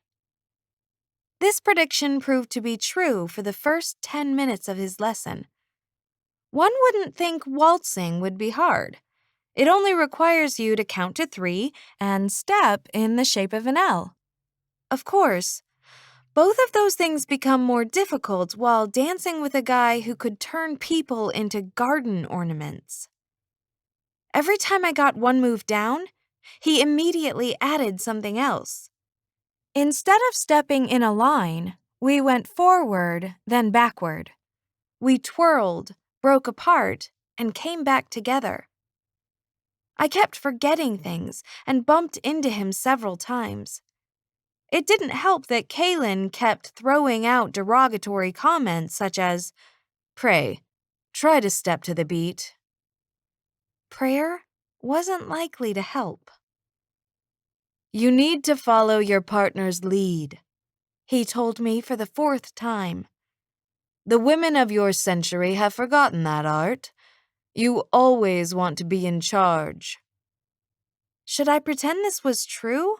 Or admit that no, I just couldn't count to 3 in my mind and also pick up the subtle clues he was about to swing me outward? "I'm not used to dancing this way," I said. Kaylin nodded in Jason's direction. "Your prince is doing well enough." He was right. Jason and the queen twirled on the floor, doing a step with ease that Kaylin hadn't taught me. An elegant rise and fall accompanied their movements, like the sway of waves in the ocean. Jason wasn't as graceful as the queen. Perhaps mortals couldn't achieve that, but he was still an excellent waltzer, much better than me. The incongruity of that struck me. I wished to be a good dancer. I should be picking this up easily. A piece of hope welled inside me. If Chrissy didn't fulfill my wish, then I still had a wish coming, and I could use it to take Jason and me home. The corner of Kaylin's lips lifted in a smirk. "Perhaps Miss Everstar's powers aren't what they should be. Or," he said, pulling me back toward him after I'd misstepped, "perhaps her standards of good are lower than one would suppose." A nice guy wouldn't have agreed so quickly that I was a bad dancer. I was so busy thinking about what I would say to Chrissy, I missed Kaylin's signal to turn and had to take a quick step to catch up. Kaylin shook his head. "You should choose your fairy godmother more carefully next time." As if I had a choice. "How well do you know Chrissy?" If he knew her, he might guess why she'd sent me here. "The unseelie court doesn't mingle much with those from the seelie. At the best of times, we have an uneasy truce. Some fairies, however. Well, I'll just say, if Chrysanthemum showed the same enthusiasm for her studies that she shows for socializing, her precious university would have accepted her long ago." "You don't like the university?" It was better to keep Kaylin talking about other subjects than have him give me more dancing instruction. "Fae of the unseelie court don't become fairy godmothers." "Why not?" He raised an eyebrow, surprised that I asked. "Mortals destroy and plunder the forest realms. We don't grant wishes to your sort." There are several ways to make your dance partner uncomfortable. I'd thought Kaylin had already hit upon the major ones by pointing out I sucked at dancing and insulting the women of my generation. But no, this kept getting worse. "I love forests," I mumbled. "I would never destroy them." Kaylin casually pulled me out of the way of a passing couple. "You'll have children, and they'll have children. Among your descendants will be those who would gladly destroy every tree and blade of grass for enough coins." What was I supposed to say to that? "Sorry. I recycle whenever I can." His dark eyes fell on me again. In the dim light, they seemed almost black. The people of your century no longer believe in magic. You think of yourselves as builders and creators, yet not one of you can create a tree. You fail to see the magic lying within every seed. When was this song going to end? As soon as it did, I would claim I was thirsty and escape to the refreshment table. If you don't like people, why invite us to come here every night? His feed the trees comment still sat in my mind, worrying me. Kaylin didn't answer for a moment, and I wondered if he would ignore the question altogether. Then he said, Doesn't Chrissy know the answer to that question? If she does, she didn't tell me. Kaylin twirled me under his arm. My skirt spun, making the material bloom outward. He pulled me back, recapturing my hand. I suppose there's no harm in discussing our trees with a girl who loves forests. Surely on the trail here, you noticed how poorly the trees fare. They're not supposed to be silver, gold, and diamond? It's summer. They're supposed to have leaves. Oh, right. I knew that. I just thought magic ones were different. I could tell I'd lost all credibility as a nature-loving person. But really, how was I supposed to know what time of year it was? I wasn't even sure what continent I was on. I gazed at one of the diamond trees near the edge of the pavilion. Small leaves lined its branches. The way spring leaves look before summer changes them to full dress attire. These trees were either stunted or behind schedule. The trees here, Kaylin said, are only kept alive by my mother's magic. She believes if her orchards bask in the air of lovers, the fruit will grow again. Every night the couples come and dance, yet still, their fruit remains unripe and unusable. It's a fool's errand, this dancing, and we the fools for it. You can't fertilize them somehow? He made a scoffing noise. So speak the fools. Okay. Maybe I should have known that if the queen could fertilize them, she would have already, but Kaylin didn't need to be rude. I was just making conversation. The music wound down and he dropped my hand. I won't venture to teach you more steps tonight. Practice with your prince, and perhaps tomorrow I'll show you others. Only if I didn't manage to snag the goblet tonight. I curtsied in return. Thanks for your help. Queen Orla and Jason strolled over to us, her arm linked through his. Even in that position, they didn't look like a couple. The queen was too otherworldly, too mature. She seemed to be walking Jason like she might walk a dog. She deposited him in front of me. I trust the two of you will have a pleasant time dancing together. Enjoy the night. Remember to let your partner lead, Kaylin added to me. He and the queen sauntered back toward their thrones, moving with effortless poise. A fairy thing, I supposed. No wonder Kaylin thought I was a failure at dancing. I couldn't compare to his kind. The music started up again, and Jason took my hand so that we could waltz. This place is wild, don't you think? A good word to describe fairies. Wild, and undoubtedly dangerous, too. It wasn't a comforting thought. Before the night ended, I had to steal a magical object from them. Chapter 15. Jason and I danced for a few songs. I wasn't any better with Jason than I'd been with Kaylin. Worse, maybe, because Jason's leads were vague. He would move his hand upward, and I would think he wanted me to twirl when he actually wanted me to go forward. Every time I apologized for messing up, he said something like, "Don't be so uptight. That expression won't go over well on camera." Or, "You don't need to be so starstruck around me, babe.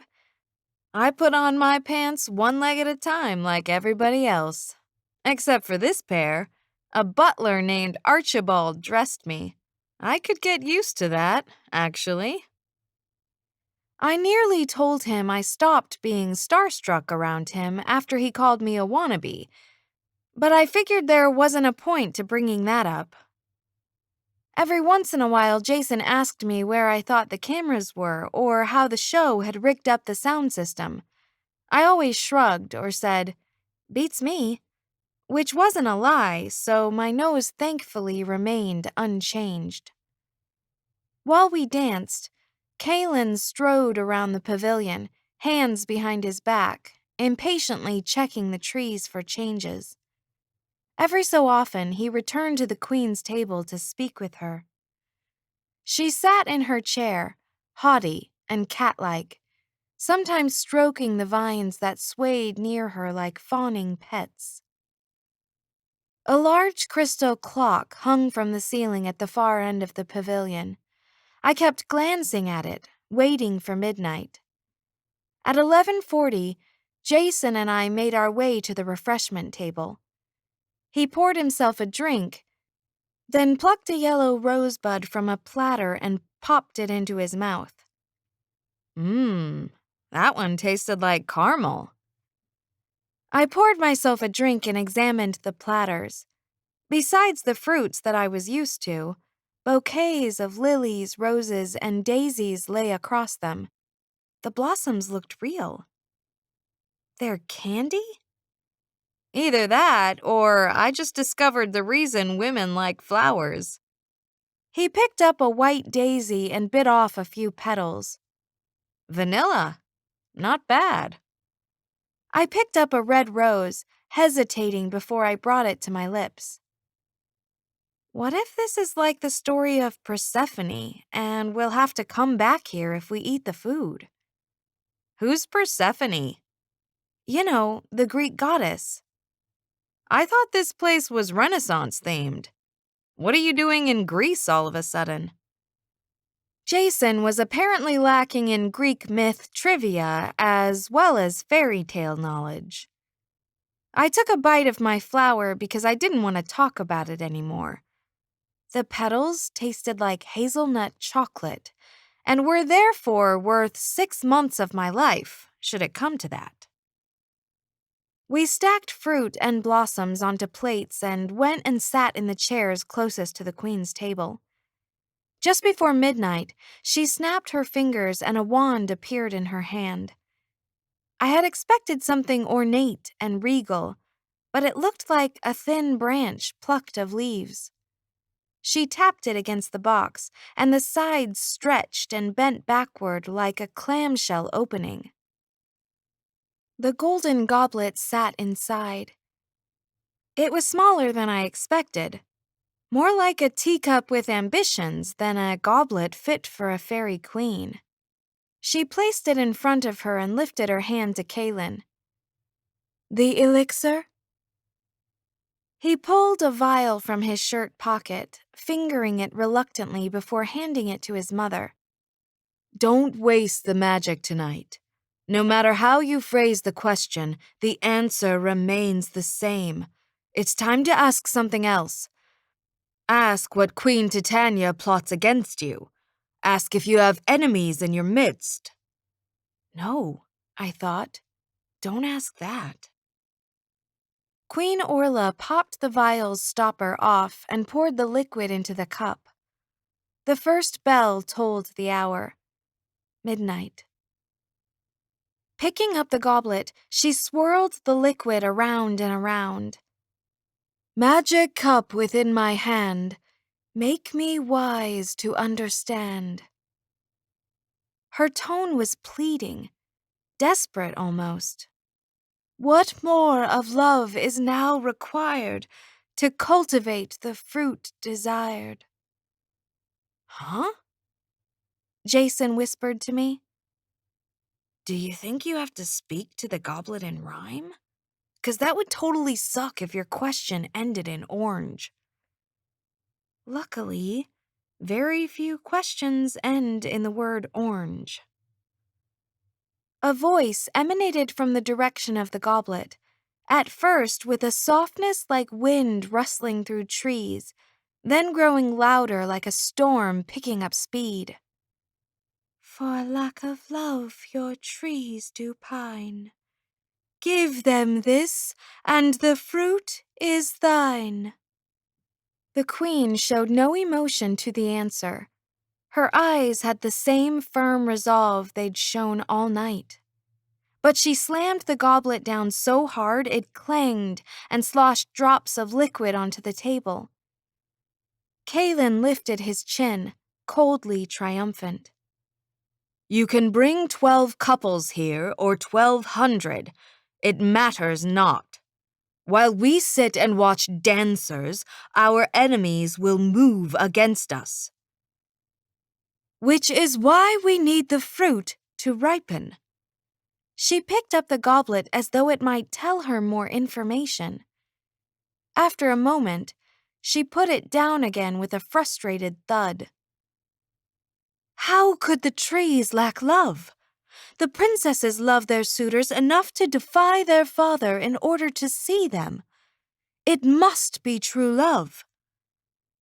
Or the thrill of rebellion, Kaylin uttered. Mortals don't know why they love.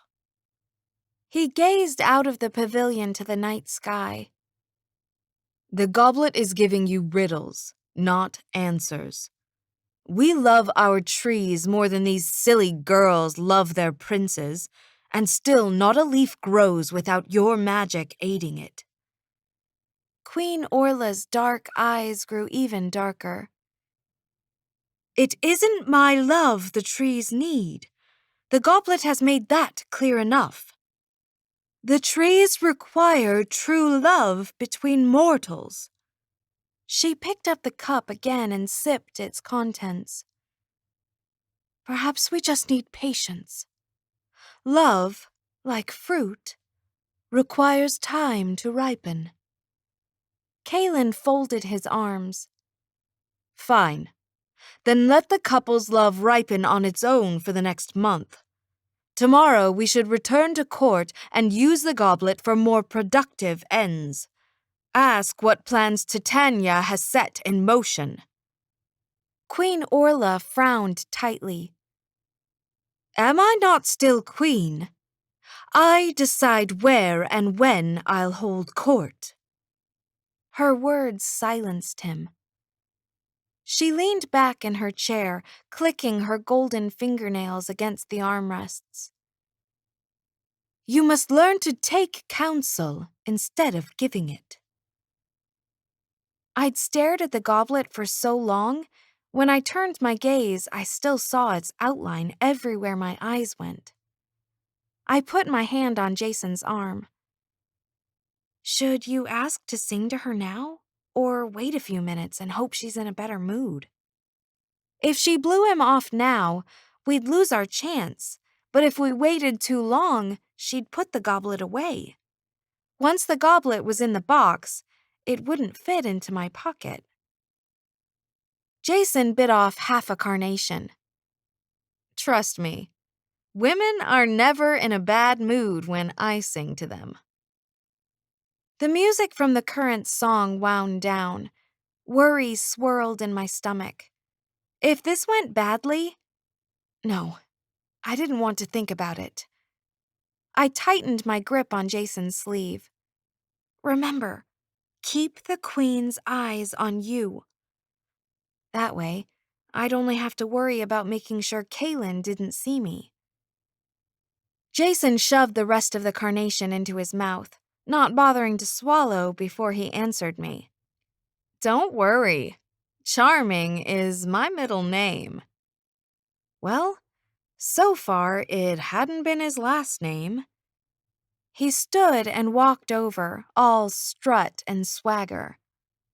I trailed after him, nerves shifting into overdrive.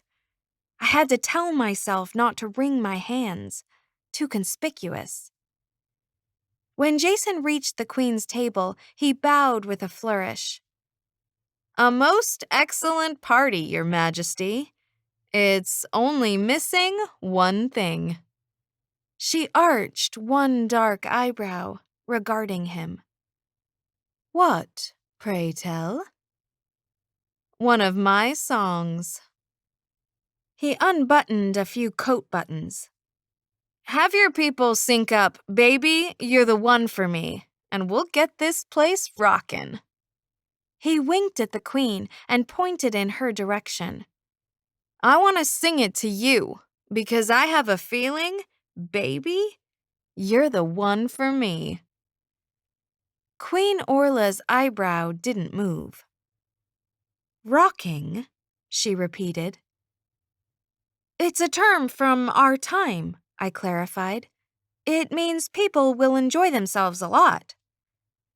No movement from the eyebrow.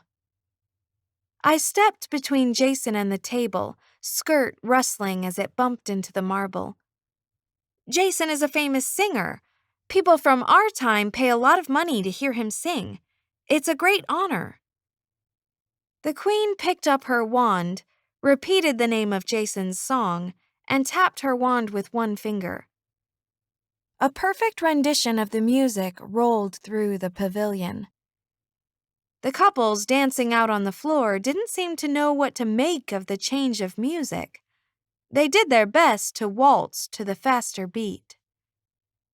Jason moved so he stood directly in front of the table.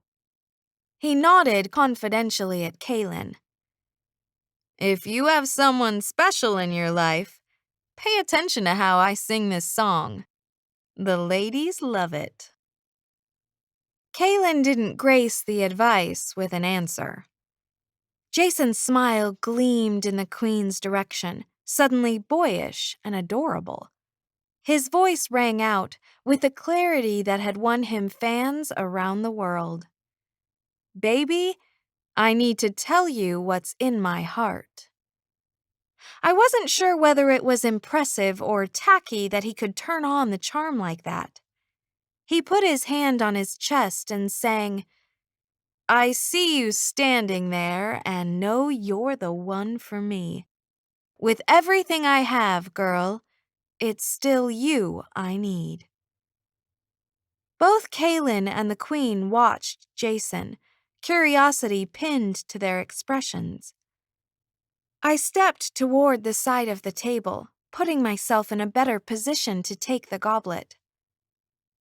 Jason held his hand toward the Queen imploringly. "Yeah, you saw in me what no one could conceive." "He does have a lovely voice," Queen Orla commented to Kaylin. "One wonders where mortals find such gifts."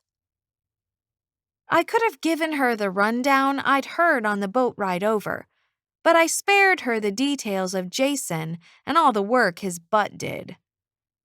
Hand trembling, I reached across the table. I didn't breathe for fear it would draw attention. Kaylin and Queen Orla were still looking at Jason. I leaned into the task. Almost there. As my fingers closed around the stem, the goblet moved, lifted slightly off the table. At the same time, I caught a scent of Jason's boat. No, not the boat. The lake. I smelled the watery odor of something lake-drenched. Donovan. He was near, trying to steal the goblet out of my hand. I tightened my grip. Donovan was stronger, but I had a better hold. We struggled over the cup, each pulling, lifting it farther off the table. For a few seconds, we were at a stalemate. Then the goblet tipped, spilling the last few drops of elixir onto Queen Orla's arm. Immediately, I let go and straightened up. Just as I did, the queen's head spun around. Fortunately, her gaze went to the goblet, not me. She saw it hanging suspended in the air and raised her wand, a swift, automatic action that put Donovan in her line of fire. He must not have liked his chances. The goblet clattered to the table. Jason kept singing, but Queen Orla no longer paid attention to him. She grabbed the goblet and sprung to her feet. "What mischief is this?" Her gaze darted around the table, then scanned the pavilion. "My cup floated off the table." Kalen drew his sword with one hand and his wand with the other. He waved his wand, and a shaft of light leapt from its tip, arching over the dance floor in a long white rainbow. The light sizzled, and bits of glitter fell through the air, burning like embers. Several of the princesses took note of them, smiling like they were a new party favor the queen had added to the unusual song. The glitter must not have hurt. No one flinched as pieces landed on their shoulders. At least they didn't flinch any more than the song was already making them flinch. Jason turned in the dancers' direction, aiming the song at them, full force. Instead of gracefully gliding around the room, the couples were offbeat, taking unsure steps and laughing at their own efforts. The glitter falling near Kalen and Queen Orla turned black, became pieces of ash that gathered around their feet. Some of the glitter fluttering behind them turned dark as well. I watched a column drift closer to the table. By the time Kalen turned to check behind him, it was indistinguishable from the black glitter around him. He turned back to the dance floor and lowered his wand. "No magic has crept in. Save the magic here at our table." He kept scanning the pavilion, though, searching. So that's what the glitter was. A litmus test for magic. The dark column behind the table had marked Donovan's cloak. He had moved between Kalen and Queen Orla so they wouldn't notice him. The queen turned to her son, her lips pulled into a tight, thin line. "True enough, as my ward keeps away all magic folk but us. So I'll ask you why you attempted to take my cup." "Me?" Kalen's head snapped back. "I never touched it." Part of me wanted to point to Donovan and turn him over to Queen Orla to get rid of my competition. I didn't, though. She would undoubtedly do something horrible to him, and he didn't deserve that. Besides, he had kept me from falling down the stairs. Now we were even. Queen Orla's dark eyes were still trained on her son. "You told me to use the cup to ask of Titania, and lo, minutes later, the goblet levitated off the table." A flush of angry color spotted Kalen's cheeks. "If the cup did indeed levitate, it wasn't my doing." Queen Orla sat down, stiffly imperial. She placed the goblet in front of her. "If you doubt what I saw?" He shoved his sword back into his scabbard. "It is inevitable that at times, even queens are mistaken." His words had too much emphasis. Apparently, he thought she was mistaken about more than the cup. If Queen Orla was in a bad mood before, she was doubly so now. Her eyes practically glittered with rage. "Then you won't object when I place a spell on the goblet." Before Kalen could comment, she touched her wand to its rim. "Until I speak otherwise, only a woman's hand shall move the cup. It will be slippery unto all others." She firmly placed the goblet into the middle of the box, tapped the table with her wand, and the box pieces reconfigured themselves into the right shape. Kaylin's jaw clamped tight. You insult me, Mother. I leave you to your dancers and your foolishness, and won't be back. He turned and strode into the trees behind the thrones with long, fast strides.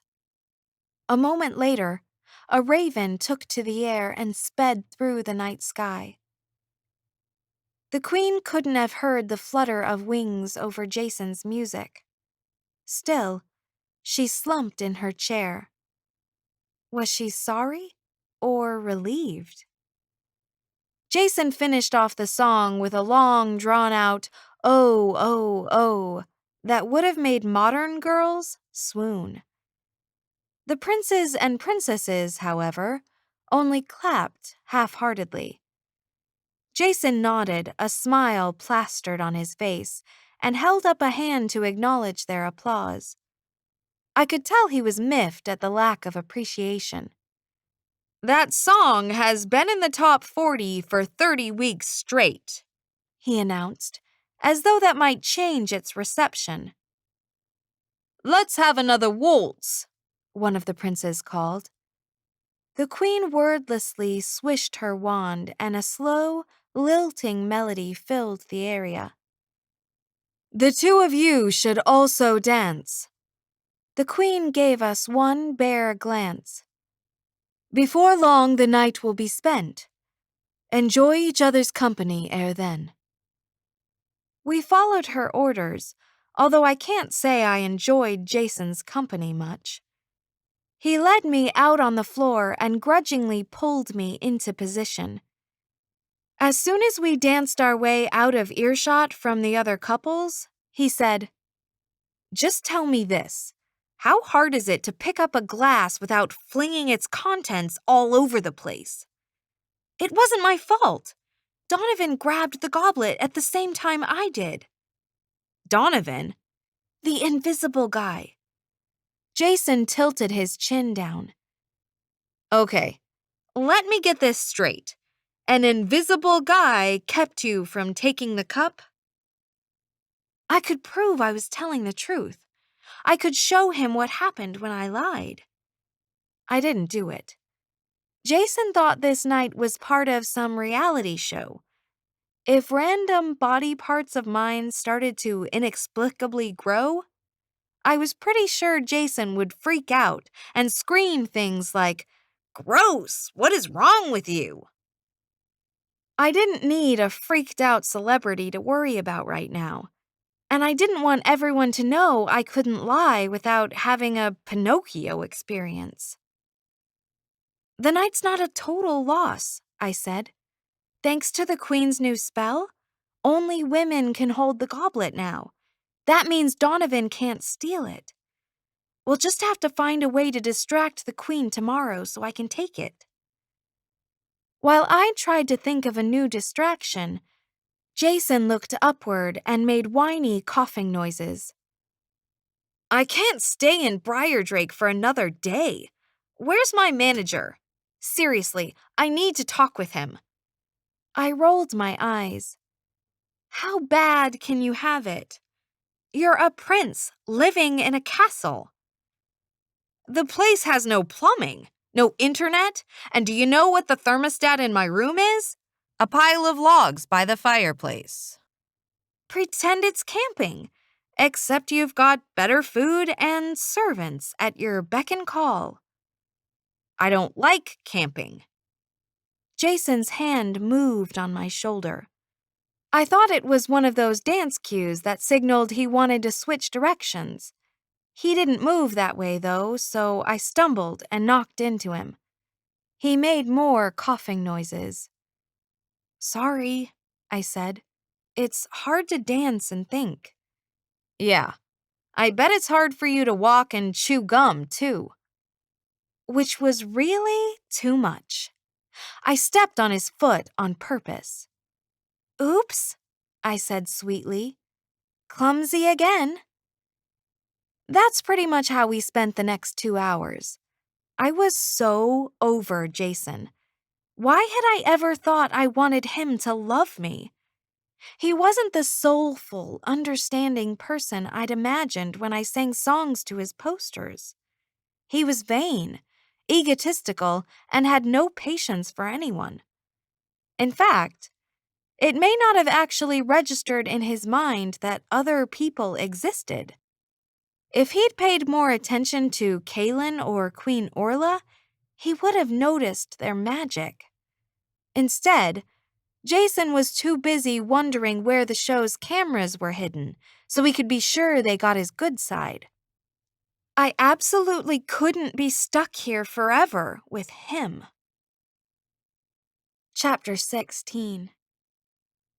As the night progressed, some of the couples stole off into the darkness, walking hand in hand through the grounds around the pavilion.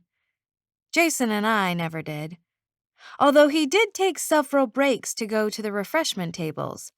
At 4 a.m, the music finally ended and the Queen thanked us for coming. As we walked en masse down the path toward the lake, I didn't speak to Jason. I climbed into our boat, folded my arms, and waited for him. The other princesses seemed as energetic as when they started the ball. I was tired and my feet hurt. My slippers were not only worn through at the edges, the bottoms were dirty from trudging around the woods earlier. Anyone who saw them would know we'd left the castle. No wonder our slippers bothered the king so much. Once again, Jason struggled to push the boat into the water. I suppose that meant Donovan was stowing away in our boat again. That was what happened in the fairy tale. Although after I'd pushed Donovan overboard, I'd assumed he would choose one of the other boats for the return trip. Around us, the princes pushed their boats into the lake, picked up their oars, and rowed with long, practiced strokes. Last yet again, one called to Jason. Another yelled, Don't blame Jason. His boat is sentimental. It's attached to the ground. All the other princes laughed at that. I slumped in my seat and then straightened when my corset bit into my ribs. The clothing here didn't allow for slumping. I wished I could take the thing off, curl up on the seat, and go to sleep. Or cry. Maybe both. Jason gave one last concerted push and detached the boat from the shore. He sloshed a few steps through the water and heaved himself into the boat. With a few muffled complaints, he dropped down on the bench across from mine and dug the oars into the lake.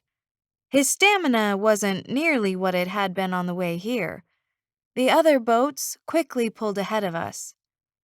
You've grown weak, one of the princes yelled to him. That's what comes of singing much and working little. Jason strained against the oars. Sadie just weighs more than your passengers. Thanks, I said. Thanks a lot.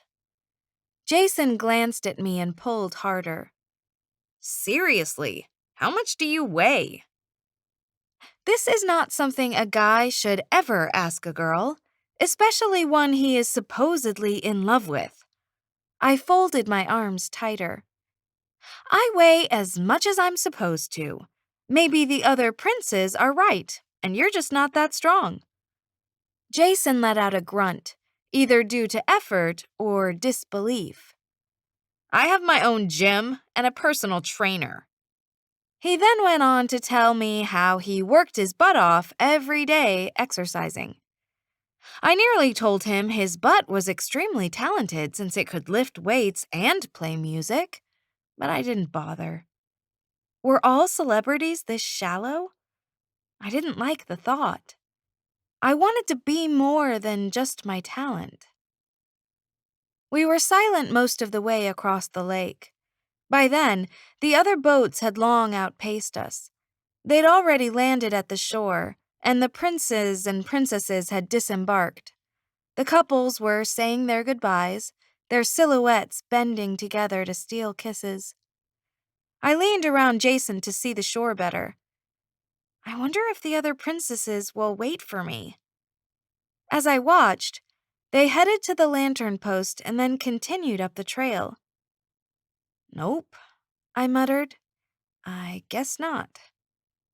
I let out a sigh and hoped there weren't places in the trail where I could get lost. The princes climbed back into their boats and set off, rowing to the left side of the lake. Their portal back home must have been somewhere over there. Several called out to us. Perhaps you'd be faster if Sadie rowed. Jason needs to harness snails to pull him. I leaned around Jason again and watched the princesses' lanterns trailing off into the forest. Is this as fast as you can go? Jason panted and dipped the oars into the lake again. Unless someone else rows, yes. Behind me, Donovan whispered, He probably couldn't row and chew gum at the same time. Great. Not only was Donovan weighing down the boat so that I lagged behind the people who knew the way home, but he'd also eavesdropped on Jason and me at the ball. Had he listened to all of Jason's complaints? I didn't like the thought. It made me feel like a scolded child. Donovan's voice came in my ear again. By the way, that dancing wish of yours was obviously magic well spent. Dealing with Jason had drained my patience. I wasn't in the mood to deal with Donovan, too. Aren't you worried I'll push you off the boat? I thought I said the words quietly, but Jason cocked his head. Why would you do that? Into my ear, Donovan whispered, Because he's a doofus. Go ahead, push him over. I smiled at Jason apologetically. I wasn't talking to you. Donovan is on the boat with us. Jason stared at me blankly. Donovan, you know, the invisible guy I told you about? Jason gave the oars a yank. So now you're talking to your imaginary friend? He's not imaginary, he's invisible. There's a difference. I automatically gestured to the back of the boat where Donovan sat, then realized it was a pointless gesture. Donovan, introduce yourself. He remained silent. Jason pressed his lips together. Okay. He glanced at the shore longingly. Real mature, I told Donovan. Make me look like the crazy girl who talks to imaginary people. The last of the princes headed away from us. Ho! Are you waiting for the tide to take you in? Hurry, or it will be noon before you reach home. Jason pulled the oars harder and yelled back, Whatever. I'll beat your sorry. Then he added the name of the body part he'd worked off so often. I leaned back and my shoulders hit Donovan's knees. It was one more item on my list of aggravations. He'd kept me from getting the goblet, made me late to shore, mocked my wishes, and now I couldn't even get comfortable in my own boat. I turned to him and hissed, Why do you have to keep making everything harder? I really ought to shove you out of the boat again. Don't try it, he whispered. I'm prepared this time. It was as good as a challenge, and I was already frustrated, angry, and irrational. In one quick move, I lunged toward him, arms stretched. As it turned out, I should have controlled my temper, or at least believed Donovan when he told me I wouldn't get away with pushing him out of the boat again. My hands made contact with his chest. As he fell backward, he grabbed hold of my arms. If he went over, he was taking me with him.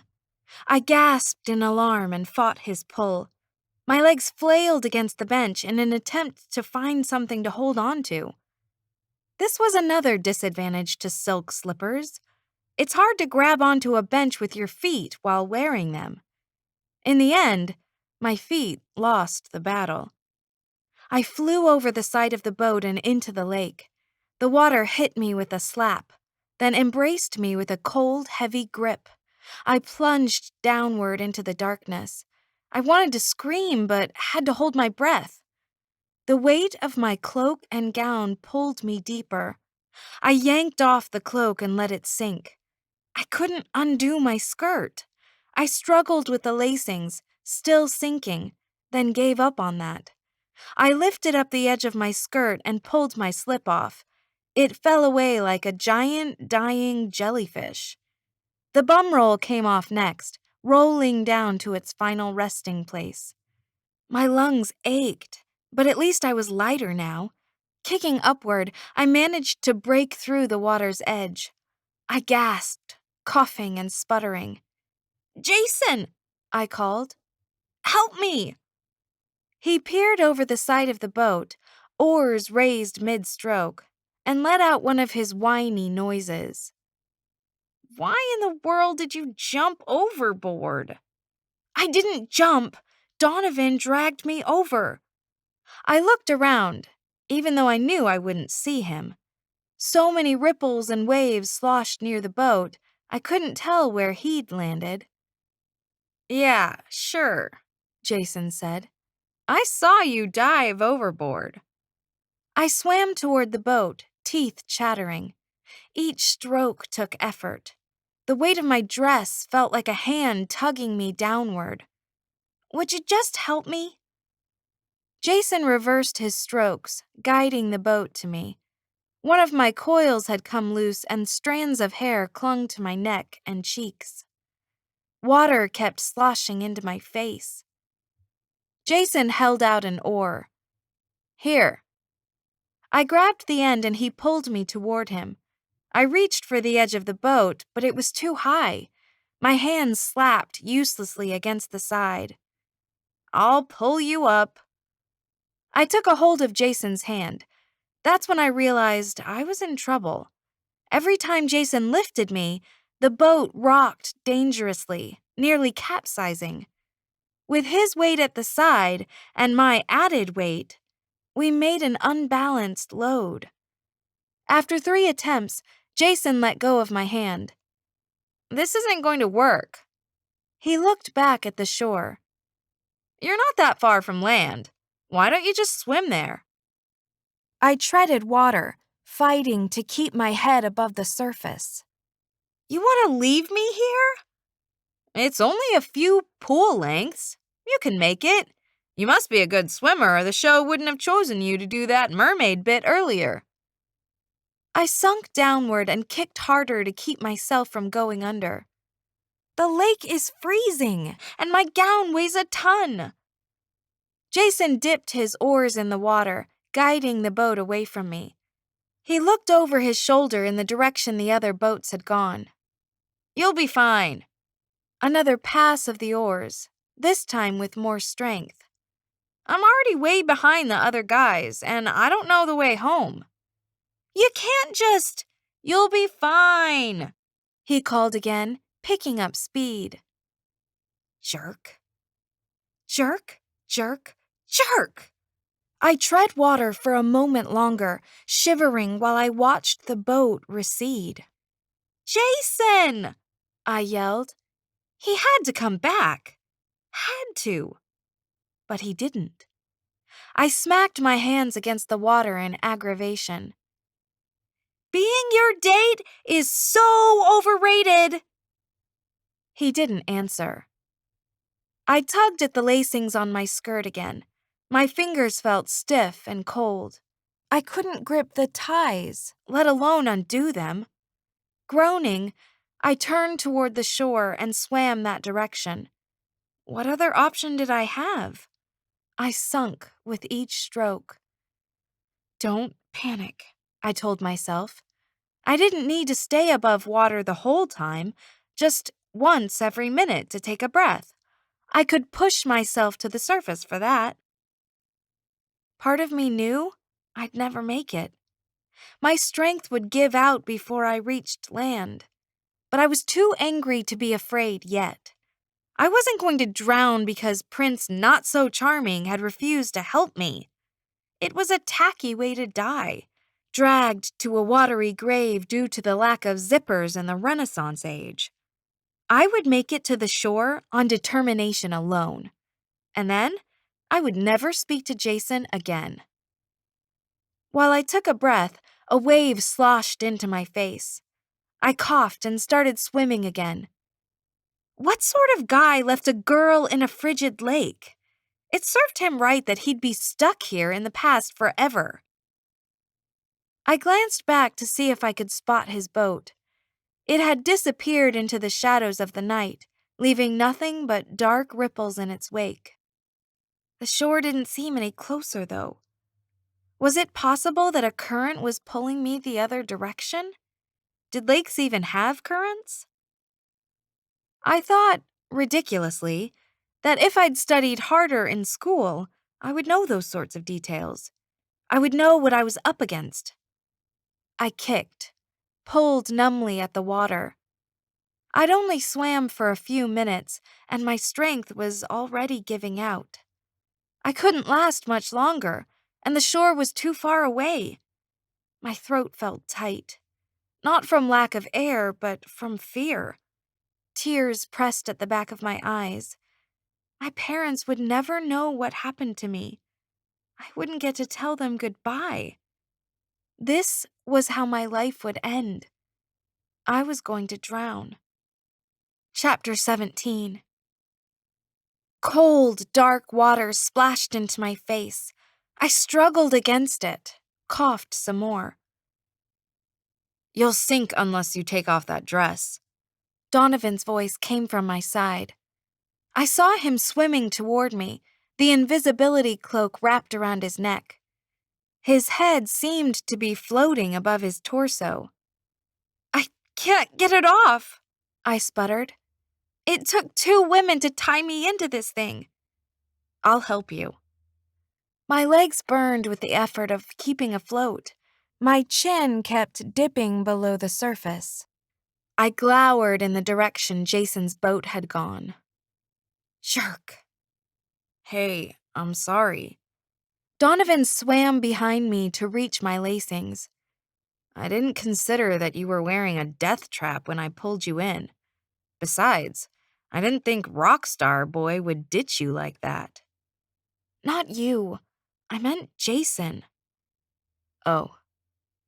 Donovan felt along the fastenings on my back. I hoped he could figure how to loosen them in the dark. It was my only chance. You've got lousy taste in men, he said. Jason's not worth a concert ticket, let alone a wish. I sunk downward and managed to swallow a mouthful of water before I kicked back up to the surface. I coughed, choking until I could get enough air. Fear rattled around my chest. How much longer could I last? This is just my luck. I used my last wish to get rid of my mermaid tail, and now I'm going to drown. No, you're not. Keep kicking.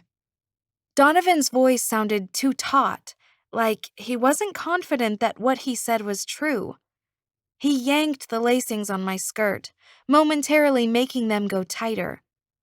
I'm going to save you, and then we're going to work together to get the goblet. What? I glanced over my shoulder.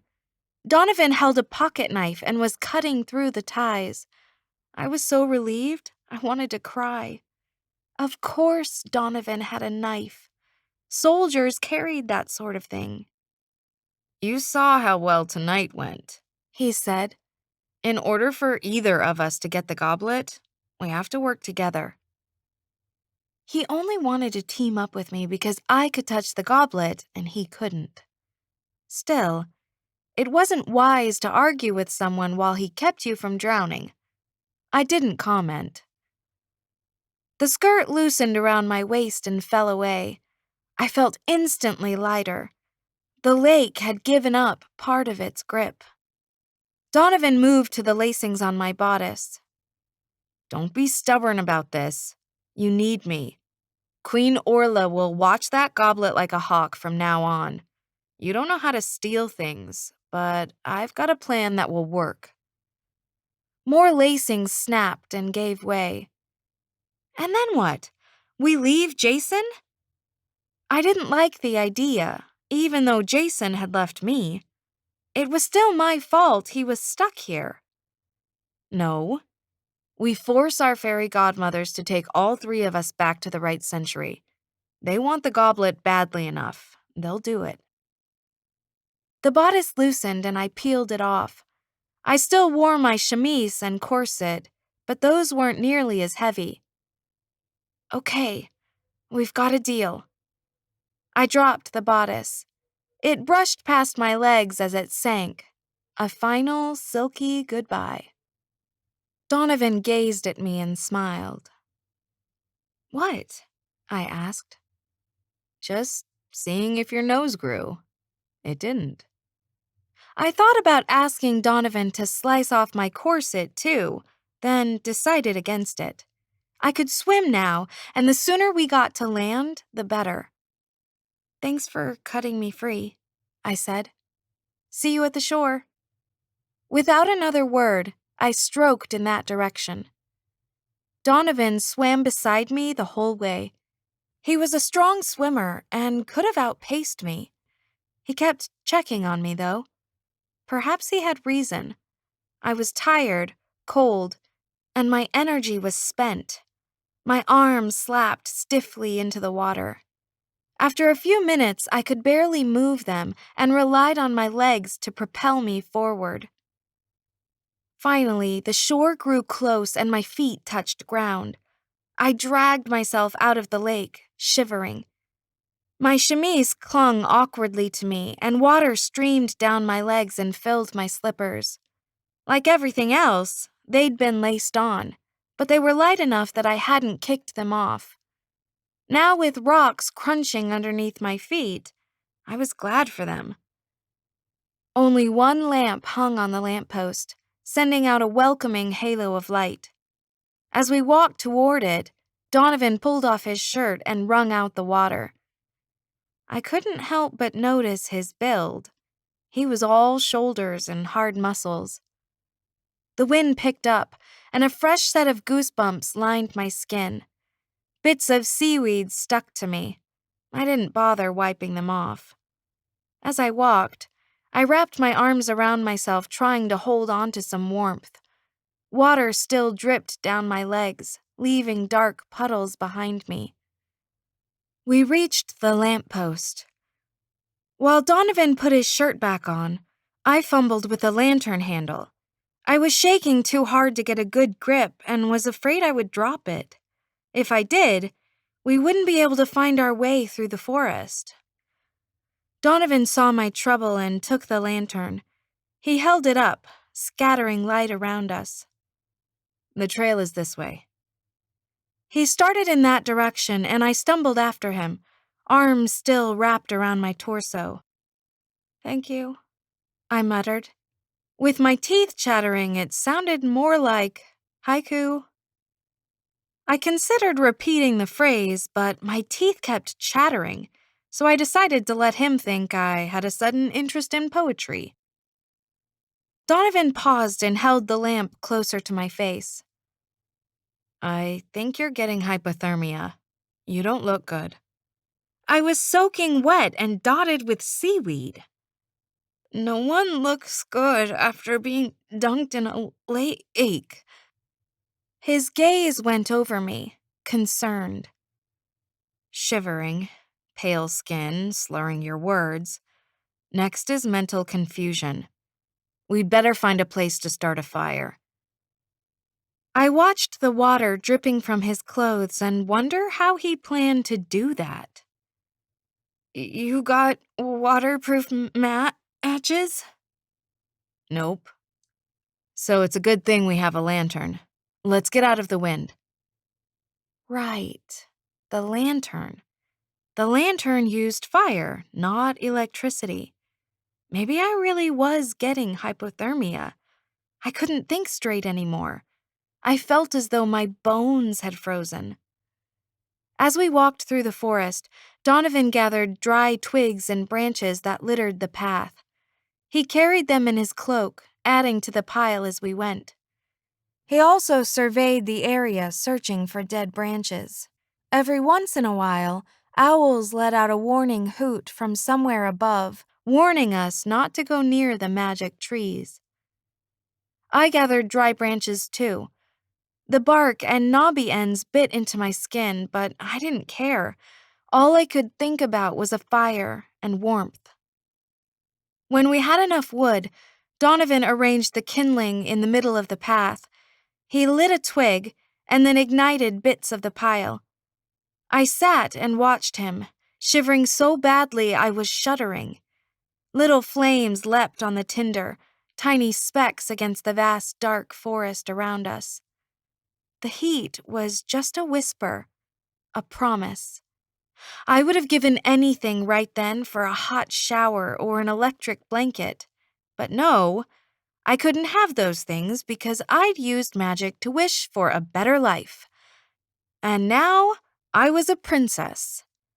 Suddenly, the whole situation seemed so ridiculous that I started laughing.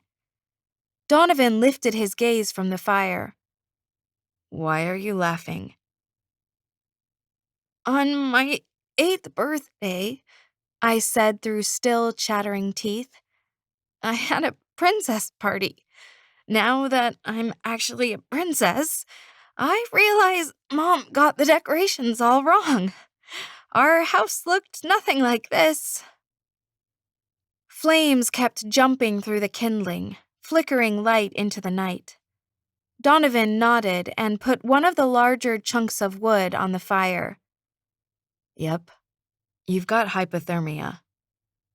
"You never see paper plates depicting drenched princesses in their underwear." Donovan sat beside me and put his arm around my shoulders. At first, I only felt the chill from his clothes, then the warmth of his skin replaced the cold. I leaned into him. My teeth kept knocking against each other. "You never see princess balloons with dark, foreboding forests in the background." "You'll be fine as soon as you warm up." "And if anyone ever tells me they want a fairy tale life, I'm going to laugh."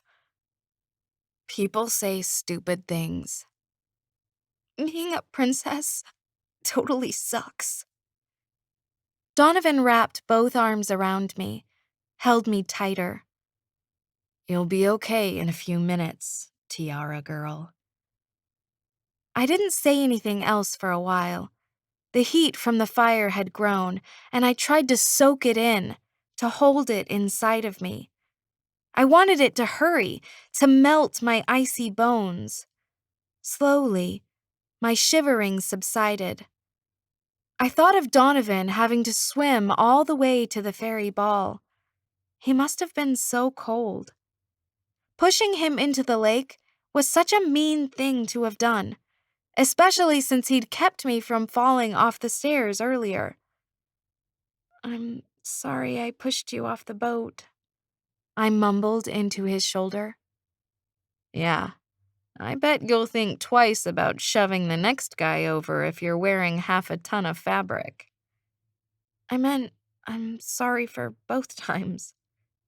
"Ah, you're still delirious." Donovan didn't let go of me, and I didn't move away from him. It was nice sitting with him like this. Nice that he wanted to work with me instead of against me. Nice that he was hot. I mean, warm. It was nice to have the warmth of him next to me. And, okay, the hotness thing was nice too. Wisps of smoke blew toward us. I didn't mind. It reminded me of a camping trip my family had taken once. We'd toasted marshmallows over a fire. Mine were soft, gooey, and tasted of smoke and happiness. "How come I got hypothermia and you didn't?" I felt him shrug. You spend your energy keeping from drowning. When you're exhausted, you can't fight the cold. Oh, And besides, I'm used to the cold. That's what happens when the city keeps turning off your electricity. I lifted my head to check his expression. He was serious. Really? Another shrug. Don't feel sorry for me. I learned how to take care of myself early on. That's a good thing. It didn't seem like a good thing. I laid my head back against his chest. Don't your parents have jobs? My dad took off when I was 12. Haven't heard from him since. I'm sorry. He'd just told me not to say that, and I chided myself for saying it. What about your mom? It's hard to hold down a job when you spend most of your time drinking. My heart broke a little for him then. I didn't see my parents a lot, but at least I knew they cared about me. They would never drink away their money instead of paying the electric bill. And if they ever couldn't take care of me, my grandparents would have. Isn't there anyone else in your family? Yeah, my brother, Shane. He's 14. 14. Not old enough to help. You take care of him? I knew it was the truth even as I asked the question. That's why you need to get home. Donovan didn't answer right away. When he spoke, his voice was low, asking me to understand. I didn't start a life of crime for the thrill of it. When you're a kid, you don't have a lot of options when it comes to paying the bills. Sorry, I said, once again ignoring his instructions not to be. How could I not feel sorry? He'd had such a difficult life. And I'd pushed him into a cold lake. Twice. I gave his hand a squeeze. We'll get back, and if your probation officer is angry, I'll vouch for your story. He didn't let go of my hand. My story that I was detained by fairies? We can come up with something better. My Pinocchio thing ends as soon as I'm done with fairies. And a good thing, too. I had no idea what to tell my parents about all of this. If I told them any sort of story that involved magic, they would think I'd had a nervous breakdown. Donovan squeezed my hand back, keeping it loosely twined with his. His gaze went over me, soft and considering, weighing me somehow. Then he dropped my hand and moved away to pick up one of the dead branches in our woodpile. I had no idea what he'd been weighing or what decision he'd come to, which bothered me. I should have asked Chrissy for mind reading. Donovan tossed the branch onto the fire. The yellow and orange flames licked the sides of the wood, making it crackle. He leaned back, his tone businesslike. We need to talk about the goblet. You can't just take it like you tried tonight. Queen Orla will notice it's missing and search everyone. She'll catch you. This is what you need to do instead. In the morning, go to the castle goldsmith and give him our drawings of the goblet. Order him to make a duplicate. You can tell him it's a surprise gift for the king. I shivered, and Donovan put his arm back around my shoulders. I laid my head against his chest. I liked the feel of it against my cheek. Strong, warm. Bring the fake goblet with you tomorrow night, he continued. After the queen asks her question, have Jason distract her and make the switch. She won't be any the wiser until the next night, and by then we'll be long gone. In theory, this seemed like a safer plan, but I wasn't sure it would work. How can I have the goldsmith make a copy that will fool Queen Orla? The pictures don't give specifications. We don't know the exact height, weight, or diameter. Most people don't check things too closely. I imagine fairies are the same. It seemed like a lot to hope, especially now that Queen Orla knew someone had tried to steal the goblet. I turned the problem over in my mind, imagining different scenarios. If Donovan let me borrow his cloak, I could use it to steal the goblet. However, when the Queen discovered the theft, she would notice I'd disappeared and know who'd taken it. She would undoubtedly take her fury out on Jason. As angry as I was at him, I couldn't inflict that on him. "How big is your cloak?" I asked. "Could it hide more than one person?" I doubt it. Donovan picked up the cloak and draped half of it over me. It was damp, cold enough that I flinched and leaned closer into him. He wrapped the rest of the cloak around himself. Our heads both stuck out, visible along with half our torsos. Nope, He said, and set the cloak on the ground. but that's okay. You won't need to be invisible to make the switch. You just need to wait until she isn't looking. Another idea occurred to me. Rosamond has sleeping powder. We could find it and slip some into the Queen's drink. If she passes out, we'll be able to take the goblet. Or Kalen will know someone has drugged his mother, and he'll turn every mortal there into a lawn ornament. He seems like the strike first, ask questions later sort of guy. Donovan had a point, but I still worried his plan wouldn't work. If Queen Orla even glances at the fake goblet, she'll know it's not the same one. You'd be surprised. People see what they expect to see. Most people would notice. Trust me on this one. I've gotten by for years because I know how to fool people. The fire crackled, spitting out sparks that dimmed and blackened as they fell. Maybe you're just used to being around drunk people. Only I didn't want to say that. People who aren't very observant. You mean like you and the other tiara girls? He shifted his arm so he could see me better. Have you figured out how I got rid of my drugged cider? I hadn't, even though I'd replayed the scene in my mind several times. Donovan's cup was empty, and yet he hadn't sat by a planter or any place he could have dumped the contents, not without leaving telltale damp spots. I shook my head reluctantly. "What did you do with your cider?" While no one was watching, I poured it into Madame Saxton's glass, and she drank it. And Madame Saxton was too drugged to notice her glass had been refilled. I tilted my head back and groaned. The answer seemed so easy now. Why hadn't any of us considered that possibility? Donovan nodded, making his point. People see what they expect to see. Let's hope you're right. He shifted his hand on my back, holding me looser now that I'd stopped shivering. I'm always right. Well, except in my choice of stowaway ships. On the way to the ball, how did you know I was in your boat? I wished my answer made me look clever.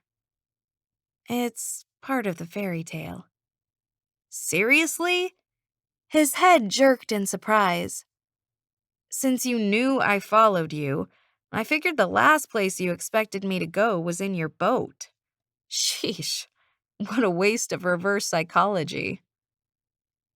Why did you get in my boat on the way back? He shrugged. It was fun to watch you and Jason fight. After all the stupid things he said to you, I expected you to tell him off. I figured you were just waiting for the boat ride. I hadn't told Jason off, though. Instead, I'd taken out my frustration by pushing Donovan into the lake. Stupid. Maybe Chrissy was right about me. Maybe I did keep my mouth shut when I should be standing up for myself. Donovan tilted his head to see my expression. You don't still have a thing for Jason, do you? If by thing you mean admiration or respect, then no, I don't have a thing for him anymore. Donovan laughed. It was a nice sound, low and masculine. So, what else happens in the fairy tale? How does the soldier explain to the princesses he's not in the outer room when they get back? They don't notice he's gone. I guess they never check on him when they return. Donovan let out a grunt. Who wrote this stupid story anyway? Hey, we're tired and we drugged you. I guess it never occurred to anyone you might do something besides sleep. I nudged him because he still wore a look that implied princesses were innately idiots. The fairy tale has been passed down for generations. It's classic literature. Girls just like the story because it involves princesses, ball gowns, and dancing. Yeah, and? He let out another grunt. Girls have unrealistic expectations about life. You realize that, don't you? Is it our fault there aren't enough princes around? Donovan picked up the last of our branches and added them to the fire. He didn't put his arm back around me. Perhaps he didn't think I needed his warmth anymore. Parts of my chemise were dry.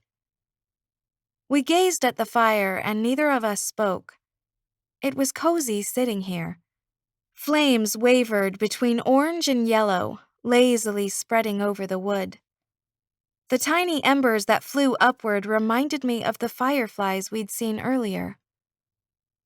Suddenly, I was conscious of how closely I sat to Donovan, how our shoulders still touched.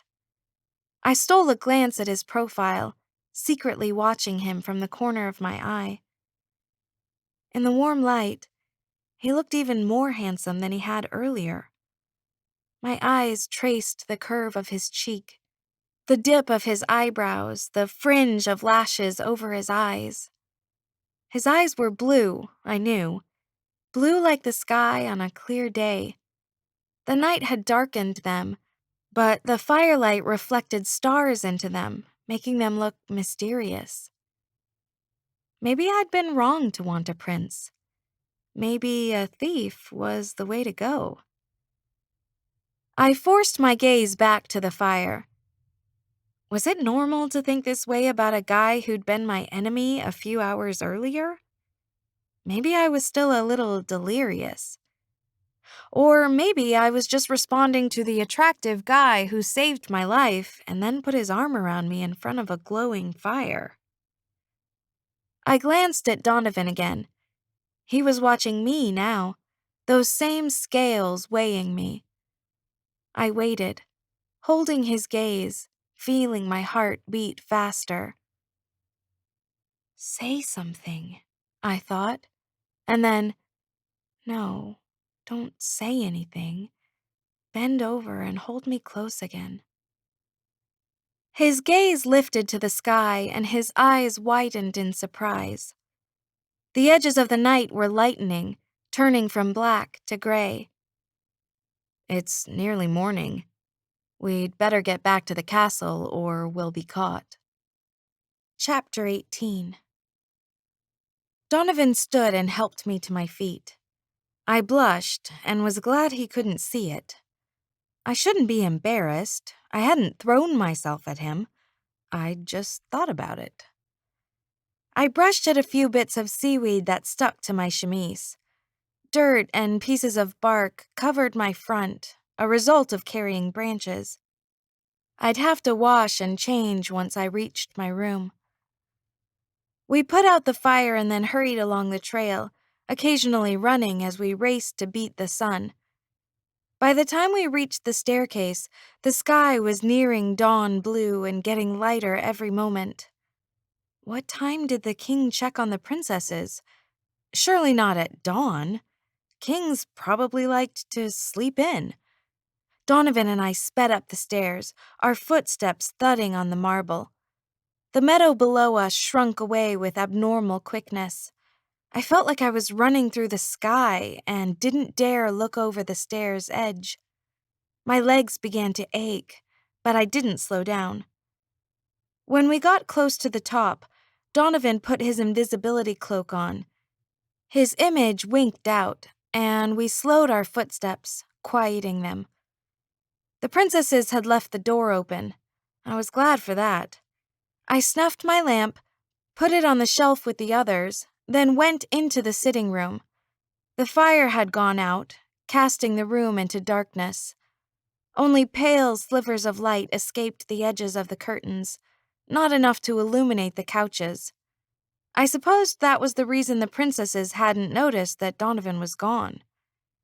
I gave the hearth a shove, and it slid back into place. Slowly, I made my way toward the bedroom, hands out to keep myself from bumping into chairs. Once I reached the room, it was easier to see. The shutters across the windows let in more light. Each bed was occupied, except for one, mine. I could hardly wait to lie down in it. Unfortunately, I needed to change out of my filthy chemise and wash the dirt off my arms. I would use the pitcher of water that sat on my nightstand to clean up the best I could. My hair would take some work. Parts were twisted into coils, the rest hung damp and tangled around my shoulders. I went through the closet trying to remember where I'd put my nightgown. Were there extra ones somewhere? There had to be, but it was hard to see what was hanging on the pegs. I heard the faint sound of bolts scraping across the wood on the outer room door. Someone was unlocking it. No, the king couldn't be here already. A knock removed any doubts. "Unlock the door," King Rothschild called. "'Tis morning." Only for overachievers. It was just past dawn. "Coming," Madame Saxton answered, with a half-startled, half-sleepy voice. I had no time to change, no time to do anything but hide and hope for the best. I ran to my bed, jumped in, and pulled the covers over my head. It took effort to slow my breathing, to lay still. I heard footsteps. The bedroom door swung open, and the Queen's voice trilled across the room. "Rise and shine, girls. A new day is upon us." One of the princesses let out an exhausted groan. "It can't be morning already." "I'm too tired to get up," another protested.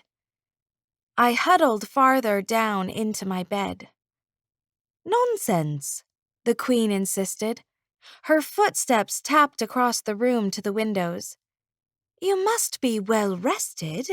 2 chaperones attended you last night to ensure you went to bed early." The Queen opened the shutters, flooding the room with light. "Madame Saxton, did the girls sleep well?" Madame Saxton didn't answer immediately. "I never heard any of them stirring." "What a relief," the Queen said. "King Rothschild will be so happy." "I feel unwell," one of the princesses murmured. "Perhaps I'm ill.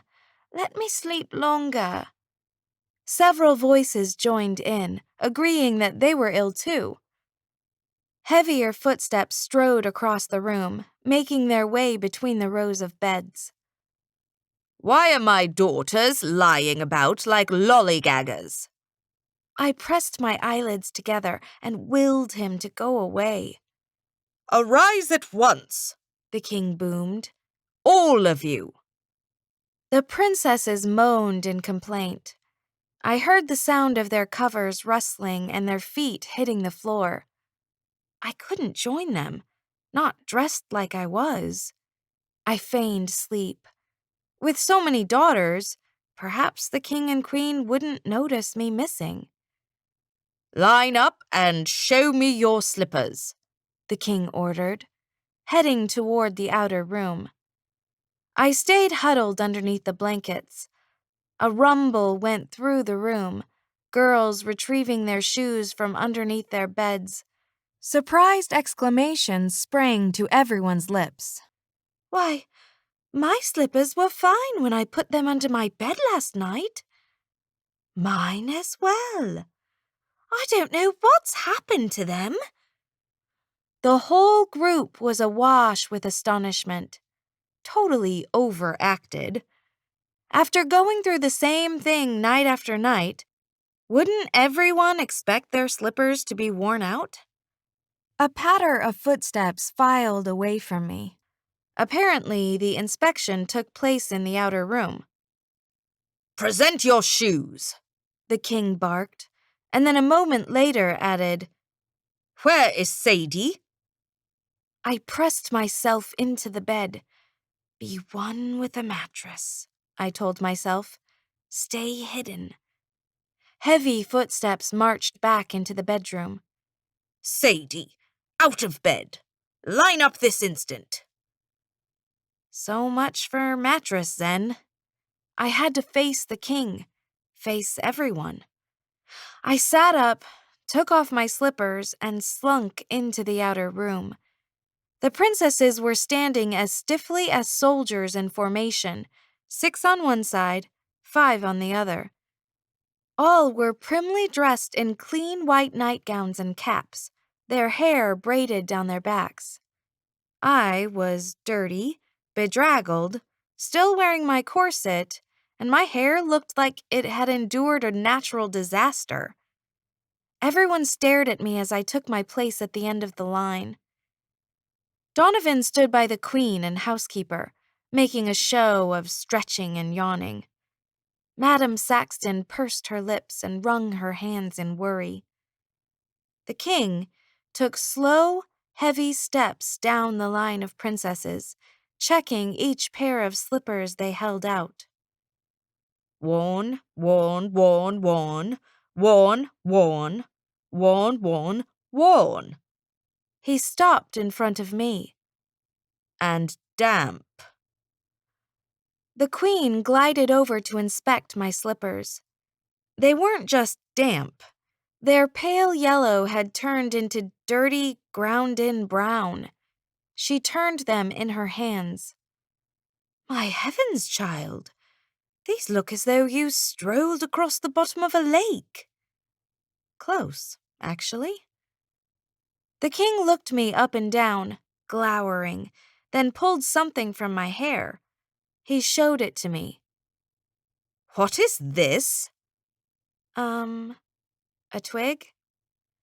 He plucked a piece of limp green seaweed from my shoulder. "And this?" I blinked and tried to match the shock in the other princesses' voices. I can't say. Because it would get me in a lot of trouble. It's amazing how much you can lie without lying. "I see." The king's grip on the seaweed tightened. "Can you perhaps say how you went to bed last night and rose up this morning wet, dirty, and covered in plant life? How exactly does one accomplish such a feat?" I gulped. I can't explain it, Father. He leaned closer. The fine lines around his eyes seemed to deepen, and a vein near his forehead bulged. "You will tell me, or you'll have nothing but bread and water for the rest of your days." I lowered my head. Anything I said now would cause my nose to grow. "Still all of you remain silent?" The king's voice filled the room. "Shall your sisters have your diet as well?" Beside me, a couple of the princesses whimpered. Several others said, "'Tisn't fair, father. We know not how Sadie soiled her clothes." The queen put her hand on the king's arm. The girls clearly remember nothing. They're victims of some curse or spell. We mustn't punish them for someone else's devilry." The king flung the seaweed to the floor and strode over to Donovan. "Well, what have you to say about this? What transpired in this room last night?" Donovan ran his hand through his hair. I wondered if he was checking to see if it was damp. Considering my state, that would have been especially bad. His hair fell back into place, mussed but dry. Donovan's vest and pants were dark colors, hiding the dirt that was certainly on them. His boots were most likely wet. They were black too, though, so it wasn't apparent. "My journey yesterday must have tired me out." Donovan shook his head sheepishly. "I fell into a deep sleep last night.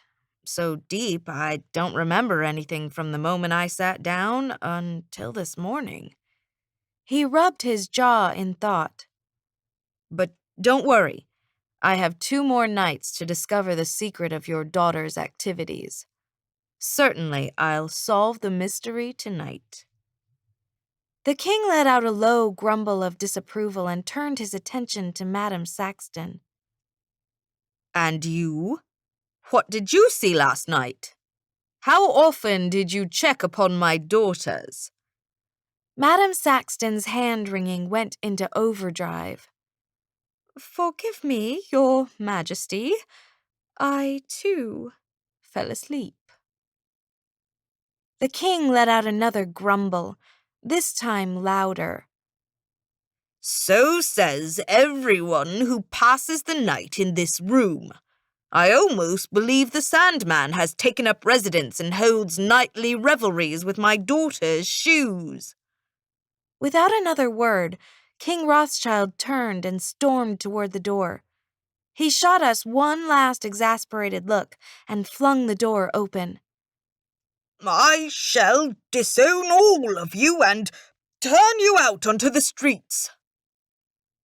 The queen let out a sigh and pressed her hands together patiently. "Of course we won't disown you, my darlings. We're just worried about your welfare. I shall bid the cobbler to make you new slippers forthwith." Peering at my hair more closely, she lifted a tendril, then dropped it as though it was too distasteful to touch. "And I shall tell your maid to draw a bath." She looked as though she wanted to wipe her hand on something to clean it, but finding nothing, let it drop back at her side. "Very well." Her tone implied the inspection was officially over. "Take what rest you need, and then see to your duties." She gave us one last encouraging smile and sailed out of the room, her gown trailing along the floor. The housekeeper went with her, apologizing the entire time. The princesses headed back to their beds. A few cast glances at me like they wanted to ask what had happened, or criticize me for coming home so bedraggled, but their gazes went to Donovan, and they didn't speak. I wanted to join them, to skip the bath and curl up in bed for a long time. Donovan walked over to me and took hold of my hand to keep me from going. "You need to talk to the goldsmith," he whispered. I gestured to my soiled chemise and sooty arms.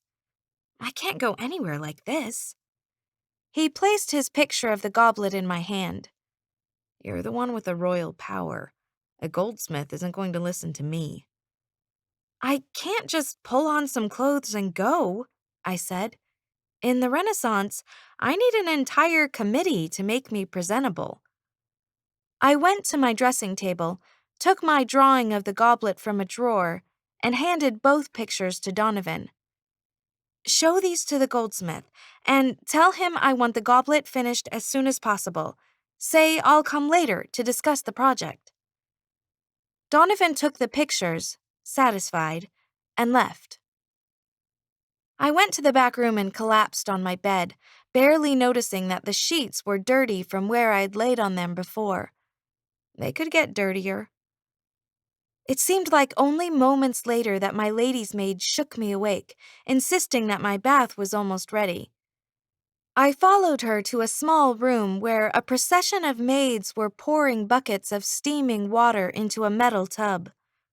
A dressing table stood nearby, holding bottles of perfume, lotions, combs, ribbons, and other bits of finery. While I waited for the maids to finish filling the tub, I pulled pins, bedraggled ribbons, and bits of seaweed from my hair. Once the tub was full, a maid unlaced my corset and peeled it off of me. She handed it to another servant, holding it between her thumb and forefinger, like it was something that had recently died. The maids were prepared to stay, wash my hair, and scrub me off.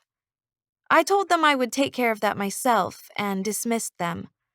A girl from the 21st century needed her privacy. As I took hold of the ties of my chemise, a cheerful voice behind me said, "So, how did the ball go? Did Jason kiss you goodnight?"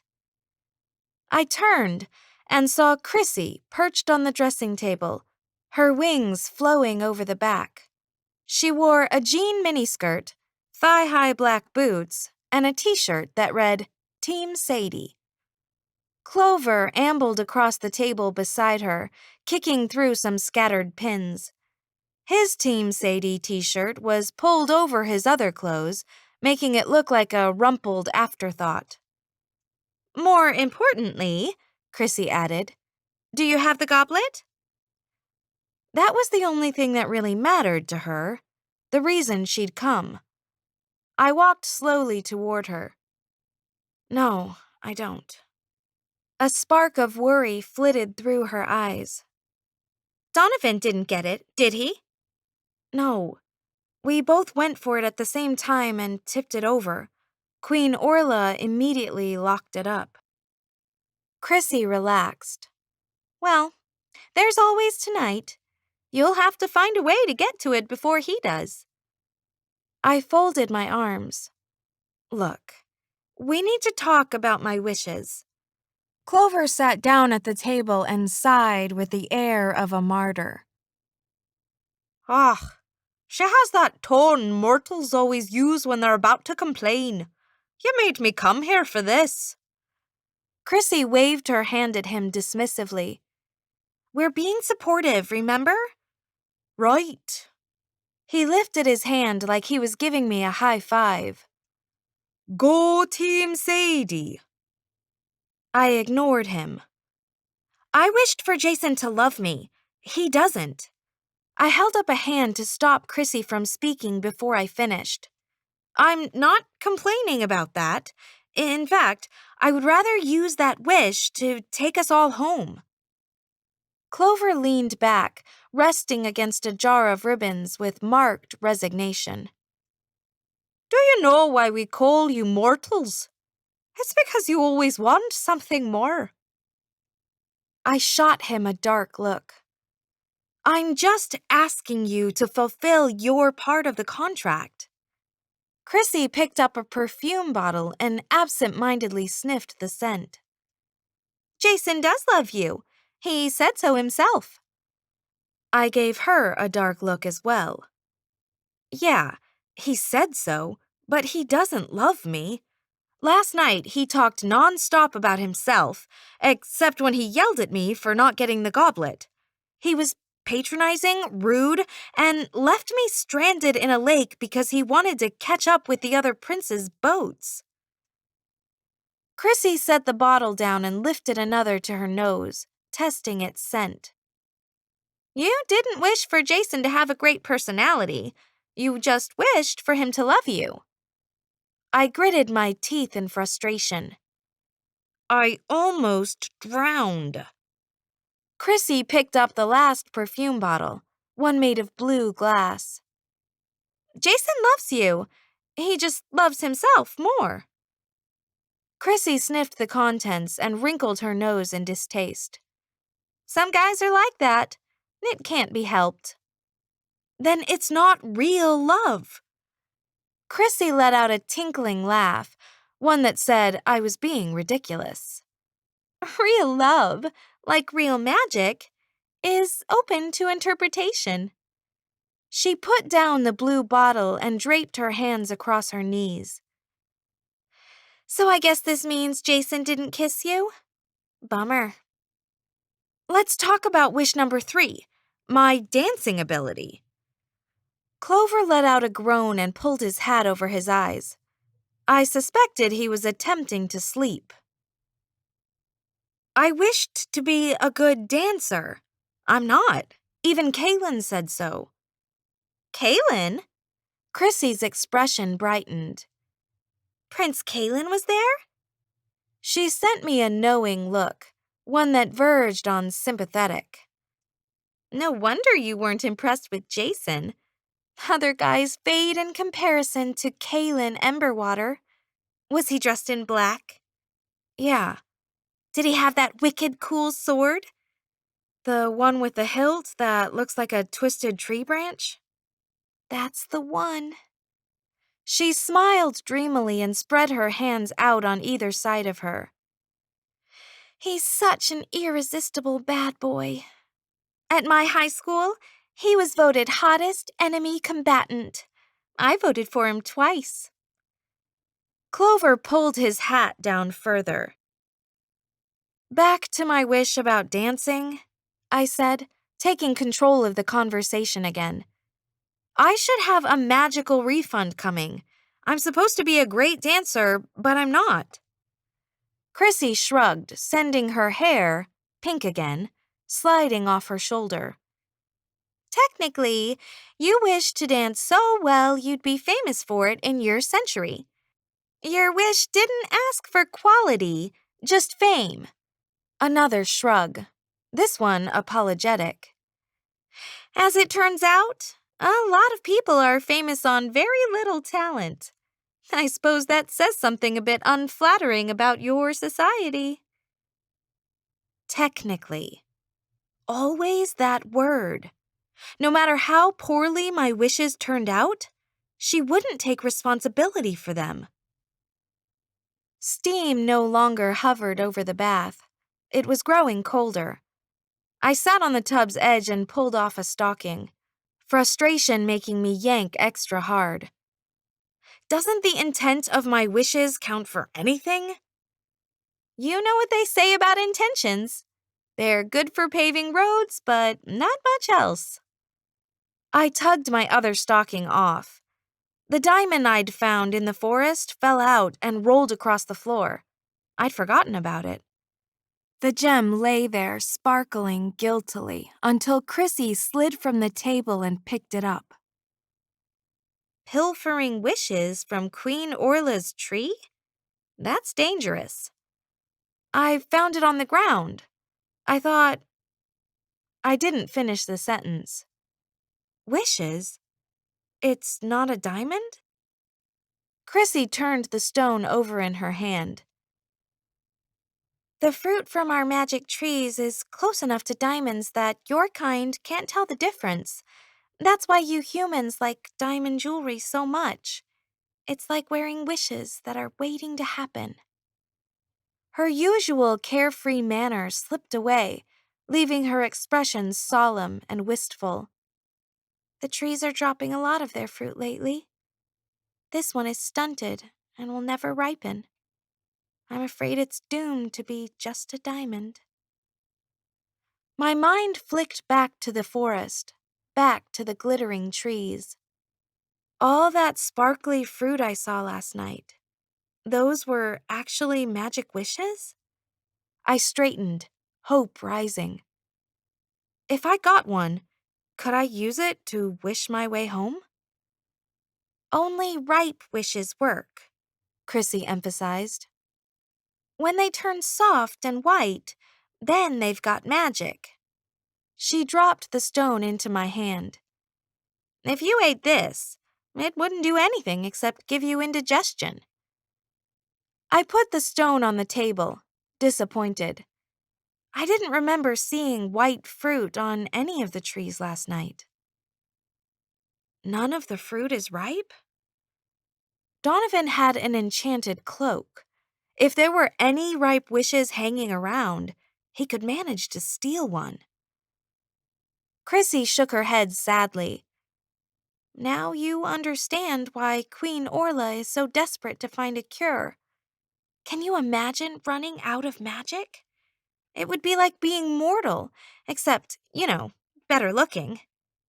Chrissy let out a small laugh and put her hand on her chest. Sorry, for a moment I forgot you're one of the magicless. She returned to the dressing table and sat primly on the stool, pressing her hands together like a teacher starting a lesson.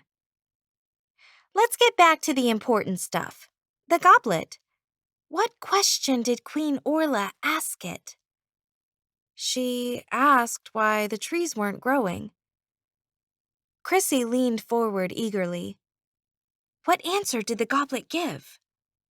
It said the trees needed love.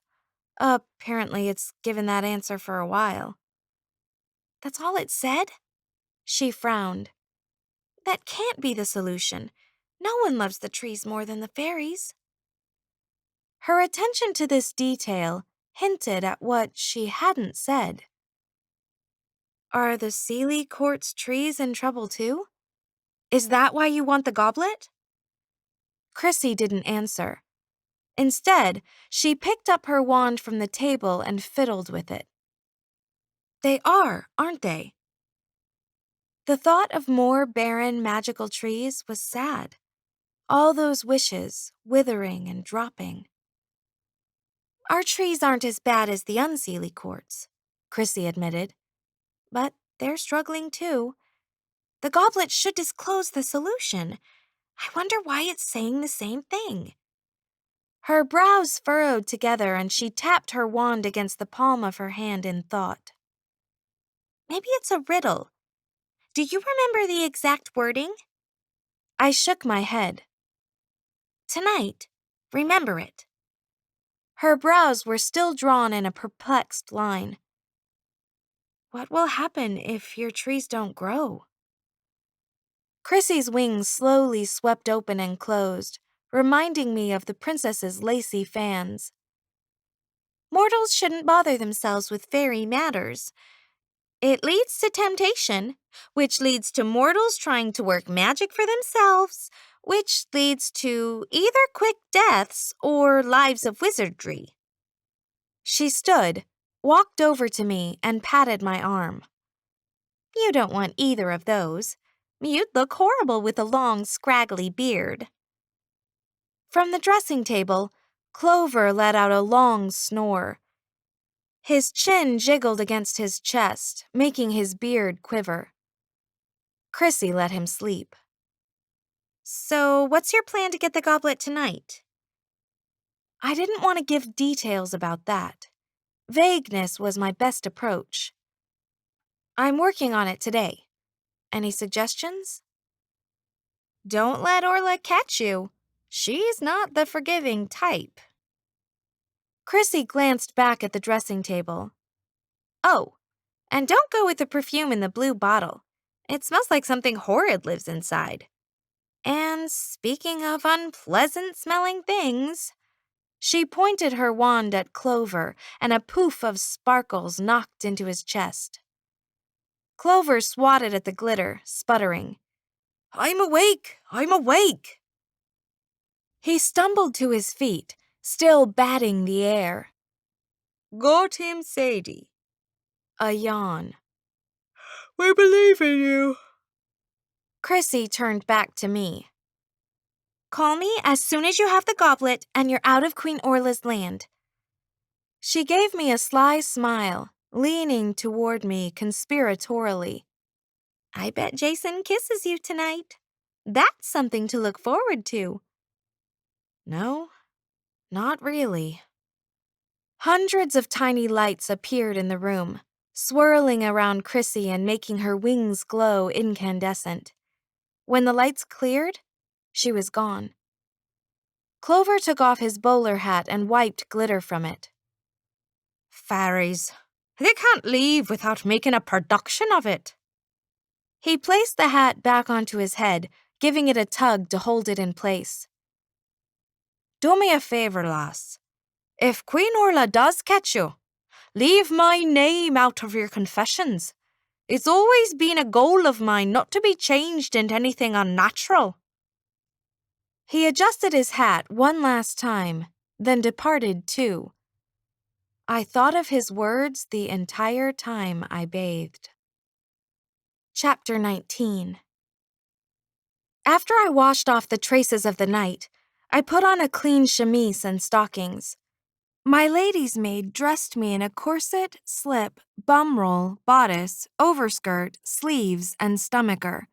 She finished off my outfit with jewelry and then did my hair.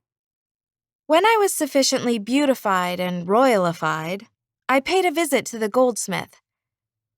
The smithy backed up to a far wall on the castle grounds, a gray stone building tinged with moss.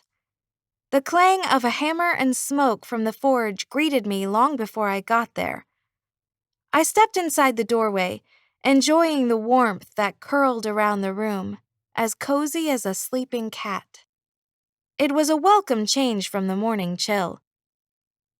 The goldsmith was bent over a table, studying something with a frown. He was a middle-aged man with calloused hands and biceps as big as my thighs. He wore an apron that may have once been beige but was now smudges of different shades of black. A younger apprentice stood in the back of the smithy, beating some poor, helpless piece of metal. When the goldsmith straightened, I saw he was examining Donovan's picture of the goblet. Good. That meant he was working on it. I cleared my throat to get his attention. "Excuse me, I came to ask when the goblet will be finished." He grunted like I'd insulted him. "I'll tell you the same thing I told Prince Donovan, his royal impatience. These things take time. I can't have it to you faster than tomorrow night, no matter how much you pay me." I tried not to panic at the news. Donovan only had 2 more nights until he had to either rat out my sisters and me or face execution. My sisters and me. When had I started thinking of the other princesses as sisters? We weren't really related, and yet it was beginning to feel like we were. It seemed like I had known them for far longer than a day. I thought of Kayla's words and realized what was happening. The magic was taking effect. I was starting to lose my memories of my 21st century home. "Make the goblet as fast as you can," I told the goldsmith, "and send for me as soon as it's done." I left the smithy, focusing my mind on images of my real family. Mom, Dad, Alonzo, our lazy cat Pepper. I recited my phone number and locker combination. I pictured my house, my street, my school. It was hard to think of my old life clearly. I was too tired. I went back to my chambers in the castle, walked past my sleeping sisters, and climbed into bed. Someone had put on clean sheets. I was glad for that. Moments later, I fell asleep. Corset, shoes, hair trappings, and all. When I woke up, my sisters were gone. Someone had left a drink, cheese, and a meat pie on my nightstand. I ate it hungrily, thankful the king hadn't followed through on his threat to feed me nothing but bread and water.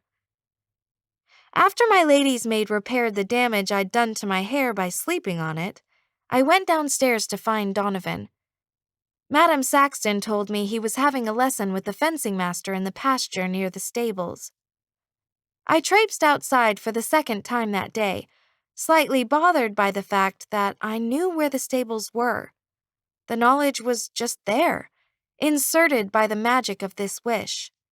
More proof that I was turning into Princess Sadie. I strode toward the stables, flipping through memories of Kentucky, trying to keep them firmly in my mind. The 21st century was home, not here. If it was summer like Kaylin said, it must be a cold one. Instead of the humid 85-degree days I was used to, the temperature felt about 65. I was glad for my layers of clothing. It wasn't hard to find Donovan practicing in the field. If I hadn't heard the smack of wooden swords ringing across the grounds like a drumbeat, I would have still noticed the audience. All 11 of my sisters stood beside the pasture fence, watching Donovan. Several of them had their fans out, demurely waving them back and forth. I walked toward the group, wondering at their interest. Wondering, that was, until I got close enough to see Donovan better. Both he and the fencing master had stripped their tunics off, apparently too hot even for 65 degrees. They darted at each other, all gleaming muscles and testosterone. A grace accompanied Donovan's movements, an easy strength. And for a guy who was a thief, he had nice abs. I wondered where he'd gotten the physique, tall, lean, and well-defined. He had enough stamina that he must be an athlete, swim team maybe, or track. He didn't seem like the football players from my high school. They were a team off the court and on. Donovan struck me as the type who didn't try to fit in with a group. Really, though, I knew so little about him. That bothered me now. It also bothered me that my sisters were gathered around him like some sort of fan club. Literally. Rosamond glanced at me with disapproval. "Pray tell, where is your hat?" Each of them wore a jeweled or feathered cap that matched their gowns. Apparently, royalty wasn't supposed to step outside without one. I put my hand to my hair as though only now noticing I was hatless. "Oh," I said, "I forgot. That I should have studied Renaissance fashion before making any wishes." I hated the way being honest made me look stupid most of the time. "What are you all doing out here?" I asked to change the subject. Penny didn't take her eyes off of Donovan. "We're seeing what sort of king the new suitor would make." "I fear our military is in trouble," Isolde added, but she was staring at him as admiringly as the others. "Kings aren't required to lead the charge," Catherine pointed out. "Father doesn't." "Father is too old for such things," Elizabeth said, slowly fanning herself. "Prince Donovan would lead the charge," Clementia murmured. "He's young and strong." Her lips curled up hungrily. "And inspiring." Philippa nudged her. "As inspiring as Eustace?" Clementia put her hand to her chest, engulfing it in the rows of ruffles there. "Eustace shall always be my inspiration. I only meant that troops respect a man who is comely and well-built." "Prince Donovan is quite well-built," Kayla agreed, letting her eyes roam over him. "He knows nothing of sword fighting," Matilda put in. "What sort of kingdom is Hamilton, Ohio, that their prince has never had a proper lesson?" "True," Beatrix said, her fan swaying lazily between her fingers. "But one can't fault the kingdom for producing handsome men." Rosamond dragged her gaze away from Donovan long enough to give Beatrix a reproving look. "Would you say such a thing if Frederick were near?" Beatrix fanned herself faster.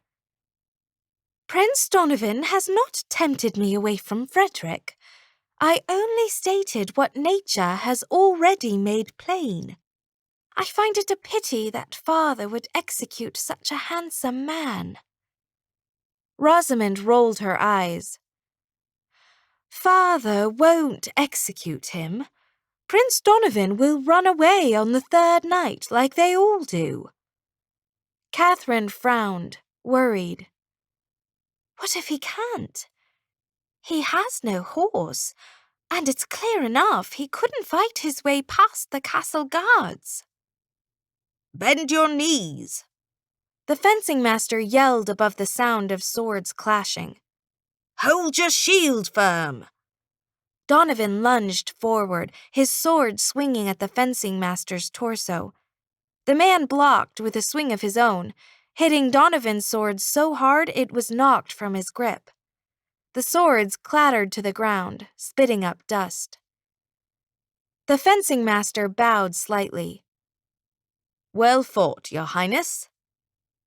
Donovan shook his fingers to relieve the stiffness. I'm afraid I'm a poor student. Just an untaught one, sire. You've the reflexes and height to make a good opponent. Do you wish to go another round? The fencing master glanced over at us. Or perhaps not. Donovan turned to see what the man was staring at. His gaze stopped on me. As his sort of betrothed, I suppose it wasn't surprising the fencing master thought Donovan would rather spend time with me. I expected him to announce that, no, he'd rather keep practicing. Guys and swords. When my older brother played computer quest games, it took something along the lines of a house fire to break his concentration.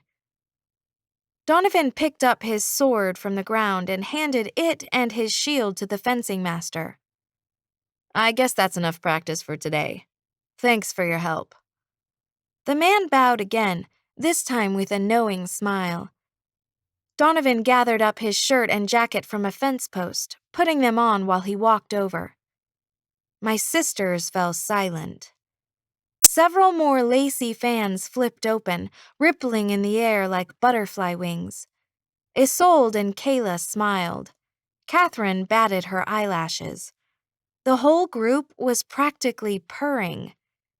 For girls who were supposed to be in love with other guys, they didn't have any qualms about flirting. When Donovan reached us, he put his hands on the top of the fence and swung himself up and over. He glanced at the fluttering fans and coy smiles, then stopped in front of me and offered his arm. Would you join me in a walk? It gave me an unreasonable jolt of pleasure to have him single me out. A silly reaction. He had only picked me because we were working together. We had strategies to discuss. I slipped my arm through his. Of course. We strolled away from the stables, following the path that led around the side of the castle. Above us, the sky was a careless blue with foamy clouds drifting here and there. The ground smelled of animals, smoke from the forge, and breezes wandering over the castle walls. A few meandering chickens pecked at the ground by the path. You're pretty good with a sword, I said.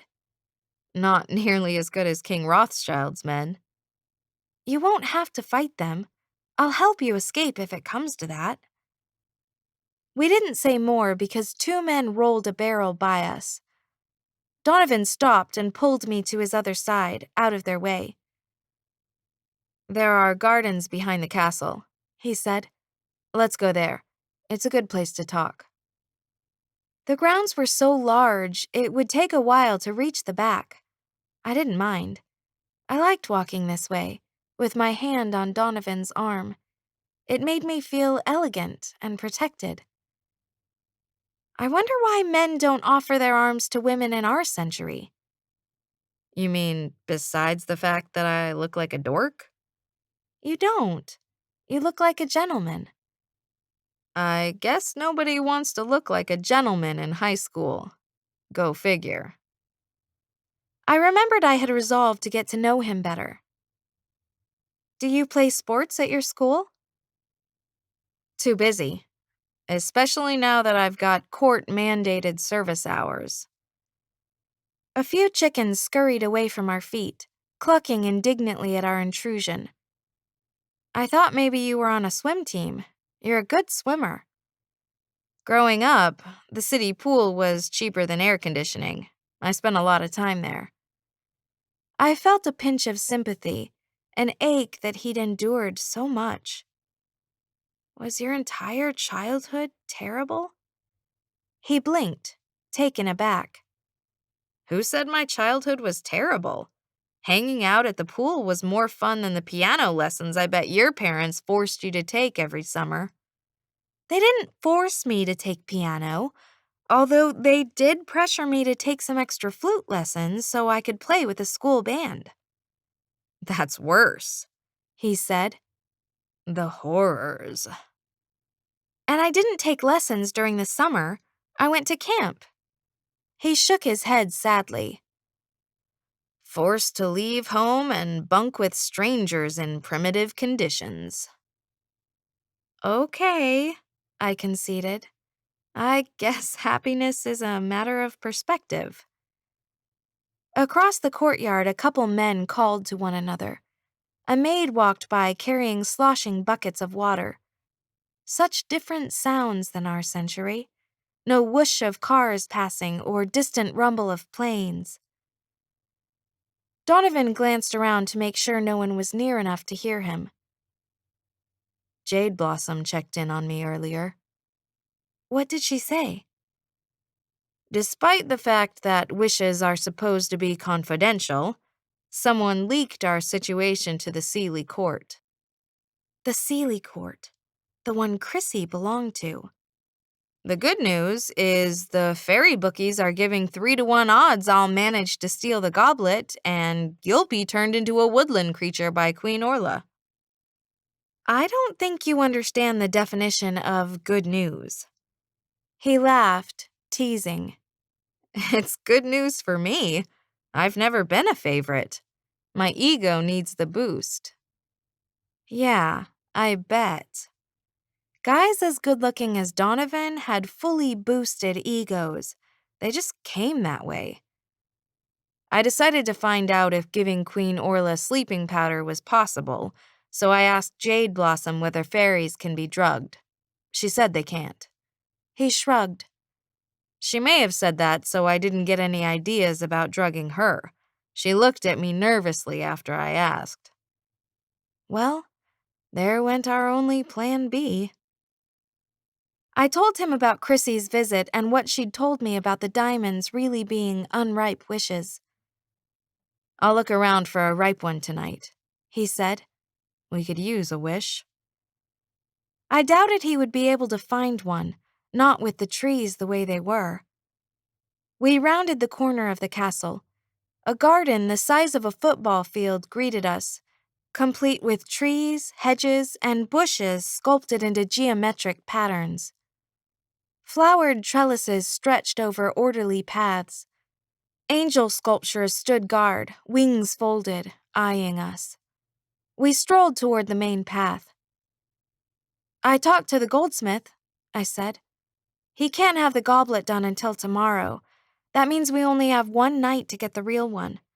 After that, you'll have to leave the castle so the king won't execute you. Or I could reveal the princess's secret and marry you. I raised an eyebrow at him. What? He asked. You don't think marriage would be better than my death? I hadn't actually thought about marrying him. Now that he mentioned it, the possibility seemed startling and awkward and intriguing all at once. You can't tell the king where we go at night. If you do, he'll end the balls and we'll lose our chance to steal the goblet. Which is slightly better than my death, Donovan said. I didn't mean. Donovan held up his hand to stop me. Look, there's no point worrying about King Rothschild killing me in a couple days when it's much more likely that Queen Orla will kill us both tomorrow night. Let's worry about our deaths in the right order. Donovan had spoken tongue-in-cheek, but he was right. If Queen Orla caught me, she would exact a fierce revenge. Stop frowning, he said, nudging me. We can pull this off. You have 2 days to practice your thieving skills, and luckily, You'll be learning from a master." He stopped walking and looked me over like I was a project that required a lot of work. "Ever stolen anything before?" "Just cookies from the cupboard." "Do you know any magic tricks?" "Nope." He lifted one of my sleeves. "Too bad. You could put a lot up these." I tugged my sleeve away from him and slid my arm through his so we could walk again. "It's not as if I need a lot of skill. I'll just wait until no one is looking and switch the goblets." Donovan let out a scoff. "That's the sort of attitude amateurs have. And do you know what they get?" Before I could answer, he said, "Caught." "Wait, weren't you caught?" "I've never been caught." We'd reached a gate leading to a pond and more flower beds. The air here was thick with the scent of crisp blossoms and lazy waiting buds. He opened the gate and stood aside so I could pass. High school student or not, he had the gentleman thing down. I walked inside, waited for him to join me, and we sauntered over to a stone bench underneath a willow tree. "If you were never caught," I asked, "how come you're on probation?" He motioned for me to sit on the bench. "That's another story." I sat down and smoothed out my skirt. "We've got time. Tell me." "You need to practice first." He opened up the leather bag that hung from his belt, pulled a bronze coin out, and held it up. Tapping it with his finger, he said, "Here we have a coin with King Rothschild's face stamped on it. Completely solid. Nothing fake about it. Although, really, probably not the most flattering picture, as part of his nose seems to have worn off." "Wait, you didn't steal that coin from someone at the castle, did you?" "I borrowed it for teaching purposes." "Heads or tails?" He flipped the coin into the air, caught it, and slapped it on the back of his hand. "If you call it, you can have my dessert tonight. If you're wrong, I get yours." "Tails," I said. He moved his hand. The coin was gone. "Your first lesson is this. Never bet with a thief. You'll lose every time." He reached behind my ear and the coin appeared in his hand again. "Ah, it's heads. I hope there's something good for dessert." I folded my arms. "So what does cheating at a coin toss have to do with stealing the goblet?" "Patience, tiara girl." He flipped the coin, caught it, and slapped it on the back of his hand. "Do you know the secret of this trick?" "I'm guessing it's not that I have magical, wealthy ears." "A sleight of hand. It's something good magicians and good thieves have in common." He lifted his hand, showing me that although it looked flat, the coin was cupped in his palm. "The trick to palming a coin is you need to practice making your hand look normal." He brought his hands together, scratching the underside of his wrist. Then he held his hands apart again. "Where's the coin?" I hadn't seen him transfer the coin to his left hand, but I couldn't be certain. I glanced at one hand, then the other. He smiled at my uncertainty. "You need to learn how to redirect the mark's attention, moving so naturally that it doesn't seem like you're up to anything." He fisted his hands and held them out. "Double or nothing for dessert tomorrow night. Did I move the coin, or am I just playing on your expectations that I would?" I looked into his eyes, trying to read them. Couldn't. I slowly tapped his right hand. He opened it. No coin. "Again, you've forgotten the all-important maxim about not betting with a thief." He opened his left hand and gave me the coin. "You try. If you can pull it off, I'll give you tonight's dessert back." It took me a minute before I could hold the coin by contracting my hand muscles. Then I flipped the coin, slapped it down on my other hand, and palmed the coin. Or at least I tried. The first 4 times, the coin tumbled to the ground. The 5th time, it stayed fixed in my hand, but my fingers were stiff. They had to be for the coin to stay put. I made a fist with my empty hand, opened it to show it was empty, and with my other hand, produced the coin from Donovan's ear. Ta-da! I hope it's chocolate. He shook his head, unimpressed. No dessert. It's obvious you're palming the coin. Besides, chocolate was a New World food. It didn't become popular in Europe until after the Renaissance. Relax your fingers. He knew chocolate's history? Who knew that sort of thing off the top of his head? Despite Donovan's whole bad boy image, the guy was smart. He put the coin in my palm, then flipped my hand over and adjusted my thumb and fingers, moving them into a more natural position. I probably should have concentrated on that, and not the fact that he was touching me. His fingers were warm, gentle, practiced. Practiced because he's used to stealing things, I reminded myself. He wasn't someone I should get involved with. Even if he was funny and charming and smart. Even if his eyes were the same color as the sky and had that same open, limitless quality. I absolutely couldn't fall for Donovan. I wouldn't let myself. Chapter 20. I spent the next 5 minutes trying to make my hands look normal. At best, they looked mannequin-like. Donovan patiently watched me fumbling with the coin. When I'd picked it up off the ground for the 10th time, I handed it back to Donovan and slumped on the bench with a defeated thump. What's the point of practicing this? We're not going to pull coins from Queen Orla's ears. The point is, he said, effortlessly flipping the coin upward. You're practicing stealth. He plucked the coin from the air and tightened his fingers around it.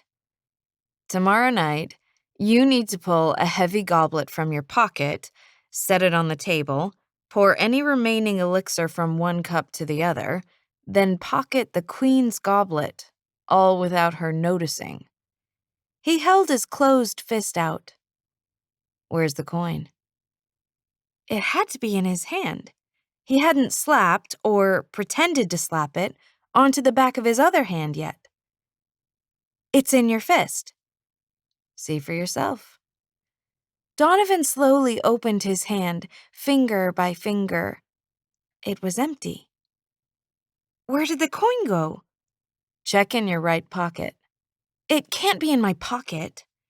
He hadn't come near enough to slip something into my pocket.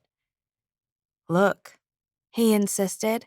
His blue eyes crinkled around the edges. I slipped my hand into my pocket, and my fingers brushed against something small and circular. I pulled out the brass coin, astonished. How did you do that? Stealth, practice, and preparation. He motioned to the coin. Now keep working. I watched you the whole time, I protested. Neither of your hands came near me. I leaned toward him, looking him up and down as though I'd find some clue on his jacket. Do the trick again. I need to figure it out. He tilted his chin knowingly. You're just trying to get out of practicing. I took his hand, turned it over, and put the coin in his palm. Seriously, it's going to bother me until I know. Donovan held the coin back out to me, refusing to do the trick. You've gone to magic shows before. I bet you didn't badger the magicians afterward and demand to know their secrets. But I would have if I could have. Donovan laughed, flipped the coin in the air, and caught it. Magicians don't tell their secrets. If you want to know, it will cost you something. What? What are you offering? He grinned, mischief lurking at the edges of his mouth. For someone who didn't do sports, he liked playing games. Well, I tapped my fingers against the bench, thinking. Jade Blossom already granted you money, power, and an invisibility cloak. I, on the other hand, received a good voice, a part in a famous fairy tale, and Jason's love. When you come down to it, I don't have much to bargain with. The coin spun through the air above Donovan's thumb, light flickering off its surface.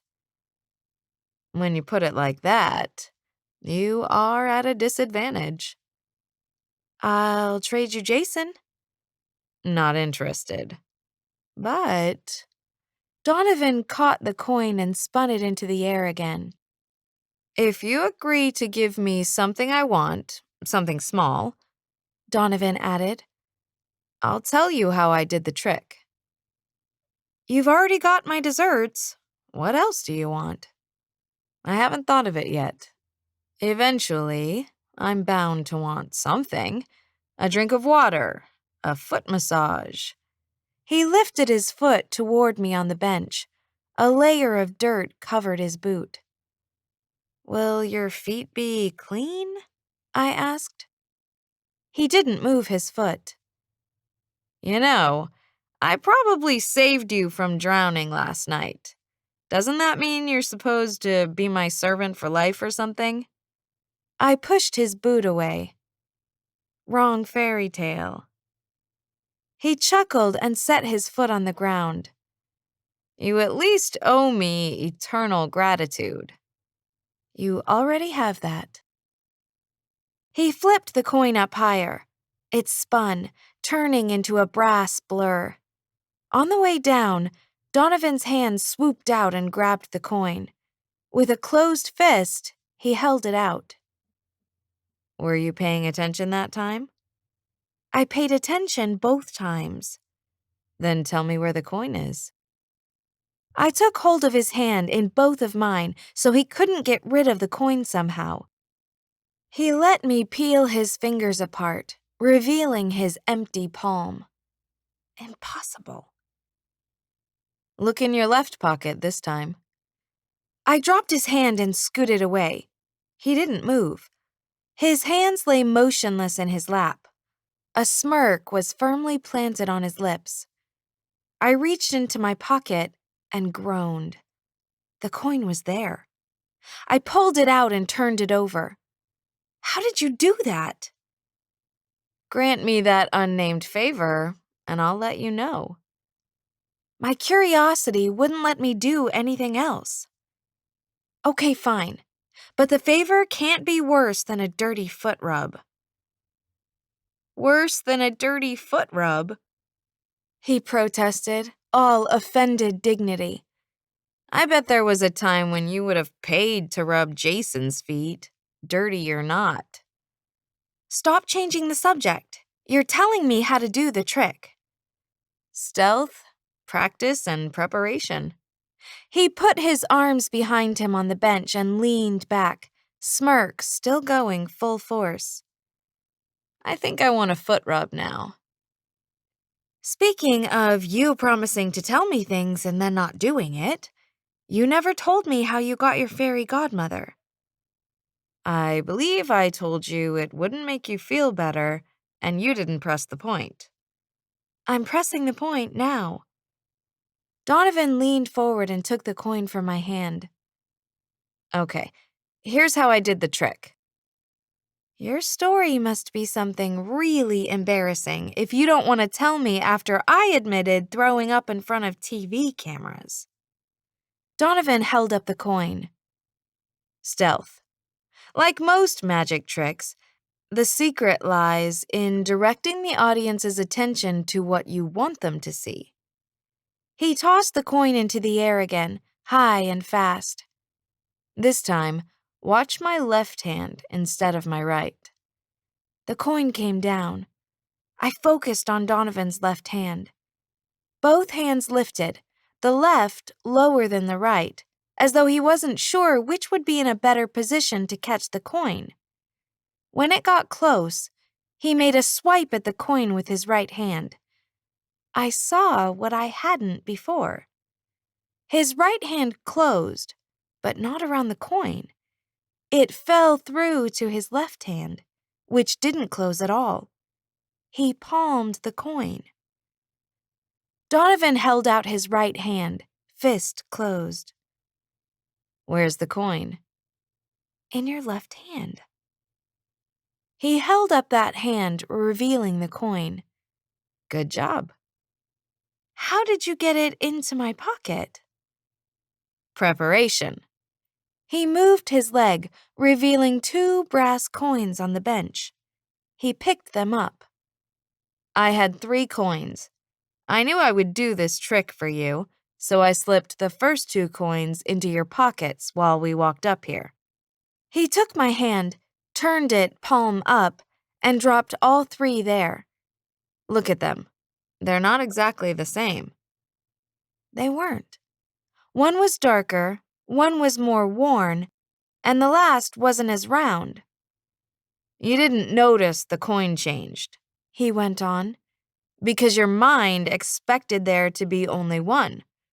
That's why the goblet doesn't have to be an exact replica for our switch to work. The trick seemed so simple when he explained it that I couldn't believe I hadn't noticed the differences in the coins before. When did you put the coins in my pockets? My hand was on your arm the whole time. As soon as I said it, I realized it wasn't true. He'd pulled me out of the way of the men rolling the barrel. He'd opened the gate door and then walked with me on my other side. Donovan took hold of my hand and held it up, emphasizing his point. Sleight of hand. You've got to have such good control of your fingers you could pickpocket the name badge off a policeman. He let go of my hand. Not that I did that. More than once. He casually picked up a coin, made it disappear from one hand, then dropped it into my lap with the other.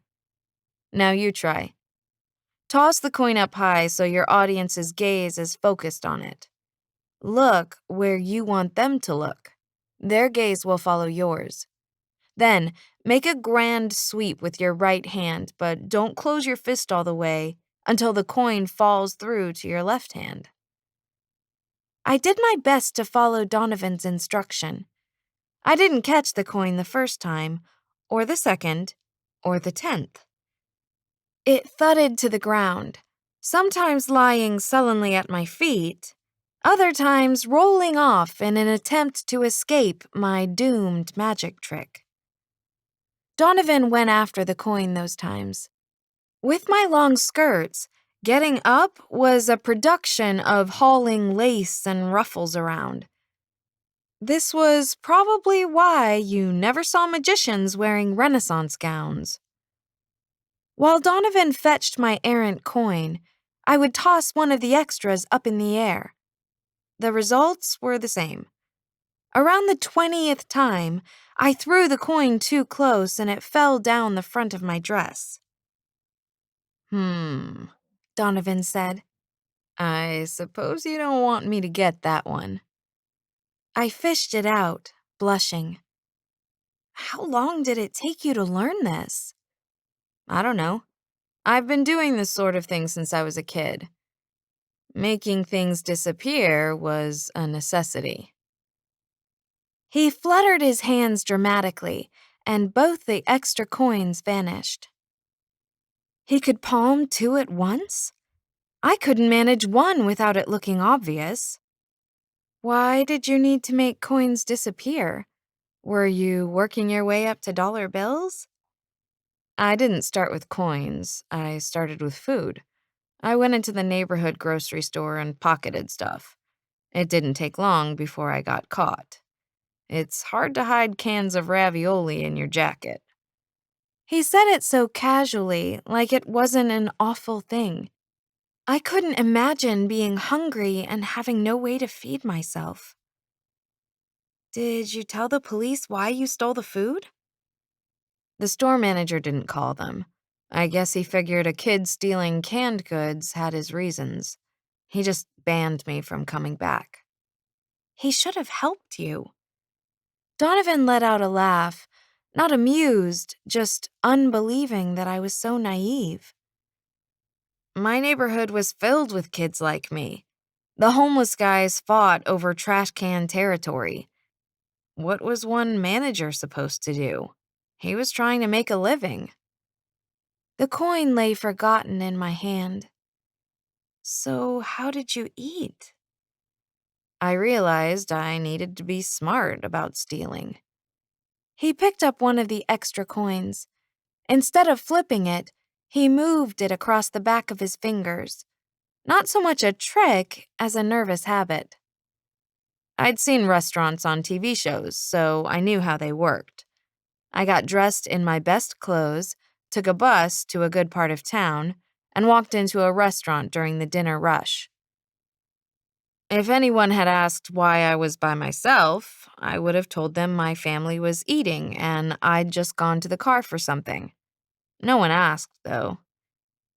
People are used to ignoring kids. The coin reached Donovan's pinky finger and he sent it back the other way. You know how people leave credit cards on tables for waiters to take? Turns out, cards aren't much harder to palm than coins. I wanted to tell him I was sorry his parents had failed him. Sorry society hadn't helped him. He didn't want to hear it, though, and it was pointless to say. The world was dark in places. You couldn't fix that. What will happen if you don't go back to Ohio? The next time Shane needs money, he'll do something stupid. Probably steal another car. Another car? Donovan nodded. I told you I'd never been caught. The coin moved around his knuckles. Shane knew I stole things and figured he could too. You fence a car and it keeps the rent paid for months. Donovan stopped moving the coin. The cops picked him up his first try. He got off with a hand slap. The second time he got caught, I took the rap. I didn't want him to go to juvie. Donovan put the coin back on the bench. So those are the sordid details of my past.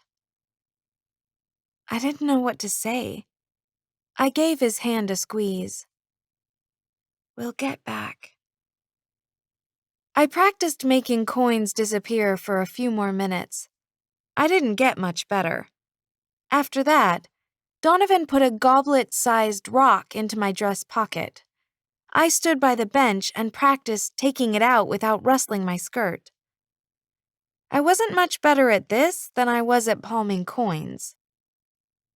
After a half an hour of failing at the task, I sank back on the bench with defeat. The rock sat despondently in my lap. This wasn't going to work. I couldn't learn the art of theft in 2 weeks, let alone 2 days. I was kidding myself to think I could steal a goblet from underneath the nose of a powerful fairy. So, what sort of woodland animal are the Sealy fairies betting I'll be turned into? Donovan motioned for me to get back up and keep working. You'll be fine. If you wore gloves, you wouldn't technically be touching the goblet. Maybe the curse wouldn't affect you. Donovan picked up the rock and held it out to me. It has to be you. I didn't take the stone. Have I ever mentioned I'm naturally clumsy? With more practice, you'll be able to do this. In PE, after I ran hurdles, the track looked like a line of dominoes had been knocked over. Donovan took my hand and set the rock in my palm. Then it's a good thing you don't have to jump over anything to move the goblets. At the winter choir concert, I lost my footing and fell into the row of girls below me. Think dominoes in sparkly red dresses. I'm sure it could have happened to anyone.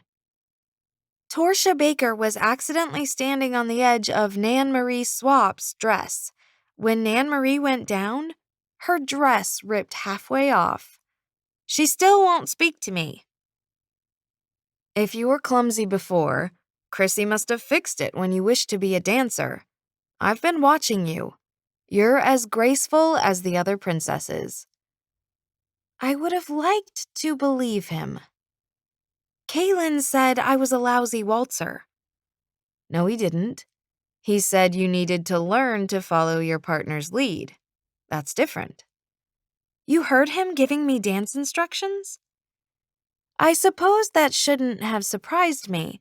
Kaylin said it enough times. Still, it was odd to think of Donovan, close by, watching my stumbling attempts. He shrugged. There wasn't much else to do. I figured I should learn how to waltz in case King Rothschild holds a ball. He'll expect a prince to know how to dance. Was it hard for you to pick up the steps? I didn't have a partner who made me nervous. In other words, no. It hadn't been hard. It was only hard for me because I was graceless. I let out a sigh. I hope the queen turns me into a bird. At least it would be cool to fly. Donovan stood up and held his hand out. It's time for a dance break. You want to dance? He kept his hand outstretched. Cocky fairies get on my nerves. We'll go over the steps, and tonight you'll blow Kaylin away. Not likely. Still, it was nice of Donovan to help me, and I was tired of practicing with the rock. I took Donovan's hand and stood up. My skirt swished back and forth from the momentum, more eager than I was to start dancing. Donovan led me a few feet away from the bench and pulled me into position. I put my hand on his shoulder. He held me gently around my waist and took my free hand in his. Last night, at the campfire, we'd sat closer than we were now. While I'd shivered, Donovan had wrapped his arms around me. But I felt his closeness more now. A fluttering of nerves rumbled through my chest and made it hard to concentrate. His hand felt warm in mine. Did mine feel cold in his? We'll do the basic step for a few counts, then move to the spins and stuff. He stepped forward, smooth and confident, propelling me with him. 1, 2, 3, down, up, up. I moved my feet to the rhythm of his voice, doing my best to pay attention. He smelled faintly of leather and something else, something beckoning. I couldn't stop staring at the line his shoulders made in his jacket. I remembered him fighting shirtless, remembered the muscles in his shoulders. Taut, tanned. Now my fingers rested on his shoulder. It made me feel like I couldn't breathe. It was the corset, I told myself. I absolutely wasn't developing feelings for Donovan.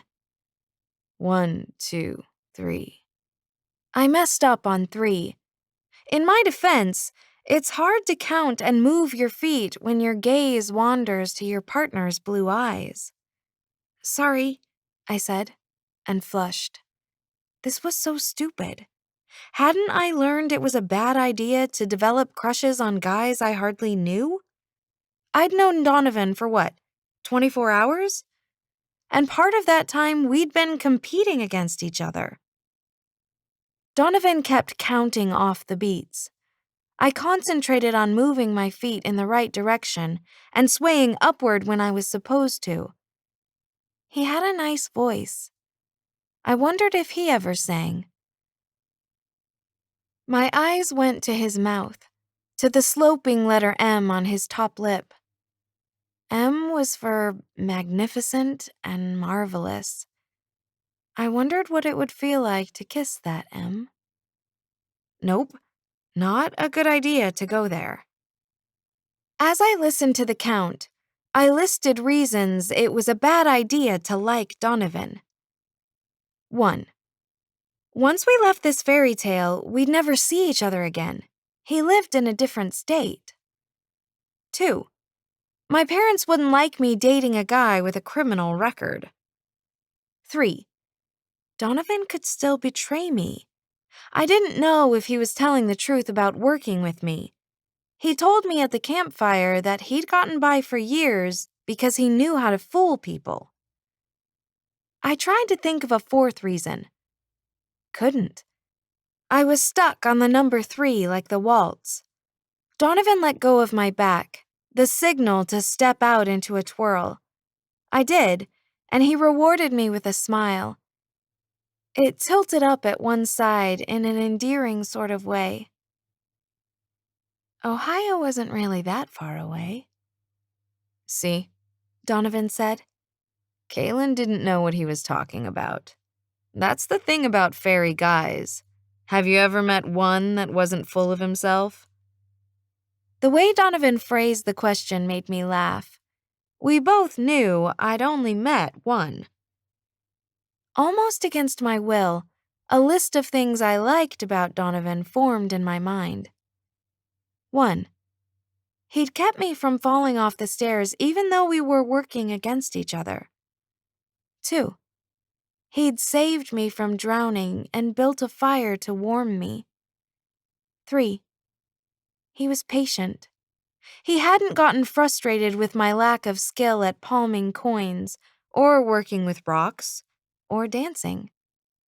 4. He was smart and determined. He'd figured out a way to take care of himself and his brother. 5. He was loyal. He'd taken the rap for his brother and was still looking after him. 6. He wasn't a real criminal. He was like Aladdin from the Disney movie, but without the creepy monkey sidekick. He was a victim of circumstance, big-hearted, and hot. 7. Hot probably deserved its own number. I started plucking away the other reasons I'd put on my I shouldn't like Donovan list. He wasn't going to betray me for the goblet. If he'd meant to get it at any cost, he would have let me fall off the stairs. And what did I care if my parents didn't approve of him? They didn't approve of me pursuing a music career, and that had never stopped me. But what if none of it mattered? What if he didn't like me like that? None of the guys at my school had. Donovan lifted my right hand and let go of my back, the signal to break away and do our next steps side by side. I did, and returned to him again. Okay, let's try it with music now. Sing something. I'd been contemplating the M of his lips and had to drag my attention back to his words. You want me to sing? Yeah. Let's see if your first wish was worth the magic. I sifted through songs I knew, searching for one that would work with a waltz. The song I'd done for the auditions came to mind. Nope, I didn't ever want to sing it again. No doubt Donovan and I would both hear enough of it when we got back home. Spoofs and song remixes. No one would ever see it for what it was supposed to be. A wistful song about unrequited love. Donovan hadn't heard it yet. I supposed he would be the song's only untainted audience. So there in his arms, I sang the tune. I didn't worry whether I'd be able to hit the notes while a corset constricted my diaphragm. Chrissy had taken the imperfections from my voice. The music lifted from my mouth, strong and clear, smooth and lilting. I meandered through the treble clef with ease, lingering on the hard, high notes and letting them flow off my tongue. Donovan stared at me, impressed and then entranced. He hadn't expected my voice. I looked into his blue eyes and let every note caress him. This was what I'd wanted when I wrote the lyrics. This was what I'd tried for when I'd sung for Jason at the audition. The connection I saw in Donovan's eyes. He understood the struggle of standing when a person had already fallen down so many times. Dancing was easier while I sang. I was concentrating on the notes, not obsessing about where my feet were. I finished the song and started another. Moving with Donovan through the garden felt as natural as talking with him. Fun, and a little bit exhilarating. This, I thought, is why people invented dancing. As I finished my third song, Donovan slowed until we stopped. You're amazing. I take back everything I said about singing being a useless, wasted wish. When did you say that? Oh, maybe I just thought it. Intensely. But I've changed my mind. He dropped his hand from my back, but kept hold of my hand. I liked the feel of his fingers intertwined with mine, liked the admiration in his eyes. I can see why you wanted that voice, he said, his own voice low and soft. It's beautiful, like the rest of you. Thanks. I didn't break our gaze. There was nowhere else I wanted to look. So... Donovan rolled the word around in his mouth, tasting it. I know the favor I want. What? He pulled me closer and lowered his head. He did this slowly, watching my reaction, giving me time to move away if this wasn't what I wanted. I didn't move away. I kept my eyes open until the last moment. Then I shut them and felt his lips press against mine. My worries about my first kiss had been unfounded. Our teeth didn't bang together. My lips knew what to do. They followed his lead. Donovan slid his hands around my waist, and I wound mine around his neck. His jacket lay open, and as I leaned against his chest, I felt the slow, steady rhythm of his heartbeat. It felt like music, and the words that sang through my insides were, Donovan likes me like that. I'm not sure how long we kissed. He wasn't in a hurry to end this, and neither was I. Finally, he lifted his head. I smiled at him, my arms still draped around his shoulders. You're right. That wasn't such a bad favor. He kept his gaze on me but didn't smile back. Worry tinged his eyes. I'm probably not your usual type, am I? I don't really have a usual type. He stiffened, and the worry in his expression grew. Because you see so many different types of guys? It was sweet, he thought so many different types of guys were interested in me. I couldn't lie, though, and didn't want to. If he liked me, he had to know who I was. At your school, do you have girls that are friends with guys but never hang out with them except as friends? Yeah. I'm one of those girls. His eyebrows rose in happy surprise. Score. The guys at your school are stupid. I laughed at his assessment. Yeah, exactly. So it turns out you can be my type. He smiled, but it was still shadowed with worry. Will I still be your type when we go back to the 21st century? That was what was bothering him? He thought I was only interested in him as a fairy tale fling? I drew out my words. That depends. What's your usual type of girl? He pulled me closer. Beautiful, talented, often clumsy, completely honest. Oh, and over Jason. I think I'm your type. Good. He smiled, leaned down, and kissed me again. Chapter 21.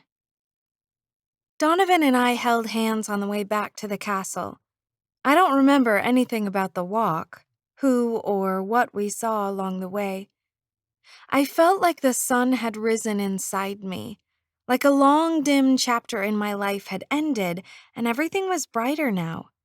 It both amazed and frightened me how much a couple of kisses could stir my emotions. No, it wasn't the kisses. It was the feeling behind them. It was Donovan seeing so much in me he couldn't imagine the guys in my school seeing less. Most things hadn't changed since this morning. I was still stuck in the wrong century, and I had to steal a cup from a powerful fairy in order to return home. But I was grinning like none of it mattered because Donovan was holding my hand. What had happened to me? By the time we got back to the castle, my lady's maid was searching for me so she could help me dress for supper. I hadn't realized I needed different clothes for that. Apparently, in this time period, the evening meal required its own attire. While she bustled me upstairs to change my clothes, a valet directed Donovan to his room for similar treatment.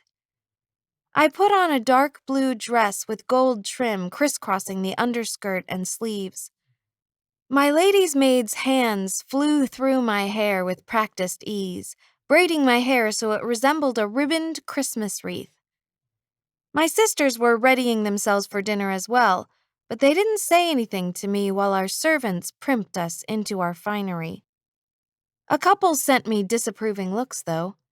They probably weren't pleased that I'd disappeared all afternoon with Donovan. I didn't care. When I walked into the dining room, he was waiting by my seat. He wore a dark green jerkin with flared shoulders that emphasized his own. Sort of matadorish and cool.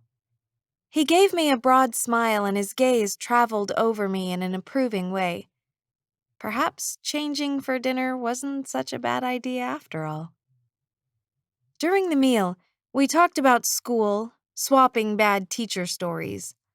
Donovan had me laughing in a very unprincessly manner about his chemistry teacher, who was occasionally careless in his demonstrations and at one point set his desk on fire. Mr. Mertz put out the fire right away, Donovan said. But once the fire alarms go off, they make everyone evacuate anyway. We had to stand around outside while the firemen checked out the room for smoldering, combustible remains. At least you got out of class, I said. Yeah, and the best part was when Tyrone Wright carjacked the fire truck. Seriously? The guy never should have messed with men who wield axes. That'll teach him to take a dare from me. You didn't. With a smirk on Donovan's lips, I couldn't tell whether he was serious or not. Hey, the hood is an exciting place to live. King Rothschild interrupted our conversation. And what would you do, Prince Donovan, about the outer provinces? Donovan straightened and his voice took on a formal tone. Pardon me, sire. What is your problem with the outer provinces? The king ripped into his food with an enthusiasm that seemed out of place. We won the war. Each province surrendered and swore fealty, yet they refused to pay the reparations they agreed to. If you become king of Capenzia, what would you do about such defiance? Donovan hesitated. Is it defiance, sire? Or are the outer provinces just unable to pay? Certainly the war must have been a financial burden to their lands as well as yours. The king knifed the slab of meat on his plate, cutting it with gusto. Their burdens aren't my concern. They caused the war and as such must pay for it. If I don't exact a price for their rebellion, what's to keep them from rebelling again? Several of my sisters glanced at one another uncomfortably. A couple looked like they wanted to speak, but none did. Donovan watched them, waiting, then spoke himself. Have you considered marriage of alliance between your daughters and the province's princes? The clinking of silverware immediately stopped. Half of my sisters cast disbelieving looks at Donovan. The others cast hopeful looks at our father. King Rothschild didn't see any of them. He made a grumbling noise in the back of his throat, like he was choking on Donovan's words. Why would I give my daughters to the sons of conniving, treacherous men? He set his goblet down with such a forceful thunk that the liquid sloshed onto the tablecloth. Why not give them my silver, horses, and land too? That would teach my subjects not to cross me. The king lifted his hand as though making an announcement. Come fight King Rothschild. If you win, you'll take his possessions, and if you lose, he'll give them to you. He lowered his hand and picked up his fork. Nonsense. I'll give my daughters to allies, not enemies. The king went on for several more minutes, insisting foes needed to be crushed, not coddled. If he hadn't been so intent on his speech, he might have noticed several of his daughters let out disappointed whimpers and others stared forlornly at their plates. I was glad the fairy tale ended with their marriages to the princes. Sooner or later, the king would have a change of heart. When the king finally stopped ranting about rewarding cutthroats, Donovan addressed him again. Sire, do you want the provinces ruled by allies or enemies? I want them to obey me, that's all. Donovan should have dropped it. The princesses had never given him a reason to champion their cause, and the king had made it clear he didn't welcome differing opinions. But Donovan didn't drop the subject. Isn't a man more likely to want peace with you if he also calls you father? Those unions between your daughters and the neighboring princes would tie the lands together. A man as wise as you can certainly understand that. The queen put her hand on the king's arm. Prince Donovan makes a fair point, and you know, 'tis not going to be easy to make royal matches for the girls, not when you keep threatening to kill every suitor who comes to the castle. The king let out a grunt. If a prince hasn't the wits to figure out where my daughters go each night, he would make a poor husband anyway. I'm weeding out the incompetent men. Which reminds me... He turned his attention back to Donovan. You have 2 nights left to solve the mystery. Don't disappoint me. I don't reward that behavior either. Our bedtime routine went the same as it had the night before. After our ladies' maids combed out our hair, Madame Saxton and Donovan came into the room. They sat side by side on the couch, and Rosamond and Philippa passed around drinks. I wanted to watch Donovan to see if I could spot the moment he poured his cider into the housekeeper's cup. Instead, I talked to the others, doing what I could to keep their attention off him. After a half an hour, he and Madame Saxton both seemed to be asleep. My sisters and I helped each other dress. While Philippa laced the back of my dress, she clicked her tongue. Today, you carried on with Prince Donovan in a manner most unbefitting a woman whose true love awaits her in the forest. I opened my mouth to say that any guy who left me in the middle of a lake wasn't my true love, but I stopped myself. My sisters might not let me go to the ball if they thought I didn't care about Jason anymore. Penny fastened my stomacher to the front of my bodice. Hey, don't deny it. You were totally checking him out at supper. Father will be less suspicious, I said, careful not to let any lies slip into my explanation.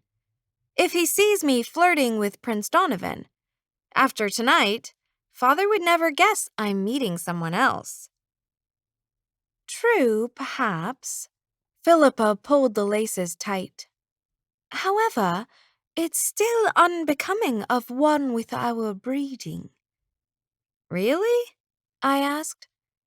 You all paid close enough attention to Prince Donovan while he sparred with the fencing master. I didn't, Isolde said, breezing by to pick up extra pins from my dressing table. From the table next to mine, Darby snorted. If you'd batted your eyelashes any harder, you would have created a breeze. Isolde lifted her chin and stalked back to her own table. You're only vexed because Prince Donovan bid me a good day before he sparred, and he paid no heed to you whatsoever. Leave her be, Catherine said, coming over to help with my hair. Prince Donovan has a body like our statue of Adonis. One can't help but appreciate art. His abs were quite a piece of art, Darby agreed. Kayla weaved a yellow ribbon into her hair. Artistically speaking, I liked the way his muscles rippled while he fought. Shh, I said. You'll wake him. He was close enough to hear this whole conversation. Beatrix picked up a green ribbon off a nearby table and tucked it into her golden curls. No matter his resemblance to the garden statues, I shan't be tempted by his blue eyes, not when Frederick's brown eyes beckon me to remain faithful. Matilda let out a dreamy sigh.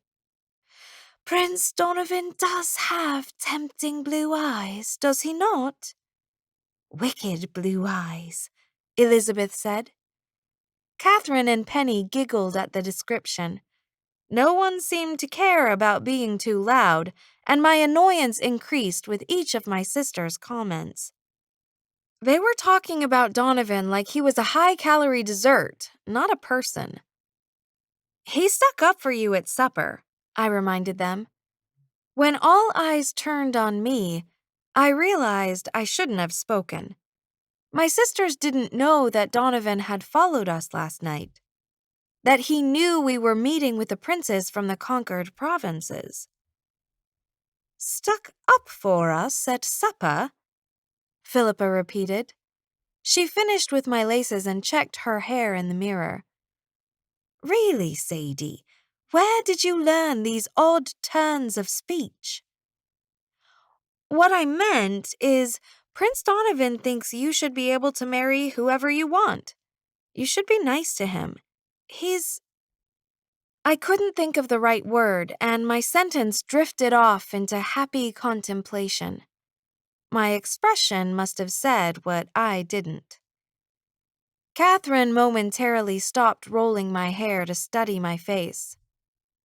Heavens, you look positively smitten. Rosamond was taming the curls by her face to hang as ringlets. Perhaps Prince Donovan cast a magic spell on her. Beside her, Matilda giggled. We had better take her to Prince Jason forthwith. True love's kiss will break the spell. Not likely, and not going to happen. Even the mention of Jason's name made me inwardly groan. I would have to spend all night talking and dancing with him.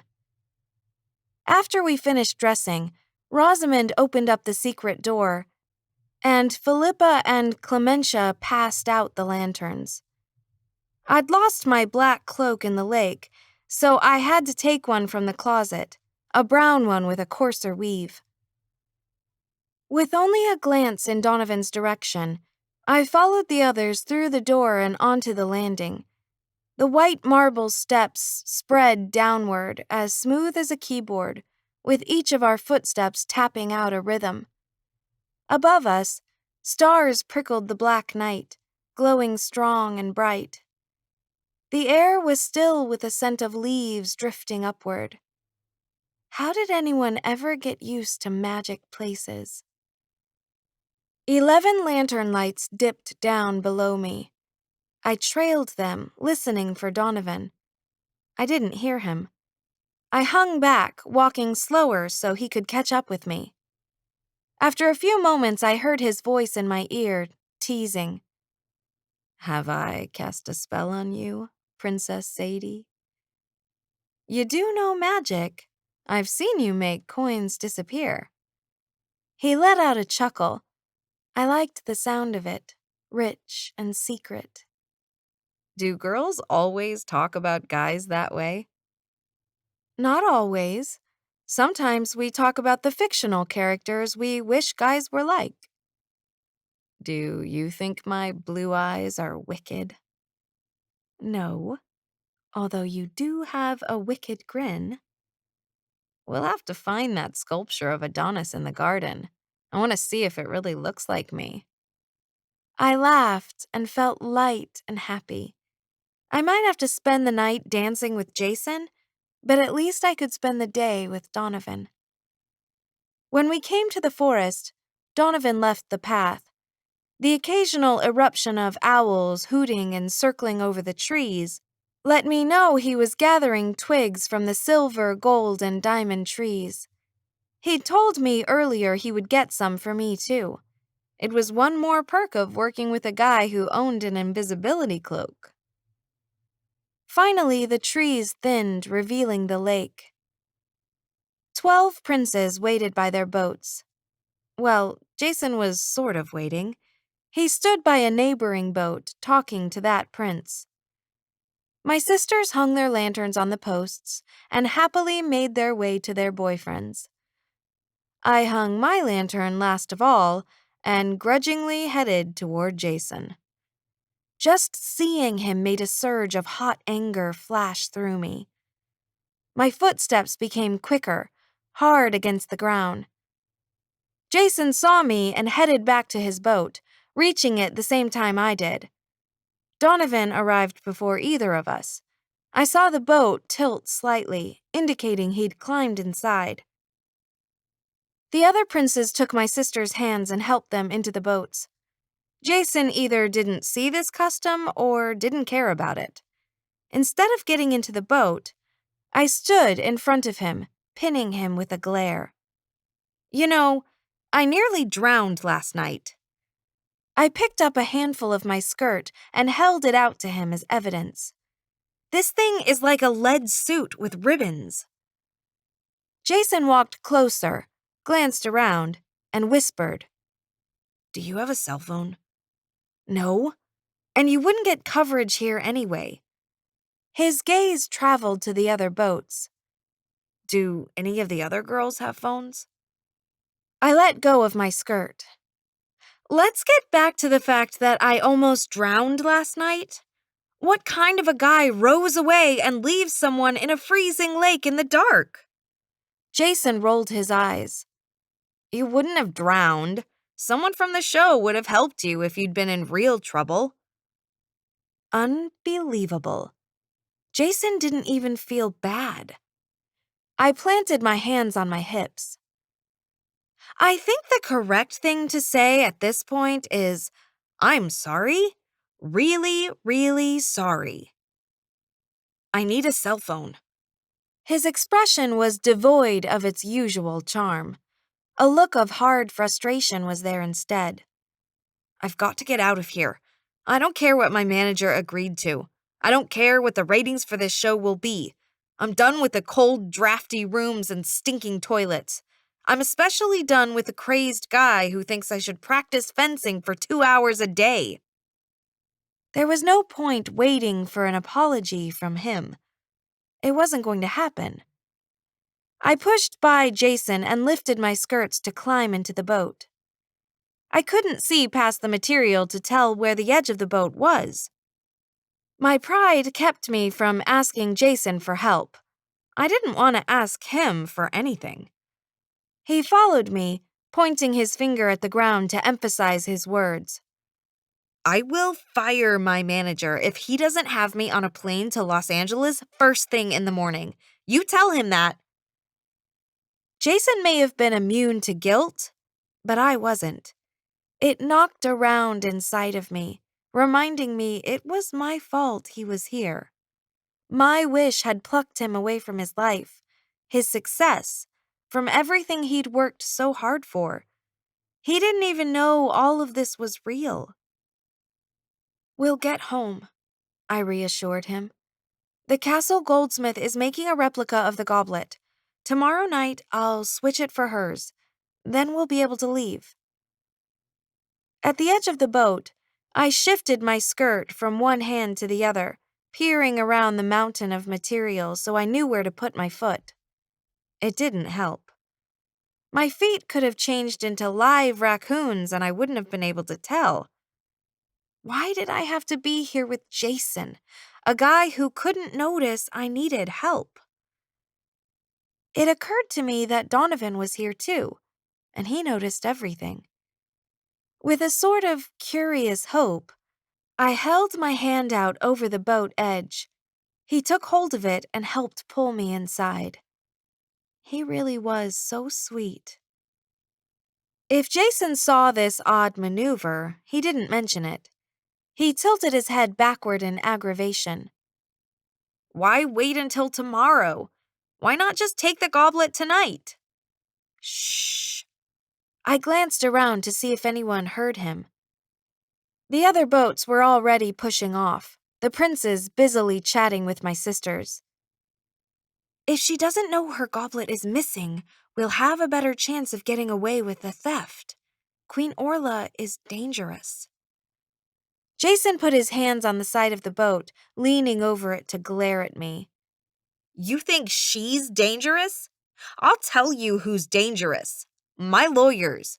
And if I don't get a cell phone soon, this place will be raining subpoenas. He said other things, but I couldn't understand them. By that point, Jason had put his back against the ship and was pushing the boat into the water. Once the boat edged into the lake, he jumped inside and picked up the oars. One of the princes called, You'll be last again tonight. Jason yelled back, That's because I started later than the rest of you. Open your eyes.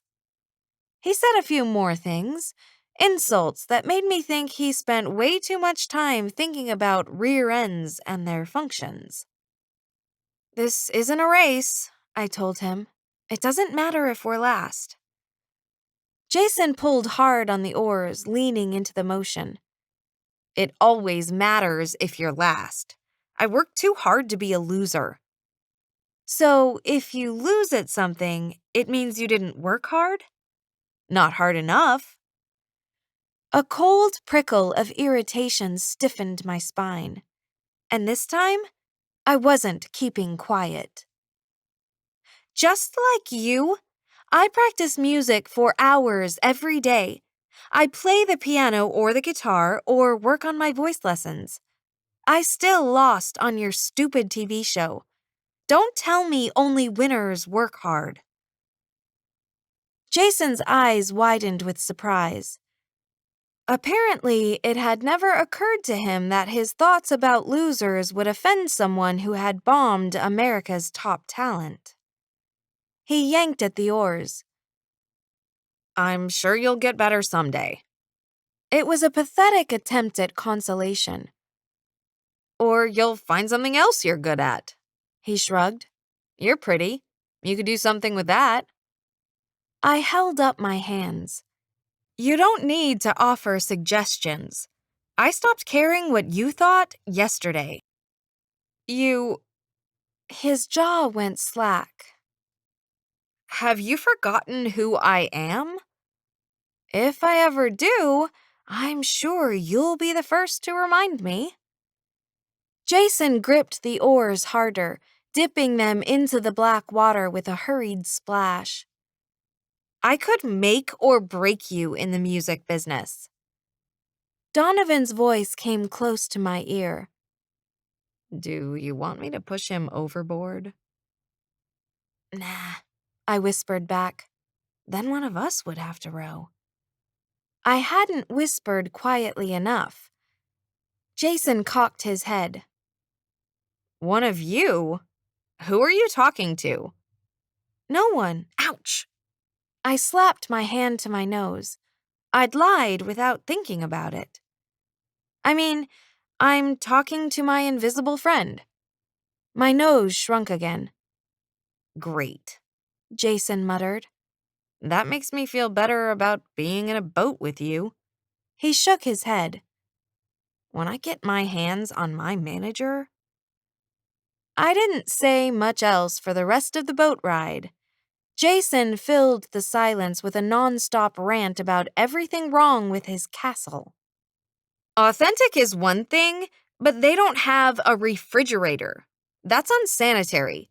Even third world countries have refrigerators. I bet Bushmen have refrigerators. Behind me, Donovan chuckled.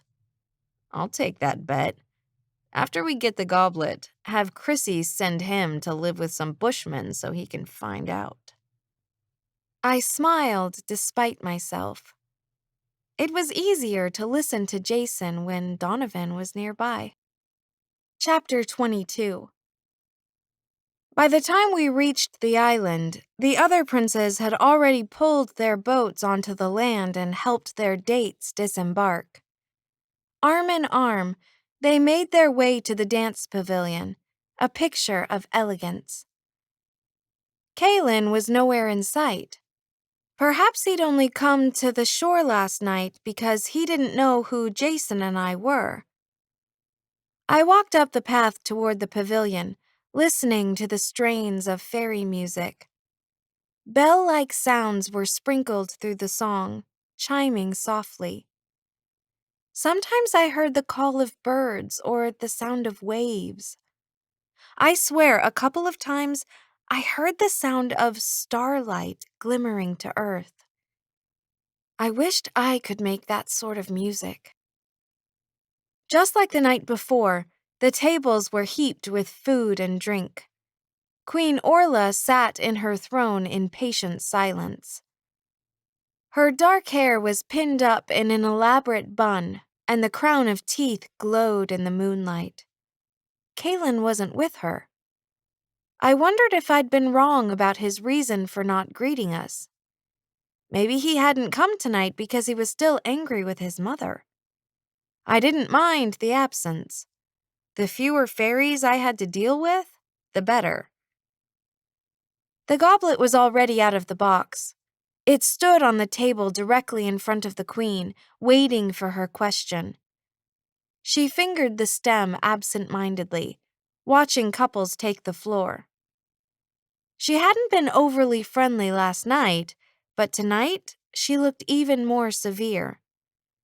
Her lips were set in a grim line and her dark eyes were cold. Was she upset about her fight with Kaylin? Or was I reading emotions into her expression? She stood up, briefly welcomed the couples, and then sat again.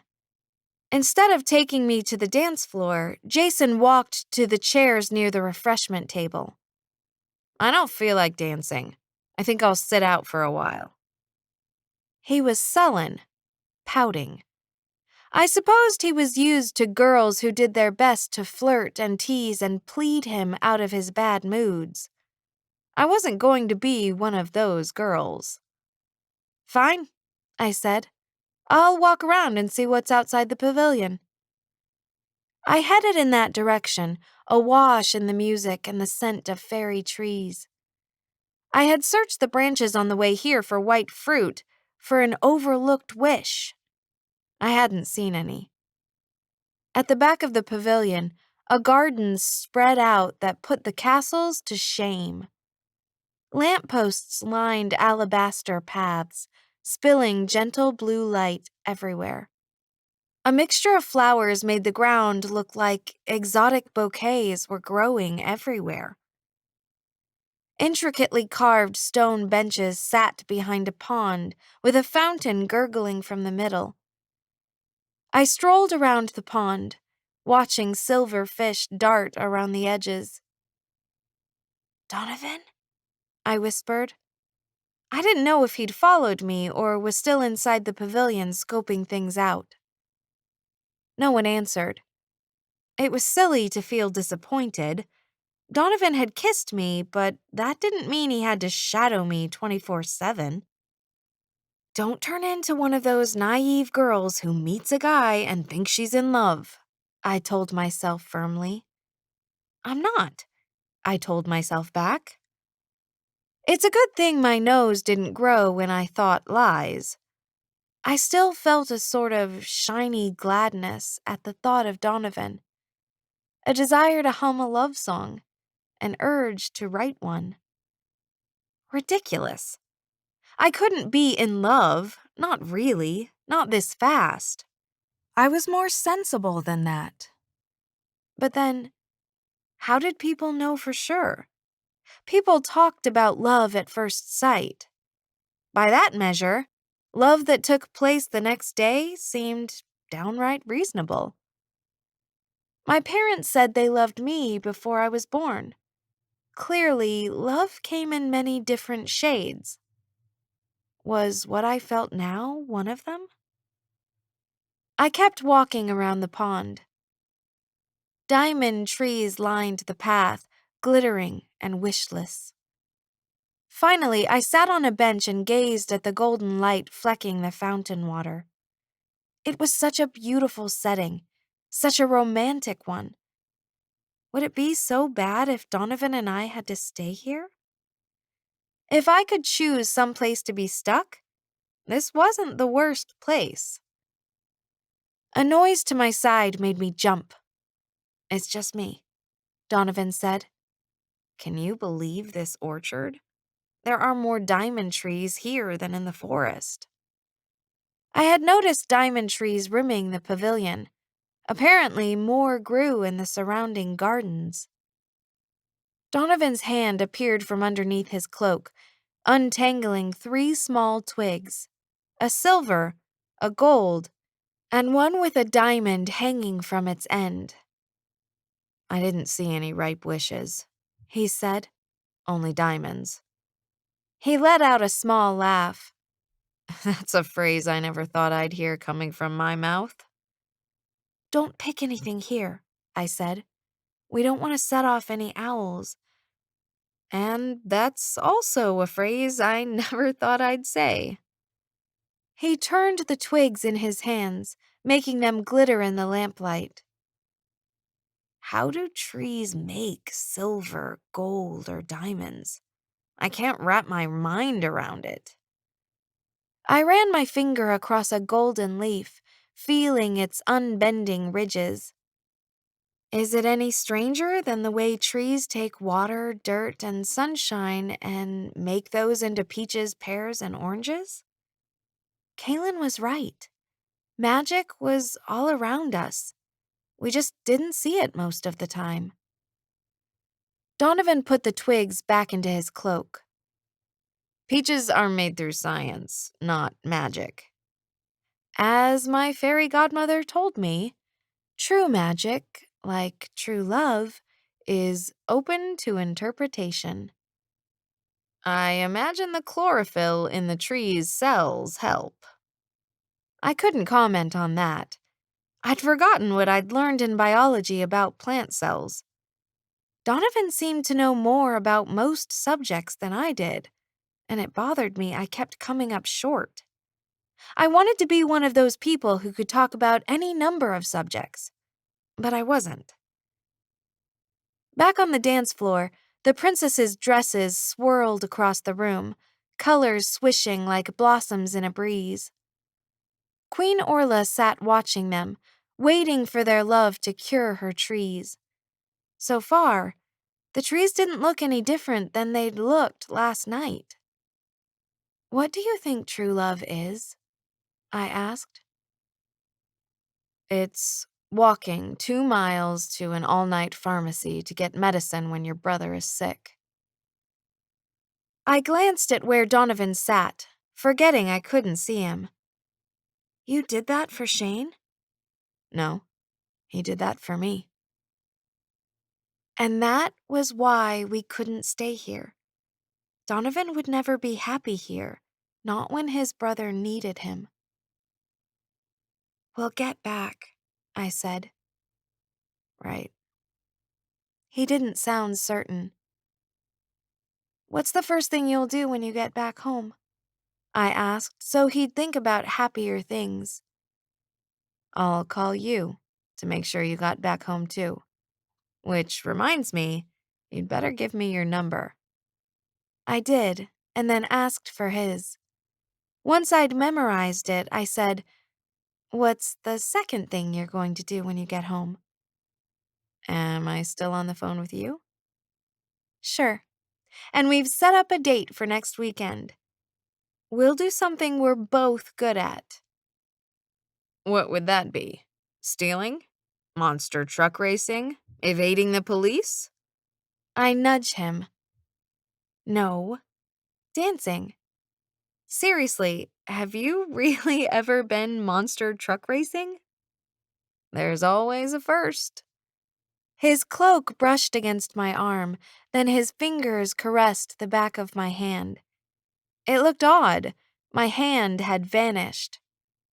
I didn't move away, though. Just that small caress made me want to lean into him and disappear all the way.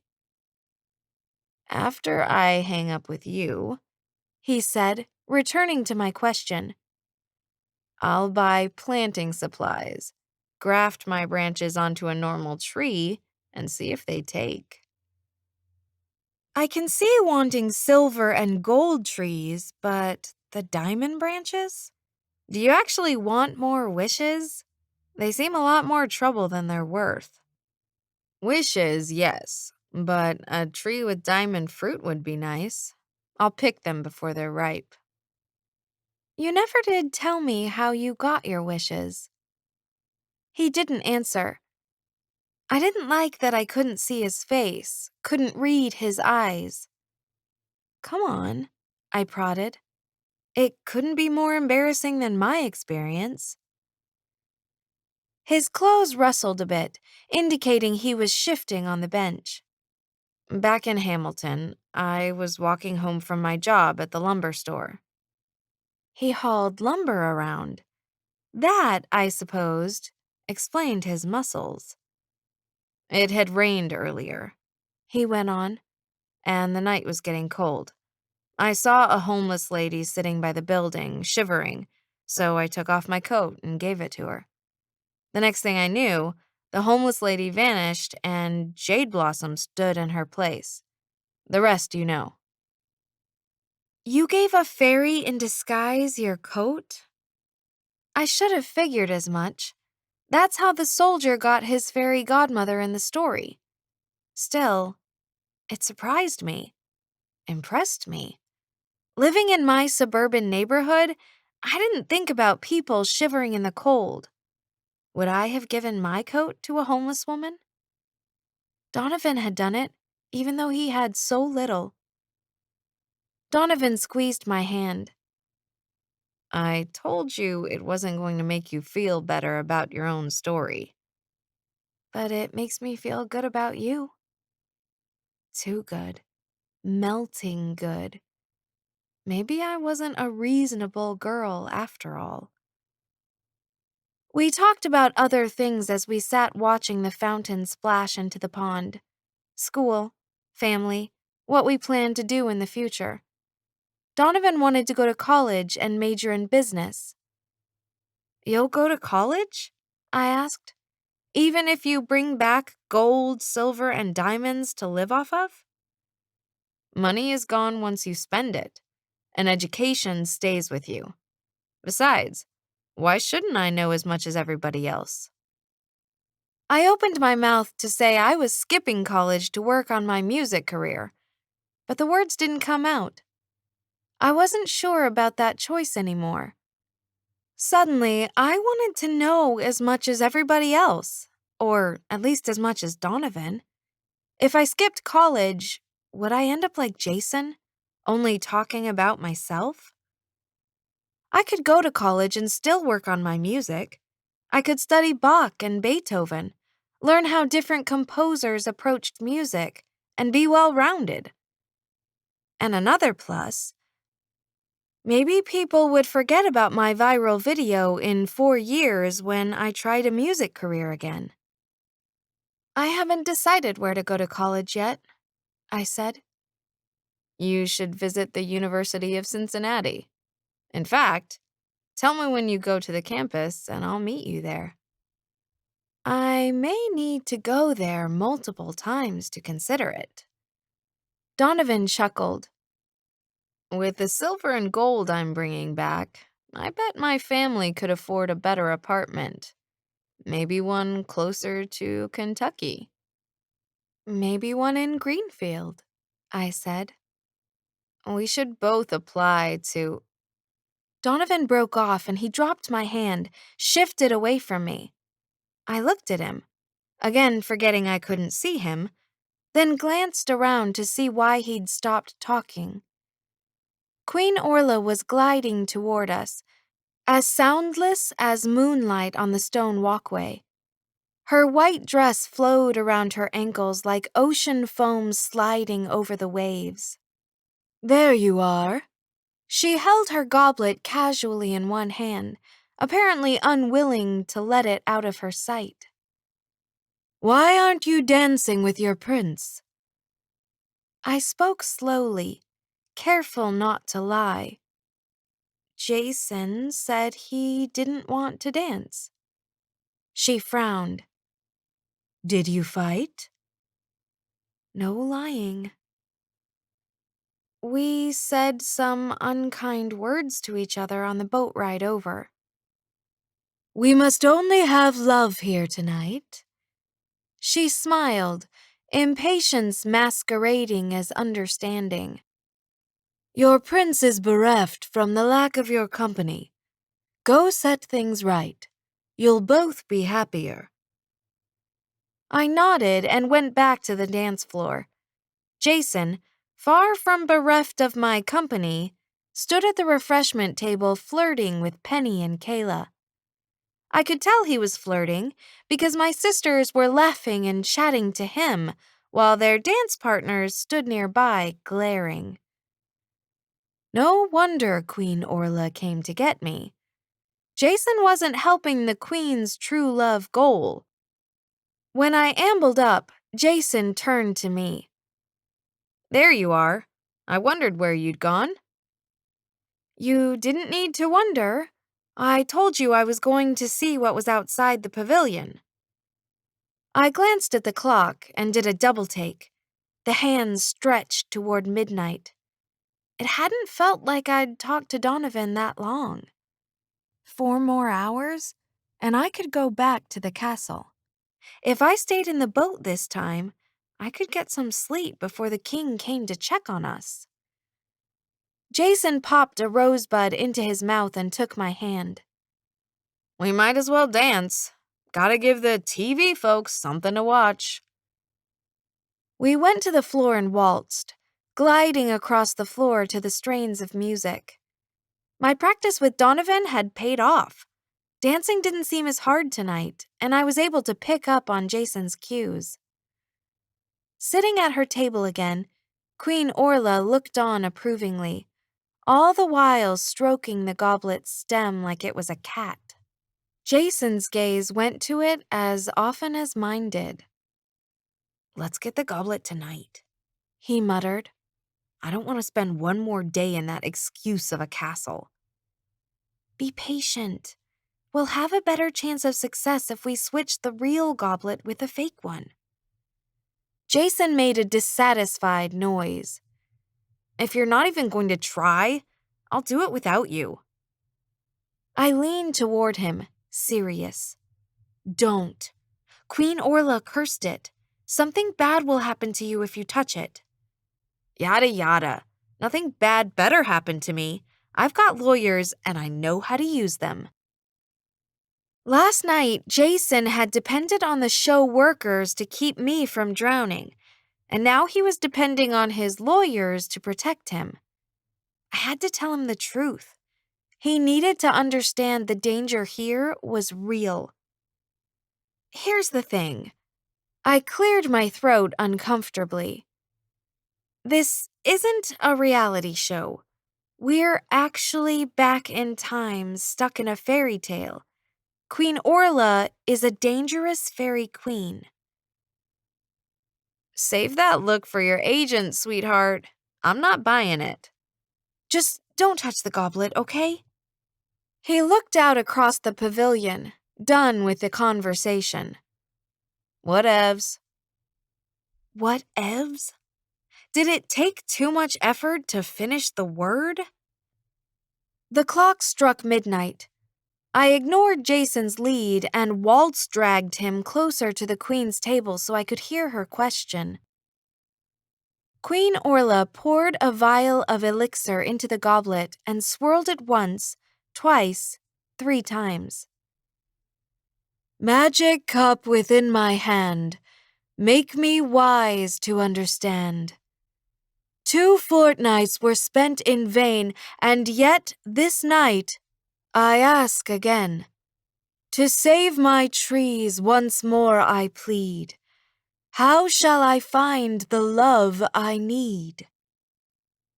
A deep voice rose up, hanging in the air around her. You mistake in trying to find. My mind raced ahead to finish the couplet, and I suddenly feared it would be, Don't you know true love is blind? Queen Orla would then blind us in an attempt to save her trees. Chrissy was so going to hear about this when, or if, I saw her again. But the goblet finished. What comes forth from human minds? Listen to fair wisdom's voice. Love's not a feeling, it's a choice. A choice? The Queen asked. What choice? Who must choose? The goblet remained silent. Its answer was over. The Queen slammed the cup on the table and uttered the word brimstone, as though it were a curse. Then she took a deep breath and put her fingers on the bridge of her nose in an attempt to regain her composure. Jason dropped my hand, and without another word left me and sauntered to her table. Your Highness, he said, dripping his usual charisma. You said you would teach me more steps of this dance. He held his hand out. I'd love to have you as my partner. Well, that left me standing awkwardly on the dance floor. Then again, if Jason danced with the Queen, I could leave the pavilion and talk to Donovan again. I glanced around, wondering where he was. The Queen didn't move her hand away from her face. She shut her eyes, fighting for inward patience. No, dance with your princess. Another time, then. I realized what Jason was doing a second before he did it. I had no way to stop him, no way to keep the Queen's wrath from crashing down around him. As Jason turned, he grabbed hold of the goblet. He didn't make it more than a step from the table before he froze, hand clenching tighter, spasming. His jaw went slack, and he shuddered as though electrocuted. The goblet tumbled from his hand, slow and spinning until it hit the ground with a clink. The Queen's head snapped up and her expression hardened. Thief! She spat out. One word, spoken with the condemnation of a judge's gavel. She snapped her fingers and Jason disappeared. I gasped in alarm, stepping toward the Queen. He didn't know it was magic. Please, you've got to bring him back. He didn't think any of this was real. Queen Orla eyed me placidly. I didn't kill him. You'll find him on the ground. I looked down. There, sitting on the white stone floor, was a large green bullfrog. It held one webbed hand out in front of its face and shrieked. A human sound. A Jason sound. I covered my mouth. Oh no. Jason held up both webbed hands. To say his eyes bulged was perhaps unfair, but accurate. His voice, only smaller, came from the frog's mouth. What happened to me? With an air of exasperation, the queen stood and strode around the table. She snapped her fingers again, and the goblet flew from the floor into her hand. She set it on the table, then turned to Jason. Why did you take my goblet? He peered up at her and jolted. You're huge! She bent down to be closer to his level and spoke the words again, this time with less patience. Why did you take my goblet? I bit my lip. I couldn't answer for him, couldn't lie. I stared at Jason and hoped he had the sense not to tell her the truth. Jason shrunk back. Your glass was empty. I was getting you a refill. The queen considered this, her expression an unreadable mask. Finally, she smiled. The movement was cold and smug. I'll assume you're telling the truth because you couldn't be foolish enough to steal something from me. You certainly must value your life more than that. She stepped back to her seat and sat down, giving the barest of flicks with her fingers. Be careful not to step on your boyfriend, my dear. That would make an ugly mess. Aren't you going to change him back? My voice was high-pitched with shock. You can't just leave him a frog! Queen Orla raised an eyebrow, challenging me. If you want to change him back, you'll have to break the spell with true love's kiss. I gulped. If true love was needed, a kiss from me wouldn't be much help. I couldn't admit this. It would lead to questions. I bent down and cupped my hands so Jason could jump in them. Come here. We're leaving. Jason stopped staring at his hands long enough to gawk up at me. What's going on? Why is everything so gigantic?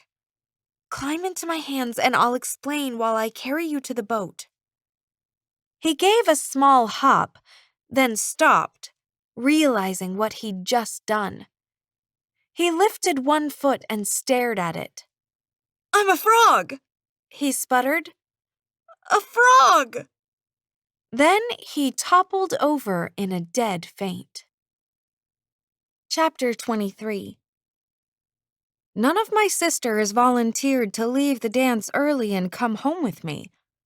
You would think having your supposed boyfriend changed into an amphibian would be enough to break up a party, but no. All I got from the other princesses were questions about why I didn't kiss Jason there so the two of us could stay and dance. As if I wanted to stay. When your hostess starts changing people's species around, it's time to row your boat back home. Which is what I did. Well, Donovan helped.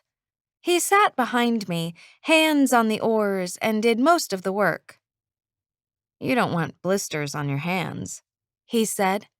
You'll have no way to explain them to the king. Jason revived once we'd reached the other shore. Technically, this was because I dunked him in the lake. I wasn't being mean. I just didn't know how long frogs could be out of water and was afraid he might dry out. Jason didn't appreciate this thoughtful gesture. He came out of the water swearing and flailing his slimy little hands around. I held on to him and tried not to laugh. I didn't mean to be insensitive about his suffering, but there's something absurd about a cursing frog. Jason's big, googly eyes blinked angrily at me. You think this is funny?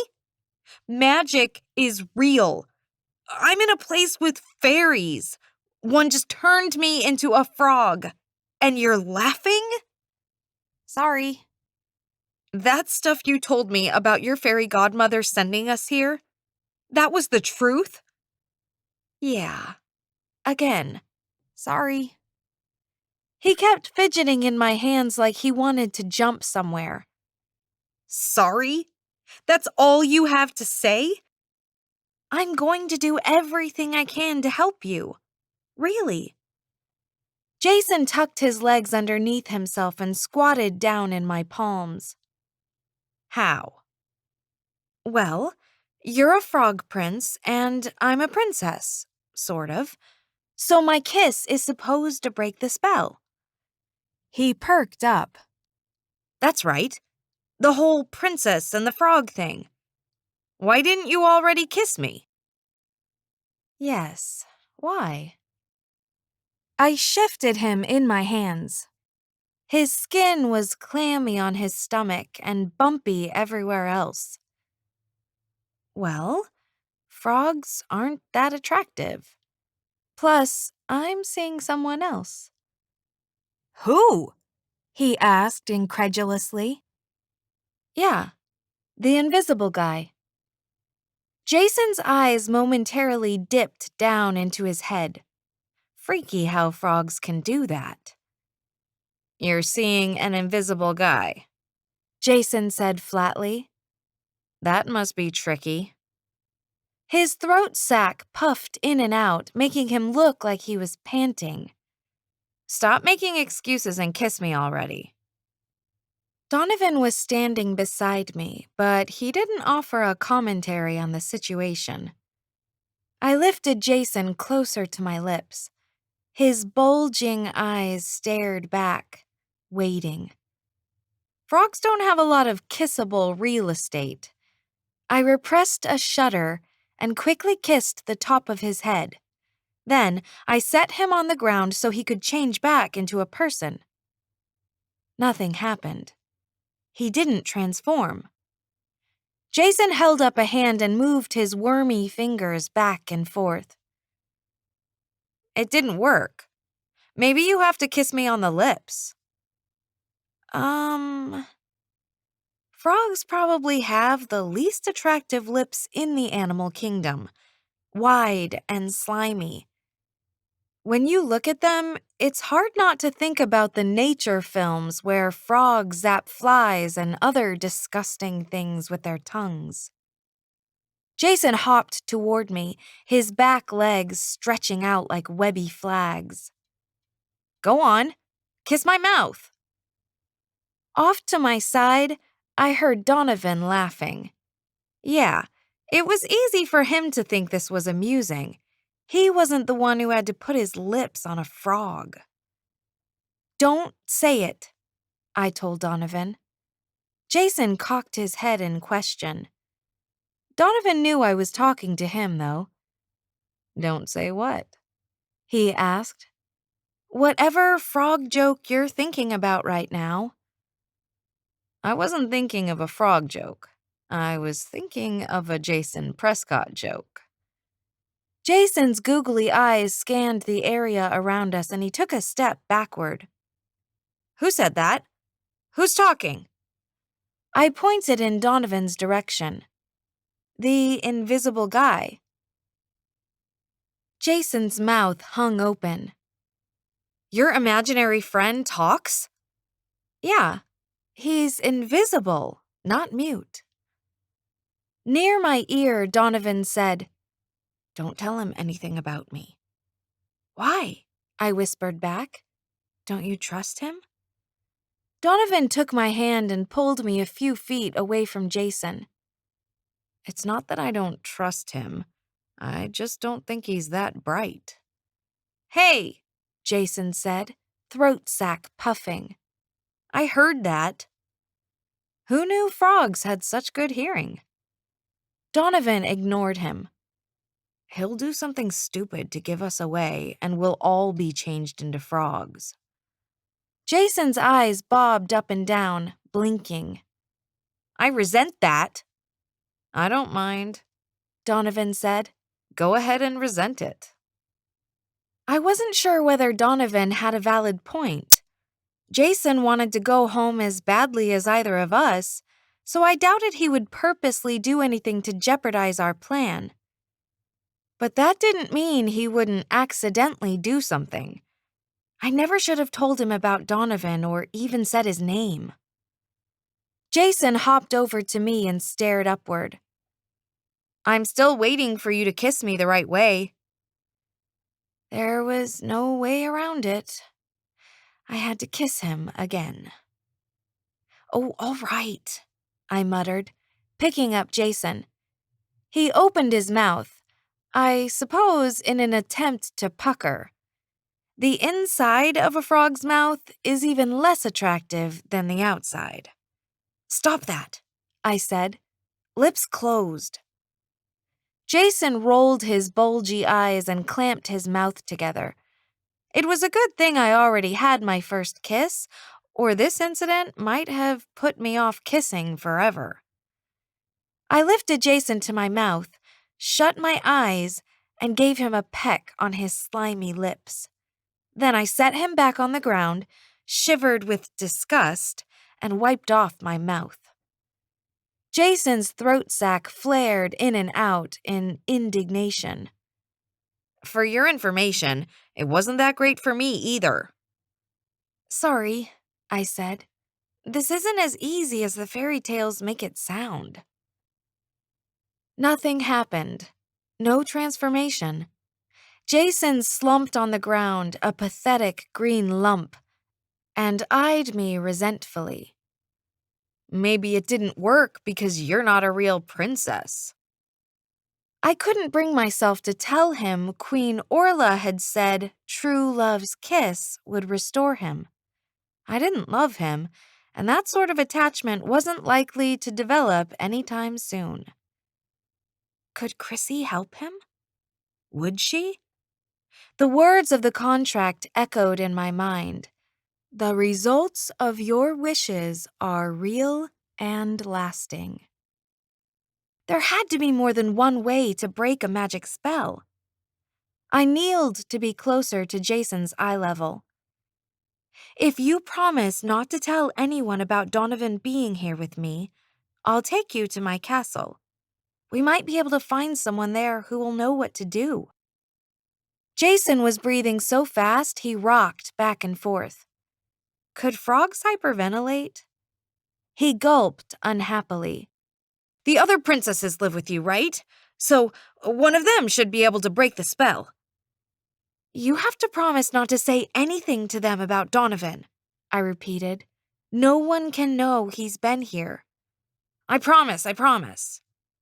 Instead of waiting for my reply, Jason hopped in the direction of the lanterns, making arcs through the air. It's a long way, I called. I'll carry you. I ran to catch up, then snatched him from the ground and slipped him into my pocket. Hey! He thrashed around inside my cloak until I opened the edge of the pocket. Why did you stick me in here? Where did you expect me to put you? I'm not a pony. He frowned, an expression that did nothing to improve his appearance. You could carry me on your shoulder. I'm not a pirate either. Hey, frog boy, Donovan said, coming up beside me. Pipe down and sit still. We're not out of the woods yet, pun intended, and wild animals live here. You wouldn't want one to see you and think you look appetizing. Jason shrunk into my pocket so that only his eyes stuck out. Wild animals? Don't worry, I said. You don't look at all appetizing."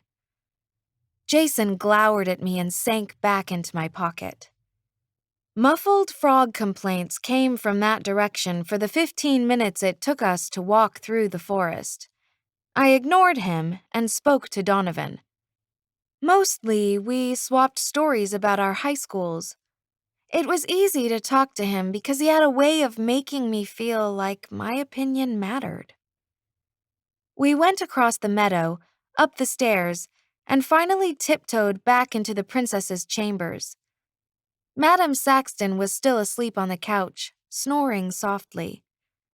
I filled one of the wash basins with water, placed it on an end table, and set Jason inside. Donovan took off his cloak and instantly became visible again. Now that Jason could see him, he watched dourly as Donovan and I sat down, close together on a couch. "You're supposed to be my princess," Jason called. "Sorry," I said. "It turns out you're not my type." Donovan put his arm around me. "Her type is awesome guys." I nudged Donovan because he was being mean. "You know," Jason called over, puffing up to make himself bigger. "I was really popular in high school. In fact, I still am. I'm loved in high schools across the world." "They'll love you when we go back, too," Donovan said. "Who could resist a singing frog?" I nudged Donovan again. He laughed and held a hand in Jason's direction. "What? The frog is moving in on my girl. He has it coming." I liked the way Donovan referred to me as his girl and smiled despite myself. Be nice. It must be traumatic being turned into a frog. "I'll be nice for you." Donovan kissed my forehead. I felt all glowy inside. Jason let out an angry croak, then sunk into the water so only his eyes peered out at us. Donovan and I both laid our heads back against the cushions and talked some more. After a few minutes, he shut his eyes. He was tired, and I knew I should leave him and go catch some sleep while I waited for my sisters to come and untie me from my dress. Instead, I stayed on the couch. I liked sitting in the crook of Donovan's arm. It made me feel like everything would work out.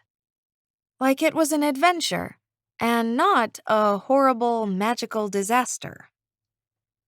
I watched him sleeping, traced the lines of his jawline and cheekbone with my gaze. His dark lashes looked like an artist's black pen strokes. I lingered on the slope of his parted lips and let the memory of his kisses warm me. If Donovan had been the one turned into a frog, would my kiss have changed him back? What I felt seemed so genuine, made me feel so light and happy. How could it not be real? And yet, how could my feelings be true love when we'd only known each other such a short time? The goblet said love was a choice, but it didn't seem like I'd chosen this. My attachment to Donovan had crept up on me, saturated me without permission. I felt weak, powerful, and a dozen other sensations all at the same time. Could real love do more than that to a person's emotions? I told myself I would only shut my eyes for a second to rest them, then I'd go lay down in the back. Donovan and I woke up when my sister's footsteps sounded on the stairs. We pulled away from each other, both disoriented. He turned on his side and pretended to be asleep. I got to my feet, wobbling, just as Rosamond emerged through the trap door. The other princesses followed her, giggling and talking about the evening. If they had paid attention, They might have wondered why I was standing so close to Donovan when they came in, but they were busy relaying the compliments the princes had given them. Frederick said my eyes shined like 2 stars. Hubert said the glow of my skin put the moon to shame. I walked over to join them. Jason's head rose out of the bowl of water, and then he hopped up on the rim of the basin. Excuse me, ladies, He called. could I ask a favor? I need one of you to kiss me. My sisters' discussions immediately stopped, and they turned to stare at me. Why haven't you kissed him yet? Rosamond asked. I did. Twice. It didn't turn him back into a human. Several of my sisters gasped in surprise. Others gaped at me. Moving in one body, they drew closer to me, making a huddle of silky ball gowns around me. Beatrix put her hand on her chest in horror. That means his love for you isn't true love. Wait, was that what it meant? I'd been blaming myself for not loving him enough. Was it actually his fault for not loving me enough? He thinks maybe one of you could break the spell. My sisters exchanged glances again. A few of them looked smug at the possibility. He thinks he loves one of us more than he loves you? I shrugged. I couldn't really explain that Jason didn't realize it had anything to do with love. In my time period, we read stories about princesses kissing frogs to turn them human again. Jason jumped down from the basin and hopped along the edge of the dressing table. Ladies, please. It will just take a moment of your time. Catherine eyed him archly. And who, sir, do you implore for a kiss? Jason hopped closer to her. You'll do. Catherine gave a laugh and sashayed over. Truly, I never suspected. I fear my heart is spoken for, but I will bestow a kiss on you nonetheless. She bent down, kissed Jason on his snout, and stepped back. I held my breath and hoped it would work. Nothing happened. My exhale was drawn out in disappointment.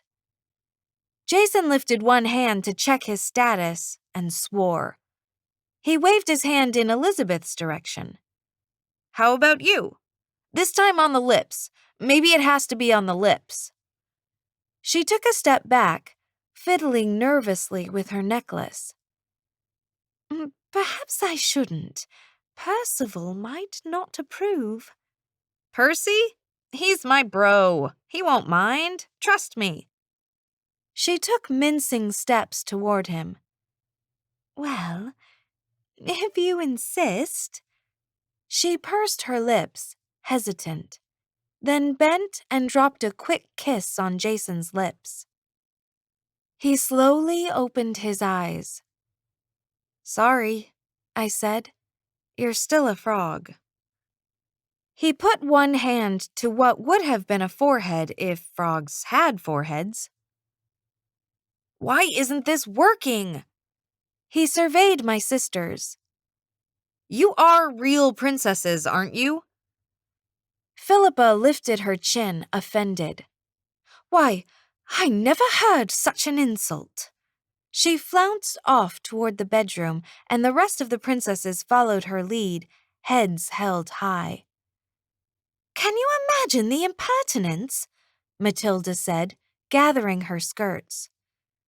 Questioning our paternity. 'Tis a good thing father isn't here to witness this vulgarity. Darn straight, Darby said. There'd be some frog shish kebab going down. If father was here now, I muttered, heading to the bedroom too. The least of our problems would be explaining a talking frog's questions about our lineage. Can someone untie me? This corset is like a mini prison.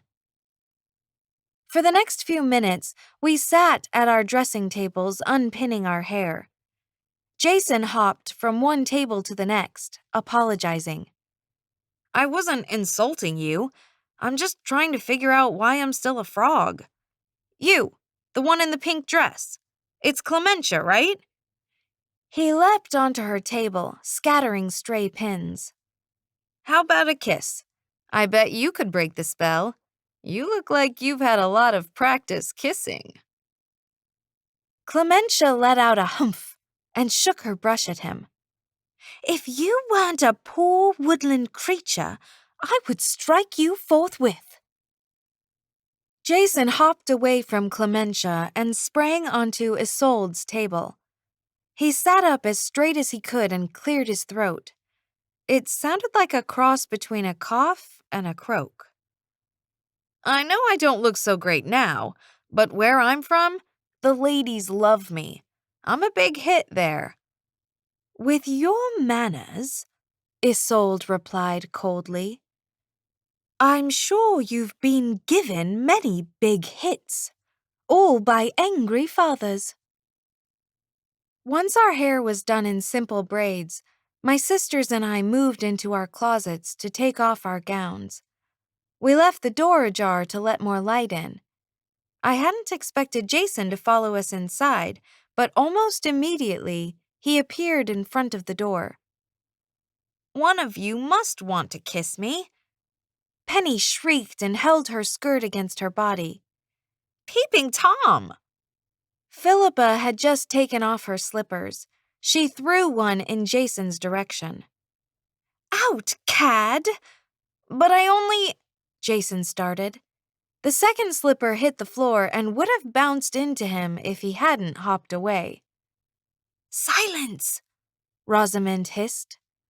The gods will hear you. Before she finished the sentence, a knock sounded on the outer room's door, and a guard called, Is all well inside? The princesses had undressed quickly before, but now the sleeves, bodices, and skirts came off in a blur of color and frantic swishes of silk. Rosamond finished pulling on her nightgown and hurried toward the door. Everything is as it should be, she called to the guard. I had a nightmare and yelled in my sleep. That's all. We are well and accounted for. Unlock the door from your side, the guard called. I'll check to make sure nothing is amiss. We heard the sound of the outside bolt sliding across the door. No need, Rosamond said. My sister's still asleep, and I don't wish to wake them. Go back to your post. In truth, nothing is amiss. The princesses were making so much noise hanging up their dresses and putting away their slips, corsets, and underskirts. I didn't expect the guard to buy Rosamond's explanation. Me thought I heard a man's voice, the guard said. That was Prince Donovan, Rosamond assured. He heard me call out and asked what ailed me. Even now he is searching the rooms to make sure nothing snuck inside.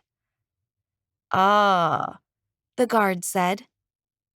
He now had an explanation for the rustling coming from the room. Very well, then. He slid the bolt back across his side of the door. We let out breaths of relief, and not just because our corsets were finally off. As Penny pulled on her nightgown, she sent me a dark look. You shouldn't have brought Jason here. If he's discovered... He's a frog, I said. How hard can it be to hide him? I finished changing, then picked Jason up and carried him to my dressing table. Once it's morning, I'll ask around the castle to see if anyone knows how to break a fairy's curse. We might find a way. Until then, you need to stay hidden from the king, okay? Jason squatted in an angry frog stance. I'm not happy about this. If you remember, I warned you not to touch the goblet. Being turned into a frog is only part of it. His throat sac pulsed in and out. What do you see in the invisible guy? Is that a trick question? I peered into my pitcher to make sure it had water. It did. I gently lowered Jason inside. He floated on the surface, legs and arms outstretched. I heard the two of you talking about your pasts. Why would you want a guy with a criminal record when you could have a guy with a multi-million-dollar record deal? I tilted my head, not sure I understood. Are you saying you have feelings for me? He gazed at me with his big googly eyes. At first, I didn't think I did. But when you sat on the couch with Donovan, I hated it. I feel like, well, maybe I'm in love with you after all. Not this. Not only did I have a frog problem, I had a forlorn frog problem. Could I have done anything else to mess up Jason's life? I bent closer to the pitcher. The love isn't real, you know. You only feel this way because my fairy godmother cast a spell on you. He floated there in the water, unmoving and miserable. I tried again. Your real girlfriends are way more impressive than me. Models, rock stars, actresses. I'm no one important, just a girl from Kentucky. I know, He said. and that makes it even worse. How can I ever introduce you to my friends? I can't. I'll have to keep you a secret. I stopped feeling sorry for him then. Be sure to stay out of sight, I reminded him, then went to my bed, settling in for what little sleep was left. As soon as I shut my eyes, I heard a small voice with an Irish accent near my ear. So, judging by the fact you're lying about, I take it you didn't get the goblet tonight. I opened my eyes. Clover stood on my pillow. He wore his rumpled Team Sadie t-shirt over his other clothes. It had a small footprint on it, as though he'd pulled it off his floor and put it on. No, I whispered. I didn't get the goblet. How's Donovan getting on? Clover asked. I have, a friend who has a bit of money on him. Sure he did. I pulled myself up on one elbow. Clover, are you betting against me? Seriously? He let out a grumble and pulled a piece of paper from his pocket. Well, it isn't as though I'm paid much for being a fairy godmother assistant. And what's the use of having insider information if you don't put it to use? I pointed to his shirt. You're supposed to be rooting for me. I am. I'm betting on the lad is all. Clover unfolded the paper and took a pen from his pocket. These are the things, miss, I'm too busy gabbing with friends to check on my charge. Wants me to ask you. Did Donovan abscond with the goblet? No, I whispered. Clover wrote something on his paper. Did you hear the goblet's answer to the Queen? I looked upward, remembering. It said, "You mistake in trying to find what comes forth from human minds. Listen to fair wisdom's voice. Love's not a feeling, it's a choice." Clover put his pen to the paper again. A load of gibberish about love. He wrote for another moment. Last question. Did Jason kiss you? About Jason. I straightened, suddenly hopeful. Clover might know how to break the curse. Queen Orla caught him with the goblet, and she turned him into a frog. She said true love's kiss would break the spell, but I kissed him twice, and he's still a frog. Clover wrote on the paper again. Yes, they kissed. How do I defrogify him? I've no idea. Well, I'm done here. I'll be seeing you tomorrow. Wait! I leaned toward him, hand out, pleading. Is that all you're going to say? Ah, I nearly forgot. Clover made a check on the paper before folding it. I believe in you, Sadie. He tucked the paper into his pocket. Me and 30% of the betting fairy population. With that, the leprechaun vanished. I lay back down on my pillow with a moan. Chrissy was right. Her assistant was completely worthless. Chapter 24. I'm not sure how long I slept. Too soon, the door to our bedroom swung open and the guard announced, His Royal Highness, the King. A moment later, the king and queen swept into the room. Even dressed in heavy brocades, the queen had a light, fluttering walk. She went to one bed and then another, pulling back blankets. A new day is upon us, she cooed. Meet it with grace and fortitude, my daughters. The king strode down the room between our beds, carrying a walking stick that he rapped against the bedposts. Up with you. Line up in your bedroom today. Let's see what mischief you've been at. I rolled over and groaned. Why were these people up at the crack of dawn? Really, what was so important that they had to do it at first light? The king rapped his stick against my bed especially hard, and I pulled myself from my blankets, yawning. My sisters were already retrieving their slippers. They made a show of gasping as they turned their slippers over this way and that, as surprised as if the footwear had turned into cucumbers. I grabbed mine and stumbled to my place at the end of the row. Donovan had come in and stood near the door, stretching.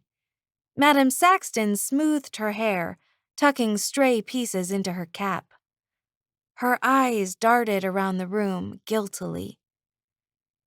The king stopped in front of our line. It's hard to pull off a stern and foreboding look when you're wearing what essentially are poofy bloomers, but King Rothschild managed it. Even his wrinkles looked disapproving. Hold forth your slippers for examination. The king, then the queen, walked down our line inspecting each pair. One, The king muttered unhappily. one. His voice grew louder the farther down he went. One. He stopped in front of me, took my slippers from my hand and turned them over in his. Only a trifle worn. I hadn't danced, and I'd come back early. My slippers were just a bit scuffed and dirty on the bottom. The king eyed me warily. Yesterday, when your sister's slippers were worn, yours were damp and near destroyed. Today, your slippers once again differ from the others. Pray tell, how is this so? I shrugged and shook my head as though I had no words to describe this phenomenon. The king's eyes narrowed. Were you with your sisters all night? I couldn't answer that question. I bit my lip and blinked innocently. You're angry because my slippers aren't worn? Questions weren't lies. I thought you didn't want our slippers to be worn. Shouldn't you be glad? The king gripped my slippers hard, waving them at me. I thought nothing could bother me more than knowing my daughters are nightly up to some secret tomfoolery. But lo, I was mistaken. It irks me more to know that while your sisters are doing whatever it is they do, you're up to mischief of your own. He dropped my slippers on the floor and stalked over to Donovan. Well, young prince, what say ye? Do you know what my daughters did last night to wear— He glanced back at me. What most of my daughters did to wear out their slippers? Madame Saxton apparently wanted to be as far away from the king and the discussion of last night as she could be. She went to Rosamond's dressing table and straightened it. Donovan rubbed his chin, thinking. Good king, I would not tell you my theory until I am sure it is the right one. I require one more night to solve the mystery. The king let out a grunt. 'Tis fortunate you require only one more night, as that is all you have. Tomorrow morning when I come, I shall bring the executioner with me. The queen strode over to Donovan, wearing her ever-present smile. And I shall bring the priest, for I'm sure you'll have the answer we seek. She put her hand to her chest. It will be so lovely to see our dear Sadie wed. We'll be thrilled to have someone we can call a son at last. The king grunted again, obviously less thrilled than the queen. Donovan put on one of his usual confident smiles. He looked particularly handsome like that, standing tall and straight, a secret humor in his eyes. I ask one more favor of you, he said. Do you have a library, a wizard, someone that knows how to break fairy curses? The queen's hand flew to her throat in alarm. Have our daughters fallen prey to a fairy's wrath? It's a possibility, Donovan said solemnly. I held my breath, hoping the king and queen knew a way to help Jason. The king walked down the row of princesses, still regarding us. Other suitors have considered the possibility of a fairy curse. We've placed fairy wards in the room. Iron, bread. 'Twas to no effect. Donovan gave a small, agreeing bow. That is why I need to study the matter further. Madame Saxton poured water from Rosamond's pitcher into her basin, then moved to Beatrix's table and did the same. Why hadn't I considered that the housekeeper might help us wash up in the morning? I should have hidden Jason somewhere else, somewhere safer. If the king didn't finish grilling us soon, Madame Saxton would reach my pitcher and see a frog inside it. I went through the possible outcomes in my mind. 1. Madame Saxton would see the frog and kill it. This would be bad. 2. Madame Saxton would see the frog and question us as to why it was there. My sisters would leave the explanation up to me, and my nose would end up growing a foot long. This would also be bad. 3. Madame Saxton would see the frog, and before she could kill him, Jason would plead for mercy or perhaps a kiss. Again, bad. I cleared my throat. Madame Saxton, you don't need to help us with our washing. We're happy to do it ourselves. The king turned to me, disapproval weighing his brows downward. He'd been talking to Donovan about fairies, and I'd interrupted. You speak out of turn in the presence of your father and king. That is twice the disrespect. Madame Saxton halted her motions, waiting to see if the king had directions regarding my request. I fidgeted with the lace on my sleeve. I meant no disrespect. I was only trying to be helpful. Specifically, I was trying to help Jason and myself. Anyone who has kept watch in our room all night should be allowed to go and rest in her room." The Queen nodded in agreement. "I'm sure Madam Saxton must be over-weary." Out of the corner of my eye, I saw Jason leap up and cling to the rim of my pitcher. He'd heard my remark about washing up and peeked over to see what was happening. If the housekeeper or my parents looked in my table's direction, they would see Jason. I sent him a psychic message to drop back down and hide. Apparently, Jason had no psychic abilities. Instead of returning to the pitcher, he jumped out altogether. He landed on the dressing table with a splatting sound. The king turned back to Donovan to speak to him, but the housekeeper heard the noise. She gawked at the table and gasped. Gracious! What is that doing in here? All heads turned to see what had startled her. The king's head, the queen's head. "Heavens!" the queen said. "A huge toad!" Impossible! the king declared. Then he saw it too. It was hard not to see Jason. He leaped from the table onto the floor. A couple of the princesses screamed, which was totally unnecessary since they knew he was in the room. The housekeeper picked up the broom from the hearth, held it above her head, and went after Jason. "Don't!" I yelled, running toward her. "Don't hurt him!" You'd think she'd have listened since I was royalty, but no.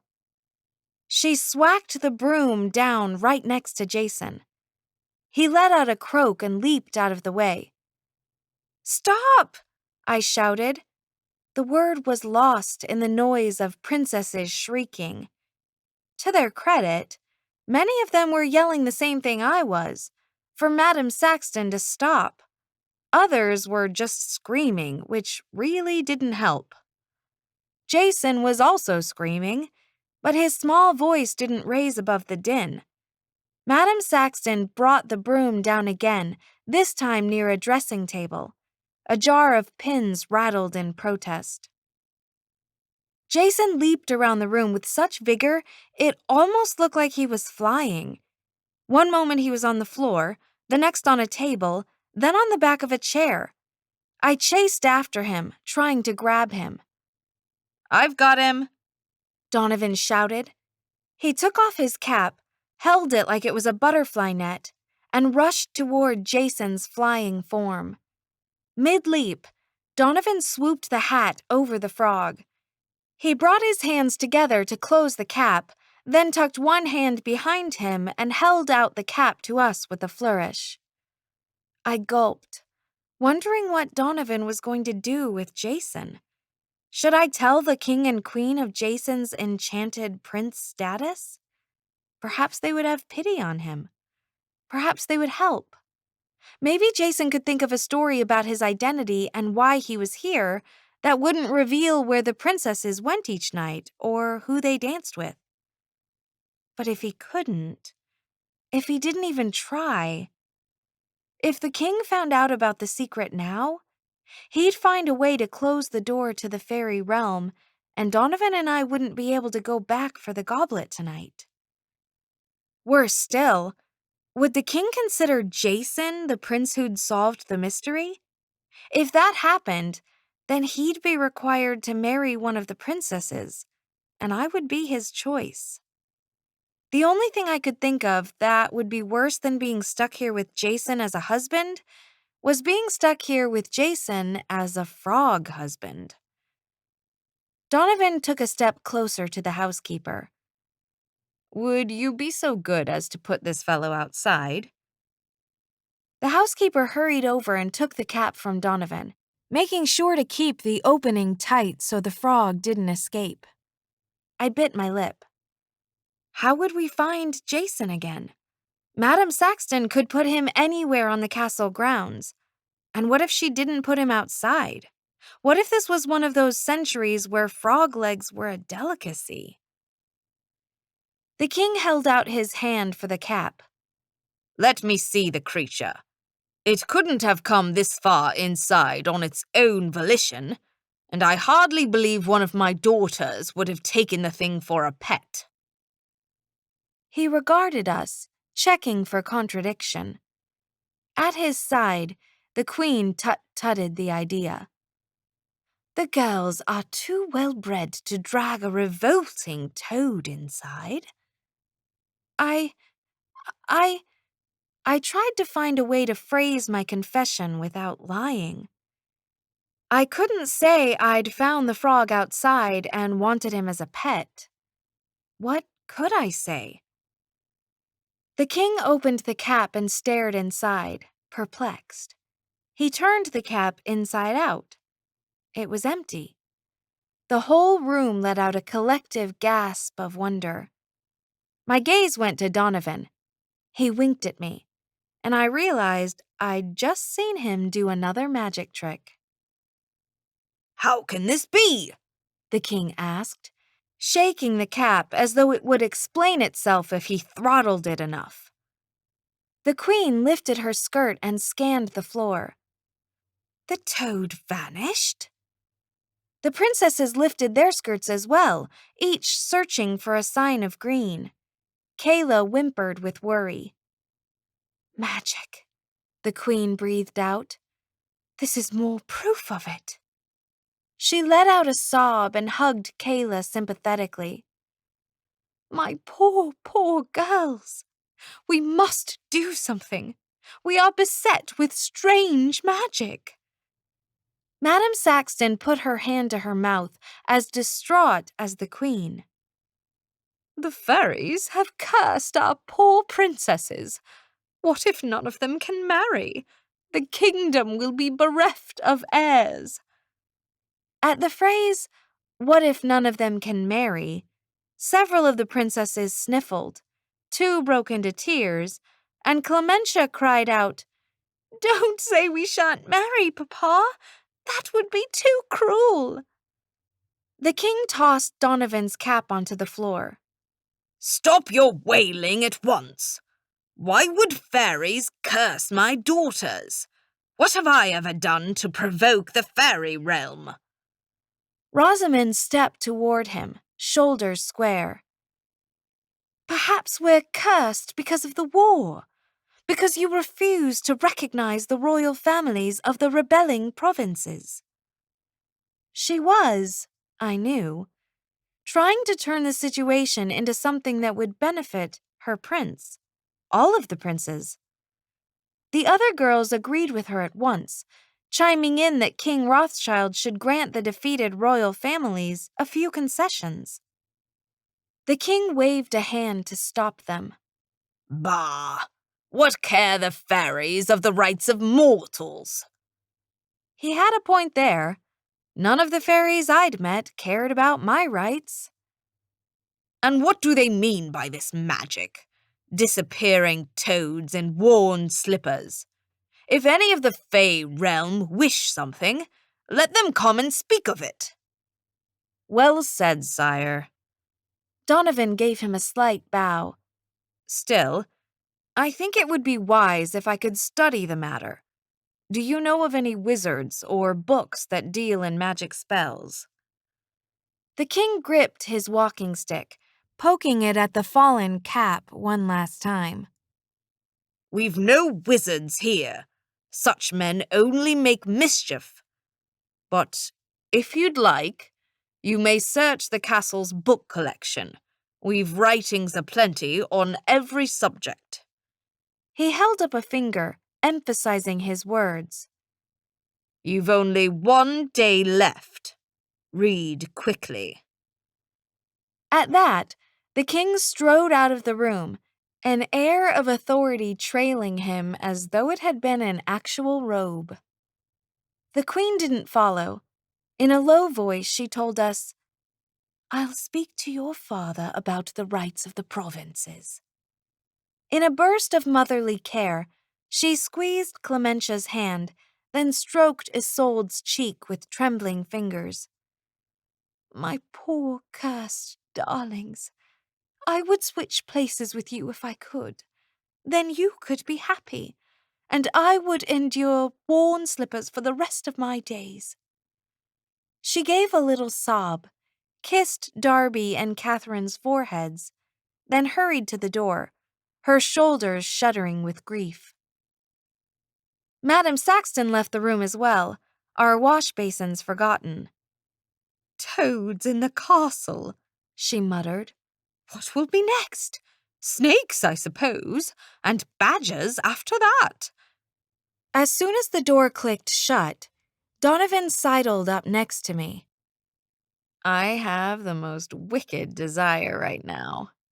No, I said. You can't bring snakes and badgers into the castle. He grinned. But it would be fun. The princesses gathered around us, taking mincing steps in case Jason suddenly appeared on the floor. What has become of... Clementia cast a guarded look at Donovan. Of the frog? A muffled voice came from somewhere inside the folds of Donovan's jerkin. Is it safe to come out now? Donovan reached around to the back of his jerkin and produced a bullfrog. Jason's throat sac pumped in and out so fast, his body rocked with the motion. His eyes seemed to swivel independent of each other. Is the wacko with the broom gone? A talking frog, Donovan said, as though he hadn't known this fact beforehand but wasn't surprised such things existed. No doubt the poor fellow is the victim of a magic spell, and you've taken him in to help him. Several of the princesses nodded. His name is Prince Jason, Rosamond admitted. But don't ask us to say more than that. Beatrix and Kayla crowded around Donovan. We're so glad you're safe, Kayla said. Beatrix took Jason from Donovan's hand and stroked her finger along his back like he was a lost puppy. How did you manage to hide him? She asked Donovan. We saw you capture him in your hat. I did it like this.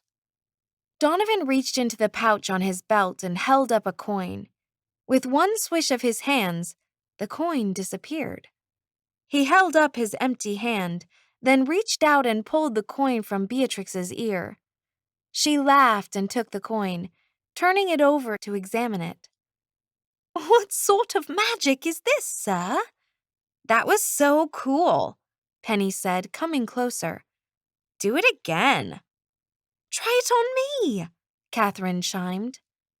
Really, they would have made him stand there making coins appear and disappear all day if I hadn't dragged Donovan away. Go check on the goblet, I told him. I'll take Jason and anyone who will help me to the library. We'll see if we can find anything about turning frogs back into humans. Chapter 25. As it turned out, all the princesses wanted to help. I would have liked to think this was because they were nice people, but they may have worried that one day one of their princes would do something to tick off Queen Orla and they would be in the same boat. Everybody wants a handsome prince. Nobody wants a frog.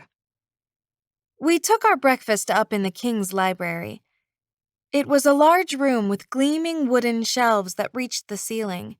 I hadn't expected to see so many books. Hadn't thought King Rothschild was the literary type. Rows of volumes spread along the walls, worn leather covers next to colorfully painted ones. A sliding ladder stood at the end of the wall, tempting us to search on the dusty top shelves. We ignored the history, etiquette, and law tomes and pulled out anything to do with medicine or magic. I took an armful, stacked them by a couch, and settled in to read. The first volume was entitled Restoratives for Common Ailments. I doubted the author counted froghood as a common ailment, but you never knew. Princes were frequently turned into animals in fairy tales. Next to me, Clementia flipped through a book about wizard spells. It seems true love is the cure for many an ailment. I don't know why it didn't work this time. After all, your love is true enough to bring you together each night. Obviously not. Or maybe the problem was more complicated. Love wasn't curing the fairies' trees. Could love have lost its magic power? Or perhaps true love differed from romantic love. Jason thought he loved me. He didn't really, though. Otherwise, he wouldn't want to hide me from his friends. I didn't want to hide Donovan. Although, come to think of it, I did want to hide his police record. Was that just as bad? Did you have to love everything about a person to truly love them? My mom thought sports were a waste of time and nagged my dad if ESPN was on too long. Dad thought Mom spent money on things she didn't need, and sometimes he acted like a martyr when he paid the credit card bills. But wasn't every couple like that? How could I judge other people's feelings when I wasn't sure what real love was myself? I rested the book on my lap and watched Jason. He was perched on the top of Kayla's chair, saying something that made her laugh. "What is true love?" I asked out loud. "Does it take years? Or can it develop in an instant?" Catherine casually turned a page. "It doesn't take years. I had known my darling Leopold for only one night when I came to love him." Beatrix, who sat in a chair on my other side, added, "I knew I loved Frederick the moment he asked me to dance. When he took my hand, I could think of nothing but him." Matilda and Philippa nodded in agreement. Rosamond put down one book and picked up another. "I tread more carefully in matters of the heart. Geoffrey wooed me for an entire month before he won me." All of my sisters were smiling, lit up with happiness by the thought of their princes. "But how do you know it's true love?" I pressed. Beatrix sniffed, offended, and turned a page with extra force. "Of course what we feel is true love." Rosamond straightened. "Would we risk our father's wrath every night otherwise?" Maybe. It didn't take much to invoke the king's wrath. Having any sort of fun probably invoked his wrath. "I wasn't implying your feelings aren't real," I explained. "I'm just wondering about love in general." Beatrix's expression softened. "You know it's true love because his name on your lips tastes like honey." "You know," Elizabeth said, "because your soul soars at the sight of him." Darby let out a low whistle. "You know, because he looks hot even when he's wearing dorky half pants and stockings." Couldn't I have said all those things about Jason before I got to know him? I didn't feel that way now. The Queen's goblet said love was a choice. What does that mean? Catherine held her book down. "If the goblet said such a thing, it knows little of love. One doesn't choose love. It chooses you, like Cupid's arrow striking your heart." "I didn't want to fall in love with Prince Edgar," Isolde put in. "I thought to be an obedient daughter and marry whomever father picked." She smiled dreamily. "But when Edgar murmured my name in the moonlight, I was lost." Everyone chimed in, agreeing that they too had meant to be the most dutiful of daughters until struck down by the forces of love. and I was left unsure about any of it. I didn't feel lost when I was with Donovan. I felt found. Like he had found a part of me I'd forgotten long ago. Was I just responding to the first guy who'd ever really taken an interest in me? Was I rushing into things? Would either of us feel the same when we got home? I dwelt on these questions while I skimmed the restoratives for coughs, warts, toothaches, fevers, and something called apoplexy. Not long afterward, Donovan came in the room. For a moment, my soul soared at the sight of him, which meant maybe my sisters knew what they were talking about after all. When had the goblet ever fallen in love? It wasn't a choice. He sat beside me on the couch. While pretending to look at my book, he told me about his meeting with the goldsmith. The man had assured him the work on the cup was progressing and would be ready after supper. Right on time. Donovan grabbed a few books and opened one. Find anything useful? Not unless Jason develops heartburn. Then I'll know to feed him curds and whey. Donovan nodded. I guess we won't have to worry about any spiders that sit down beside him. They'll just be appetizers. I heard that, Jason said. He hopped further away from our couch, affronted. I finished 2 more medical books, then read one on fairy origins.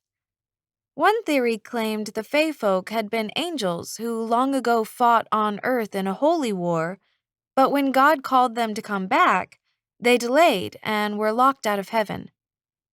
I doubted that theory was right. Queen Orla wasn't at all angelic. After a couple of hours, I abandoned being ladylike and lay on the floor. It was how I always studied. Donovan joined me, and before long, everyone was sprawled in front of the fireplace. Most of the servants couldn't read, so we hadn't asked anyone else to help us. Besides, it would have been hard to explain the presence of a reading frog, or one who kept sidling up to princesses and asking for a kiss. As he hopped past me for the 20th time, I said, "For future reference and your next girlfriend's sake, girls don't like it when you hit on their sisters." Jason paused in front of my book. I'm not hitting on your sisters. I'm trying to break the curse. I believed that the first time you kissed them, and even the second. Now it's just a pathetic ploy for attention. Jason humphed and leaped over to Darby, hopping onto the pages of her book.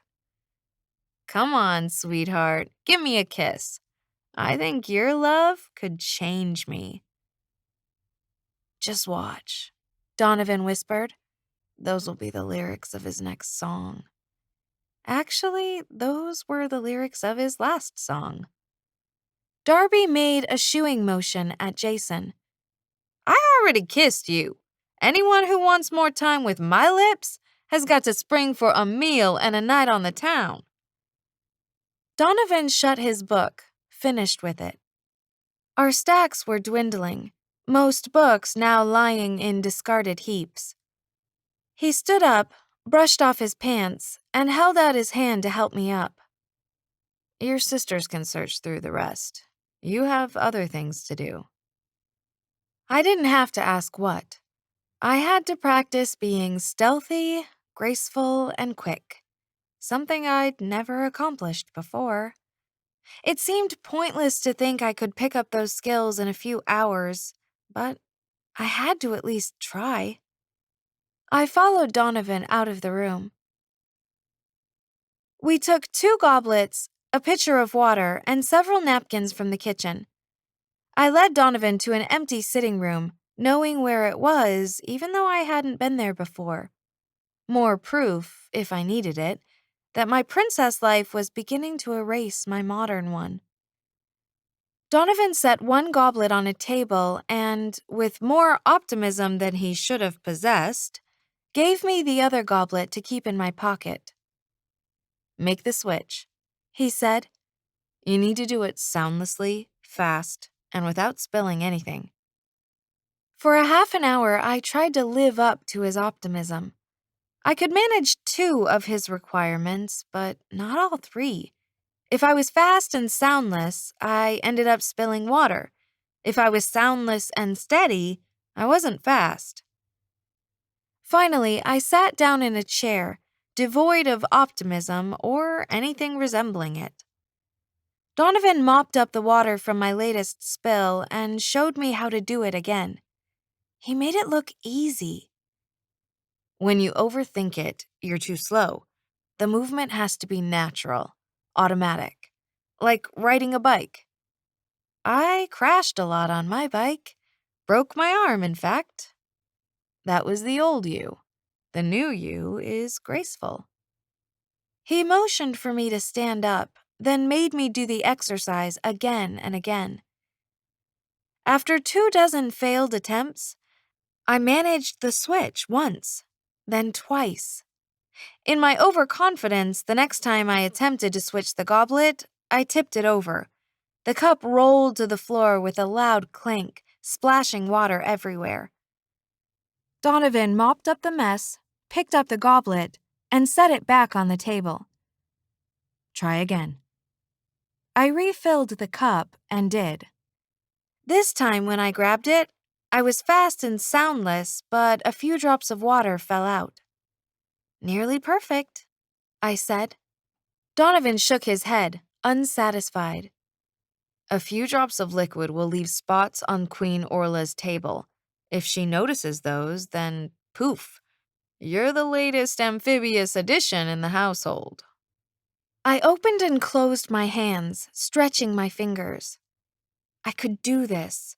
I had done this perfectly twice.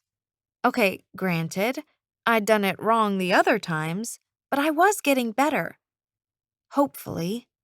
Or maybe I was just getting lucky. Maybe anyone would be able to manage it right a couple of times if they tried enough.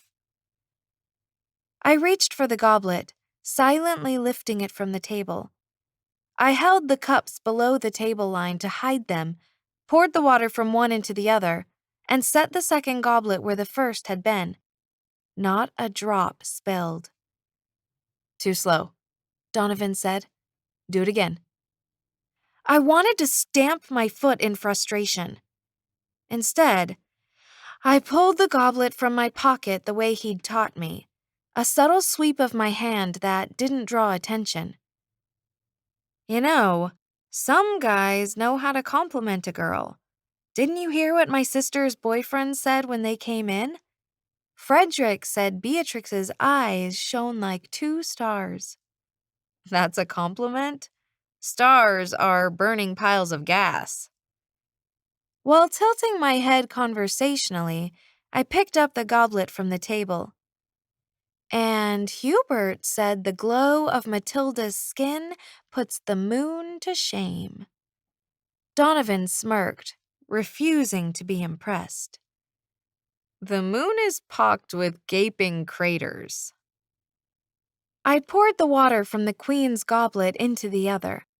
Still keeping my gaze on Donovan, I replaced the second goblet, sliding it onto the table without a clink. I slipped the first goblet into my pocket. You're not much of a romantic, are you? His smirk spread into a full-blown grin. Okay, here's a compliment. With moves like that, you'd make a decent pickpocket. Aw, thanks. My parents would be so proud. He took my hand and pulled me to him, interrupting my practice schedule to show me that, yes, he was a romantic after all.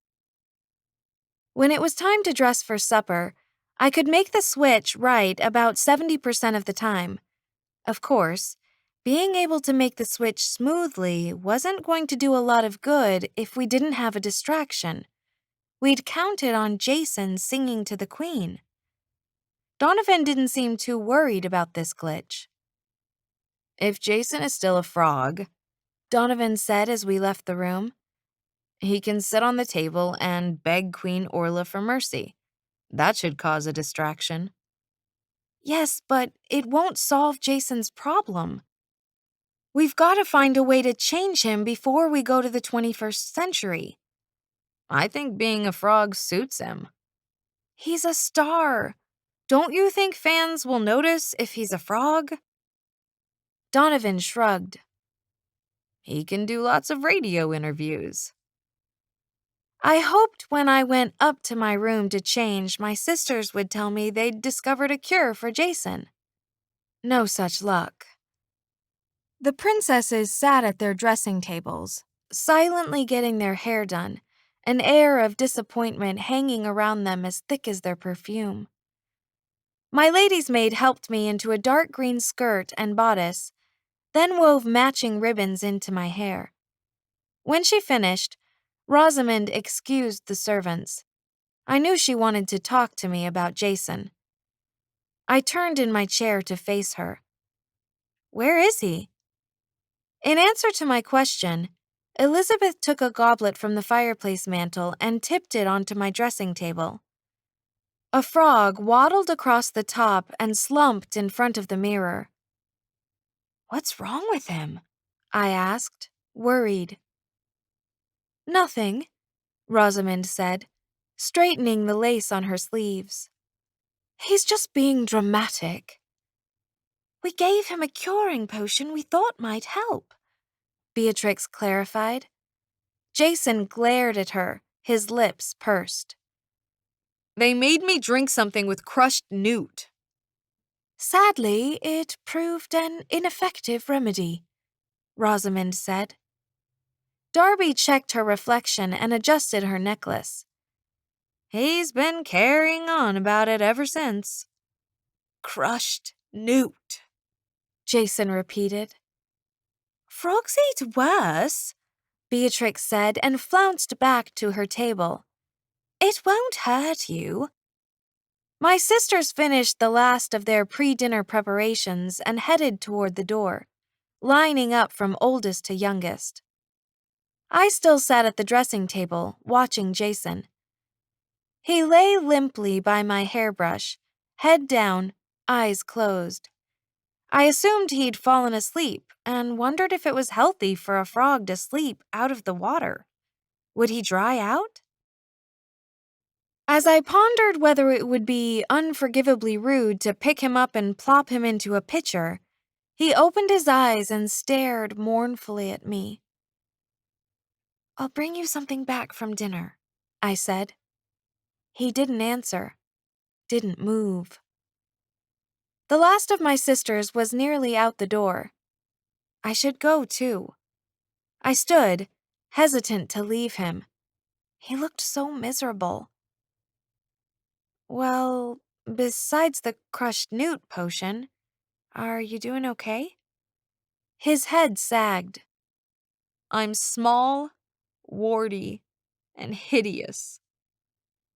I don't think those bumps on your back are actually warts.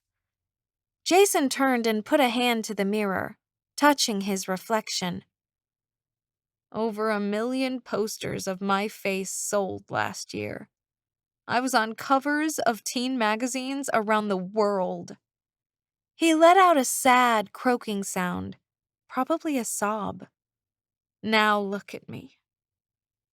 He hung his head and continued to make pitiful, squeaking sounds. My guilt flared up again. If I hadn't wished him here, he'd still be back in the 21st century, mocking other hopeful singers and putting his butt through its usual strenuous work routine. I patted his back gently. You need to stop staring in the mirror. Look at something else. And look on the bright side. When we go home, you'll have an easy time hiding from your fans. He made more croaking sounds. I remembered the locket Chrissy had given me, and I pulled it from around my neck. Here, pretend this is a mirror. I opened it up and propped it on the table in front of him. See? That's who you are on the inside. Jason gripped the sides of the locket, holding his portrait. Look at me. Look at how awesome I was. Again, it's what's on the inside that counts. That's the moral of those Frog Prince fairy tales, right? He stroked the locket with a green finger.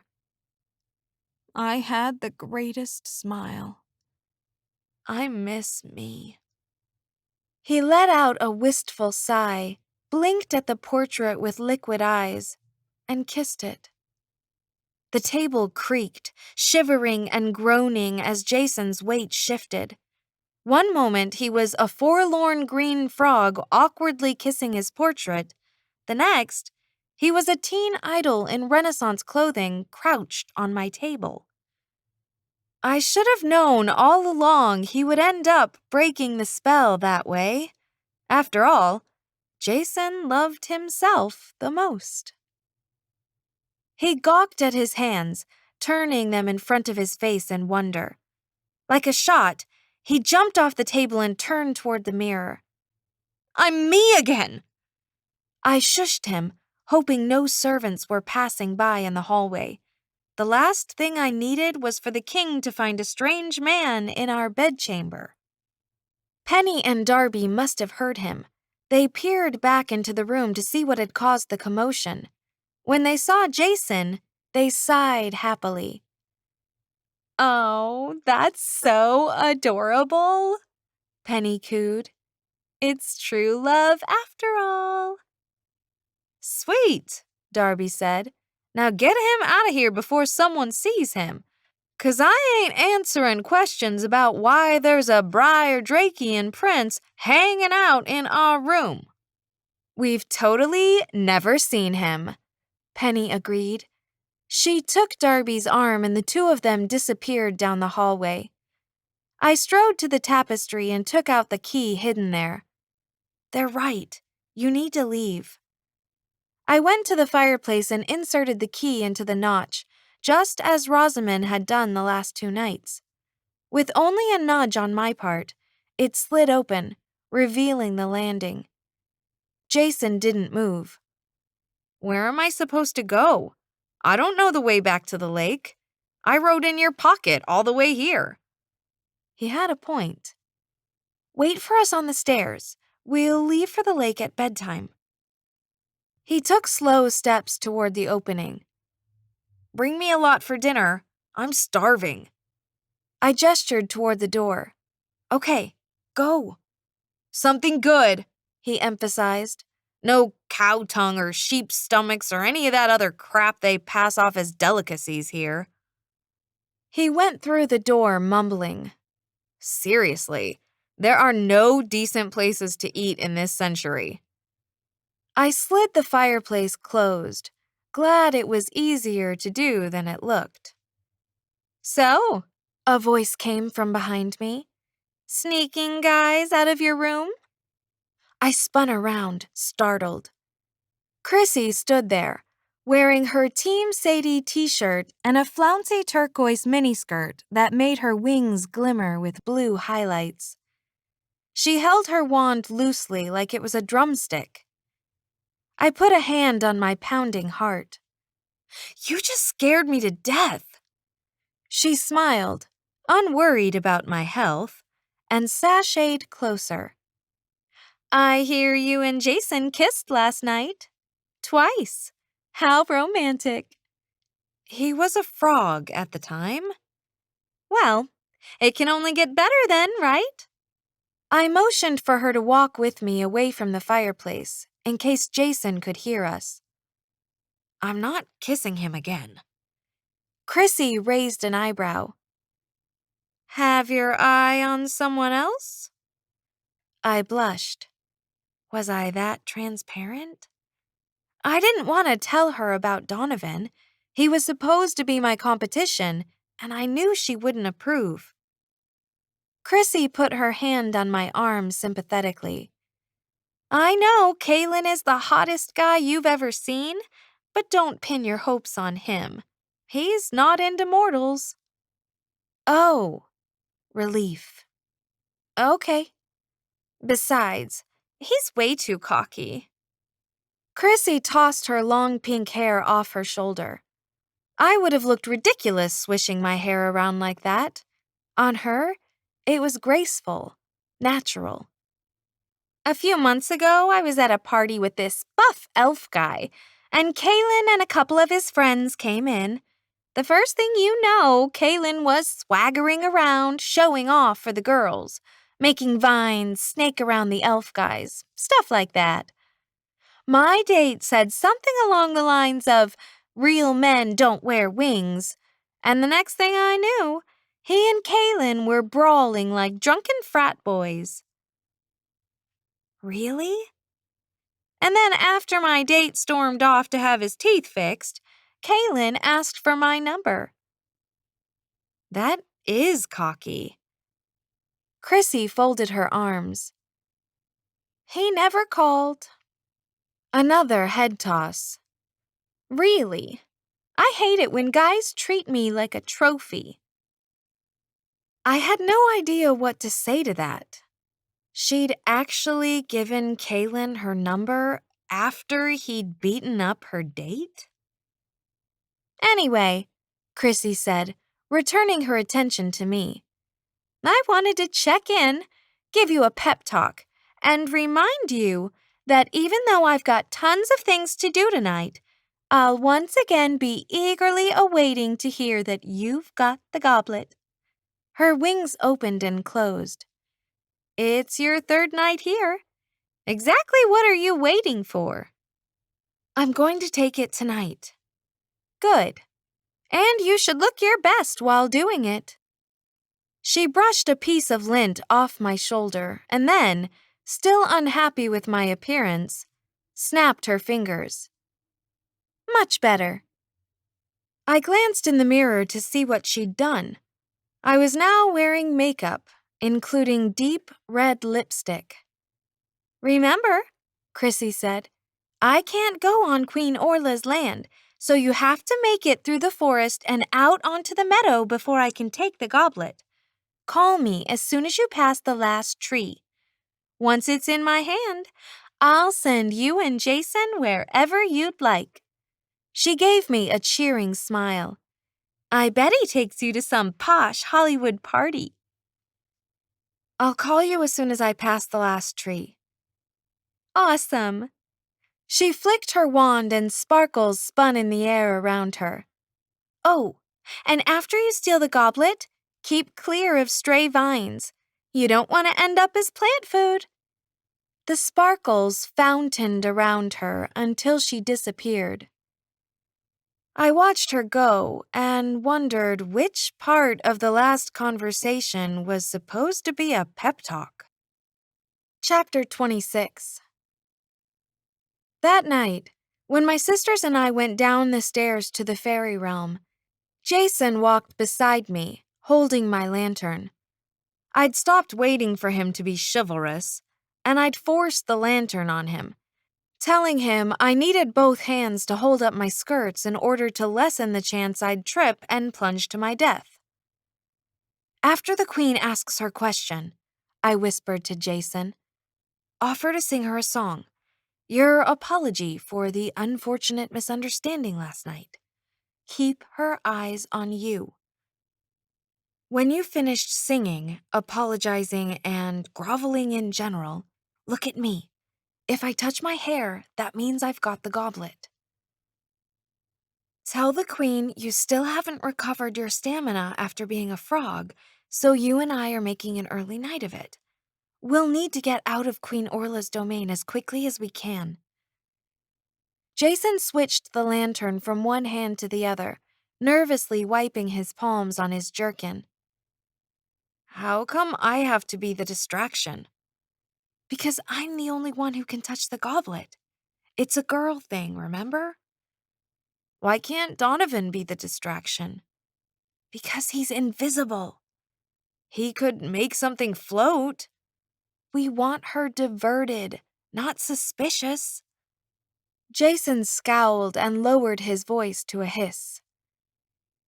If Queen Orla catches you, she'll change us both into something horrible. No thank you.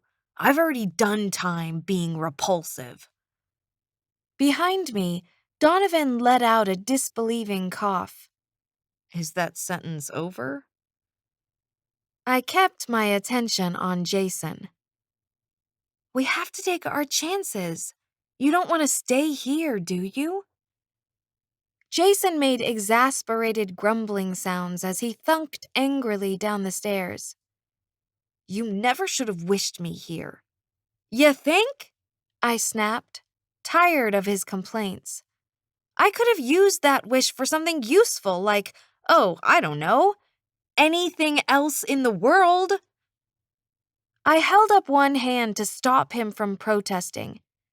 I know there are hordes of girls who would love to be in your presence no matter how whiny you're being, but I've realized I'm not one of them. He sputtered at that. You're insulting me when all of this is your fault? From behind us, Donovan whispered, I think you should ask the queen to turn him back into a frog. Jason turned the lantern to the sound of his voice, scattering light up the stairs. Keep hiding, punk. If I see you, I will totally take you down. Donovan didn't answer. Jason waved a finger in his direction. That's right. You're not so tough now. I put my hand on Jason's arm and turned him the right direction.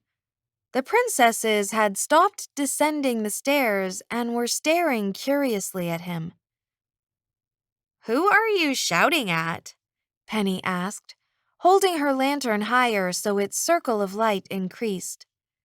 Jason dropped his hand. No one. He cleared his throat.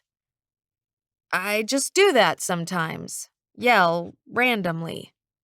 More throat clearing. It's a guy thing. I slipped my arm through Jason's arm. He's fine now. The other princesses sent a few more puzzled looks in Jason's direction, then turned and went down the stairs again, murmuring things. Probably none of it complimentary. Jason and I followed more slowly. And that, I whispered, is why you can't win an argument with an invisible man. Jason shot Donovan an angry look over his shoulder, then picked up his pace. I don't know why you like him, let alone trust him. I wasn't going to let the conversation turn in that direction, especially not with Donovan listening. Don't worry about him. I'll get you home or die trying. All I'm asking you to do is sing for the queen. I'll do the rest. Jason's gaze went to me, surprised. You'd die for me? Well, it's not part of the game plan, but it's a possibility. Jason remained quiet for a few moments. The light from our lantern spilled down the stairs, one white marble step at a time. Finally, he said, I'm sorry I've been hard on you. I know you didn't mean to screw up my life. Donovan snorted at that. Apparently, he didn't think much of the apology. It's okay, I said, both to Jason and Donovan. After that, Jason and I made small talk. At first it was forced and cold, but after a while, things thawed out. We talked about what we would do first when we got home. Jason was going to book a relaxing vacation in the Caribbean. I was going to come up with a good excuse to explain my 3-day disappearance to my parents. And then I was going to think of things to do while grounded, because there was no way on earth my parents would buy any excuse I gave them. Donovan didn't say anything. Maybe he didn't want to blow his cover. Or maybe he was thinking of his probation officer. How much trouble would he be in for disappearing? A couple of times while we walked through the forest, the branches of the trees swayed in a way that made me suspect Donovan was pilfering more fairy wealth. After we'd passed through the diamond trees, I heard Donovan's footsteps at my side, then felt something heavy slip into my pocket.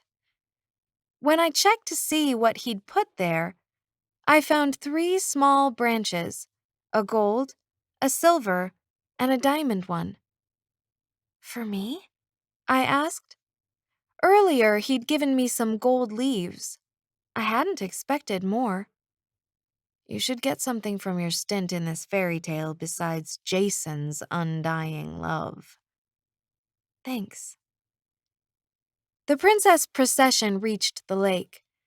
Jason's boat sat on the shore exactly where I'd left it last night. The other princes stood nearby, waiting, and cheered when they saw Jason, human and well. Several came up to clap him on the back and rib him about his time spent as an amphibian. Geoffrey, Rosamond's prince, predicted he'd be the quickest rower since he'd been lounging around with the princesses while the rest of them had worked vigorously. That prediction proved false, but Jason wasn't bothered, at least not much, by being last again. This time he knew our boat was heavier due to an invisible stowaway. I don't see why I have to row the whole way, he grumbled. Why can't Mr. Invisible take a turn?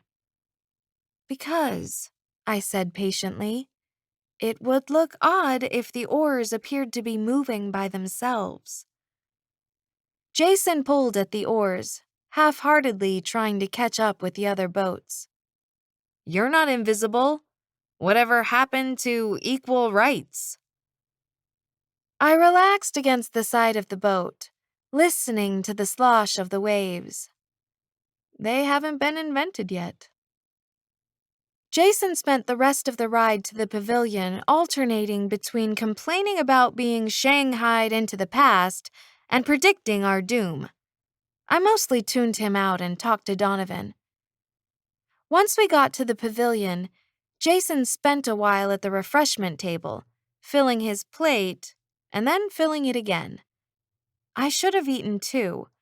I should have enjoyed what was possibly my last meal, but my stomach wanted no part of it. I stood next to him, nibbling at flower petals I didn't taste. Kaylin wasn't around again tonight. Good. One less pair of eyes to watch us. Rosamond and Geoffrey came to the table for drinks, flushed from dancing. I took Rosamond aside. I had an irrational desire to fix this fairy tale. I didn't want to disappear back to my own century and leave my sister's story unfinished. I used my body to shield her from any passing glances and slipped the silver, gold, and diamond twigs into her hand. Put these in your purse and give them to Geoffrey before the ball ends. He needs to come to the castle, pretend to be a suitor from a distant land, and show the twigs to Father as proof he's solved the slipper mystery. Geoffrey will choose you as his bride, and he'll inherit the kingdom. Rosamond's gaze darted to the Queen's table to make sure we weren't being watched. Such a thing is impossible. Father would put a stop to our ball and never let our sisters see their princes again.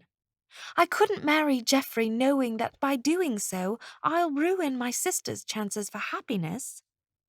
She pressed the twigs back at me. I didn't take them. Trust me about this. He'll let the princes marry the princesses. Probably insist on it, in fact. He won't. You know his stubbornness. Yes, but I also know he loves us. It will outweigh his stubbornness. I was suddenly sure of this fact, which was a nice bit of knowledge to have. In the story, the princesses wed and lived happily ever after. Despite his gruffness and threats, the king wanted his daughters to be happy.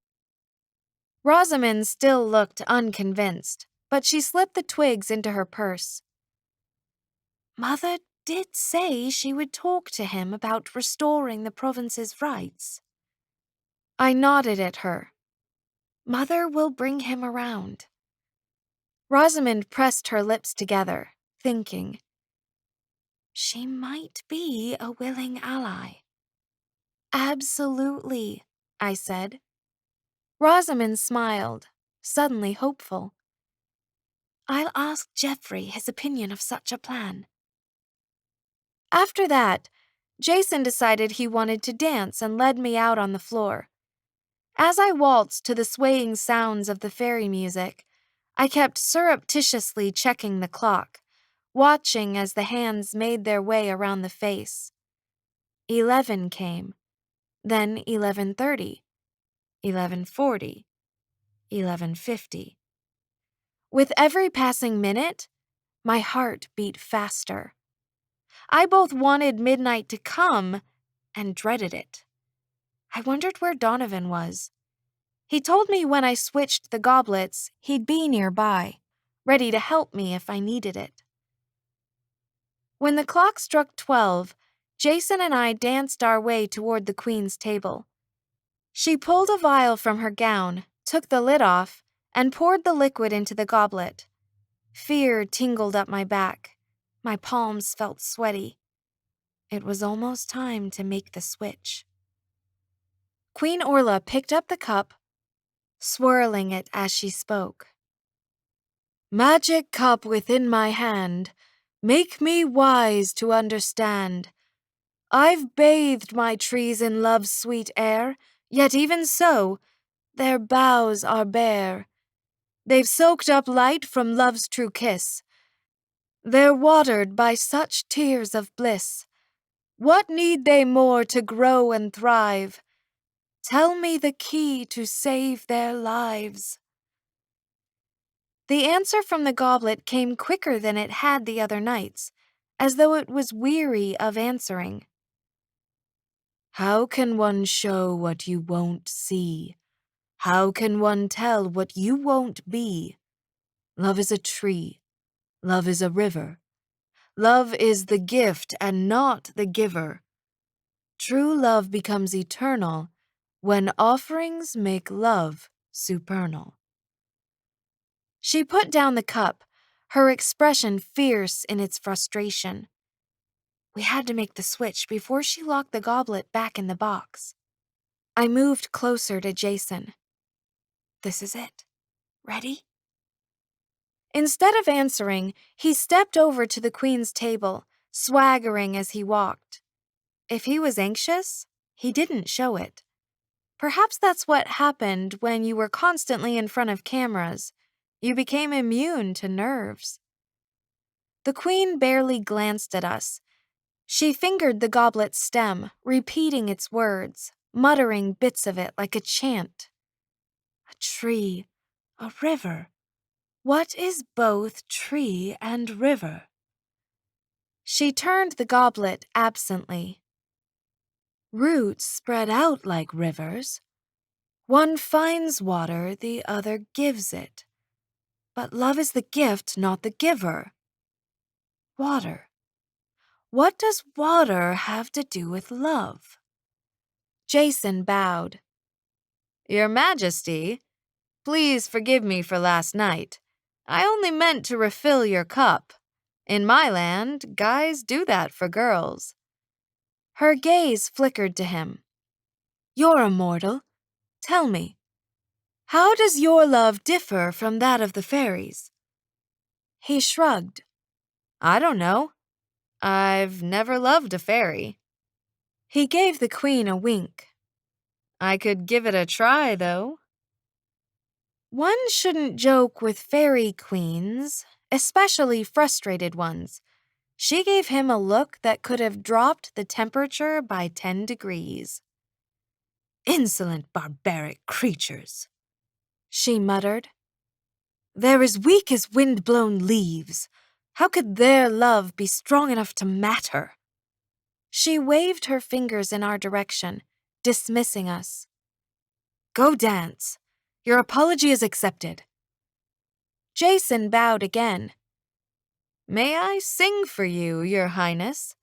My music is the only gift I have that's worthy of a fairy. When he said the word gift, Queen Orla's gaze swung back to him. She seemed to grab onto the word, hold it up, and consider it. Yes, sing about love. Sing to your princess. She gestured to me. You sing too. Me? As though stealing a goblet wasn't hard enough. Now I had to do it while carrying a tune. Like he'd done before, Jason gave the queen a name of one of his songs, Love for Two. She tapped her wand to the table, and the opening stanzas of Jason's song filled the room. A change from the slower beat that had been playing. The swirling couples adjusted their pace, laughing as they tried to keep up.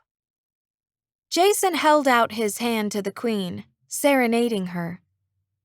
I don't want 4 solo measures, don't need 3-part harmony, just the 2 of us, living our sweet duet. I heard the words, but I didn't. I was completely focused on the goblet sitting in front of the queen. It was a bit shorter than the one I'd brought. The base was thicker, the rim more delicate. How could switching them possibly fool the queen? And yet, what other choice did we have? If I didn't steal the goblet tonight, in the morning my father would demand either an explanation or Donovan's execution. This was our last night. I reached into my pocket, mouth dry, heart battering against my chest. I pulled the fake goblet from my pocket, holding it low, hidden beneath the edge of the table. The queen was watching Jason tolerantly, probably contemplating all the flaws of mortal love. Her goblet sat in front of her, waiting. My free hand shook. How could I make this work if my hand was shaking? And yet, I held the false goblet in my hand. In about 30 seconds, it would be my turn to sing. The queen's attention would swing to me. I felt Donovan's hand brush against mine, give it a squeeze. I knew it was his way of saying he was there, that he believed in me. Soundlessly, I reached for the queen's goblet and grabbed the stem. It felt cold in my hand, hard. I kept my gaze on her. If she glanced at me, her eyes would be drawn to mine and hopefully not see what I did with my hands. I pulled her goblet toward me, held it below the table, and poured its liquid into the reproduction. In my hurry, I clinked the goblets together. Fortunately, Jason's singing covered the noise. He was almost done with his part. In a few more moments, it would be my turn. I placed the false goblet back in front of the queen, slipping the real one into my pocket. Only then did I breathe, which was a good thing since the song was about 3 seconds from my part. For 2 of those seconds, I couldn't recall the words to the song. Ditto for 1 second. Jason stopped singing and motioned to me. The queen's gaze turned in my direction. I bluffed my way through the first few notes with an improvised, "Oh yeah, baby, baby." In my defense, those are the lyrics to a lot of songs. Then I remembered the real lyrics. You see someone different in me. You see the person I'm trying to be. The queen watched me placidly. Her gaze wandered to the other dancers, to their attempts to keep up with the beat. They were failing, but enjoying themselves, laughing at their less-than-perfect efforts. I finished my verse, and Jason and I sung the chorus together. The queen lazily reached across the table for her goblet. I tensed, had to force the next line out. She was going to notice it was fake. How could she not? She'd stared at the same goblet for nights. I kept singing. Reminded myself I hadn't noticed when Donovan used different coins in his trick. She picked up the goblet, about to drink from it. And that's when I realized our mistake. Even if the queen didn't notice the goblet looked different, she might notice it tasted different, felt different on her lips. I should have waited until she'd drunk all the elixir before I made the switch. I did the only thing I could think of. I drew in a breath, bent over, and sneezed on the goblet. The queen set the goblet down, repulsed, and wiped the back of her hand on the tablecloth. No napkins sat on her table. Apparently, fairies didn't need them. My apologies. I picked up part of the tablecloth and dabbed it to her hand. As I tugged at the fabric, the cup toppled, spilling the remaining elixir, some of which dribbled onto her dress. She grabbed the goblet, stood up, and wiped the liquid off her gown. Stupid girl! I shrank back from her. I'm sorry that I'm so clumsy. It was the truth in general, if not in this specific incident. Clumsiness is part of being immortal, like sneezing and coughing and sometimes rashes and cavities. Probably overkill, but I was nervous.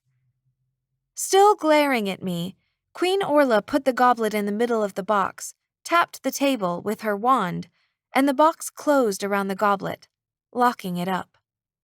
Mission accomplished. The queen surveyed the crimson stain on her dress with anger.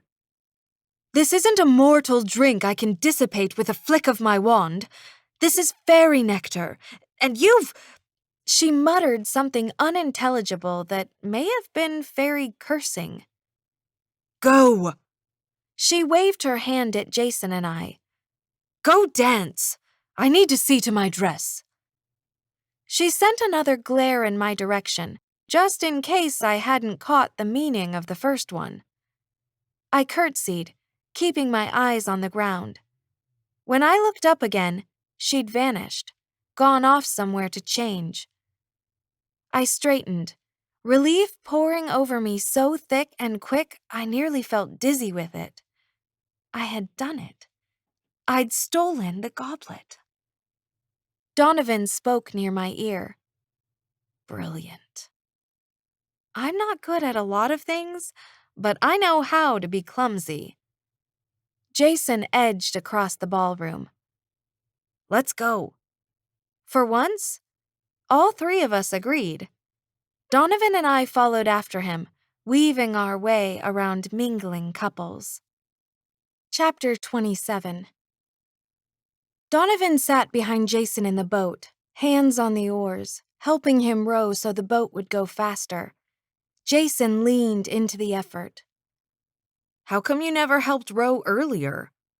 Because I figured you needed the exercise, oh Prince of Pop. I was too tense to listen to them argue, let alone try to stop them. The goblet felt heavy in my pocket, a golden piece of danger. I kept glancing over my shoulder, half expecting to see Queen Orla storming after us. I also worried some gigantic, creepy seaweed hand would reach up out of the lake, grab me, and pull me under. Nerves.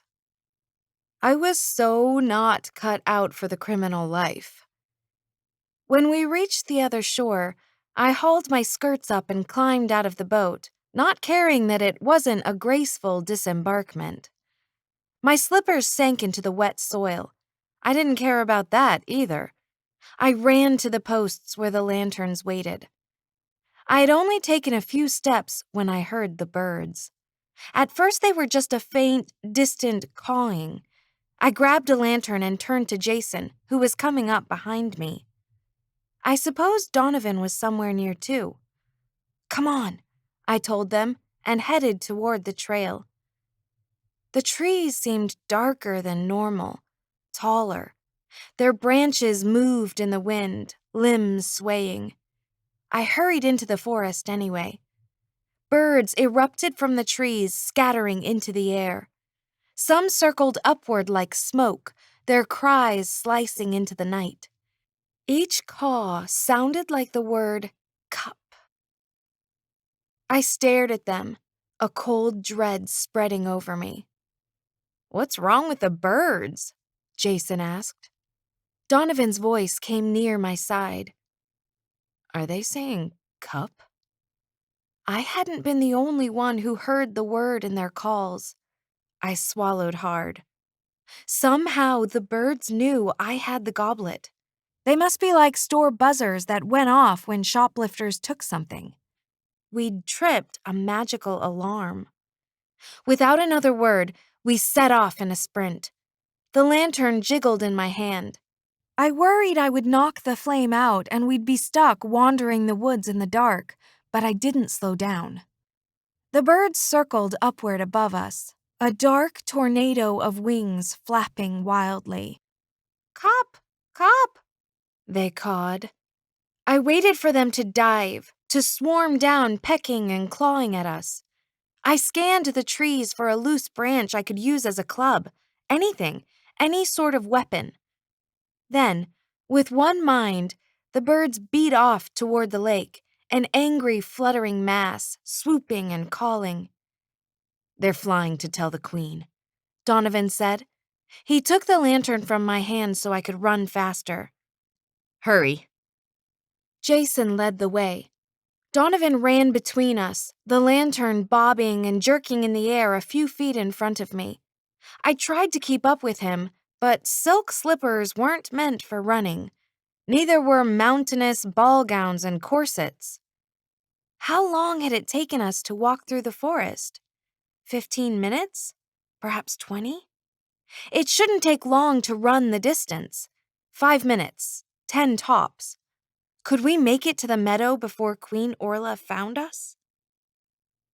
Donovan must have checked on me and seen I was falling behind. He slowed his pace. He was choosing to stay with me rather than escape without me.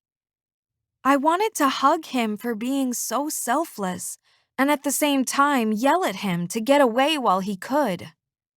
I pushed myself to run faster so he could too. We passed the diamond trees and went through the ones made of gold. Against the lantern light, their bare branches seemed like rows and rows of jagged spikes. The breeze turned into a gale, flooding through the forest in a way that made the boughs lash up and down. It was only the wind, I told myself.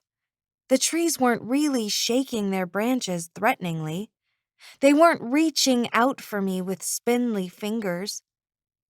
As I ran, the goblet slapped against my leg. My slippers had no traction, and I kept stumbling, tempting an all-out fall. We passed by the last of the gold trees and fled through the silver. A gust blew bits of dust and bark, making it hard to see. 5 minutes, I told myself. I was only 5 minutes from freedom.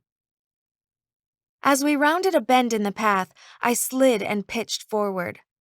The only nice thing about running in a ball gown with a huge poofy skirt is they do a decent job of breaking your fall.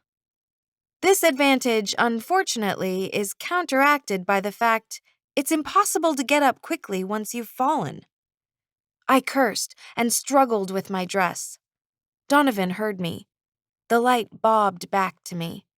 I felt his grip on my hand and he helped me to my feet. Are you okay? Yes. I didn't bother to brush myself off before taking off in a run again. Whoever named these shoes slippers got it right. That's what they do. A pine branch whipped out, striking my neck and chin. I pushed it away and kept running, hands raised in protection. A few feet later, another branch swept down in front of me, this one larger. It caught on the lace of my sleeve and yanked me backward. I pulled frantically at the branches, ripping the lace to free myself. I sprinted forward again, breathing hard. A few moments later, another branch swung into the path in front of me. I dodged out of the way, barely managing to avoid it. The trees are trying to stop us. Actually, not us. Me. Either the trees didn't see Donovan and weren't smart enough to figure out the bobbing lantern wasn't levitating by itself, or they knew I had the goblet and were only charged with stopping me. It's hard to judge how smart trees are. Hurry! Donovan called. His voice was nearly lost in the angry howl of the wind and the answering moan of branches. I ran faster, listening for the sound of the birds. They would come back, and when they did, they would lead Queen Orla to us. I couldn't see Jason up on the path anymore. The other princes could say what they wanted about his lack of rowing ability, but when it came to running through a creepy forest, the boy could put on some serious speed. How much longer till the trees thinned and we could see the meadow? A minute? 3? I was panting, and each deep breath I drew came in sharp contact with the corset. Donovan slowed his pace so he wouldn't get too far ahead. "I'm holding you back," I said. "Run up ahead and call Jade Blossom and Chrissy. By the time you work the deal out, I'll be there." "I can't leave you. We've only got one light." "Go! I can see enough to stay on the path." The moon was bright and the magical trees had a glow that faintly illuminated everything around them. Donovan didn't say anything. He didn't run ahead. "The sooner we call our fairy godmothers, the sooner we'll be safe from Queen Orla." The light remained in the same position, a few feet ahead of me. I knew Donovan, though, knew what to say to make him go ahead. "When the birds come back, they'll probably search for the lantern.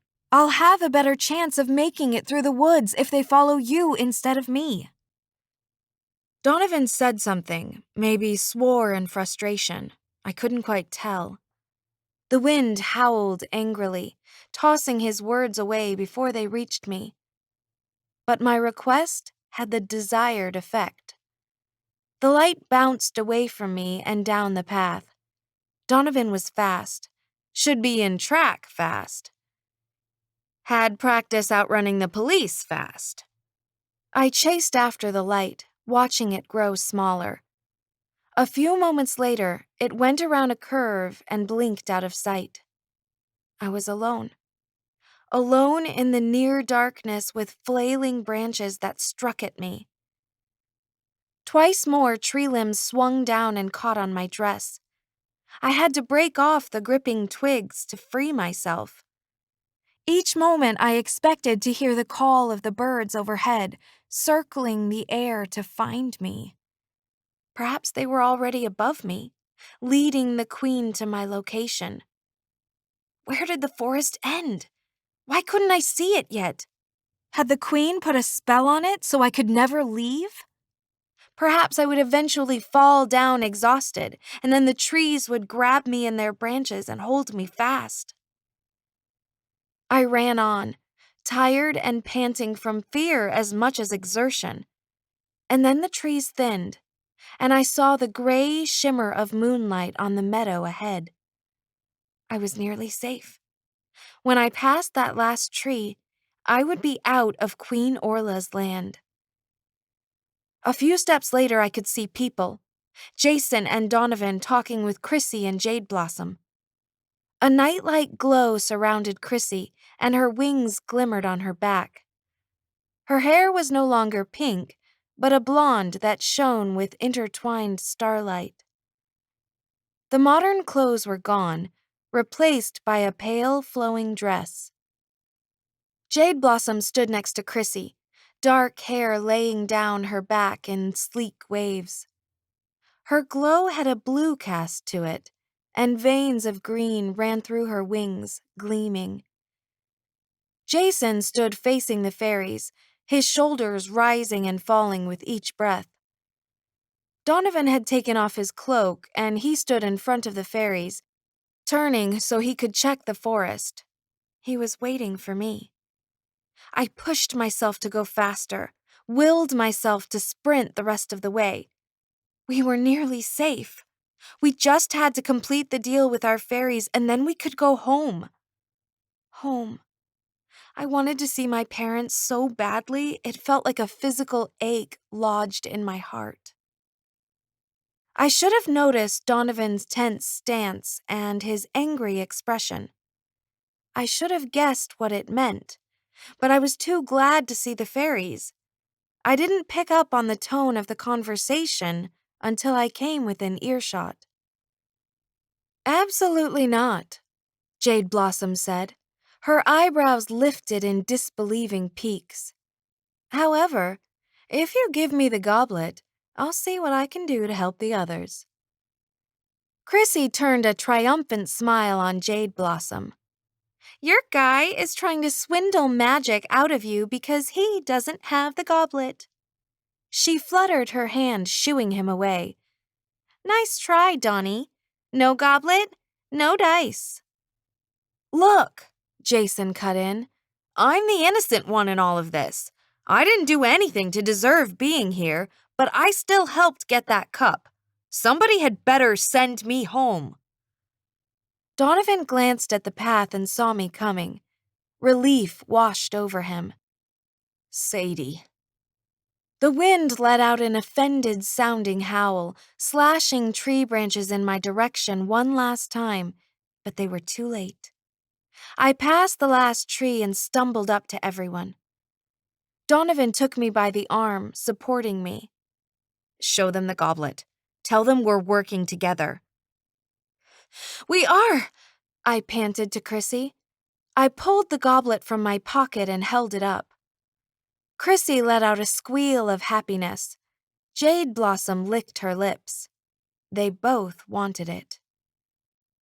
The price has changed. I had planned on saying this with confidence, firmness. Instead, I just tried to get enough air in my lungs between words. You have to send all of us back to our homes. Jade Blossom's wings flared open, fast, haughty. The arrogance of mortals. You don't set the price, not when Queen Orla's servants swarm the skies on their way to find you. She turned her glare on Donovan. You had skill and invisibility. How could you let this girl best you? How could you let her drag you into a hopeless partnership? Donovan stepped protectively closer to me, as though worried Jade Blossom might strike me. Chrissy pressed her hands together in a clap of discovery. How sweet! He's fallen in love with her. Jade Blossom's mouth fell open, and she let out an indignant cry. Of all the underhanded tricks. Chrissy's wings flapped happily. Love trumps skill and invisibility. My mortal wins. Jade clenched her wand, anger making it tremble. I was afraid she was about to curse someone, but instead she let out a humph and disappeared. All that remained of her was a falling trail of green glitter where she'd stood. So, Chrissy said, in a cheerful tone that didn't match our surroundings. The good news is Jade Blossom doesn't get the goblet. The bad news is I don't have enough magic to send 3 of you to the 21st century. My heart stuttered. What? She shrugged apologetically. I did tell you I'm only a fairy godmother in training. I have restrictions on what I can grant mortals. The birds were coming. The rumble of their cries sounded from somewhere over the forest. Donovan pointed to the goblet. We know how much your people want this cup. In order to get it, you have to send all of us back. That's the deal. Chrissy returned his gaze steadily. I'd help you if I could. Really. It would be much easier to wave my wand than stand here and argue with you about it, especially when Queen Orla and her minions are about 2 minutes from reaching us. Jason nervously switched his weight from one foot to the other and searched the sky. I don't want to be a frog again. Magic is being rationed, Chrissy went on.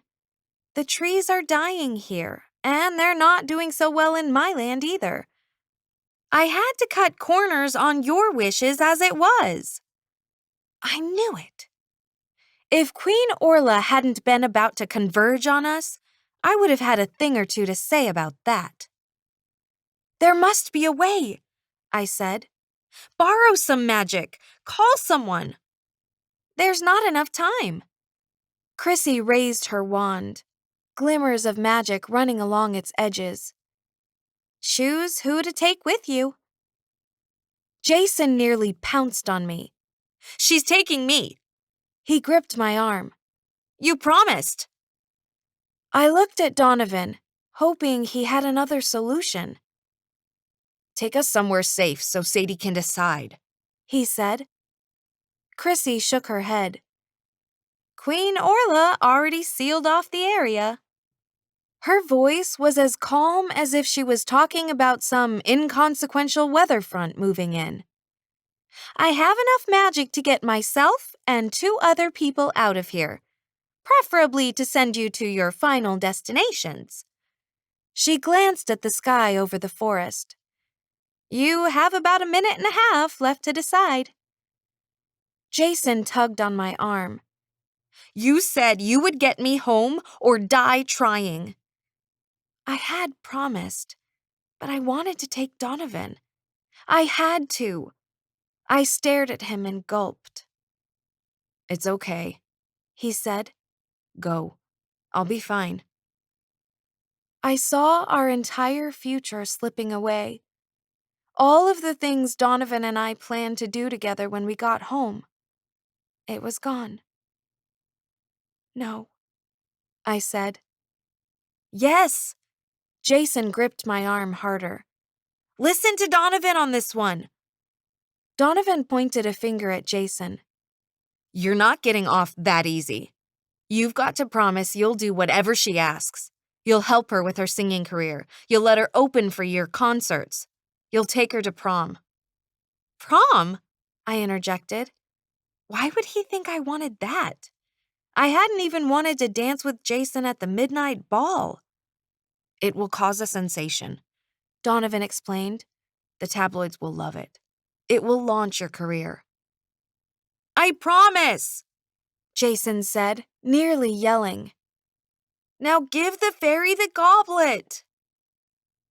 Donovan pulled the invisibility cloak up so it covered his shoulders. He smiled, his eyes locking on mine. You've got the most beautiful voice I've ever heard. The world needs you. You're going to have a great life.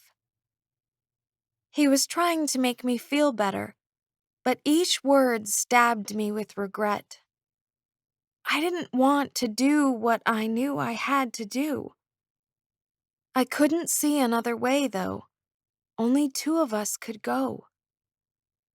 Jason hung onto my arm like a human anchor, so I didn't walk to Chrissy. I tossed her the goblet. Well, technically I threw it at her. After all, there's a fine line between toss and throw. She caught it easily enough, plucking it from the air before it smacked her in the stomach. Who do you choose? She examined the goblet, turning it eagerly over in her hands. The glow around her grew brighter, and her wings lifted in excitement. Jason and Donovan go, I said. I stay. It had to be that way. I couldn't strand Donovan here. Not when his brother needed him.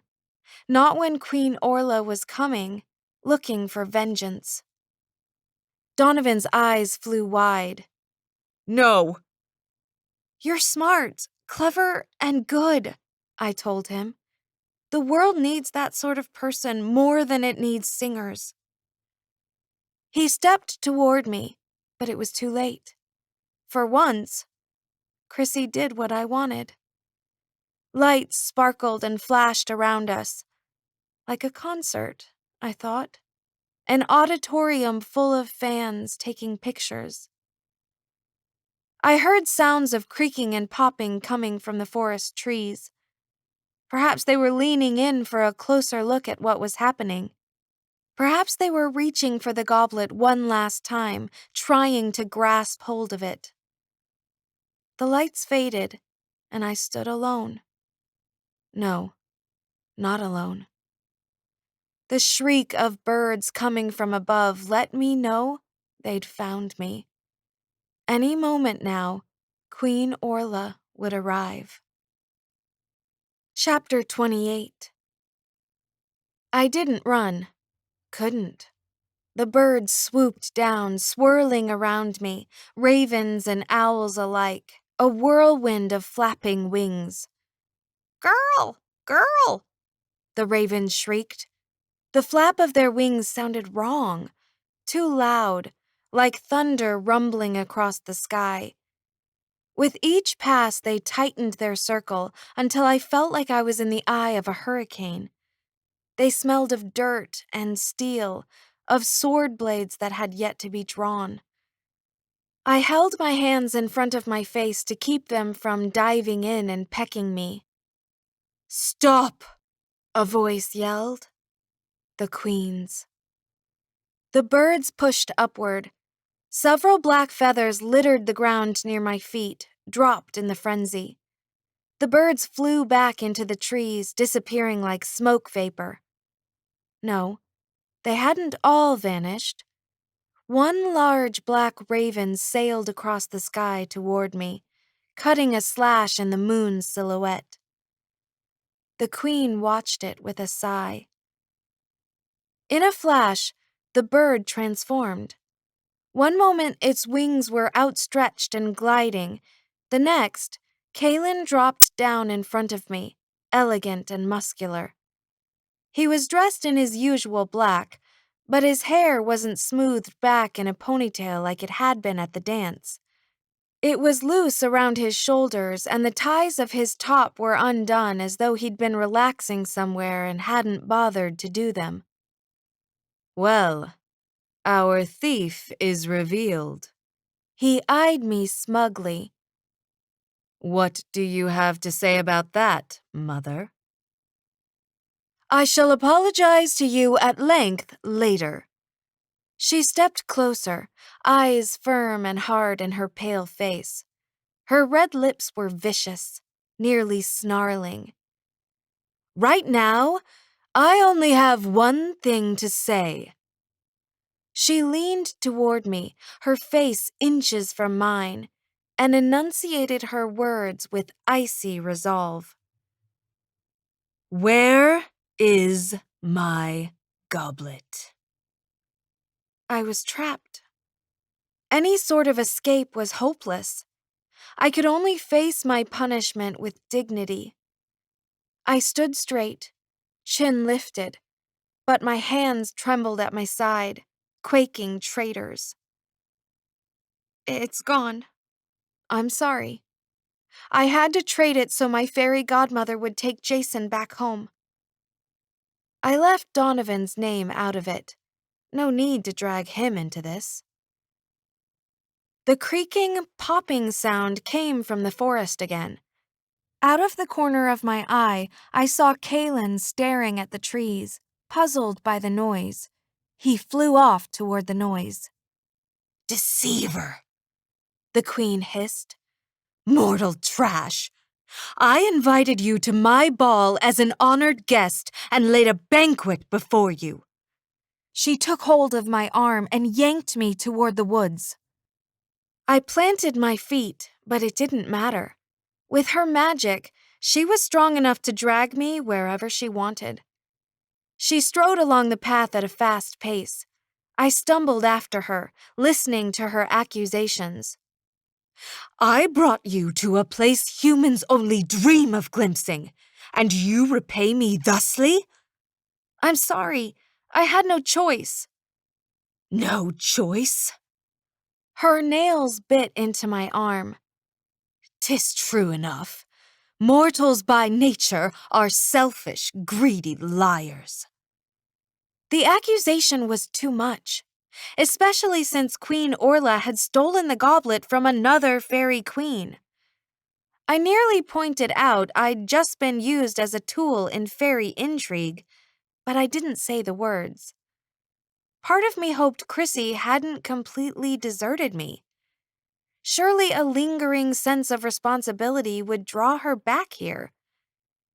It was better not to direct Queen Orla's wrath that way.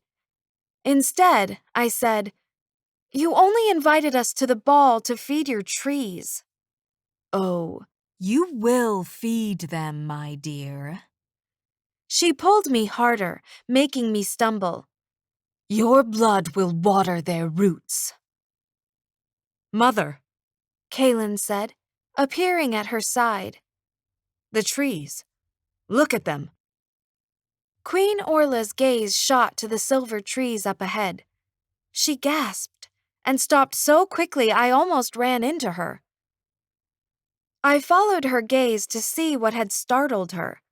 The silhouette of bare branches had changed.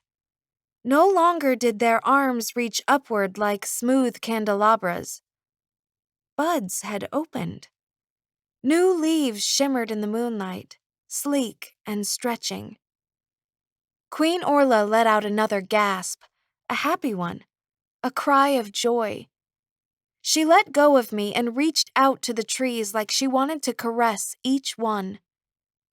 At last.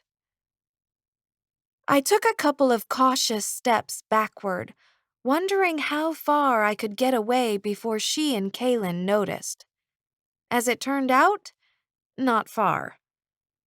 Kaylin's eyes returned to mine, questioning and sharp. What caused the plants to grow?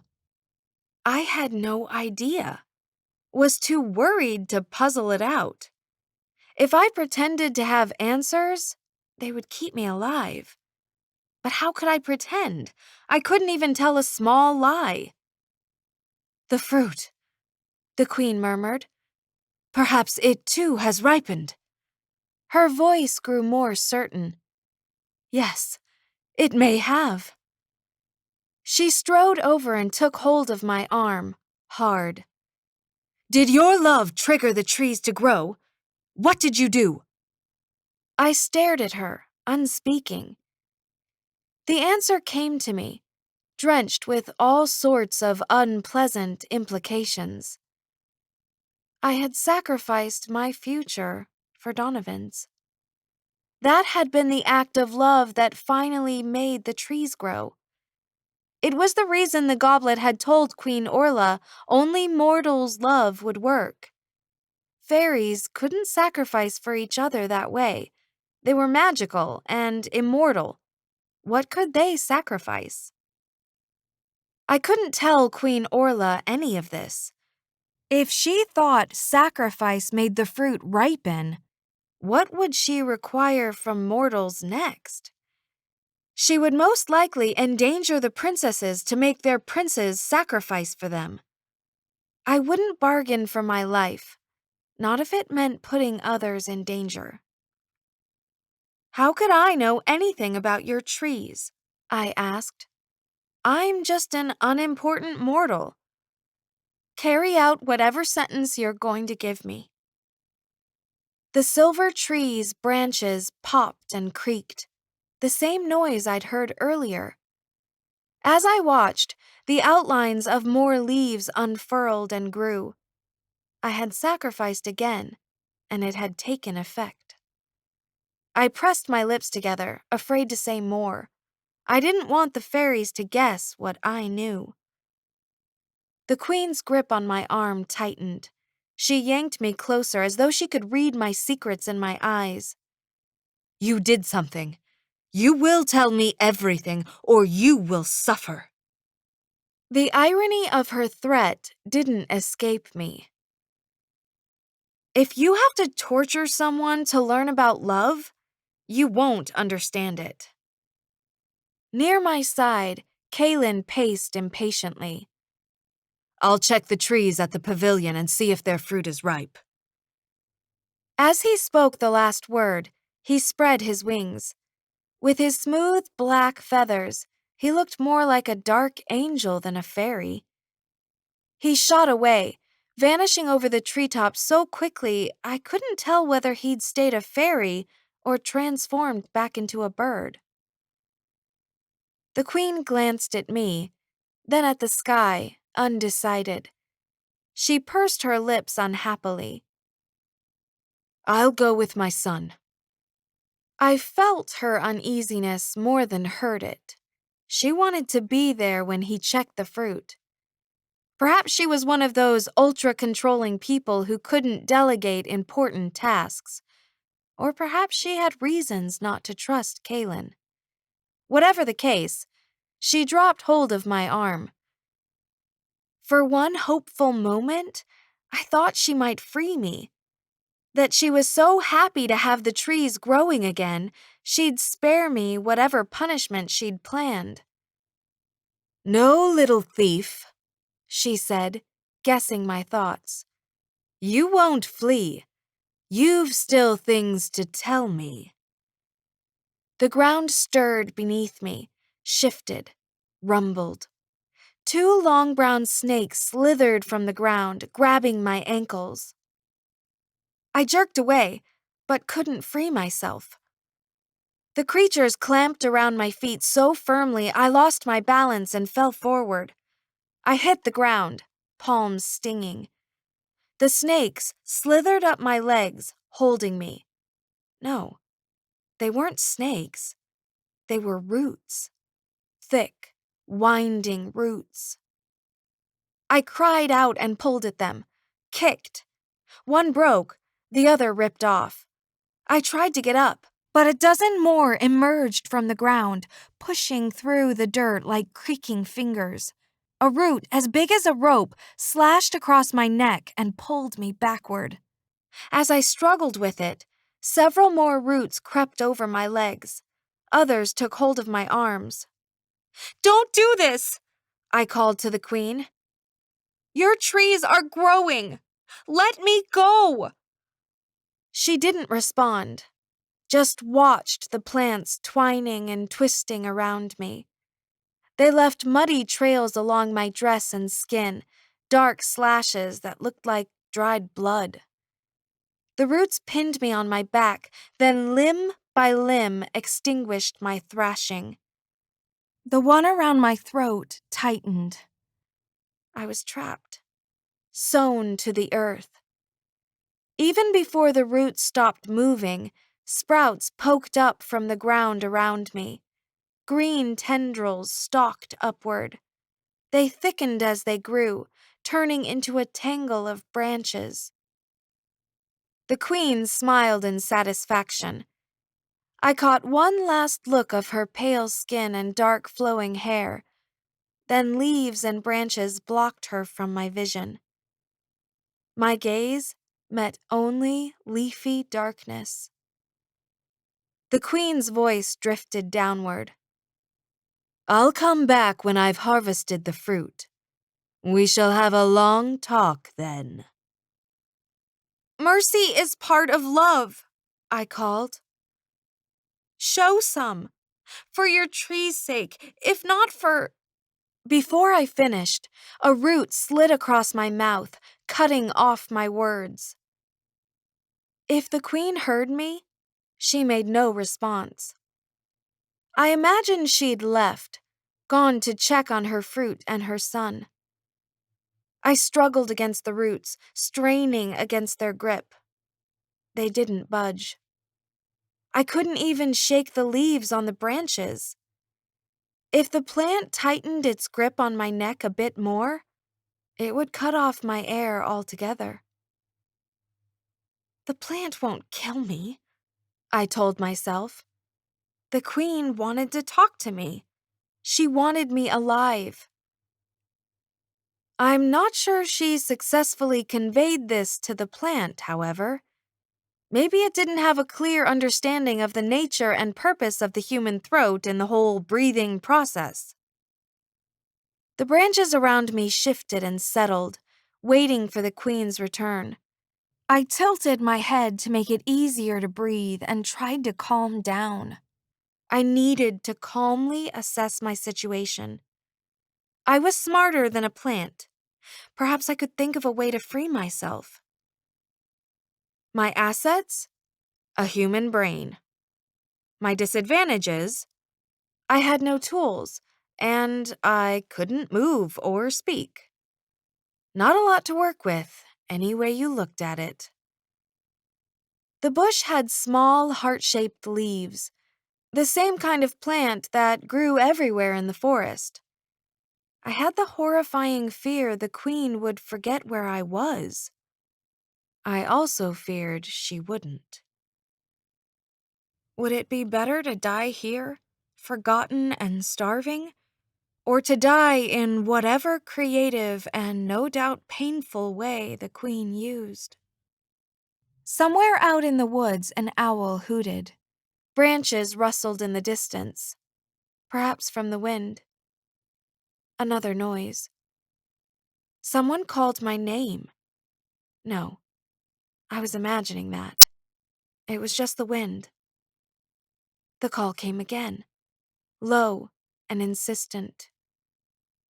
Sadie. Donovan. It was his voice.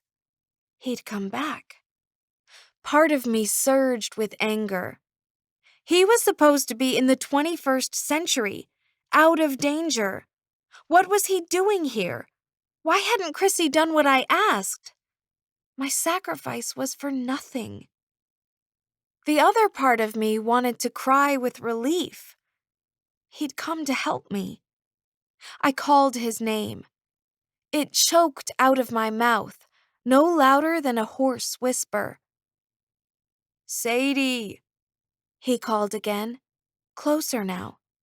He was walking nearby, perhaps on the path. Would he notice a new bush where nothing had grown before? Probably not. What was one more bush in this forest? Donovan! I could still only manage a rustle of sound. Sadie! His voice came from farther away. He'd passed by me, hadn't heard me. Tears stung my eyes. I couldn't do anything to get his attention. Donovan! I called, knowing the word would be swallowed in the breezes that rippled through the trees. Sadie!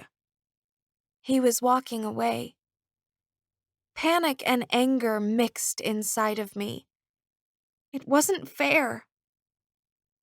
I'm here, I whispered. Sadie! He stopped, listened, but made no sign he'd heard me.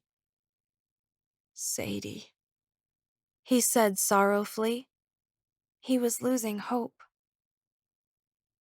Find me, I murmured, and then realized how he could. I turned my head, tilting it in Donovan's direction. I hate singing, I choked out, and felt the prick of my nose growing. I hate chocolate, hot showers, and indoor plumbing. I love homework, chores, and being trapped by freaky magical plants. Each lie brought a sharper pain to my nose, partially because it grew, partially because it scraped against the plant. As my nose knocked into the branches, they shivered, creaked, made some noise. Sadie? He called, and there was a question to it. He'd heard something. I love the mean girls at school, and I care about their opinions. That's what friends are, people who want to tear you down and see you fail. My nose kept growing. It pushed twigs and leaves out of the way. Sadie, Donovan called, worried. Where are you? If I get back to my real life, I'm going to obsess about the viral video of myself. Why care just about the mean girls in high school when I can care about mean people across the nation? Strangers who see a bad moment in my life are in a perfect position to judge me. They've never done something stupid.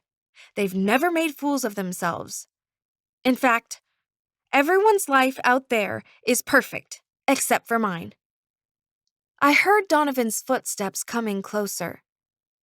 Sadie, if you can hear me, do something. Let me know where you are. I don't want you to find me, I said. I don't care if I die here. I don't love you. My voice got choked. This time not from the root, but because I knew the truth. I did love Donovan. I had to, because my nose grew when I said I didn't. It was real love after all. Donovan let out an exclamation of surprise. His footsteps hurried closer. The branches above me creaked, parted. At first I saw nothing, and then Donovan pulled the hood off his invisibility cloak. He peered through the crisscross tangle of leaves. Well, I've got to give you credit. You know how to get a guy's attention. I'd never heard such beautiful words. Hurry, I whispered. The queen is coming back. He pulled his sword from its sheath. Shrink your nose so I don't accidentally hit it. He whacked around the bush and hacked at the branches entwining my feet. It was hard to recall all the lies I'd uttered. My opinions had been a jumble of panic. I love singing, chocolate, and indoor plumbing. Clearance sales, cats. I must have hit some of the right things. My nose shrank. Every time Donovan hit the bush, the whole thing shuddered. Bits of bark and leaves rained down on me. I squeezed my eyes shut. I hate homework, chores, the song Hotel California, alarm clocks. Oh, I remember. Freaky magical plants that trap people. Each truth made my nose feel less taut, less painful. The scratches were disappearing with the length. I hate mean girls, and I don't care what they think. I'm not wasting my time worrying about their opinions. I doubt Donovan heard my confessions. His sword sliced through the plant again and again, chopping away the foliage. I don't care about that stupid viral video or what anyone thinks of my audition. When he'd cleared the branches above me, he slid his sword, flat end down, under the roots that wound around my arms and legs. Using the blade like a letter opener, he cut through them. They popped and broke, releasing their grip. I wanted you to find me. My nose was nearly back to its normal length. I don't want to die here. Donovan took my hand and pulled me to my feet. I second that. Let's go. I had one more lie to straighten out. I love you, I whispered. With those words, my nose shrank the last bit. He did a double take. For a second, his expression showed nothing but shock, and I contemplated all the ways this moment could turn really awkward. What did you say? He asked.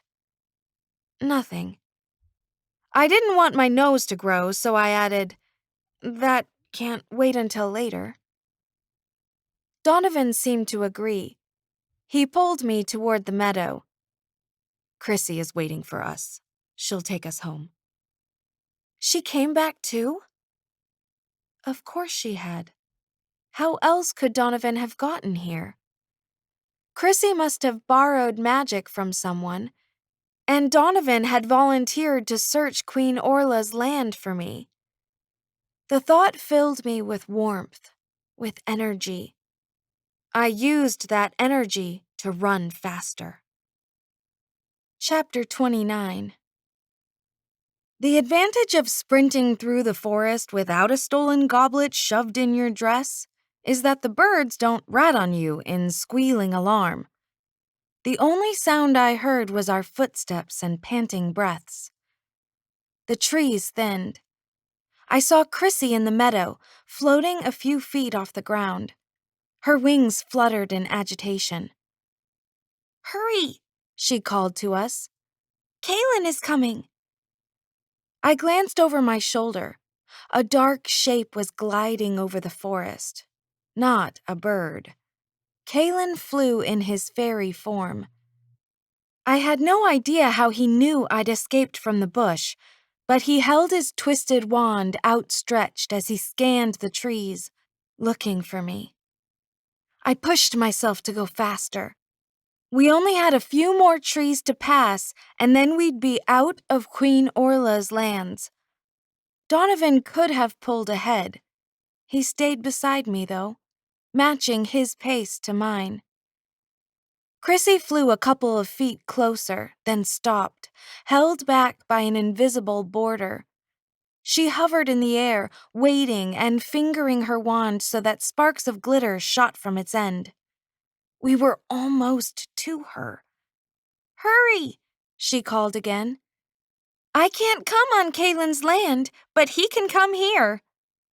Yeah, I remembered that detail from the last time Queen Orla had captured me and dragged me back to her domain. Chrissy swished her wand, and a swirl of sparks hovered and twirled at the end of the boundary, illuminating it for us. Freedom was so close, just a few sparkles away. "Stop!" Kaylin yelled from the tops of the trees. He'd spotted us. I ran faster. The border was only a few steps away. "By fairy law," Kaylin called, full of indignant authority. "the girl is my prisoner." He spoke to Chrissy, not to me. Donovan and I sprinted across the border. It felt like running into a shower of glitter. I waited for the lights to brighten, for Chrissy to take us away. She didn't. We ran to her, and she did nothing except twirl her wand and eye Kaylin, watch his black wings carrying him toward us. "Let's go," I breathed out. I wanted to add, "Don't you dare turn us over to him," but I was panting too hard to say it, so I stared at her with a correlated expression. Chrissy didn't even glance at me. Her wings slowed until it looked like she was lazily hanging in the air. "The girl is my charge. That gives me the right to help her." Her smile was smug, almost flirty. "We can't expect mortals to obey fairy law." Kaylin landed on the ground, tucking his wings behind him, his eyes fixed on Chrissy. "I can expect you to obey it." "You can expect it," she said, definitely flirting now. "But you'll be disappointed." And with that, lights flared around us, lit fireworks surrounding us in white flashes. A whoosh of air pulled me upward. When the lights cleared, we stood in a hotel room. My old hotel room. The one where I'd first met Chrissy and Clover. My suitcase sat where I'd left it near the closet by the bathroom. Pieces of glitter from Chrissy's first visit still lay on the floor. The only difference was that now Queen Orla's goblet stood on the dresser next to the TV. It seemed out of place there, a gleaming fairy relic aside a cheap plastic remote. Donovan blinked to adjust his eyes and look around. He let out a relieved sigh when he saw we were in the right century.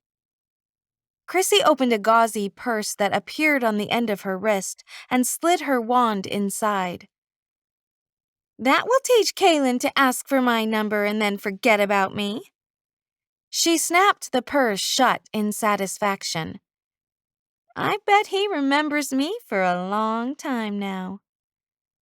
Donovan put his hands on his hips and took a deep breath. "Could you have cut that escape any closer? We were running for our lives, and you stopped for witty banter with the enemy?" Chrissy glided over to me, still glowing with triumph. "Here's a pearl of wisdom from your fairy godmother. Never waste the chance for a dramatic exit. especially if a hot guy is involved. I was too overjoyed to be mad at the way Chrissy dragged out our departure. I threw my arms around her in a hug, which is sort of hard to do when the person you're hugging has huge wings. Thanks for returning for me. Chrissy patted my back reassuringly. That's what fairy godmothers are for. Helping you and dispensing pearls of wisdom about hot guys. Donovan sliced Chrissy a glare, his hands still on his hips. She came back because I paid her. What? I pulled away from Chrissy and turned to Donovan. The last time he made a deal with a fairy, it involved stealing a powerful goblet from an enemy queen. What did you pay her? My gaze returned to Chrissy's, already pleading, already dreading. Chrissy folded her arms. Don't look at me like that. He cashed in a wish, and I gave it to him. He cashed in... what? Donovan reached into his pocket and pulled out 3 sticks he'd cut from the queen's trees. 1 silver, 1 gold, and 1 missing the diamond that had been there. He held up the last branch. The wish fruit ripened just as we left. That meant I had a magic wish. I wished you would come back home. Chrissy smiled benevolently. Some fairy godmothers wouldn't have had the courage to grant that wish. Fortunately, your fairy godmother is exceptional.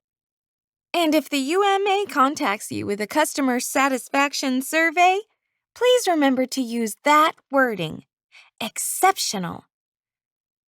I'd forgotten Donovan had a branch with unripe fruit, and now I laughed at the way it worked out.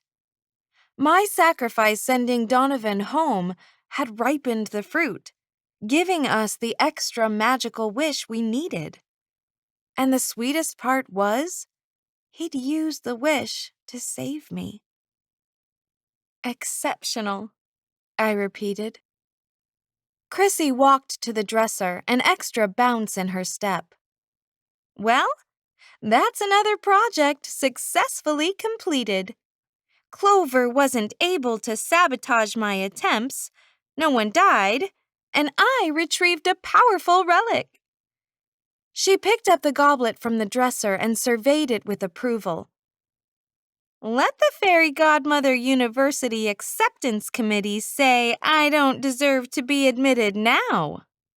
She held up the goblet, making a toast. This should put my job as an insomnia fairy to rest. Pun so intended. I didn't point out that Donovan and I had played a large part of retrieving the goblet. Is Jason back to his regular life? Chrissy fingered the goblet, still admiring it. I left him at his dressing room at the America's Top Talent Arena, surrounded by gift baskets. Good. His natural habitat. I looked around again, noting the hotel room's unchanged state. How long have we been gone? Chrissy checked her watch and scowled. Beetle dung. It's been half an hour. I thought for sure I'd gotten the stopping time thing right this go-round. She let out a dramatic sigh. Oh well, I'm still exceptional. Half an hour? Not long at all. My mother was probably still at the store. No one was panicked or worried sick about my disappearance. I wouldn't have to come up with some convoluted explanation no one would believe anyway. About Jason, I said, drawing Chrissy's attention back to me. Is he still in love with me? Yes, but he'll get over you quickly. Jason never stays in love with the same girl for long. As though anticipating a protest, she added, You never specified a time length. And I was glad now I hadn't. That's fine. I don't want him to be unhappy. Donovan grunted in a way that made it clear he was less concerned with Jason's happiness. What about the princesses? I asked. Will they be okay? Chrissy gestured toward the bed, and for the first time I noticed a picture book lying there. See for yourself. I glanced at the cover. The 12 Dancing Princesses. The illustration showed dancing couples swirling through the fairy pavilion. My sisters. I picked up the book and flipped it open. An illustration showed a man coming to the castle in soldier's clothing. Not Donovan. Prince Geoffrey. I smiled and turned pages, watching my sisters and me getting ready for bed, stepping down the stairs, waltzing. The prince I danced with didn't look like Jason. He looked like Donovan. I flipped to the ending and saw my sisters waltzing with their princes again, this time at the castle ballroom in wedding attire. The king and queen overlooked the celebration, the queen with a pleased expression. The king, well, in the time I'd known him, he'd never looked happy. But he at least looked satisfied. It did have a happy ending. I turned back to the picture of Donovan and me dancing and held up the book so he could see it. He took a step closer to examine the picture. That's not how it happened. I know, Chrissy said without glancing at the book. Sometimes you have to improve the story. How would it look if the youngest princess ditched her prince and ran off with a thief? You don't want to be responsible for traumatizing children, do you? I took Donovan's hand and gave it a squeeze. Actually, I like that ending. He pulled me into a hug. Saying goodbye was going to be hard. Phone calls would be a poor substitute for seeing each other. After a moment, I pulled away from him and turned to Chrissy. When are you taking Donovan home? She stopped examining the goblet and gave me a disbelieving look. Take him home? I already did that once. Then he wished to get you and bring you here. She made a sweeping motion that took in the room. Voila! We're here. My job is done. And remember, I did it exceptionally. Donovan lives in Ohio, I protested. We're in St. Louis. Chrissy's wings opened and shut slowly. That's why humans invented the bus system. It's okay, Donovan said, resigned. But it wasn't okay. He's on probation. He's not supposed to leave his state. Chrissy rolled her eyes. I already explained to you that magic is being rationed. The words triggered my earlier complaint. Yeah, about that. You said you cut corners on my wishes. You knew all along you hadn't given me what I wished for, didn't you? I'm not sure why I pressed the issue. It wasn't like I wanted her to give me extra magic. I'd had enough of wishes. I guess I just wanted her to admit I hadn't been unreasonable or crazy when I complained about being the Little Mermaid and a dancing princess. Chrissy raised her chin in an affronted way. I gave you exactly what you asked for. The only corner I cut was that instead of giving you a new singing voice, I gave you the voice you'll have after you practice a few years. She waved her hand airily. Moving your talent up a few years took less magic. My hand went to my throat. This is my real singing voice? I know. It's amazing what practice will do, right? You might want to remember that in other aspects of your life. like dancing. She opened her purse and set the goblet inside. Instead of shrinking to fit in the purse the way her wand had, the purse grew until Chrissy was able to shut it. As I watched her, I caught sight of my reflection in the mirror. Streaks of dirt crisscrossed my arms and face. My gown was rumpled, dirty, and torn. Bits of twigs and leaves littered my hair. My mom would wonder what I'd done while she was gone. How would I explain it? I wiped at my hair, knocking bits of debris from it. Now that you're done being my fairy godmother, my nose won't grow anymore, right? Right, she said cheerily. Feel free to go back to your normal, dishonest self. She pulled her wand from her purse and gave it a twist. Sparkles fluttered around her like fireflies paying their homage. Clover will probably show up eventually to check on your progress. Tell him I said he's a slacker, and he missed all the good parts, and he's fired. Again. She gave us one last smile, then disappeared in a swoosh of sparkles and glitter. I stared at the spot where she'd stood. I suppose Chrissy had that effect on people.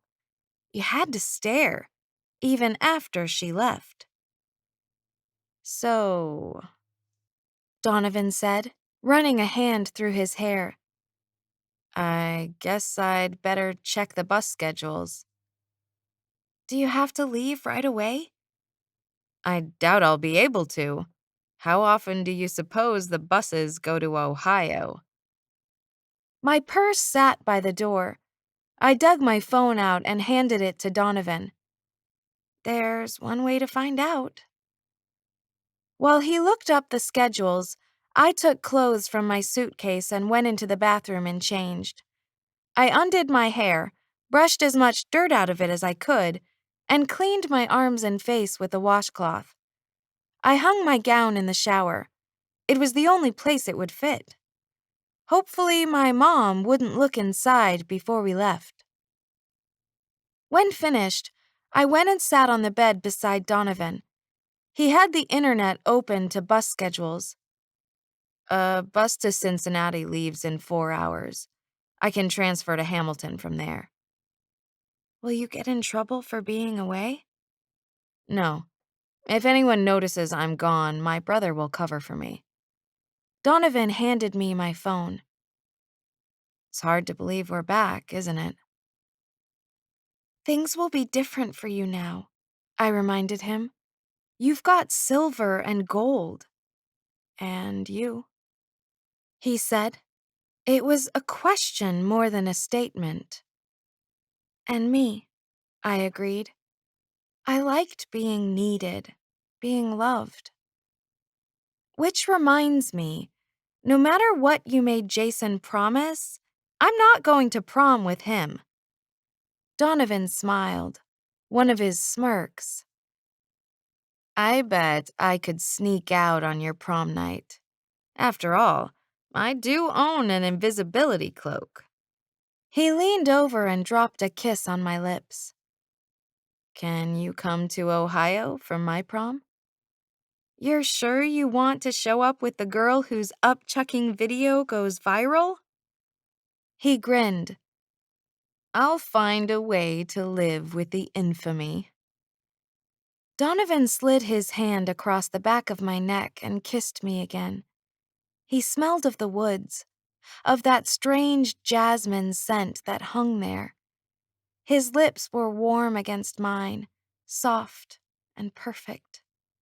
Everything felt perfect. We were home again. I wrapped my arms around his neck and pulled him closer. A moment later, the hotel door swung open and we jumped apart, startled. My mom stood in the doorway, a grocery bag in her arms.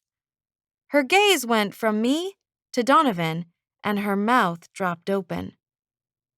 Oh, hi, Mom. I tried to sound casual, even though I knew I was blushing. This is my friend Donovan. Donovan, This is my mom." Mom didn't move. She may have gone into full-blown shock. Donovan cleared his throat uncomfortably. "Nice to meet you, Mrs. Ramirez." "Nice to meet you, too." Mom's expression said, "Where did this guy come from, and why were you kissing him?" I gulped nervously, grasping for an explanation to his presence here. I called Donovan and told him about my audition disaster. He was in the area, so he stopped by to make me feel better. It was a good thing I could lie now, since I had a feeling I was about to do a lot of it. "Donovan lives in Hamilton, Ohio," I added to fill the silence. "I made him miss his bus back home, so he was checking to see when the next one left." Mom finally came out of her shock. She smiled stiffly and set the grocery bag on the bed. "Well, it's always nice to meet Sadie's friends." She eyed Donovan more thoroughly, clearly wondering at his Renaissance-era clothing. The scabbard and sword at his side probably didn't reassure her that he was a guy her daughter should be kissing. "So," she said slowly, "how did you two meet?" Despite what Chrissy thought about my proficiency in lying, I couldn't think of a plausible explanation. Thankfully, Donovan spoke before I had to. "We met online at a forum for people auditioning for America's Top Talent. We've been texting and calling each other for, He turned to me to supply a time period. He had no idea how long I'd planned on auditioning for the show. "Weeks," I said. "Weeks," he agreed. "It seems longer." Mom sat in the corner chair, her eyes sharp on us. I was afraid there was disapproval in that sharpness. If she didn't like Donovan now, she wasn't going to be happy when she found out he had a police record. "You sang at the auditions too?" she asked him. "I did a magic act." He gestured at his clothes as though this explained them. "I make things disappear, do a little sword play, that sort of thing. I didn't even make it into the finals." "Oh, I'm sorry." Mom didn't sound it. She sounded worried. "Are you planning on going into show business?" "No," he said. "This was more of a bucket list thing. I'm going to college in the fall. Business major." Mom brightened at the word college. "That's nice. Where are you going?" "Wherever Sadie decides to go." Mom arched an eyebrow at me. "Are you going to college?" "Yes," I said. And I was as sure about it as I sounded. After everything I'd gone through, I didn't feel the rush to jump into the spotlight. Or maybe I just didn't need the validation anymore. I could take a few years to find out who I was before I let the music industry define that for me. "I still want a music career," I said, "but college will be a good thing. Maybe sometime I'll want to teach music." Donovan nodded. "You should take accounting classes. You're going to need to know how to handle all the money you'll make." To my mom, he added, "She has the most beautiful voice." "I know." Mom sat back in her chair, finally relaxing. It was probably Donovan's endorsement of college that brought about the change. She had decided he was a good influence on me. "I keep telling Sadie this audition doesn't mean anything," Mom said. "She won't even remember it in a few years." "Oh, I'll remember it," I said, and laughed. Mom smiled and then laughed too. I knew she thought Donovan had accomplished what the ice cream could never do. Made me feel better about bombing my song on camera. But it wasn't just Donovan. I had swum to the bottom of the sea and met merpeople. I'd walked through trees made of silver, gold, and diamonds. I'd learned to waltz, been a princess, and danced for fairies. I'd almost drowned, and I'd fallen in love. A few minutes ago, I thought I'd never see my world again, and now I was back. It put a viral video in perspective. Mom dished out ice cream for us, and we talked until it was time for Donovan to catch his bus. Mom and I drove him to the station parking lot. She waited in the car while I walked Donovan inside and said goodbye. When we reached the line at the counter, I pulled my wallet from my purse. "You'll need money for a ticket." Gold and silver filled his pockets, but he couldn't use that here. Donovan shook his head. "Don't stress it. I'll use the invisibility cloak to get on the bus." I took money from my wallet and held it out to him. "I'll worry less if I know you're traveling the legal way." He tilted his head in disbelief. "I just chopped you out of a killer bush, saved you from evil fairies, and now you're worried about whether I'll be okay on a bus?" "Yeah." I kept holding the money out. He took hold of my free hand and gave it a light squeeze. His hands felt rough in mine, rough and warm. "You don't have to worry about me. I have a lot of experience taking care of myself." "I know, but I'm going to worry about you anyway." He finally accepted my money. "Okay." He tucked the bills into his pocket, then lowered his head so his forehead touched mine. "And by the way, I love you too." My breath caught in surprise. "What?" "Nothing," he said with a grin. "That we can't talk about later." "I think now is later." He laughed, pulled me closer, and gave me another kiss. Chapter 30. The video of my audition went viral faster than I'd imagined. I had one day at home, one day of normal life, before the show aired. After that, the internet went crazy. At first, it was a montage of my performance. Then, a meme popped up, and people tacked the footage of me heaving onto other videos so it looked like I was throwing up in response to a myriad of things. Political opinions, celebrity fashions, Jason's latest music video. Donovan actually made that one. He took a clip of Jason singing, "Do You Want Me, Baby? Do You Think I'm the One?" and then cut to me throwing up in front of Jason. The video had 1 million views by the end of the day. I didn't know whether to laugh or yell at Donovan for thinking the whole thing was funny.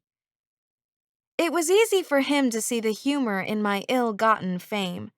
He didn't have to go to my school. For a couple of days, it seemed like the entire student body had nothing else to do except make comments about my performance or walk around the school pretending to vomit. I tried to be a good sport. I said things like, "Just doing my part to put our town on the map," and "The judges got it wrong. Projectile vomiting was my talent." A few people were extra nice, which sort of surprised me. The girl at the locker next to mine hadn't spoken to me all year, but when she saw me, she said, "Don't listen to the jerks here. At least you had the courage to walk out onto that stage. Most people at this school wouldn't do that." I nodded philosophically. Which is why most people at this school still have their dignity. She laughed and didn't look away. You've got a good sense of humor. I don't know why you've always been so quiet." Because I'd been afraid I would say the wrong thing. Because I'd been afraid people would criticize me. Because it was easier not to draw attention to myself.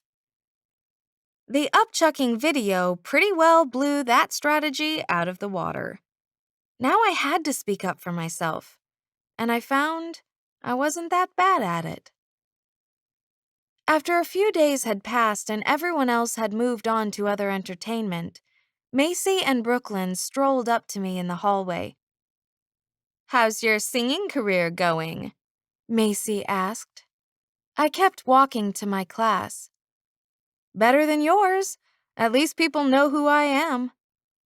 "I'd rather not have that sort of fame," Macy said.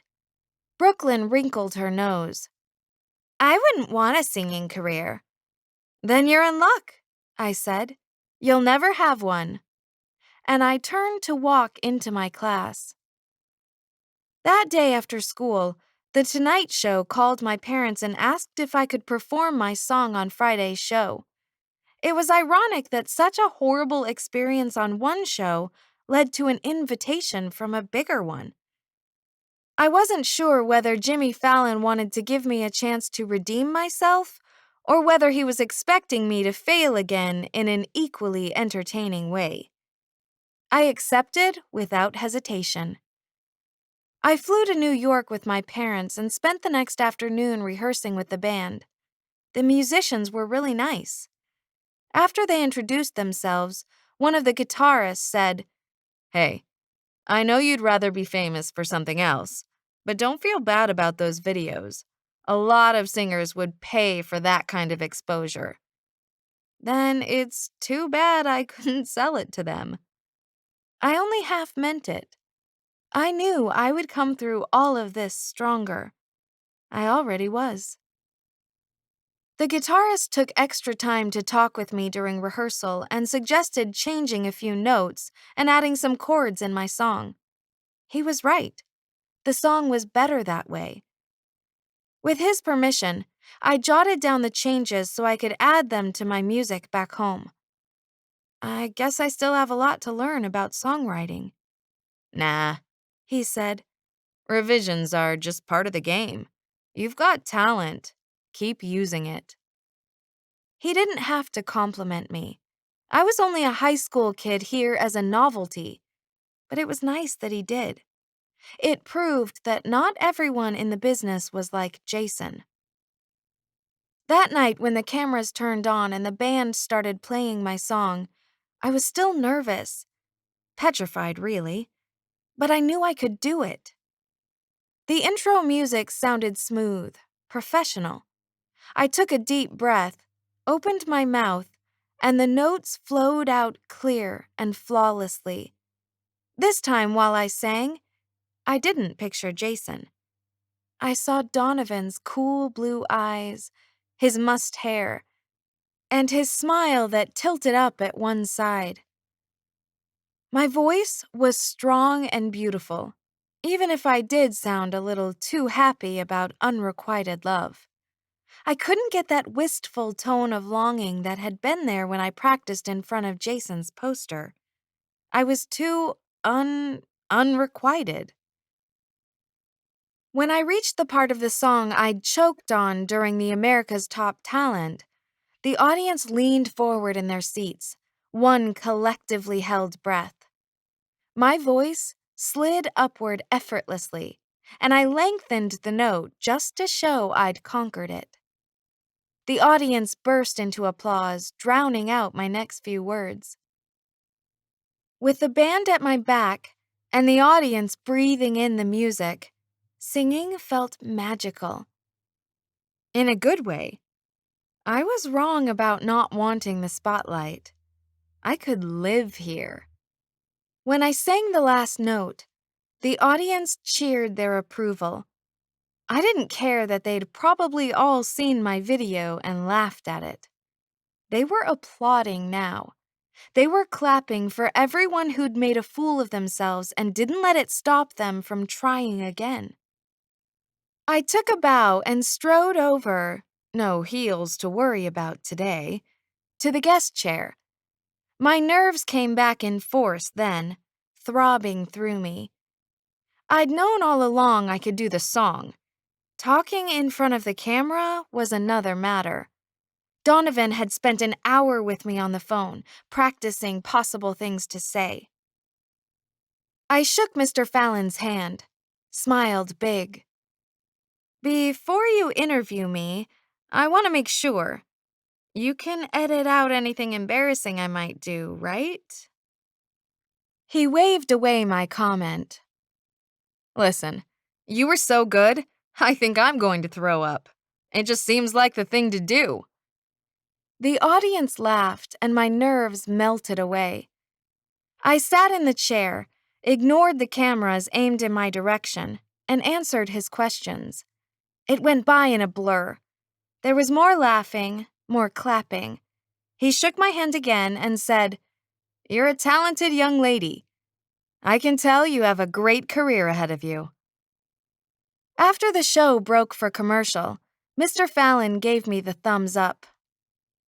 You just killed it in front of 8 million viewers. Not bad for someone who hasn't graduated from high school. He was right. This wasn't bad at all. The next surprise happened that night at the hotel room.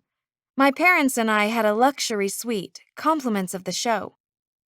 I'd just taken a book out to the balcony when Jason Prescott called my phone. "You're alive," he said as soon as I answered. Yep, last time I checked, that was my status. I couldn't tell if he was happy or just surprised. "I thought you were stuck back in the Renaissance," he said. "I thought the fairies killed you. I've spent the last 2 days writing a song mourning your loss." Sorry, still alive. "Why didn't you tell me you'd escaped?" Well, I don't have your phone number. How did you get mine? I got it off the forms you filled out for America's Top Talent. Oh, that's right. I had given them my personal information. How did you get away? Jason asked. Donovan and Chrissy came back and rescued me. That's good. A pause. She was hot, your fairy godmother. Apparently, Jason was progressing just fine in falling out of love with me. I mean, he went on, I never pictured fairies that way, you know? I never pictured them like Chrissy either. I'd imagine them to be nicer. Like the harmless little old ladies in Disney movies. Chrissy, I was sure, would never use the words bibbidi bobbidi boo. I felt so bad about leaving you there, Jason said. Especially when those videos came out mocking your audition. I told the show they shouldn't air your segment, but they said the rest of the show wouldn't make sense if they didn't. Yeah, well, that's the important thing. He completely missed my sarcasm. It's the most watched episode so far, although that might be because I was a guest judge. Great. I slouched in my chair. Glad to hear it. Anyway, I've been bummed because I thought you died, and then wham! The TV starts running ads about your appearance on The Tonight Show. Totally cool. How did it go? Really well. You can see it tonight. There was a moment of silence. I decided that meant it was time to end the call. Well, sorry you thought I died and everything. I'm fine. Thanks for checking. When is your prom? What? The change in subject was so abrupt, I wasn't sure I'd heard him right. I promised Mr. Invisible I'd take you to prom. I'd forgotten about that. No need. Donovan is taking me. Jason let out an offended huff. You'd rather go with the invisible guy than me? He's my boyfriend now, and he's not invisible anymore. Neither of us was. But if you want to fulfill your promise, you could sing at my prom. You want me to perform while you dance with another guy? It would be good publicity for you, I pointed out. You came off kind of mean in those viral videos. You know, famous rock star crushes poor hopeful's dreams so brutally that she's ill on stage. It wasn't like that, He said. Actually, it was exactly like that. I gave you constructive criticism. You told me I didn't practice enough.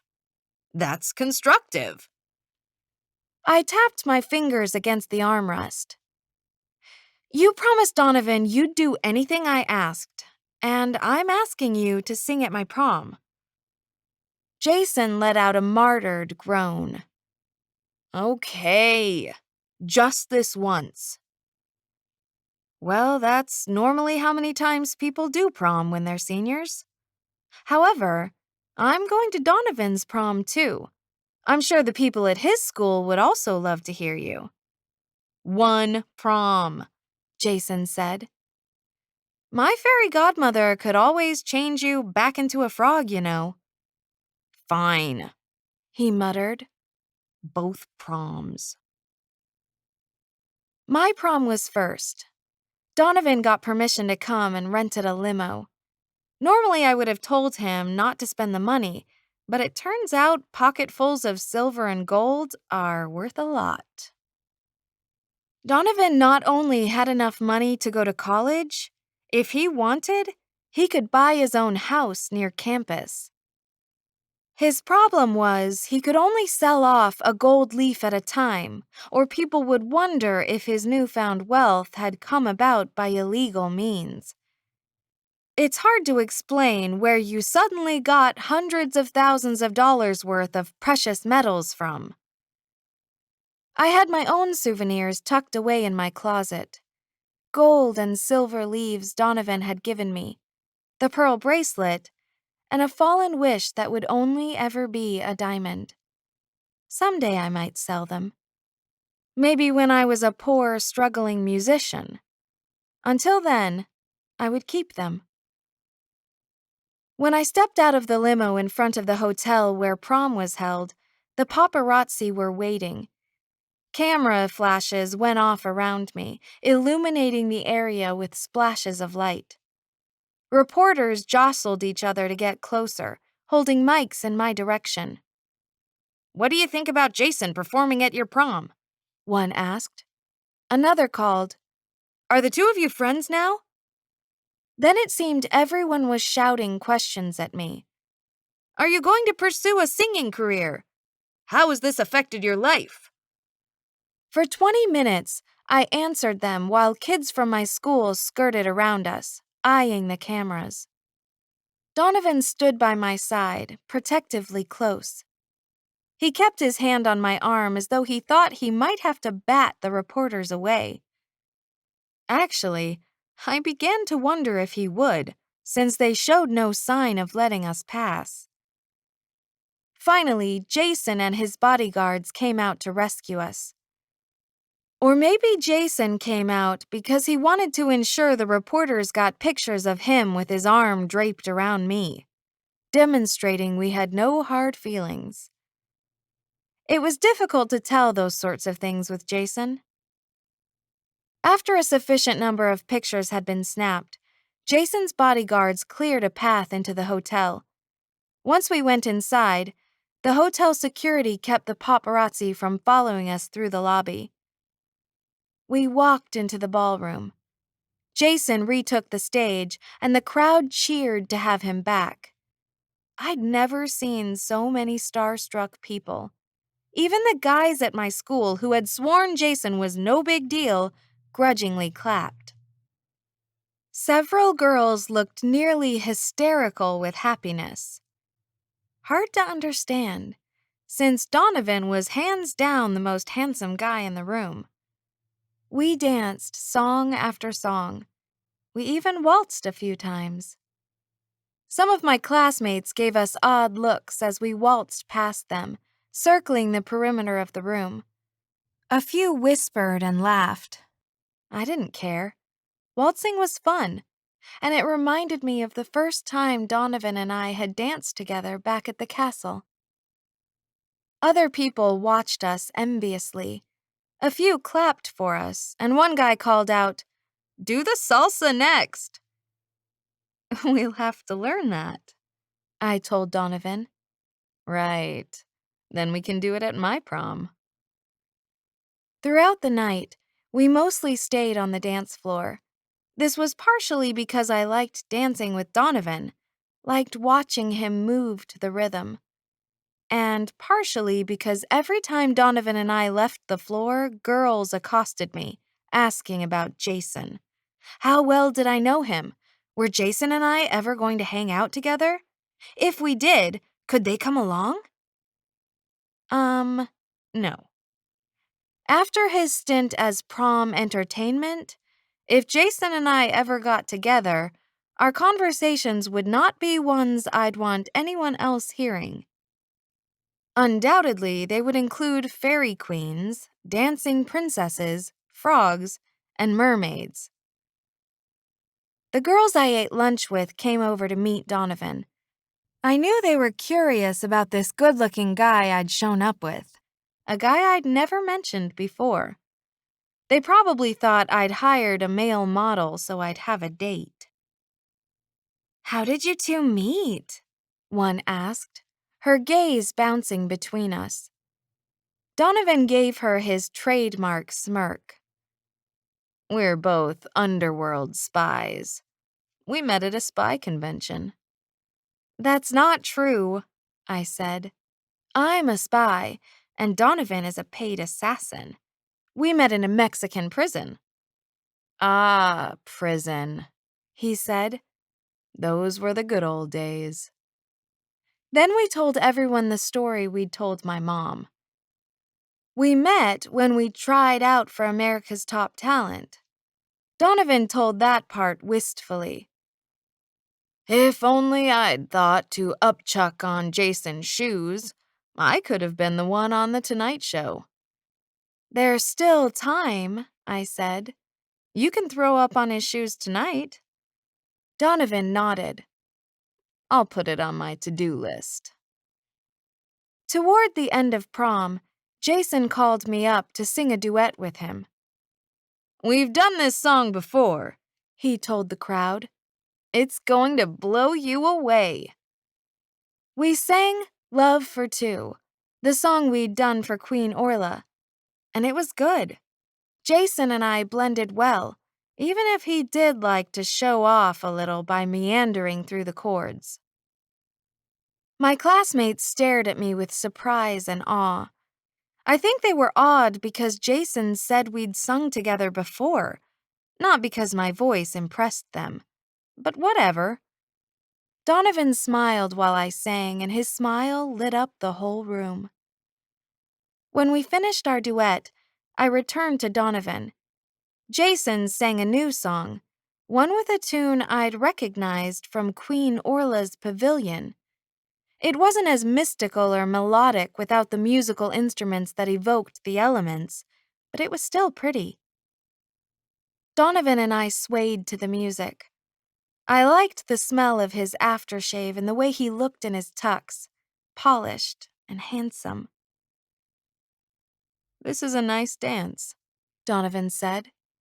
"Even if there aren't glowing pillars, a fountain, or a spread of chocolate flowers." "I miss the chocolate.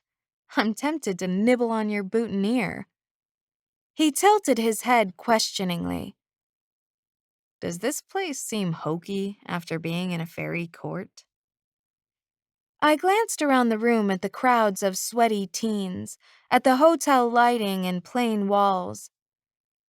This is much better than the fairy court. Because I'm dancing with you. He grinned at me, and we kept dancing.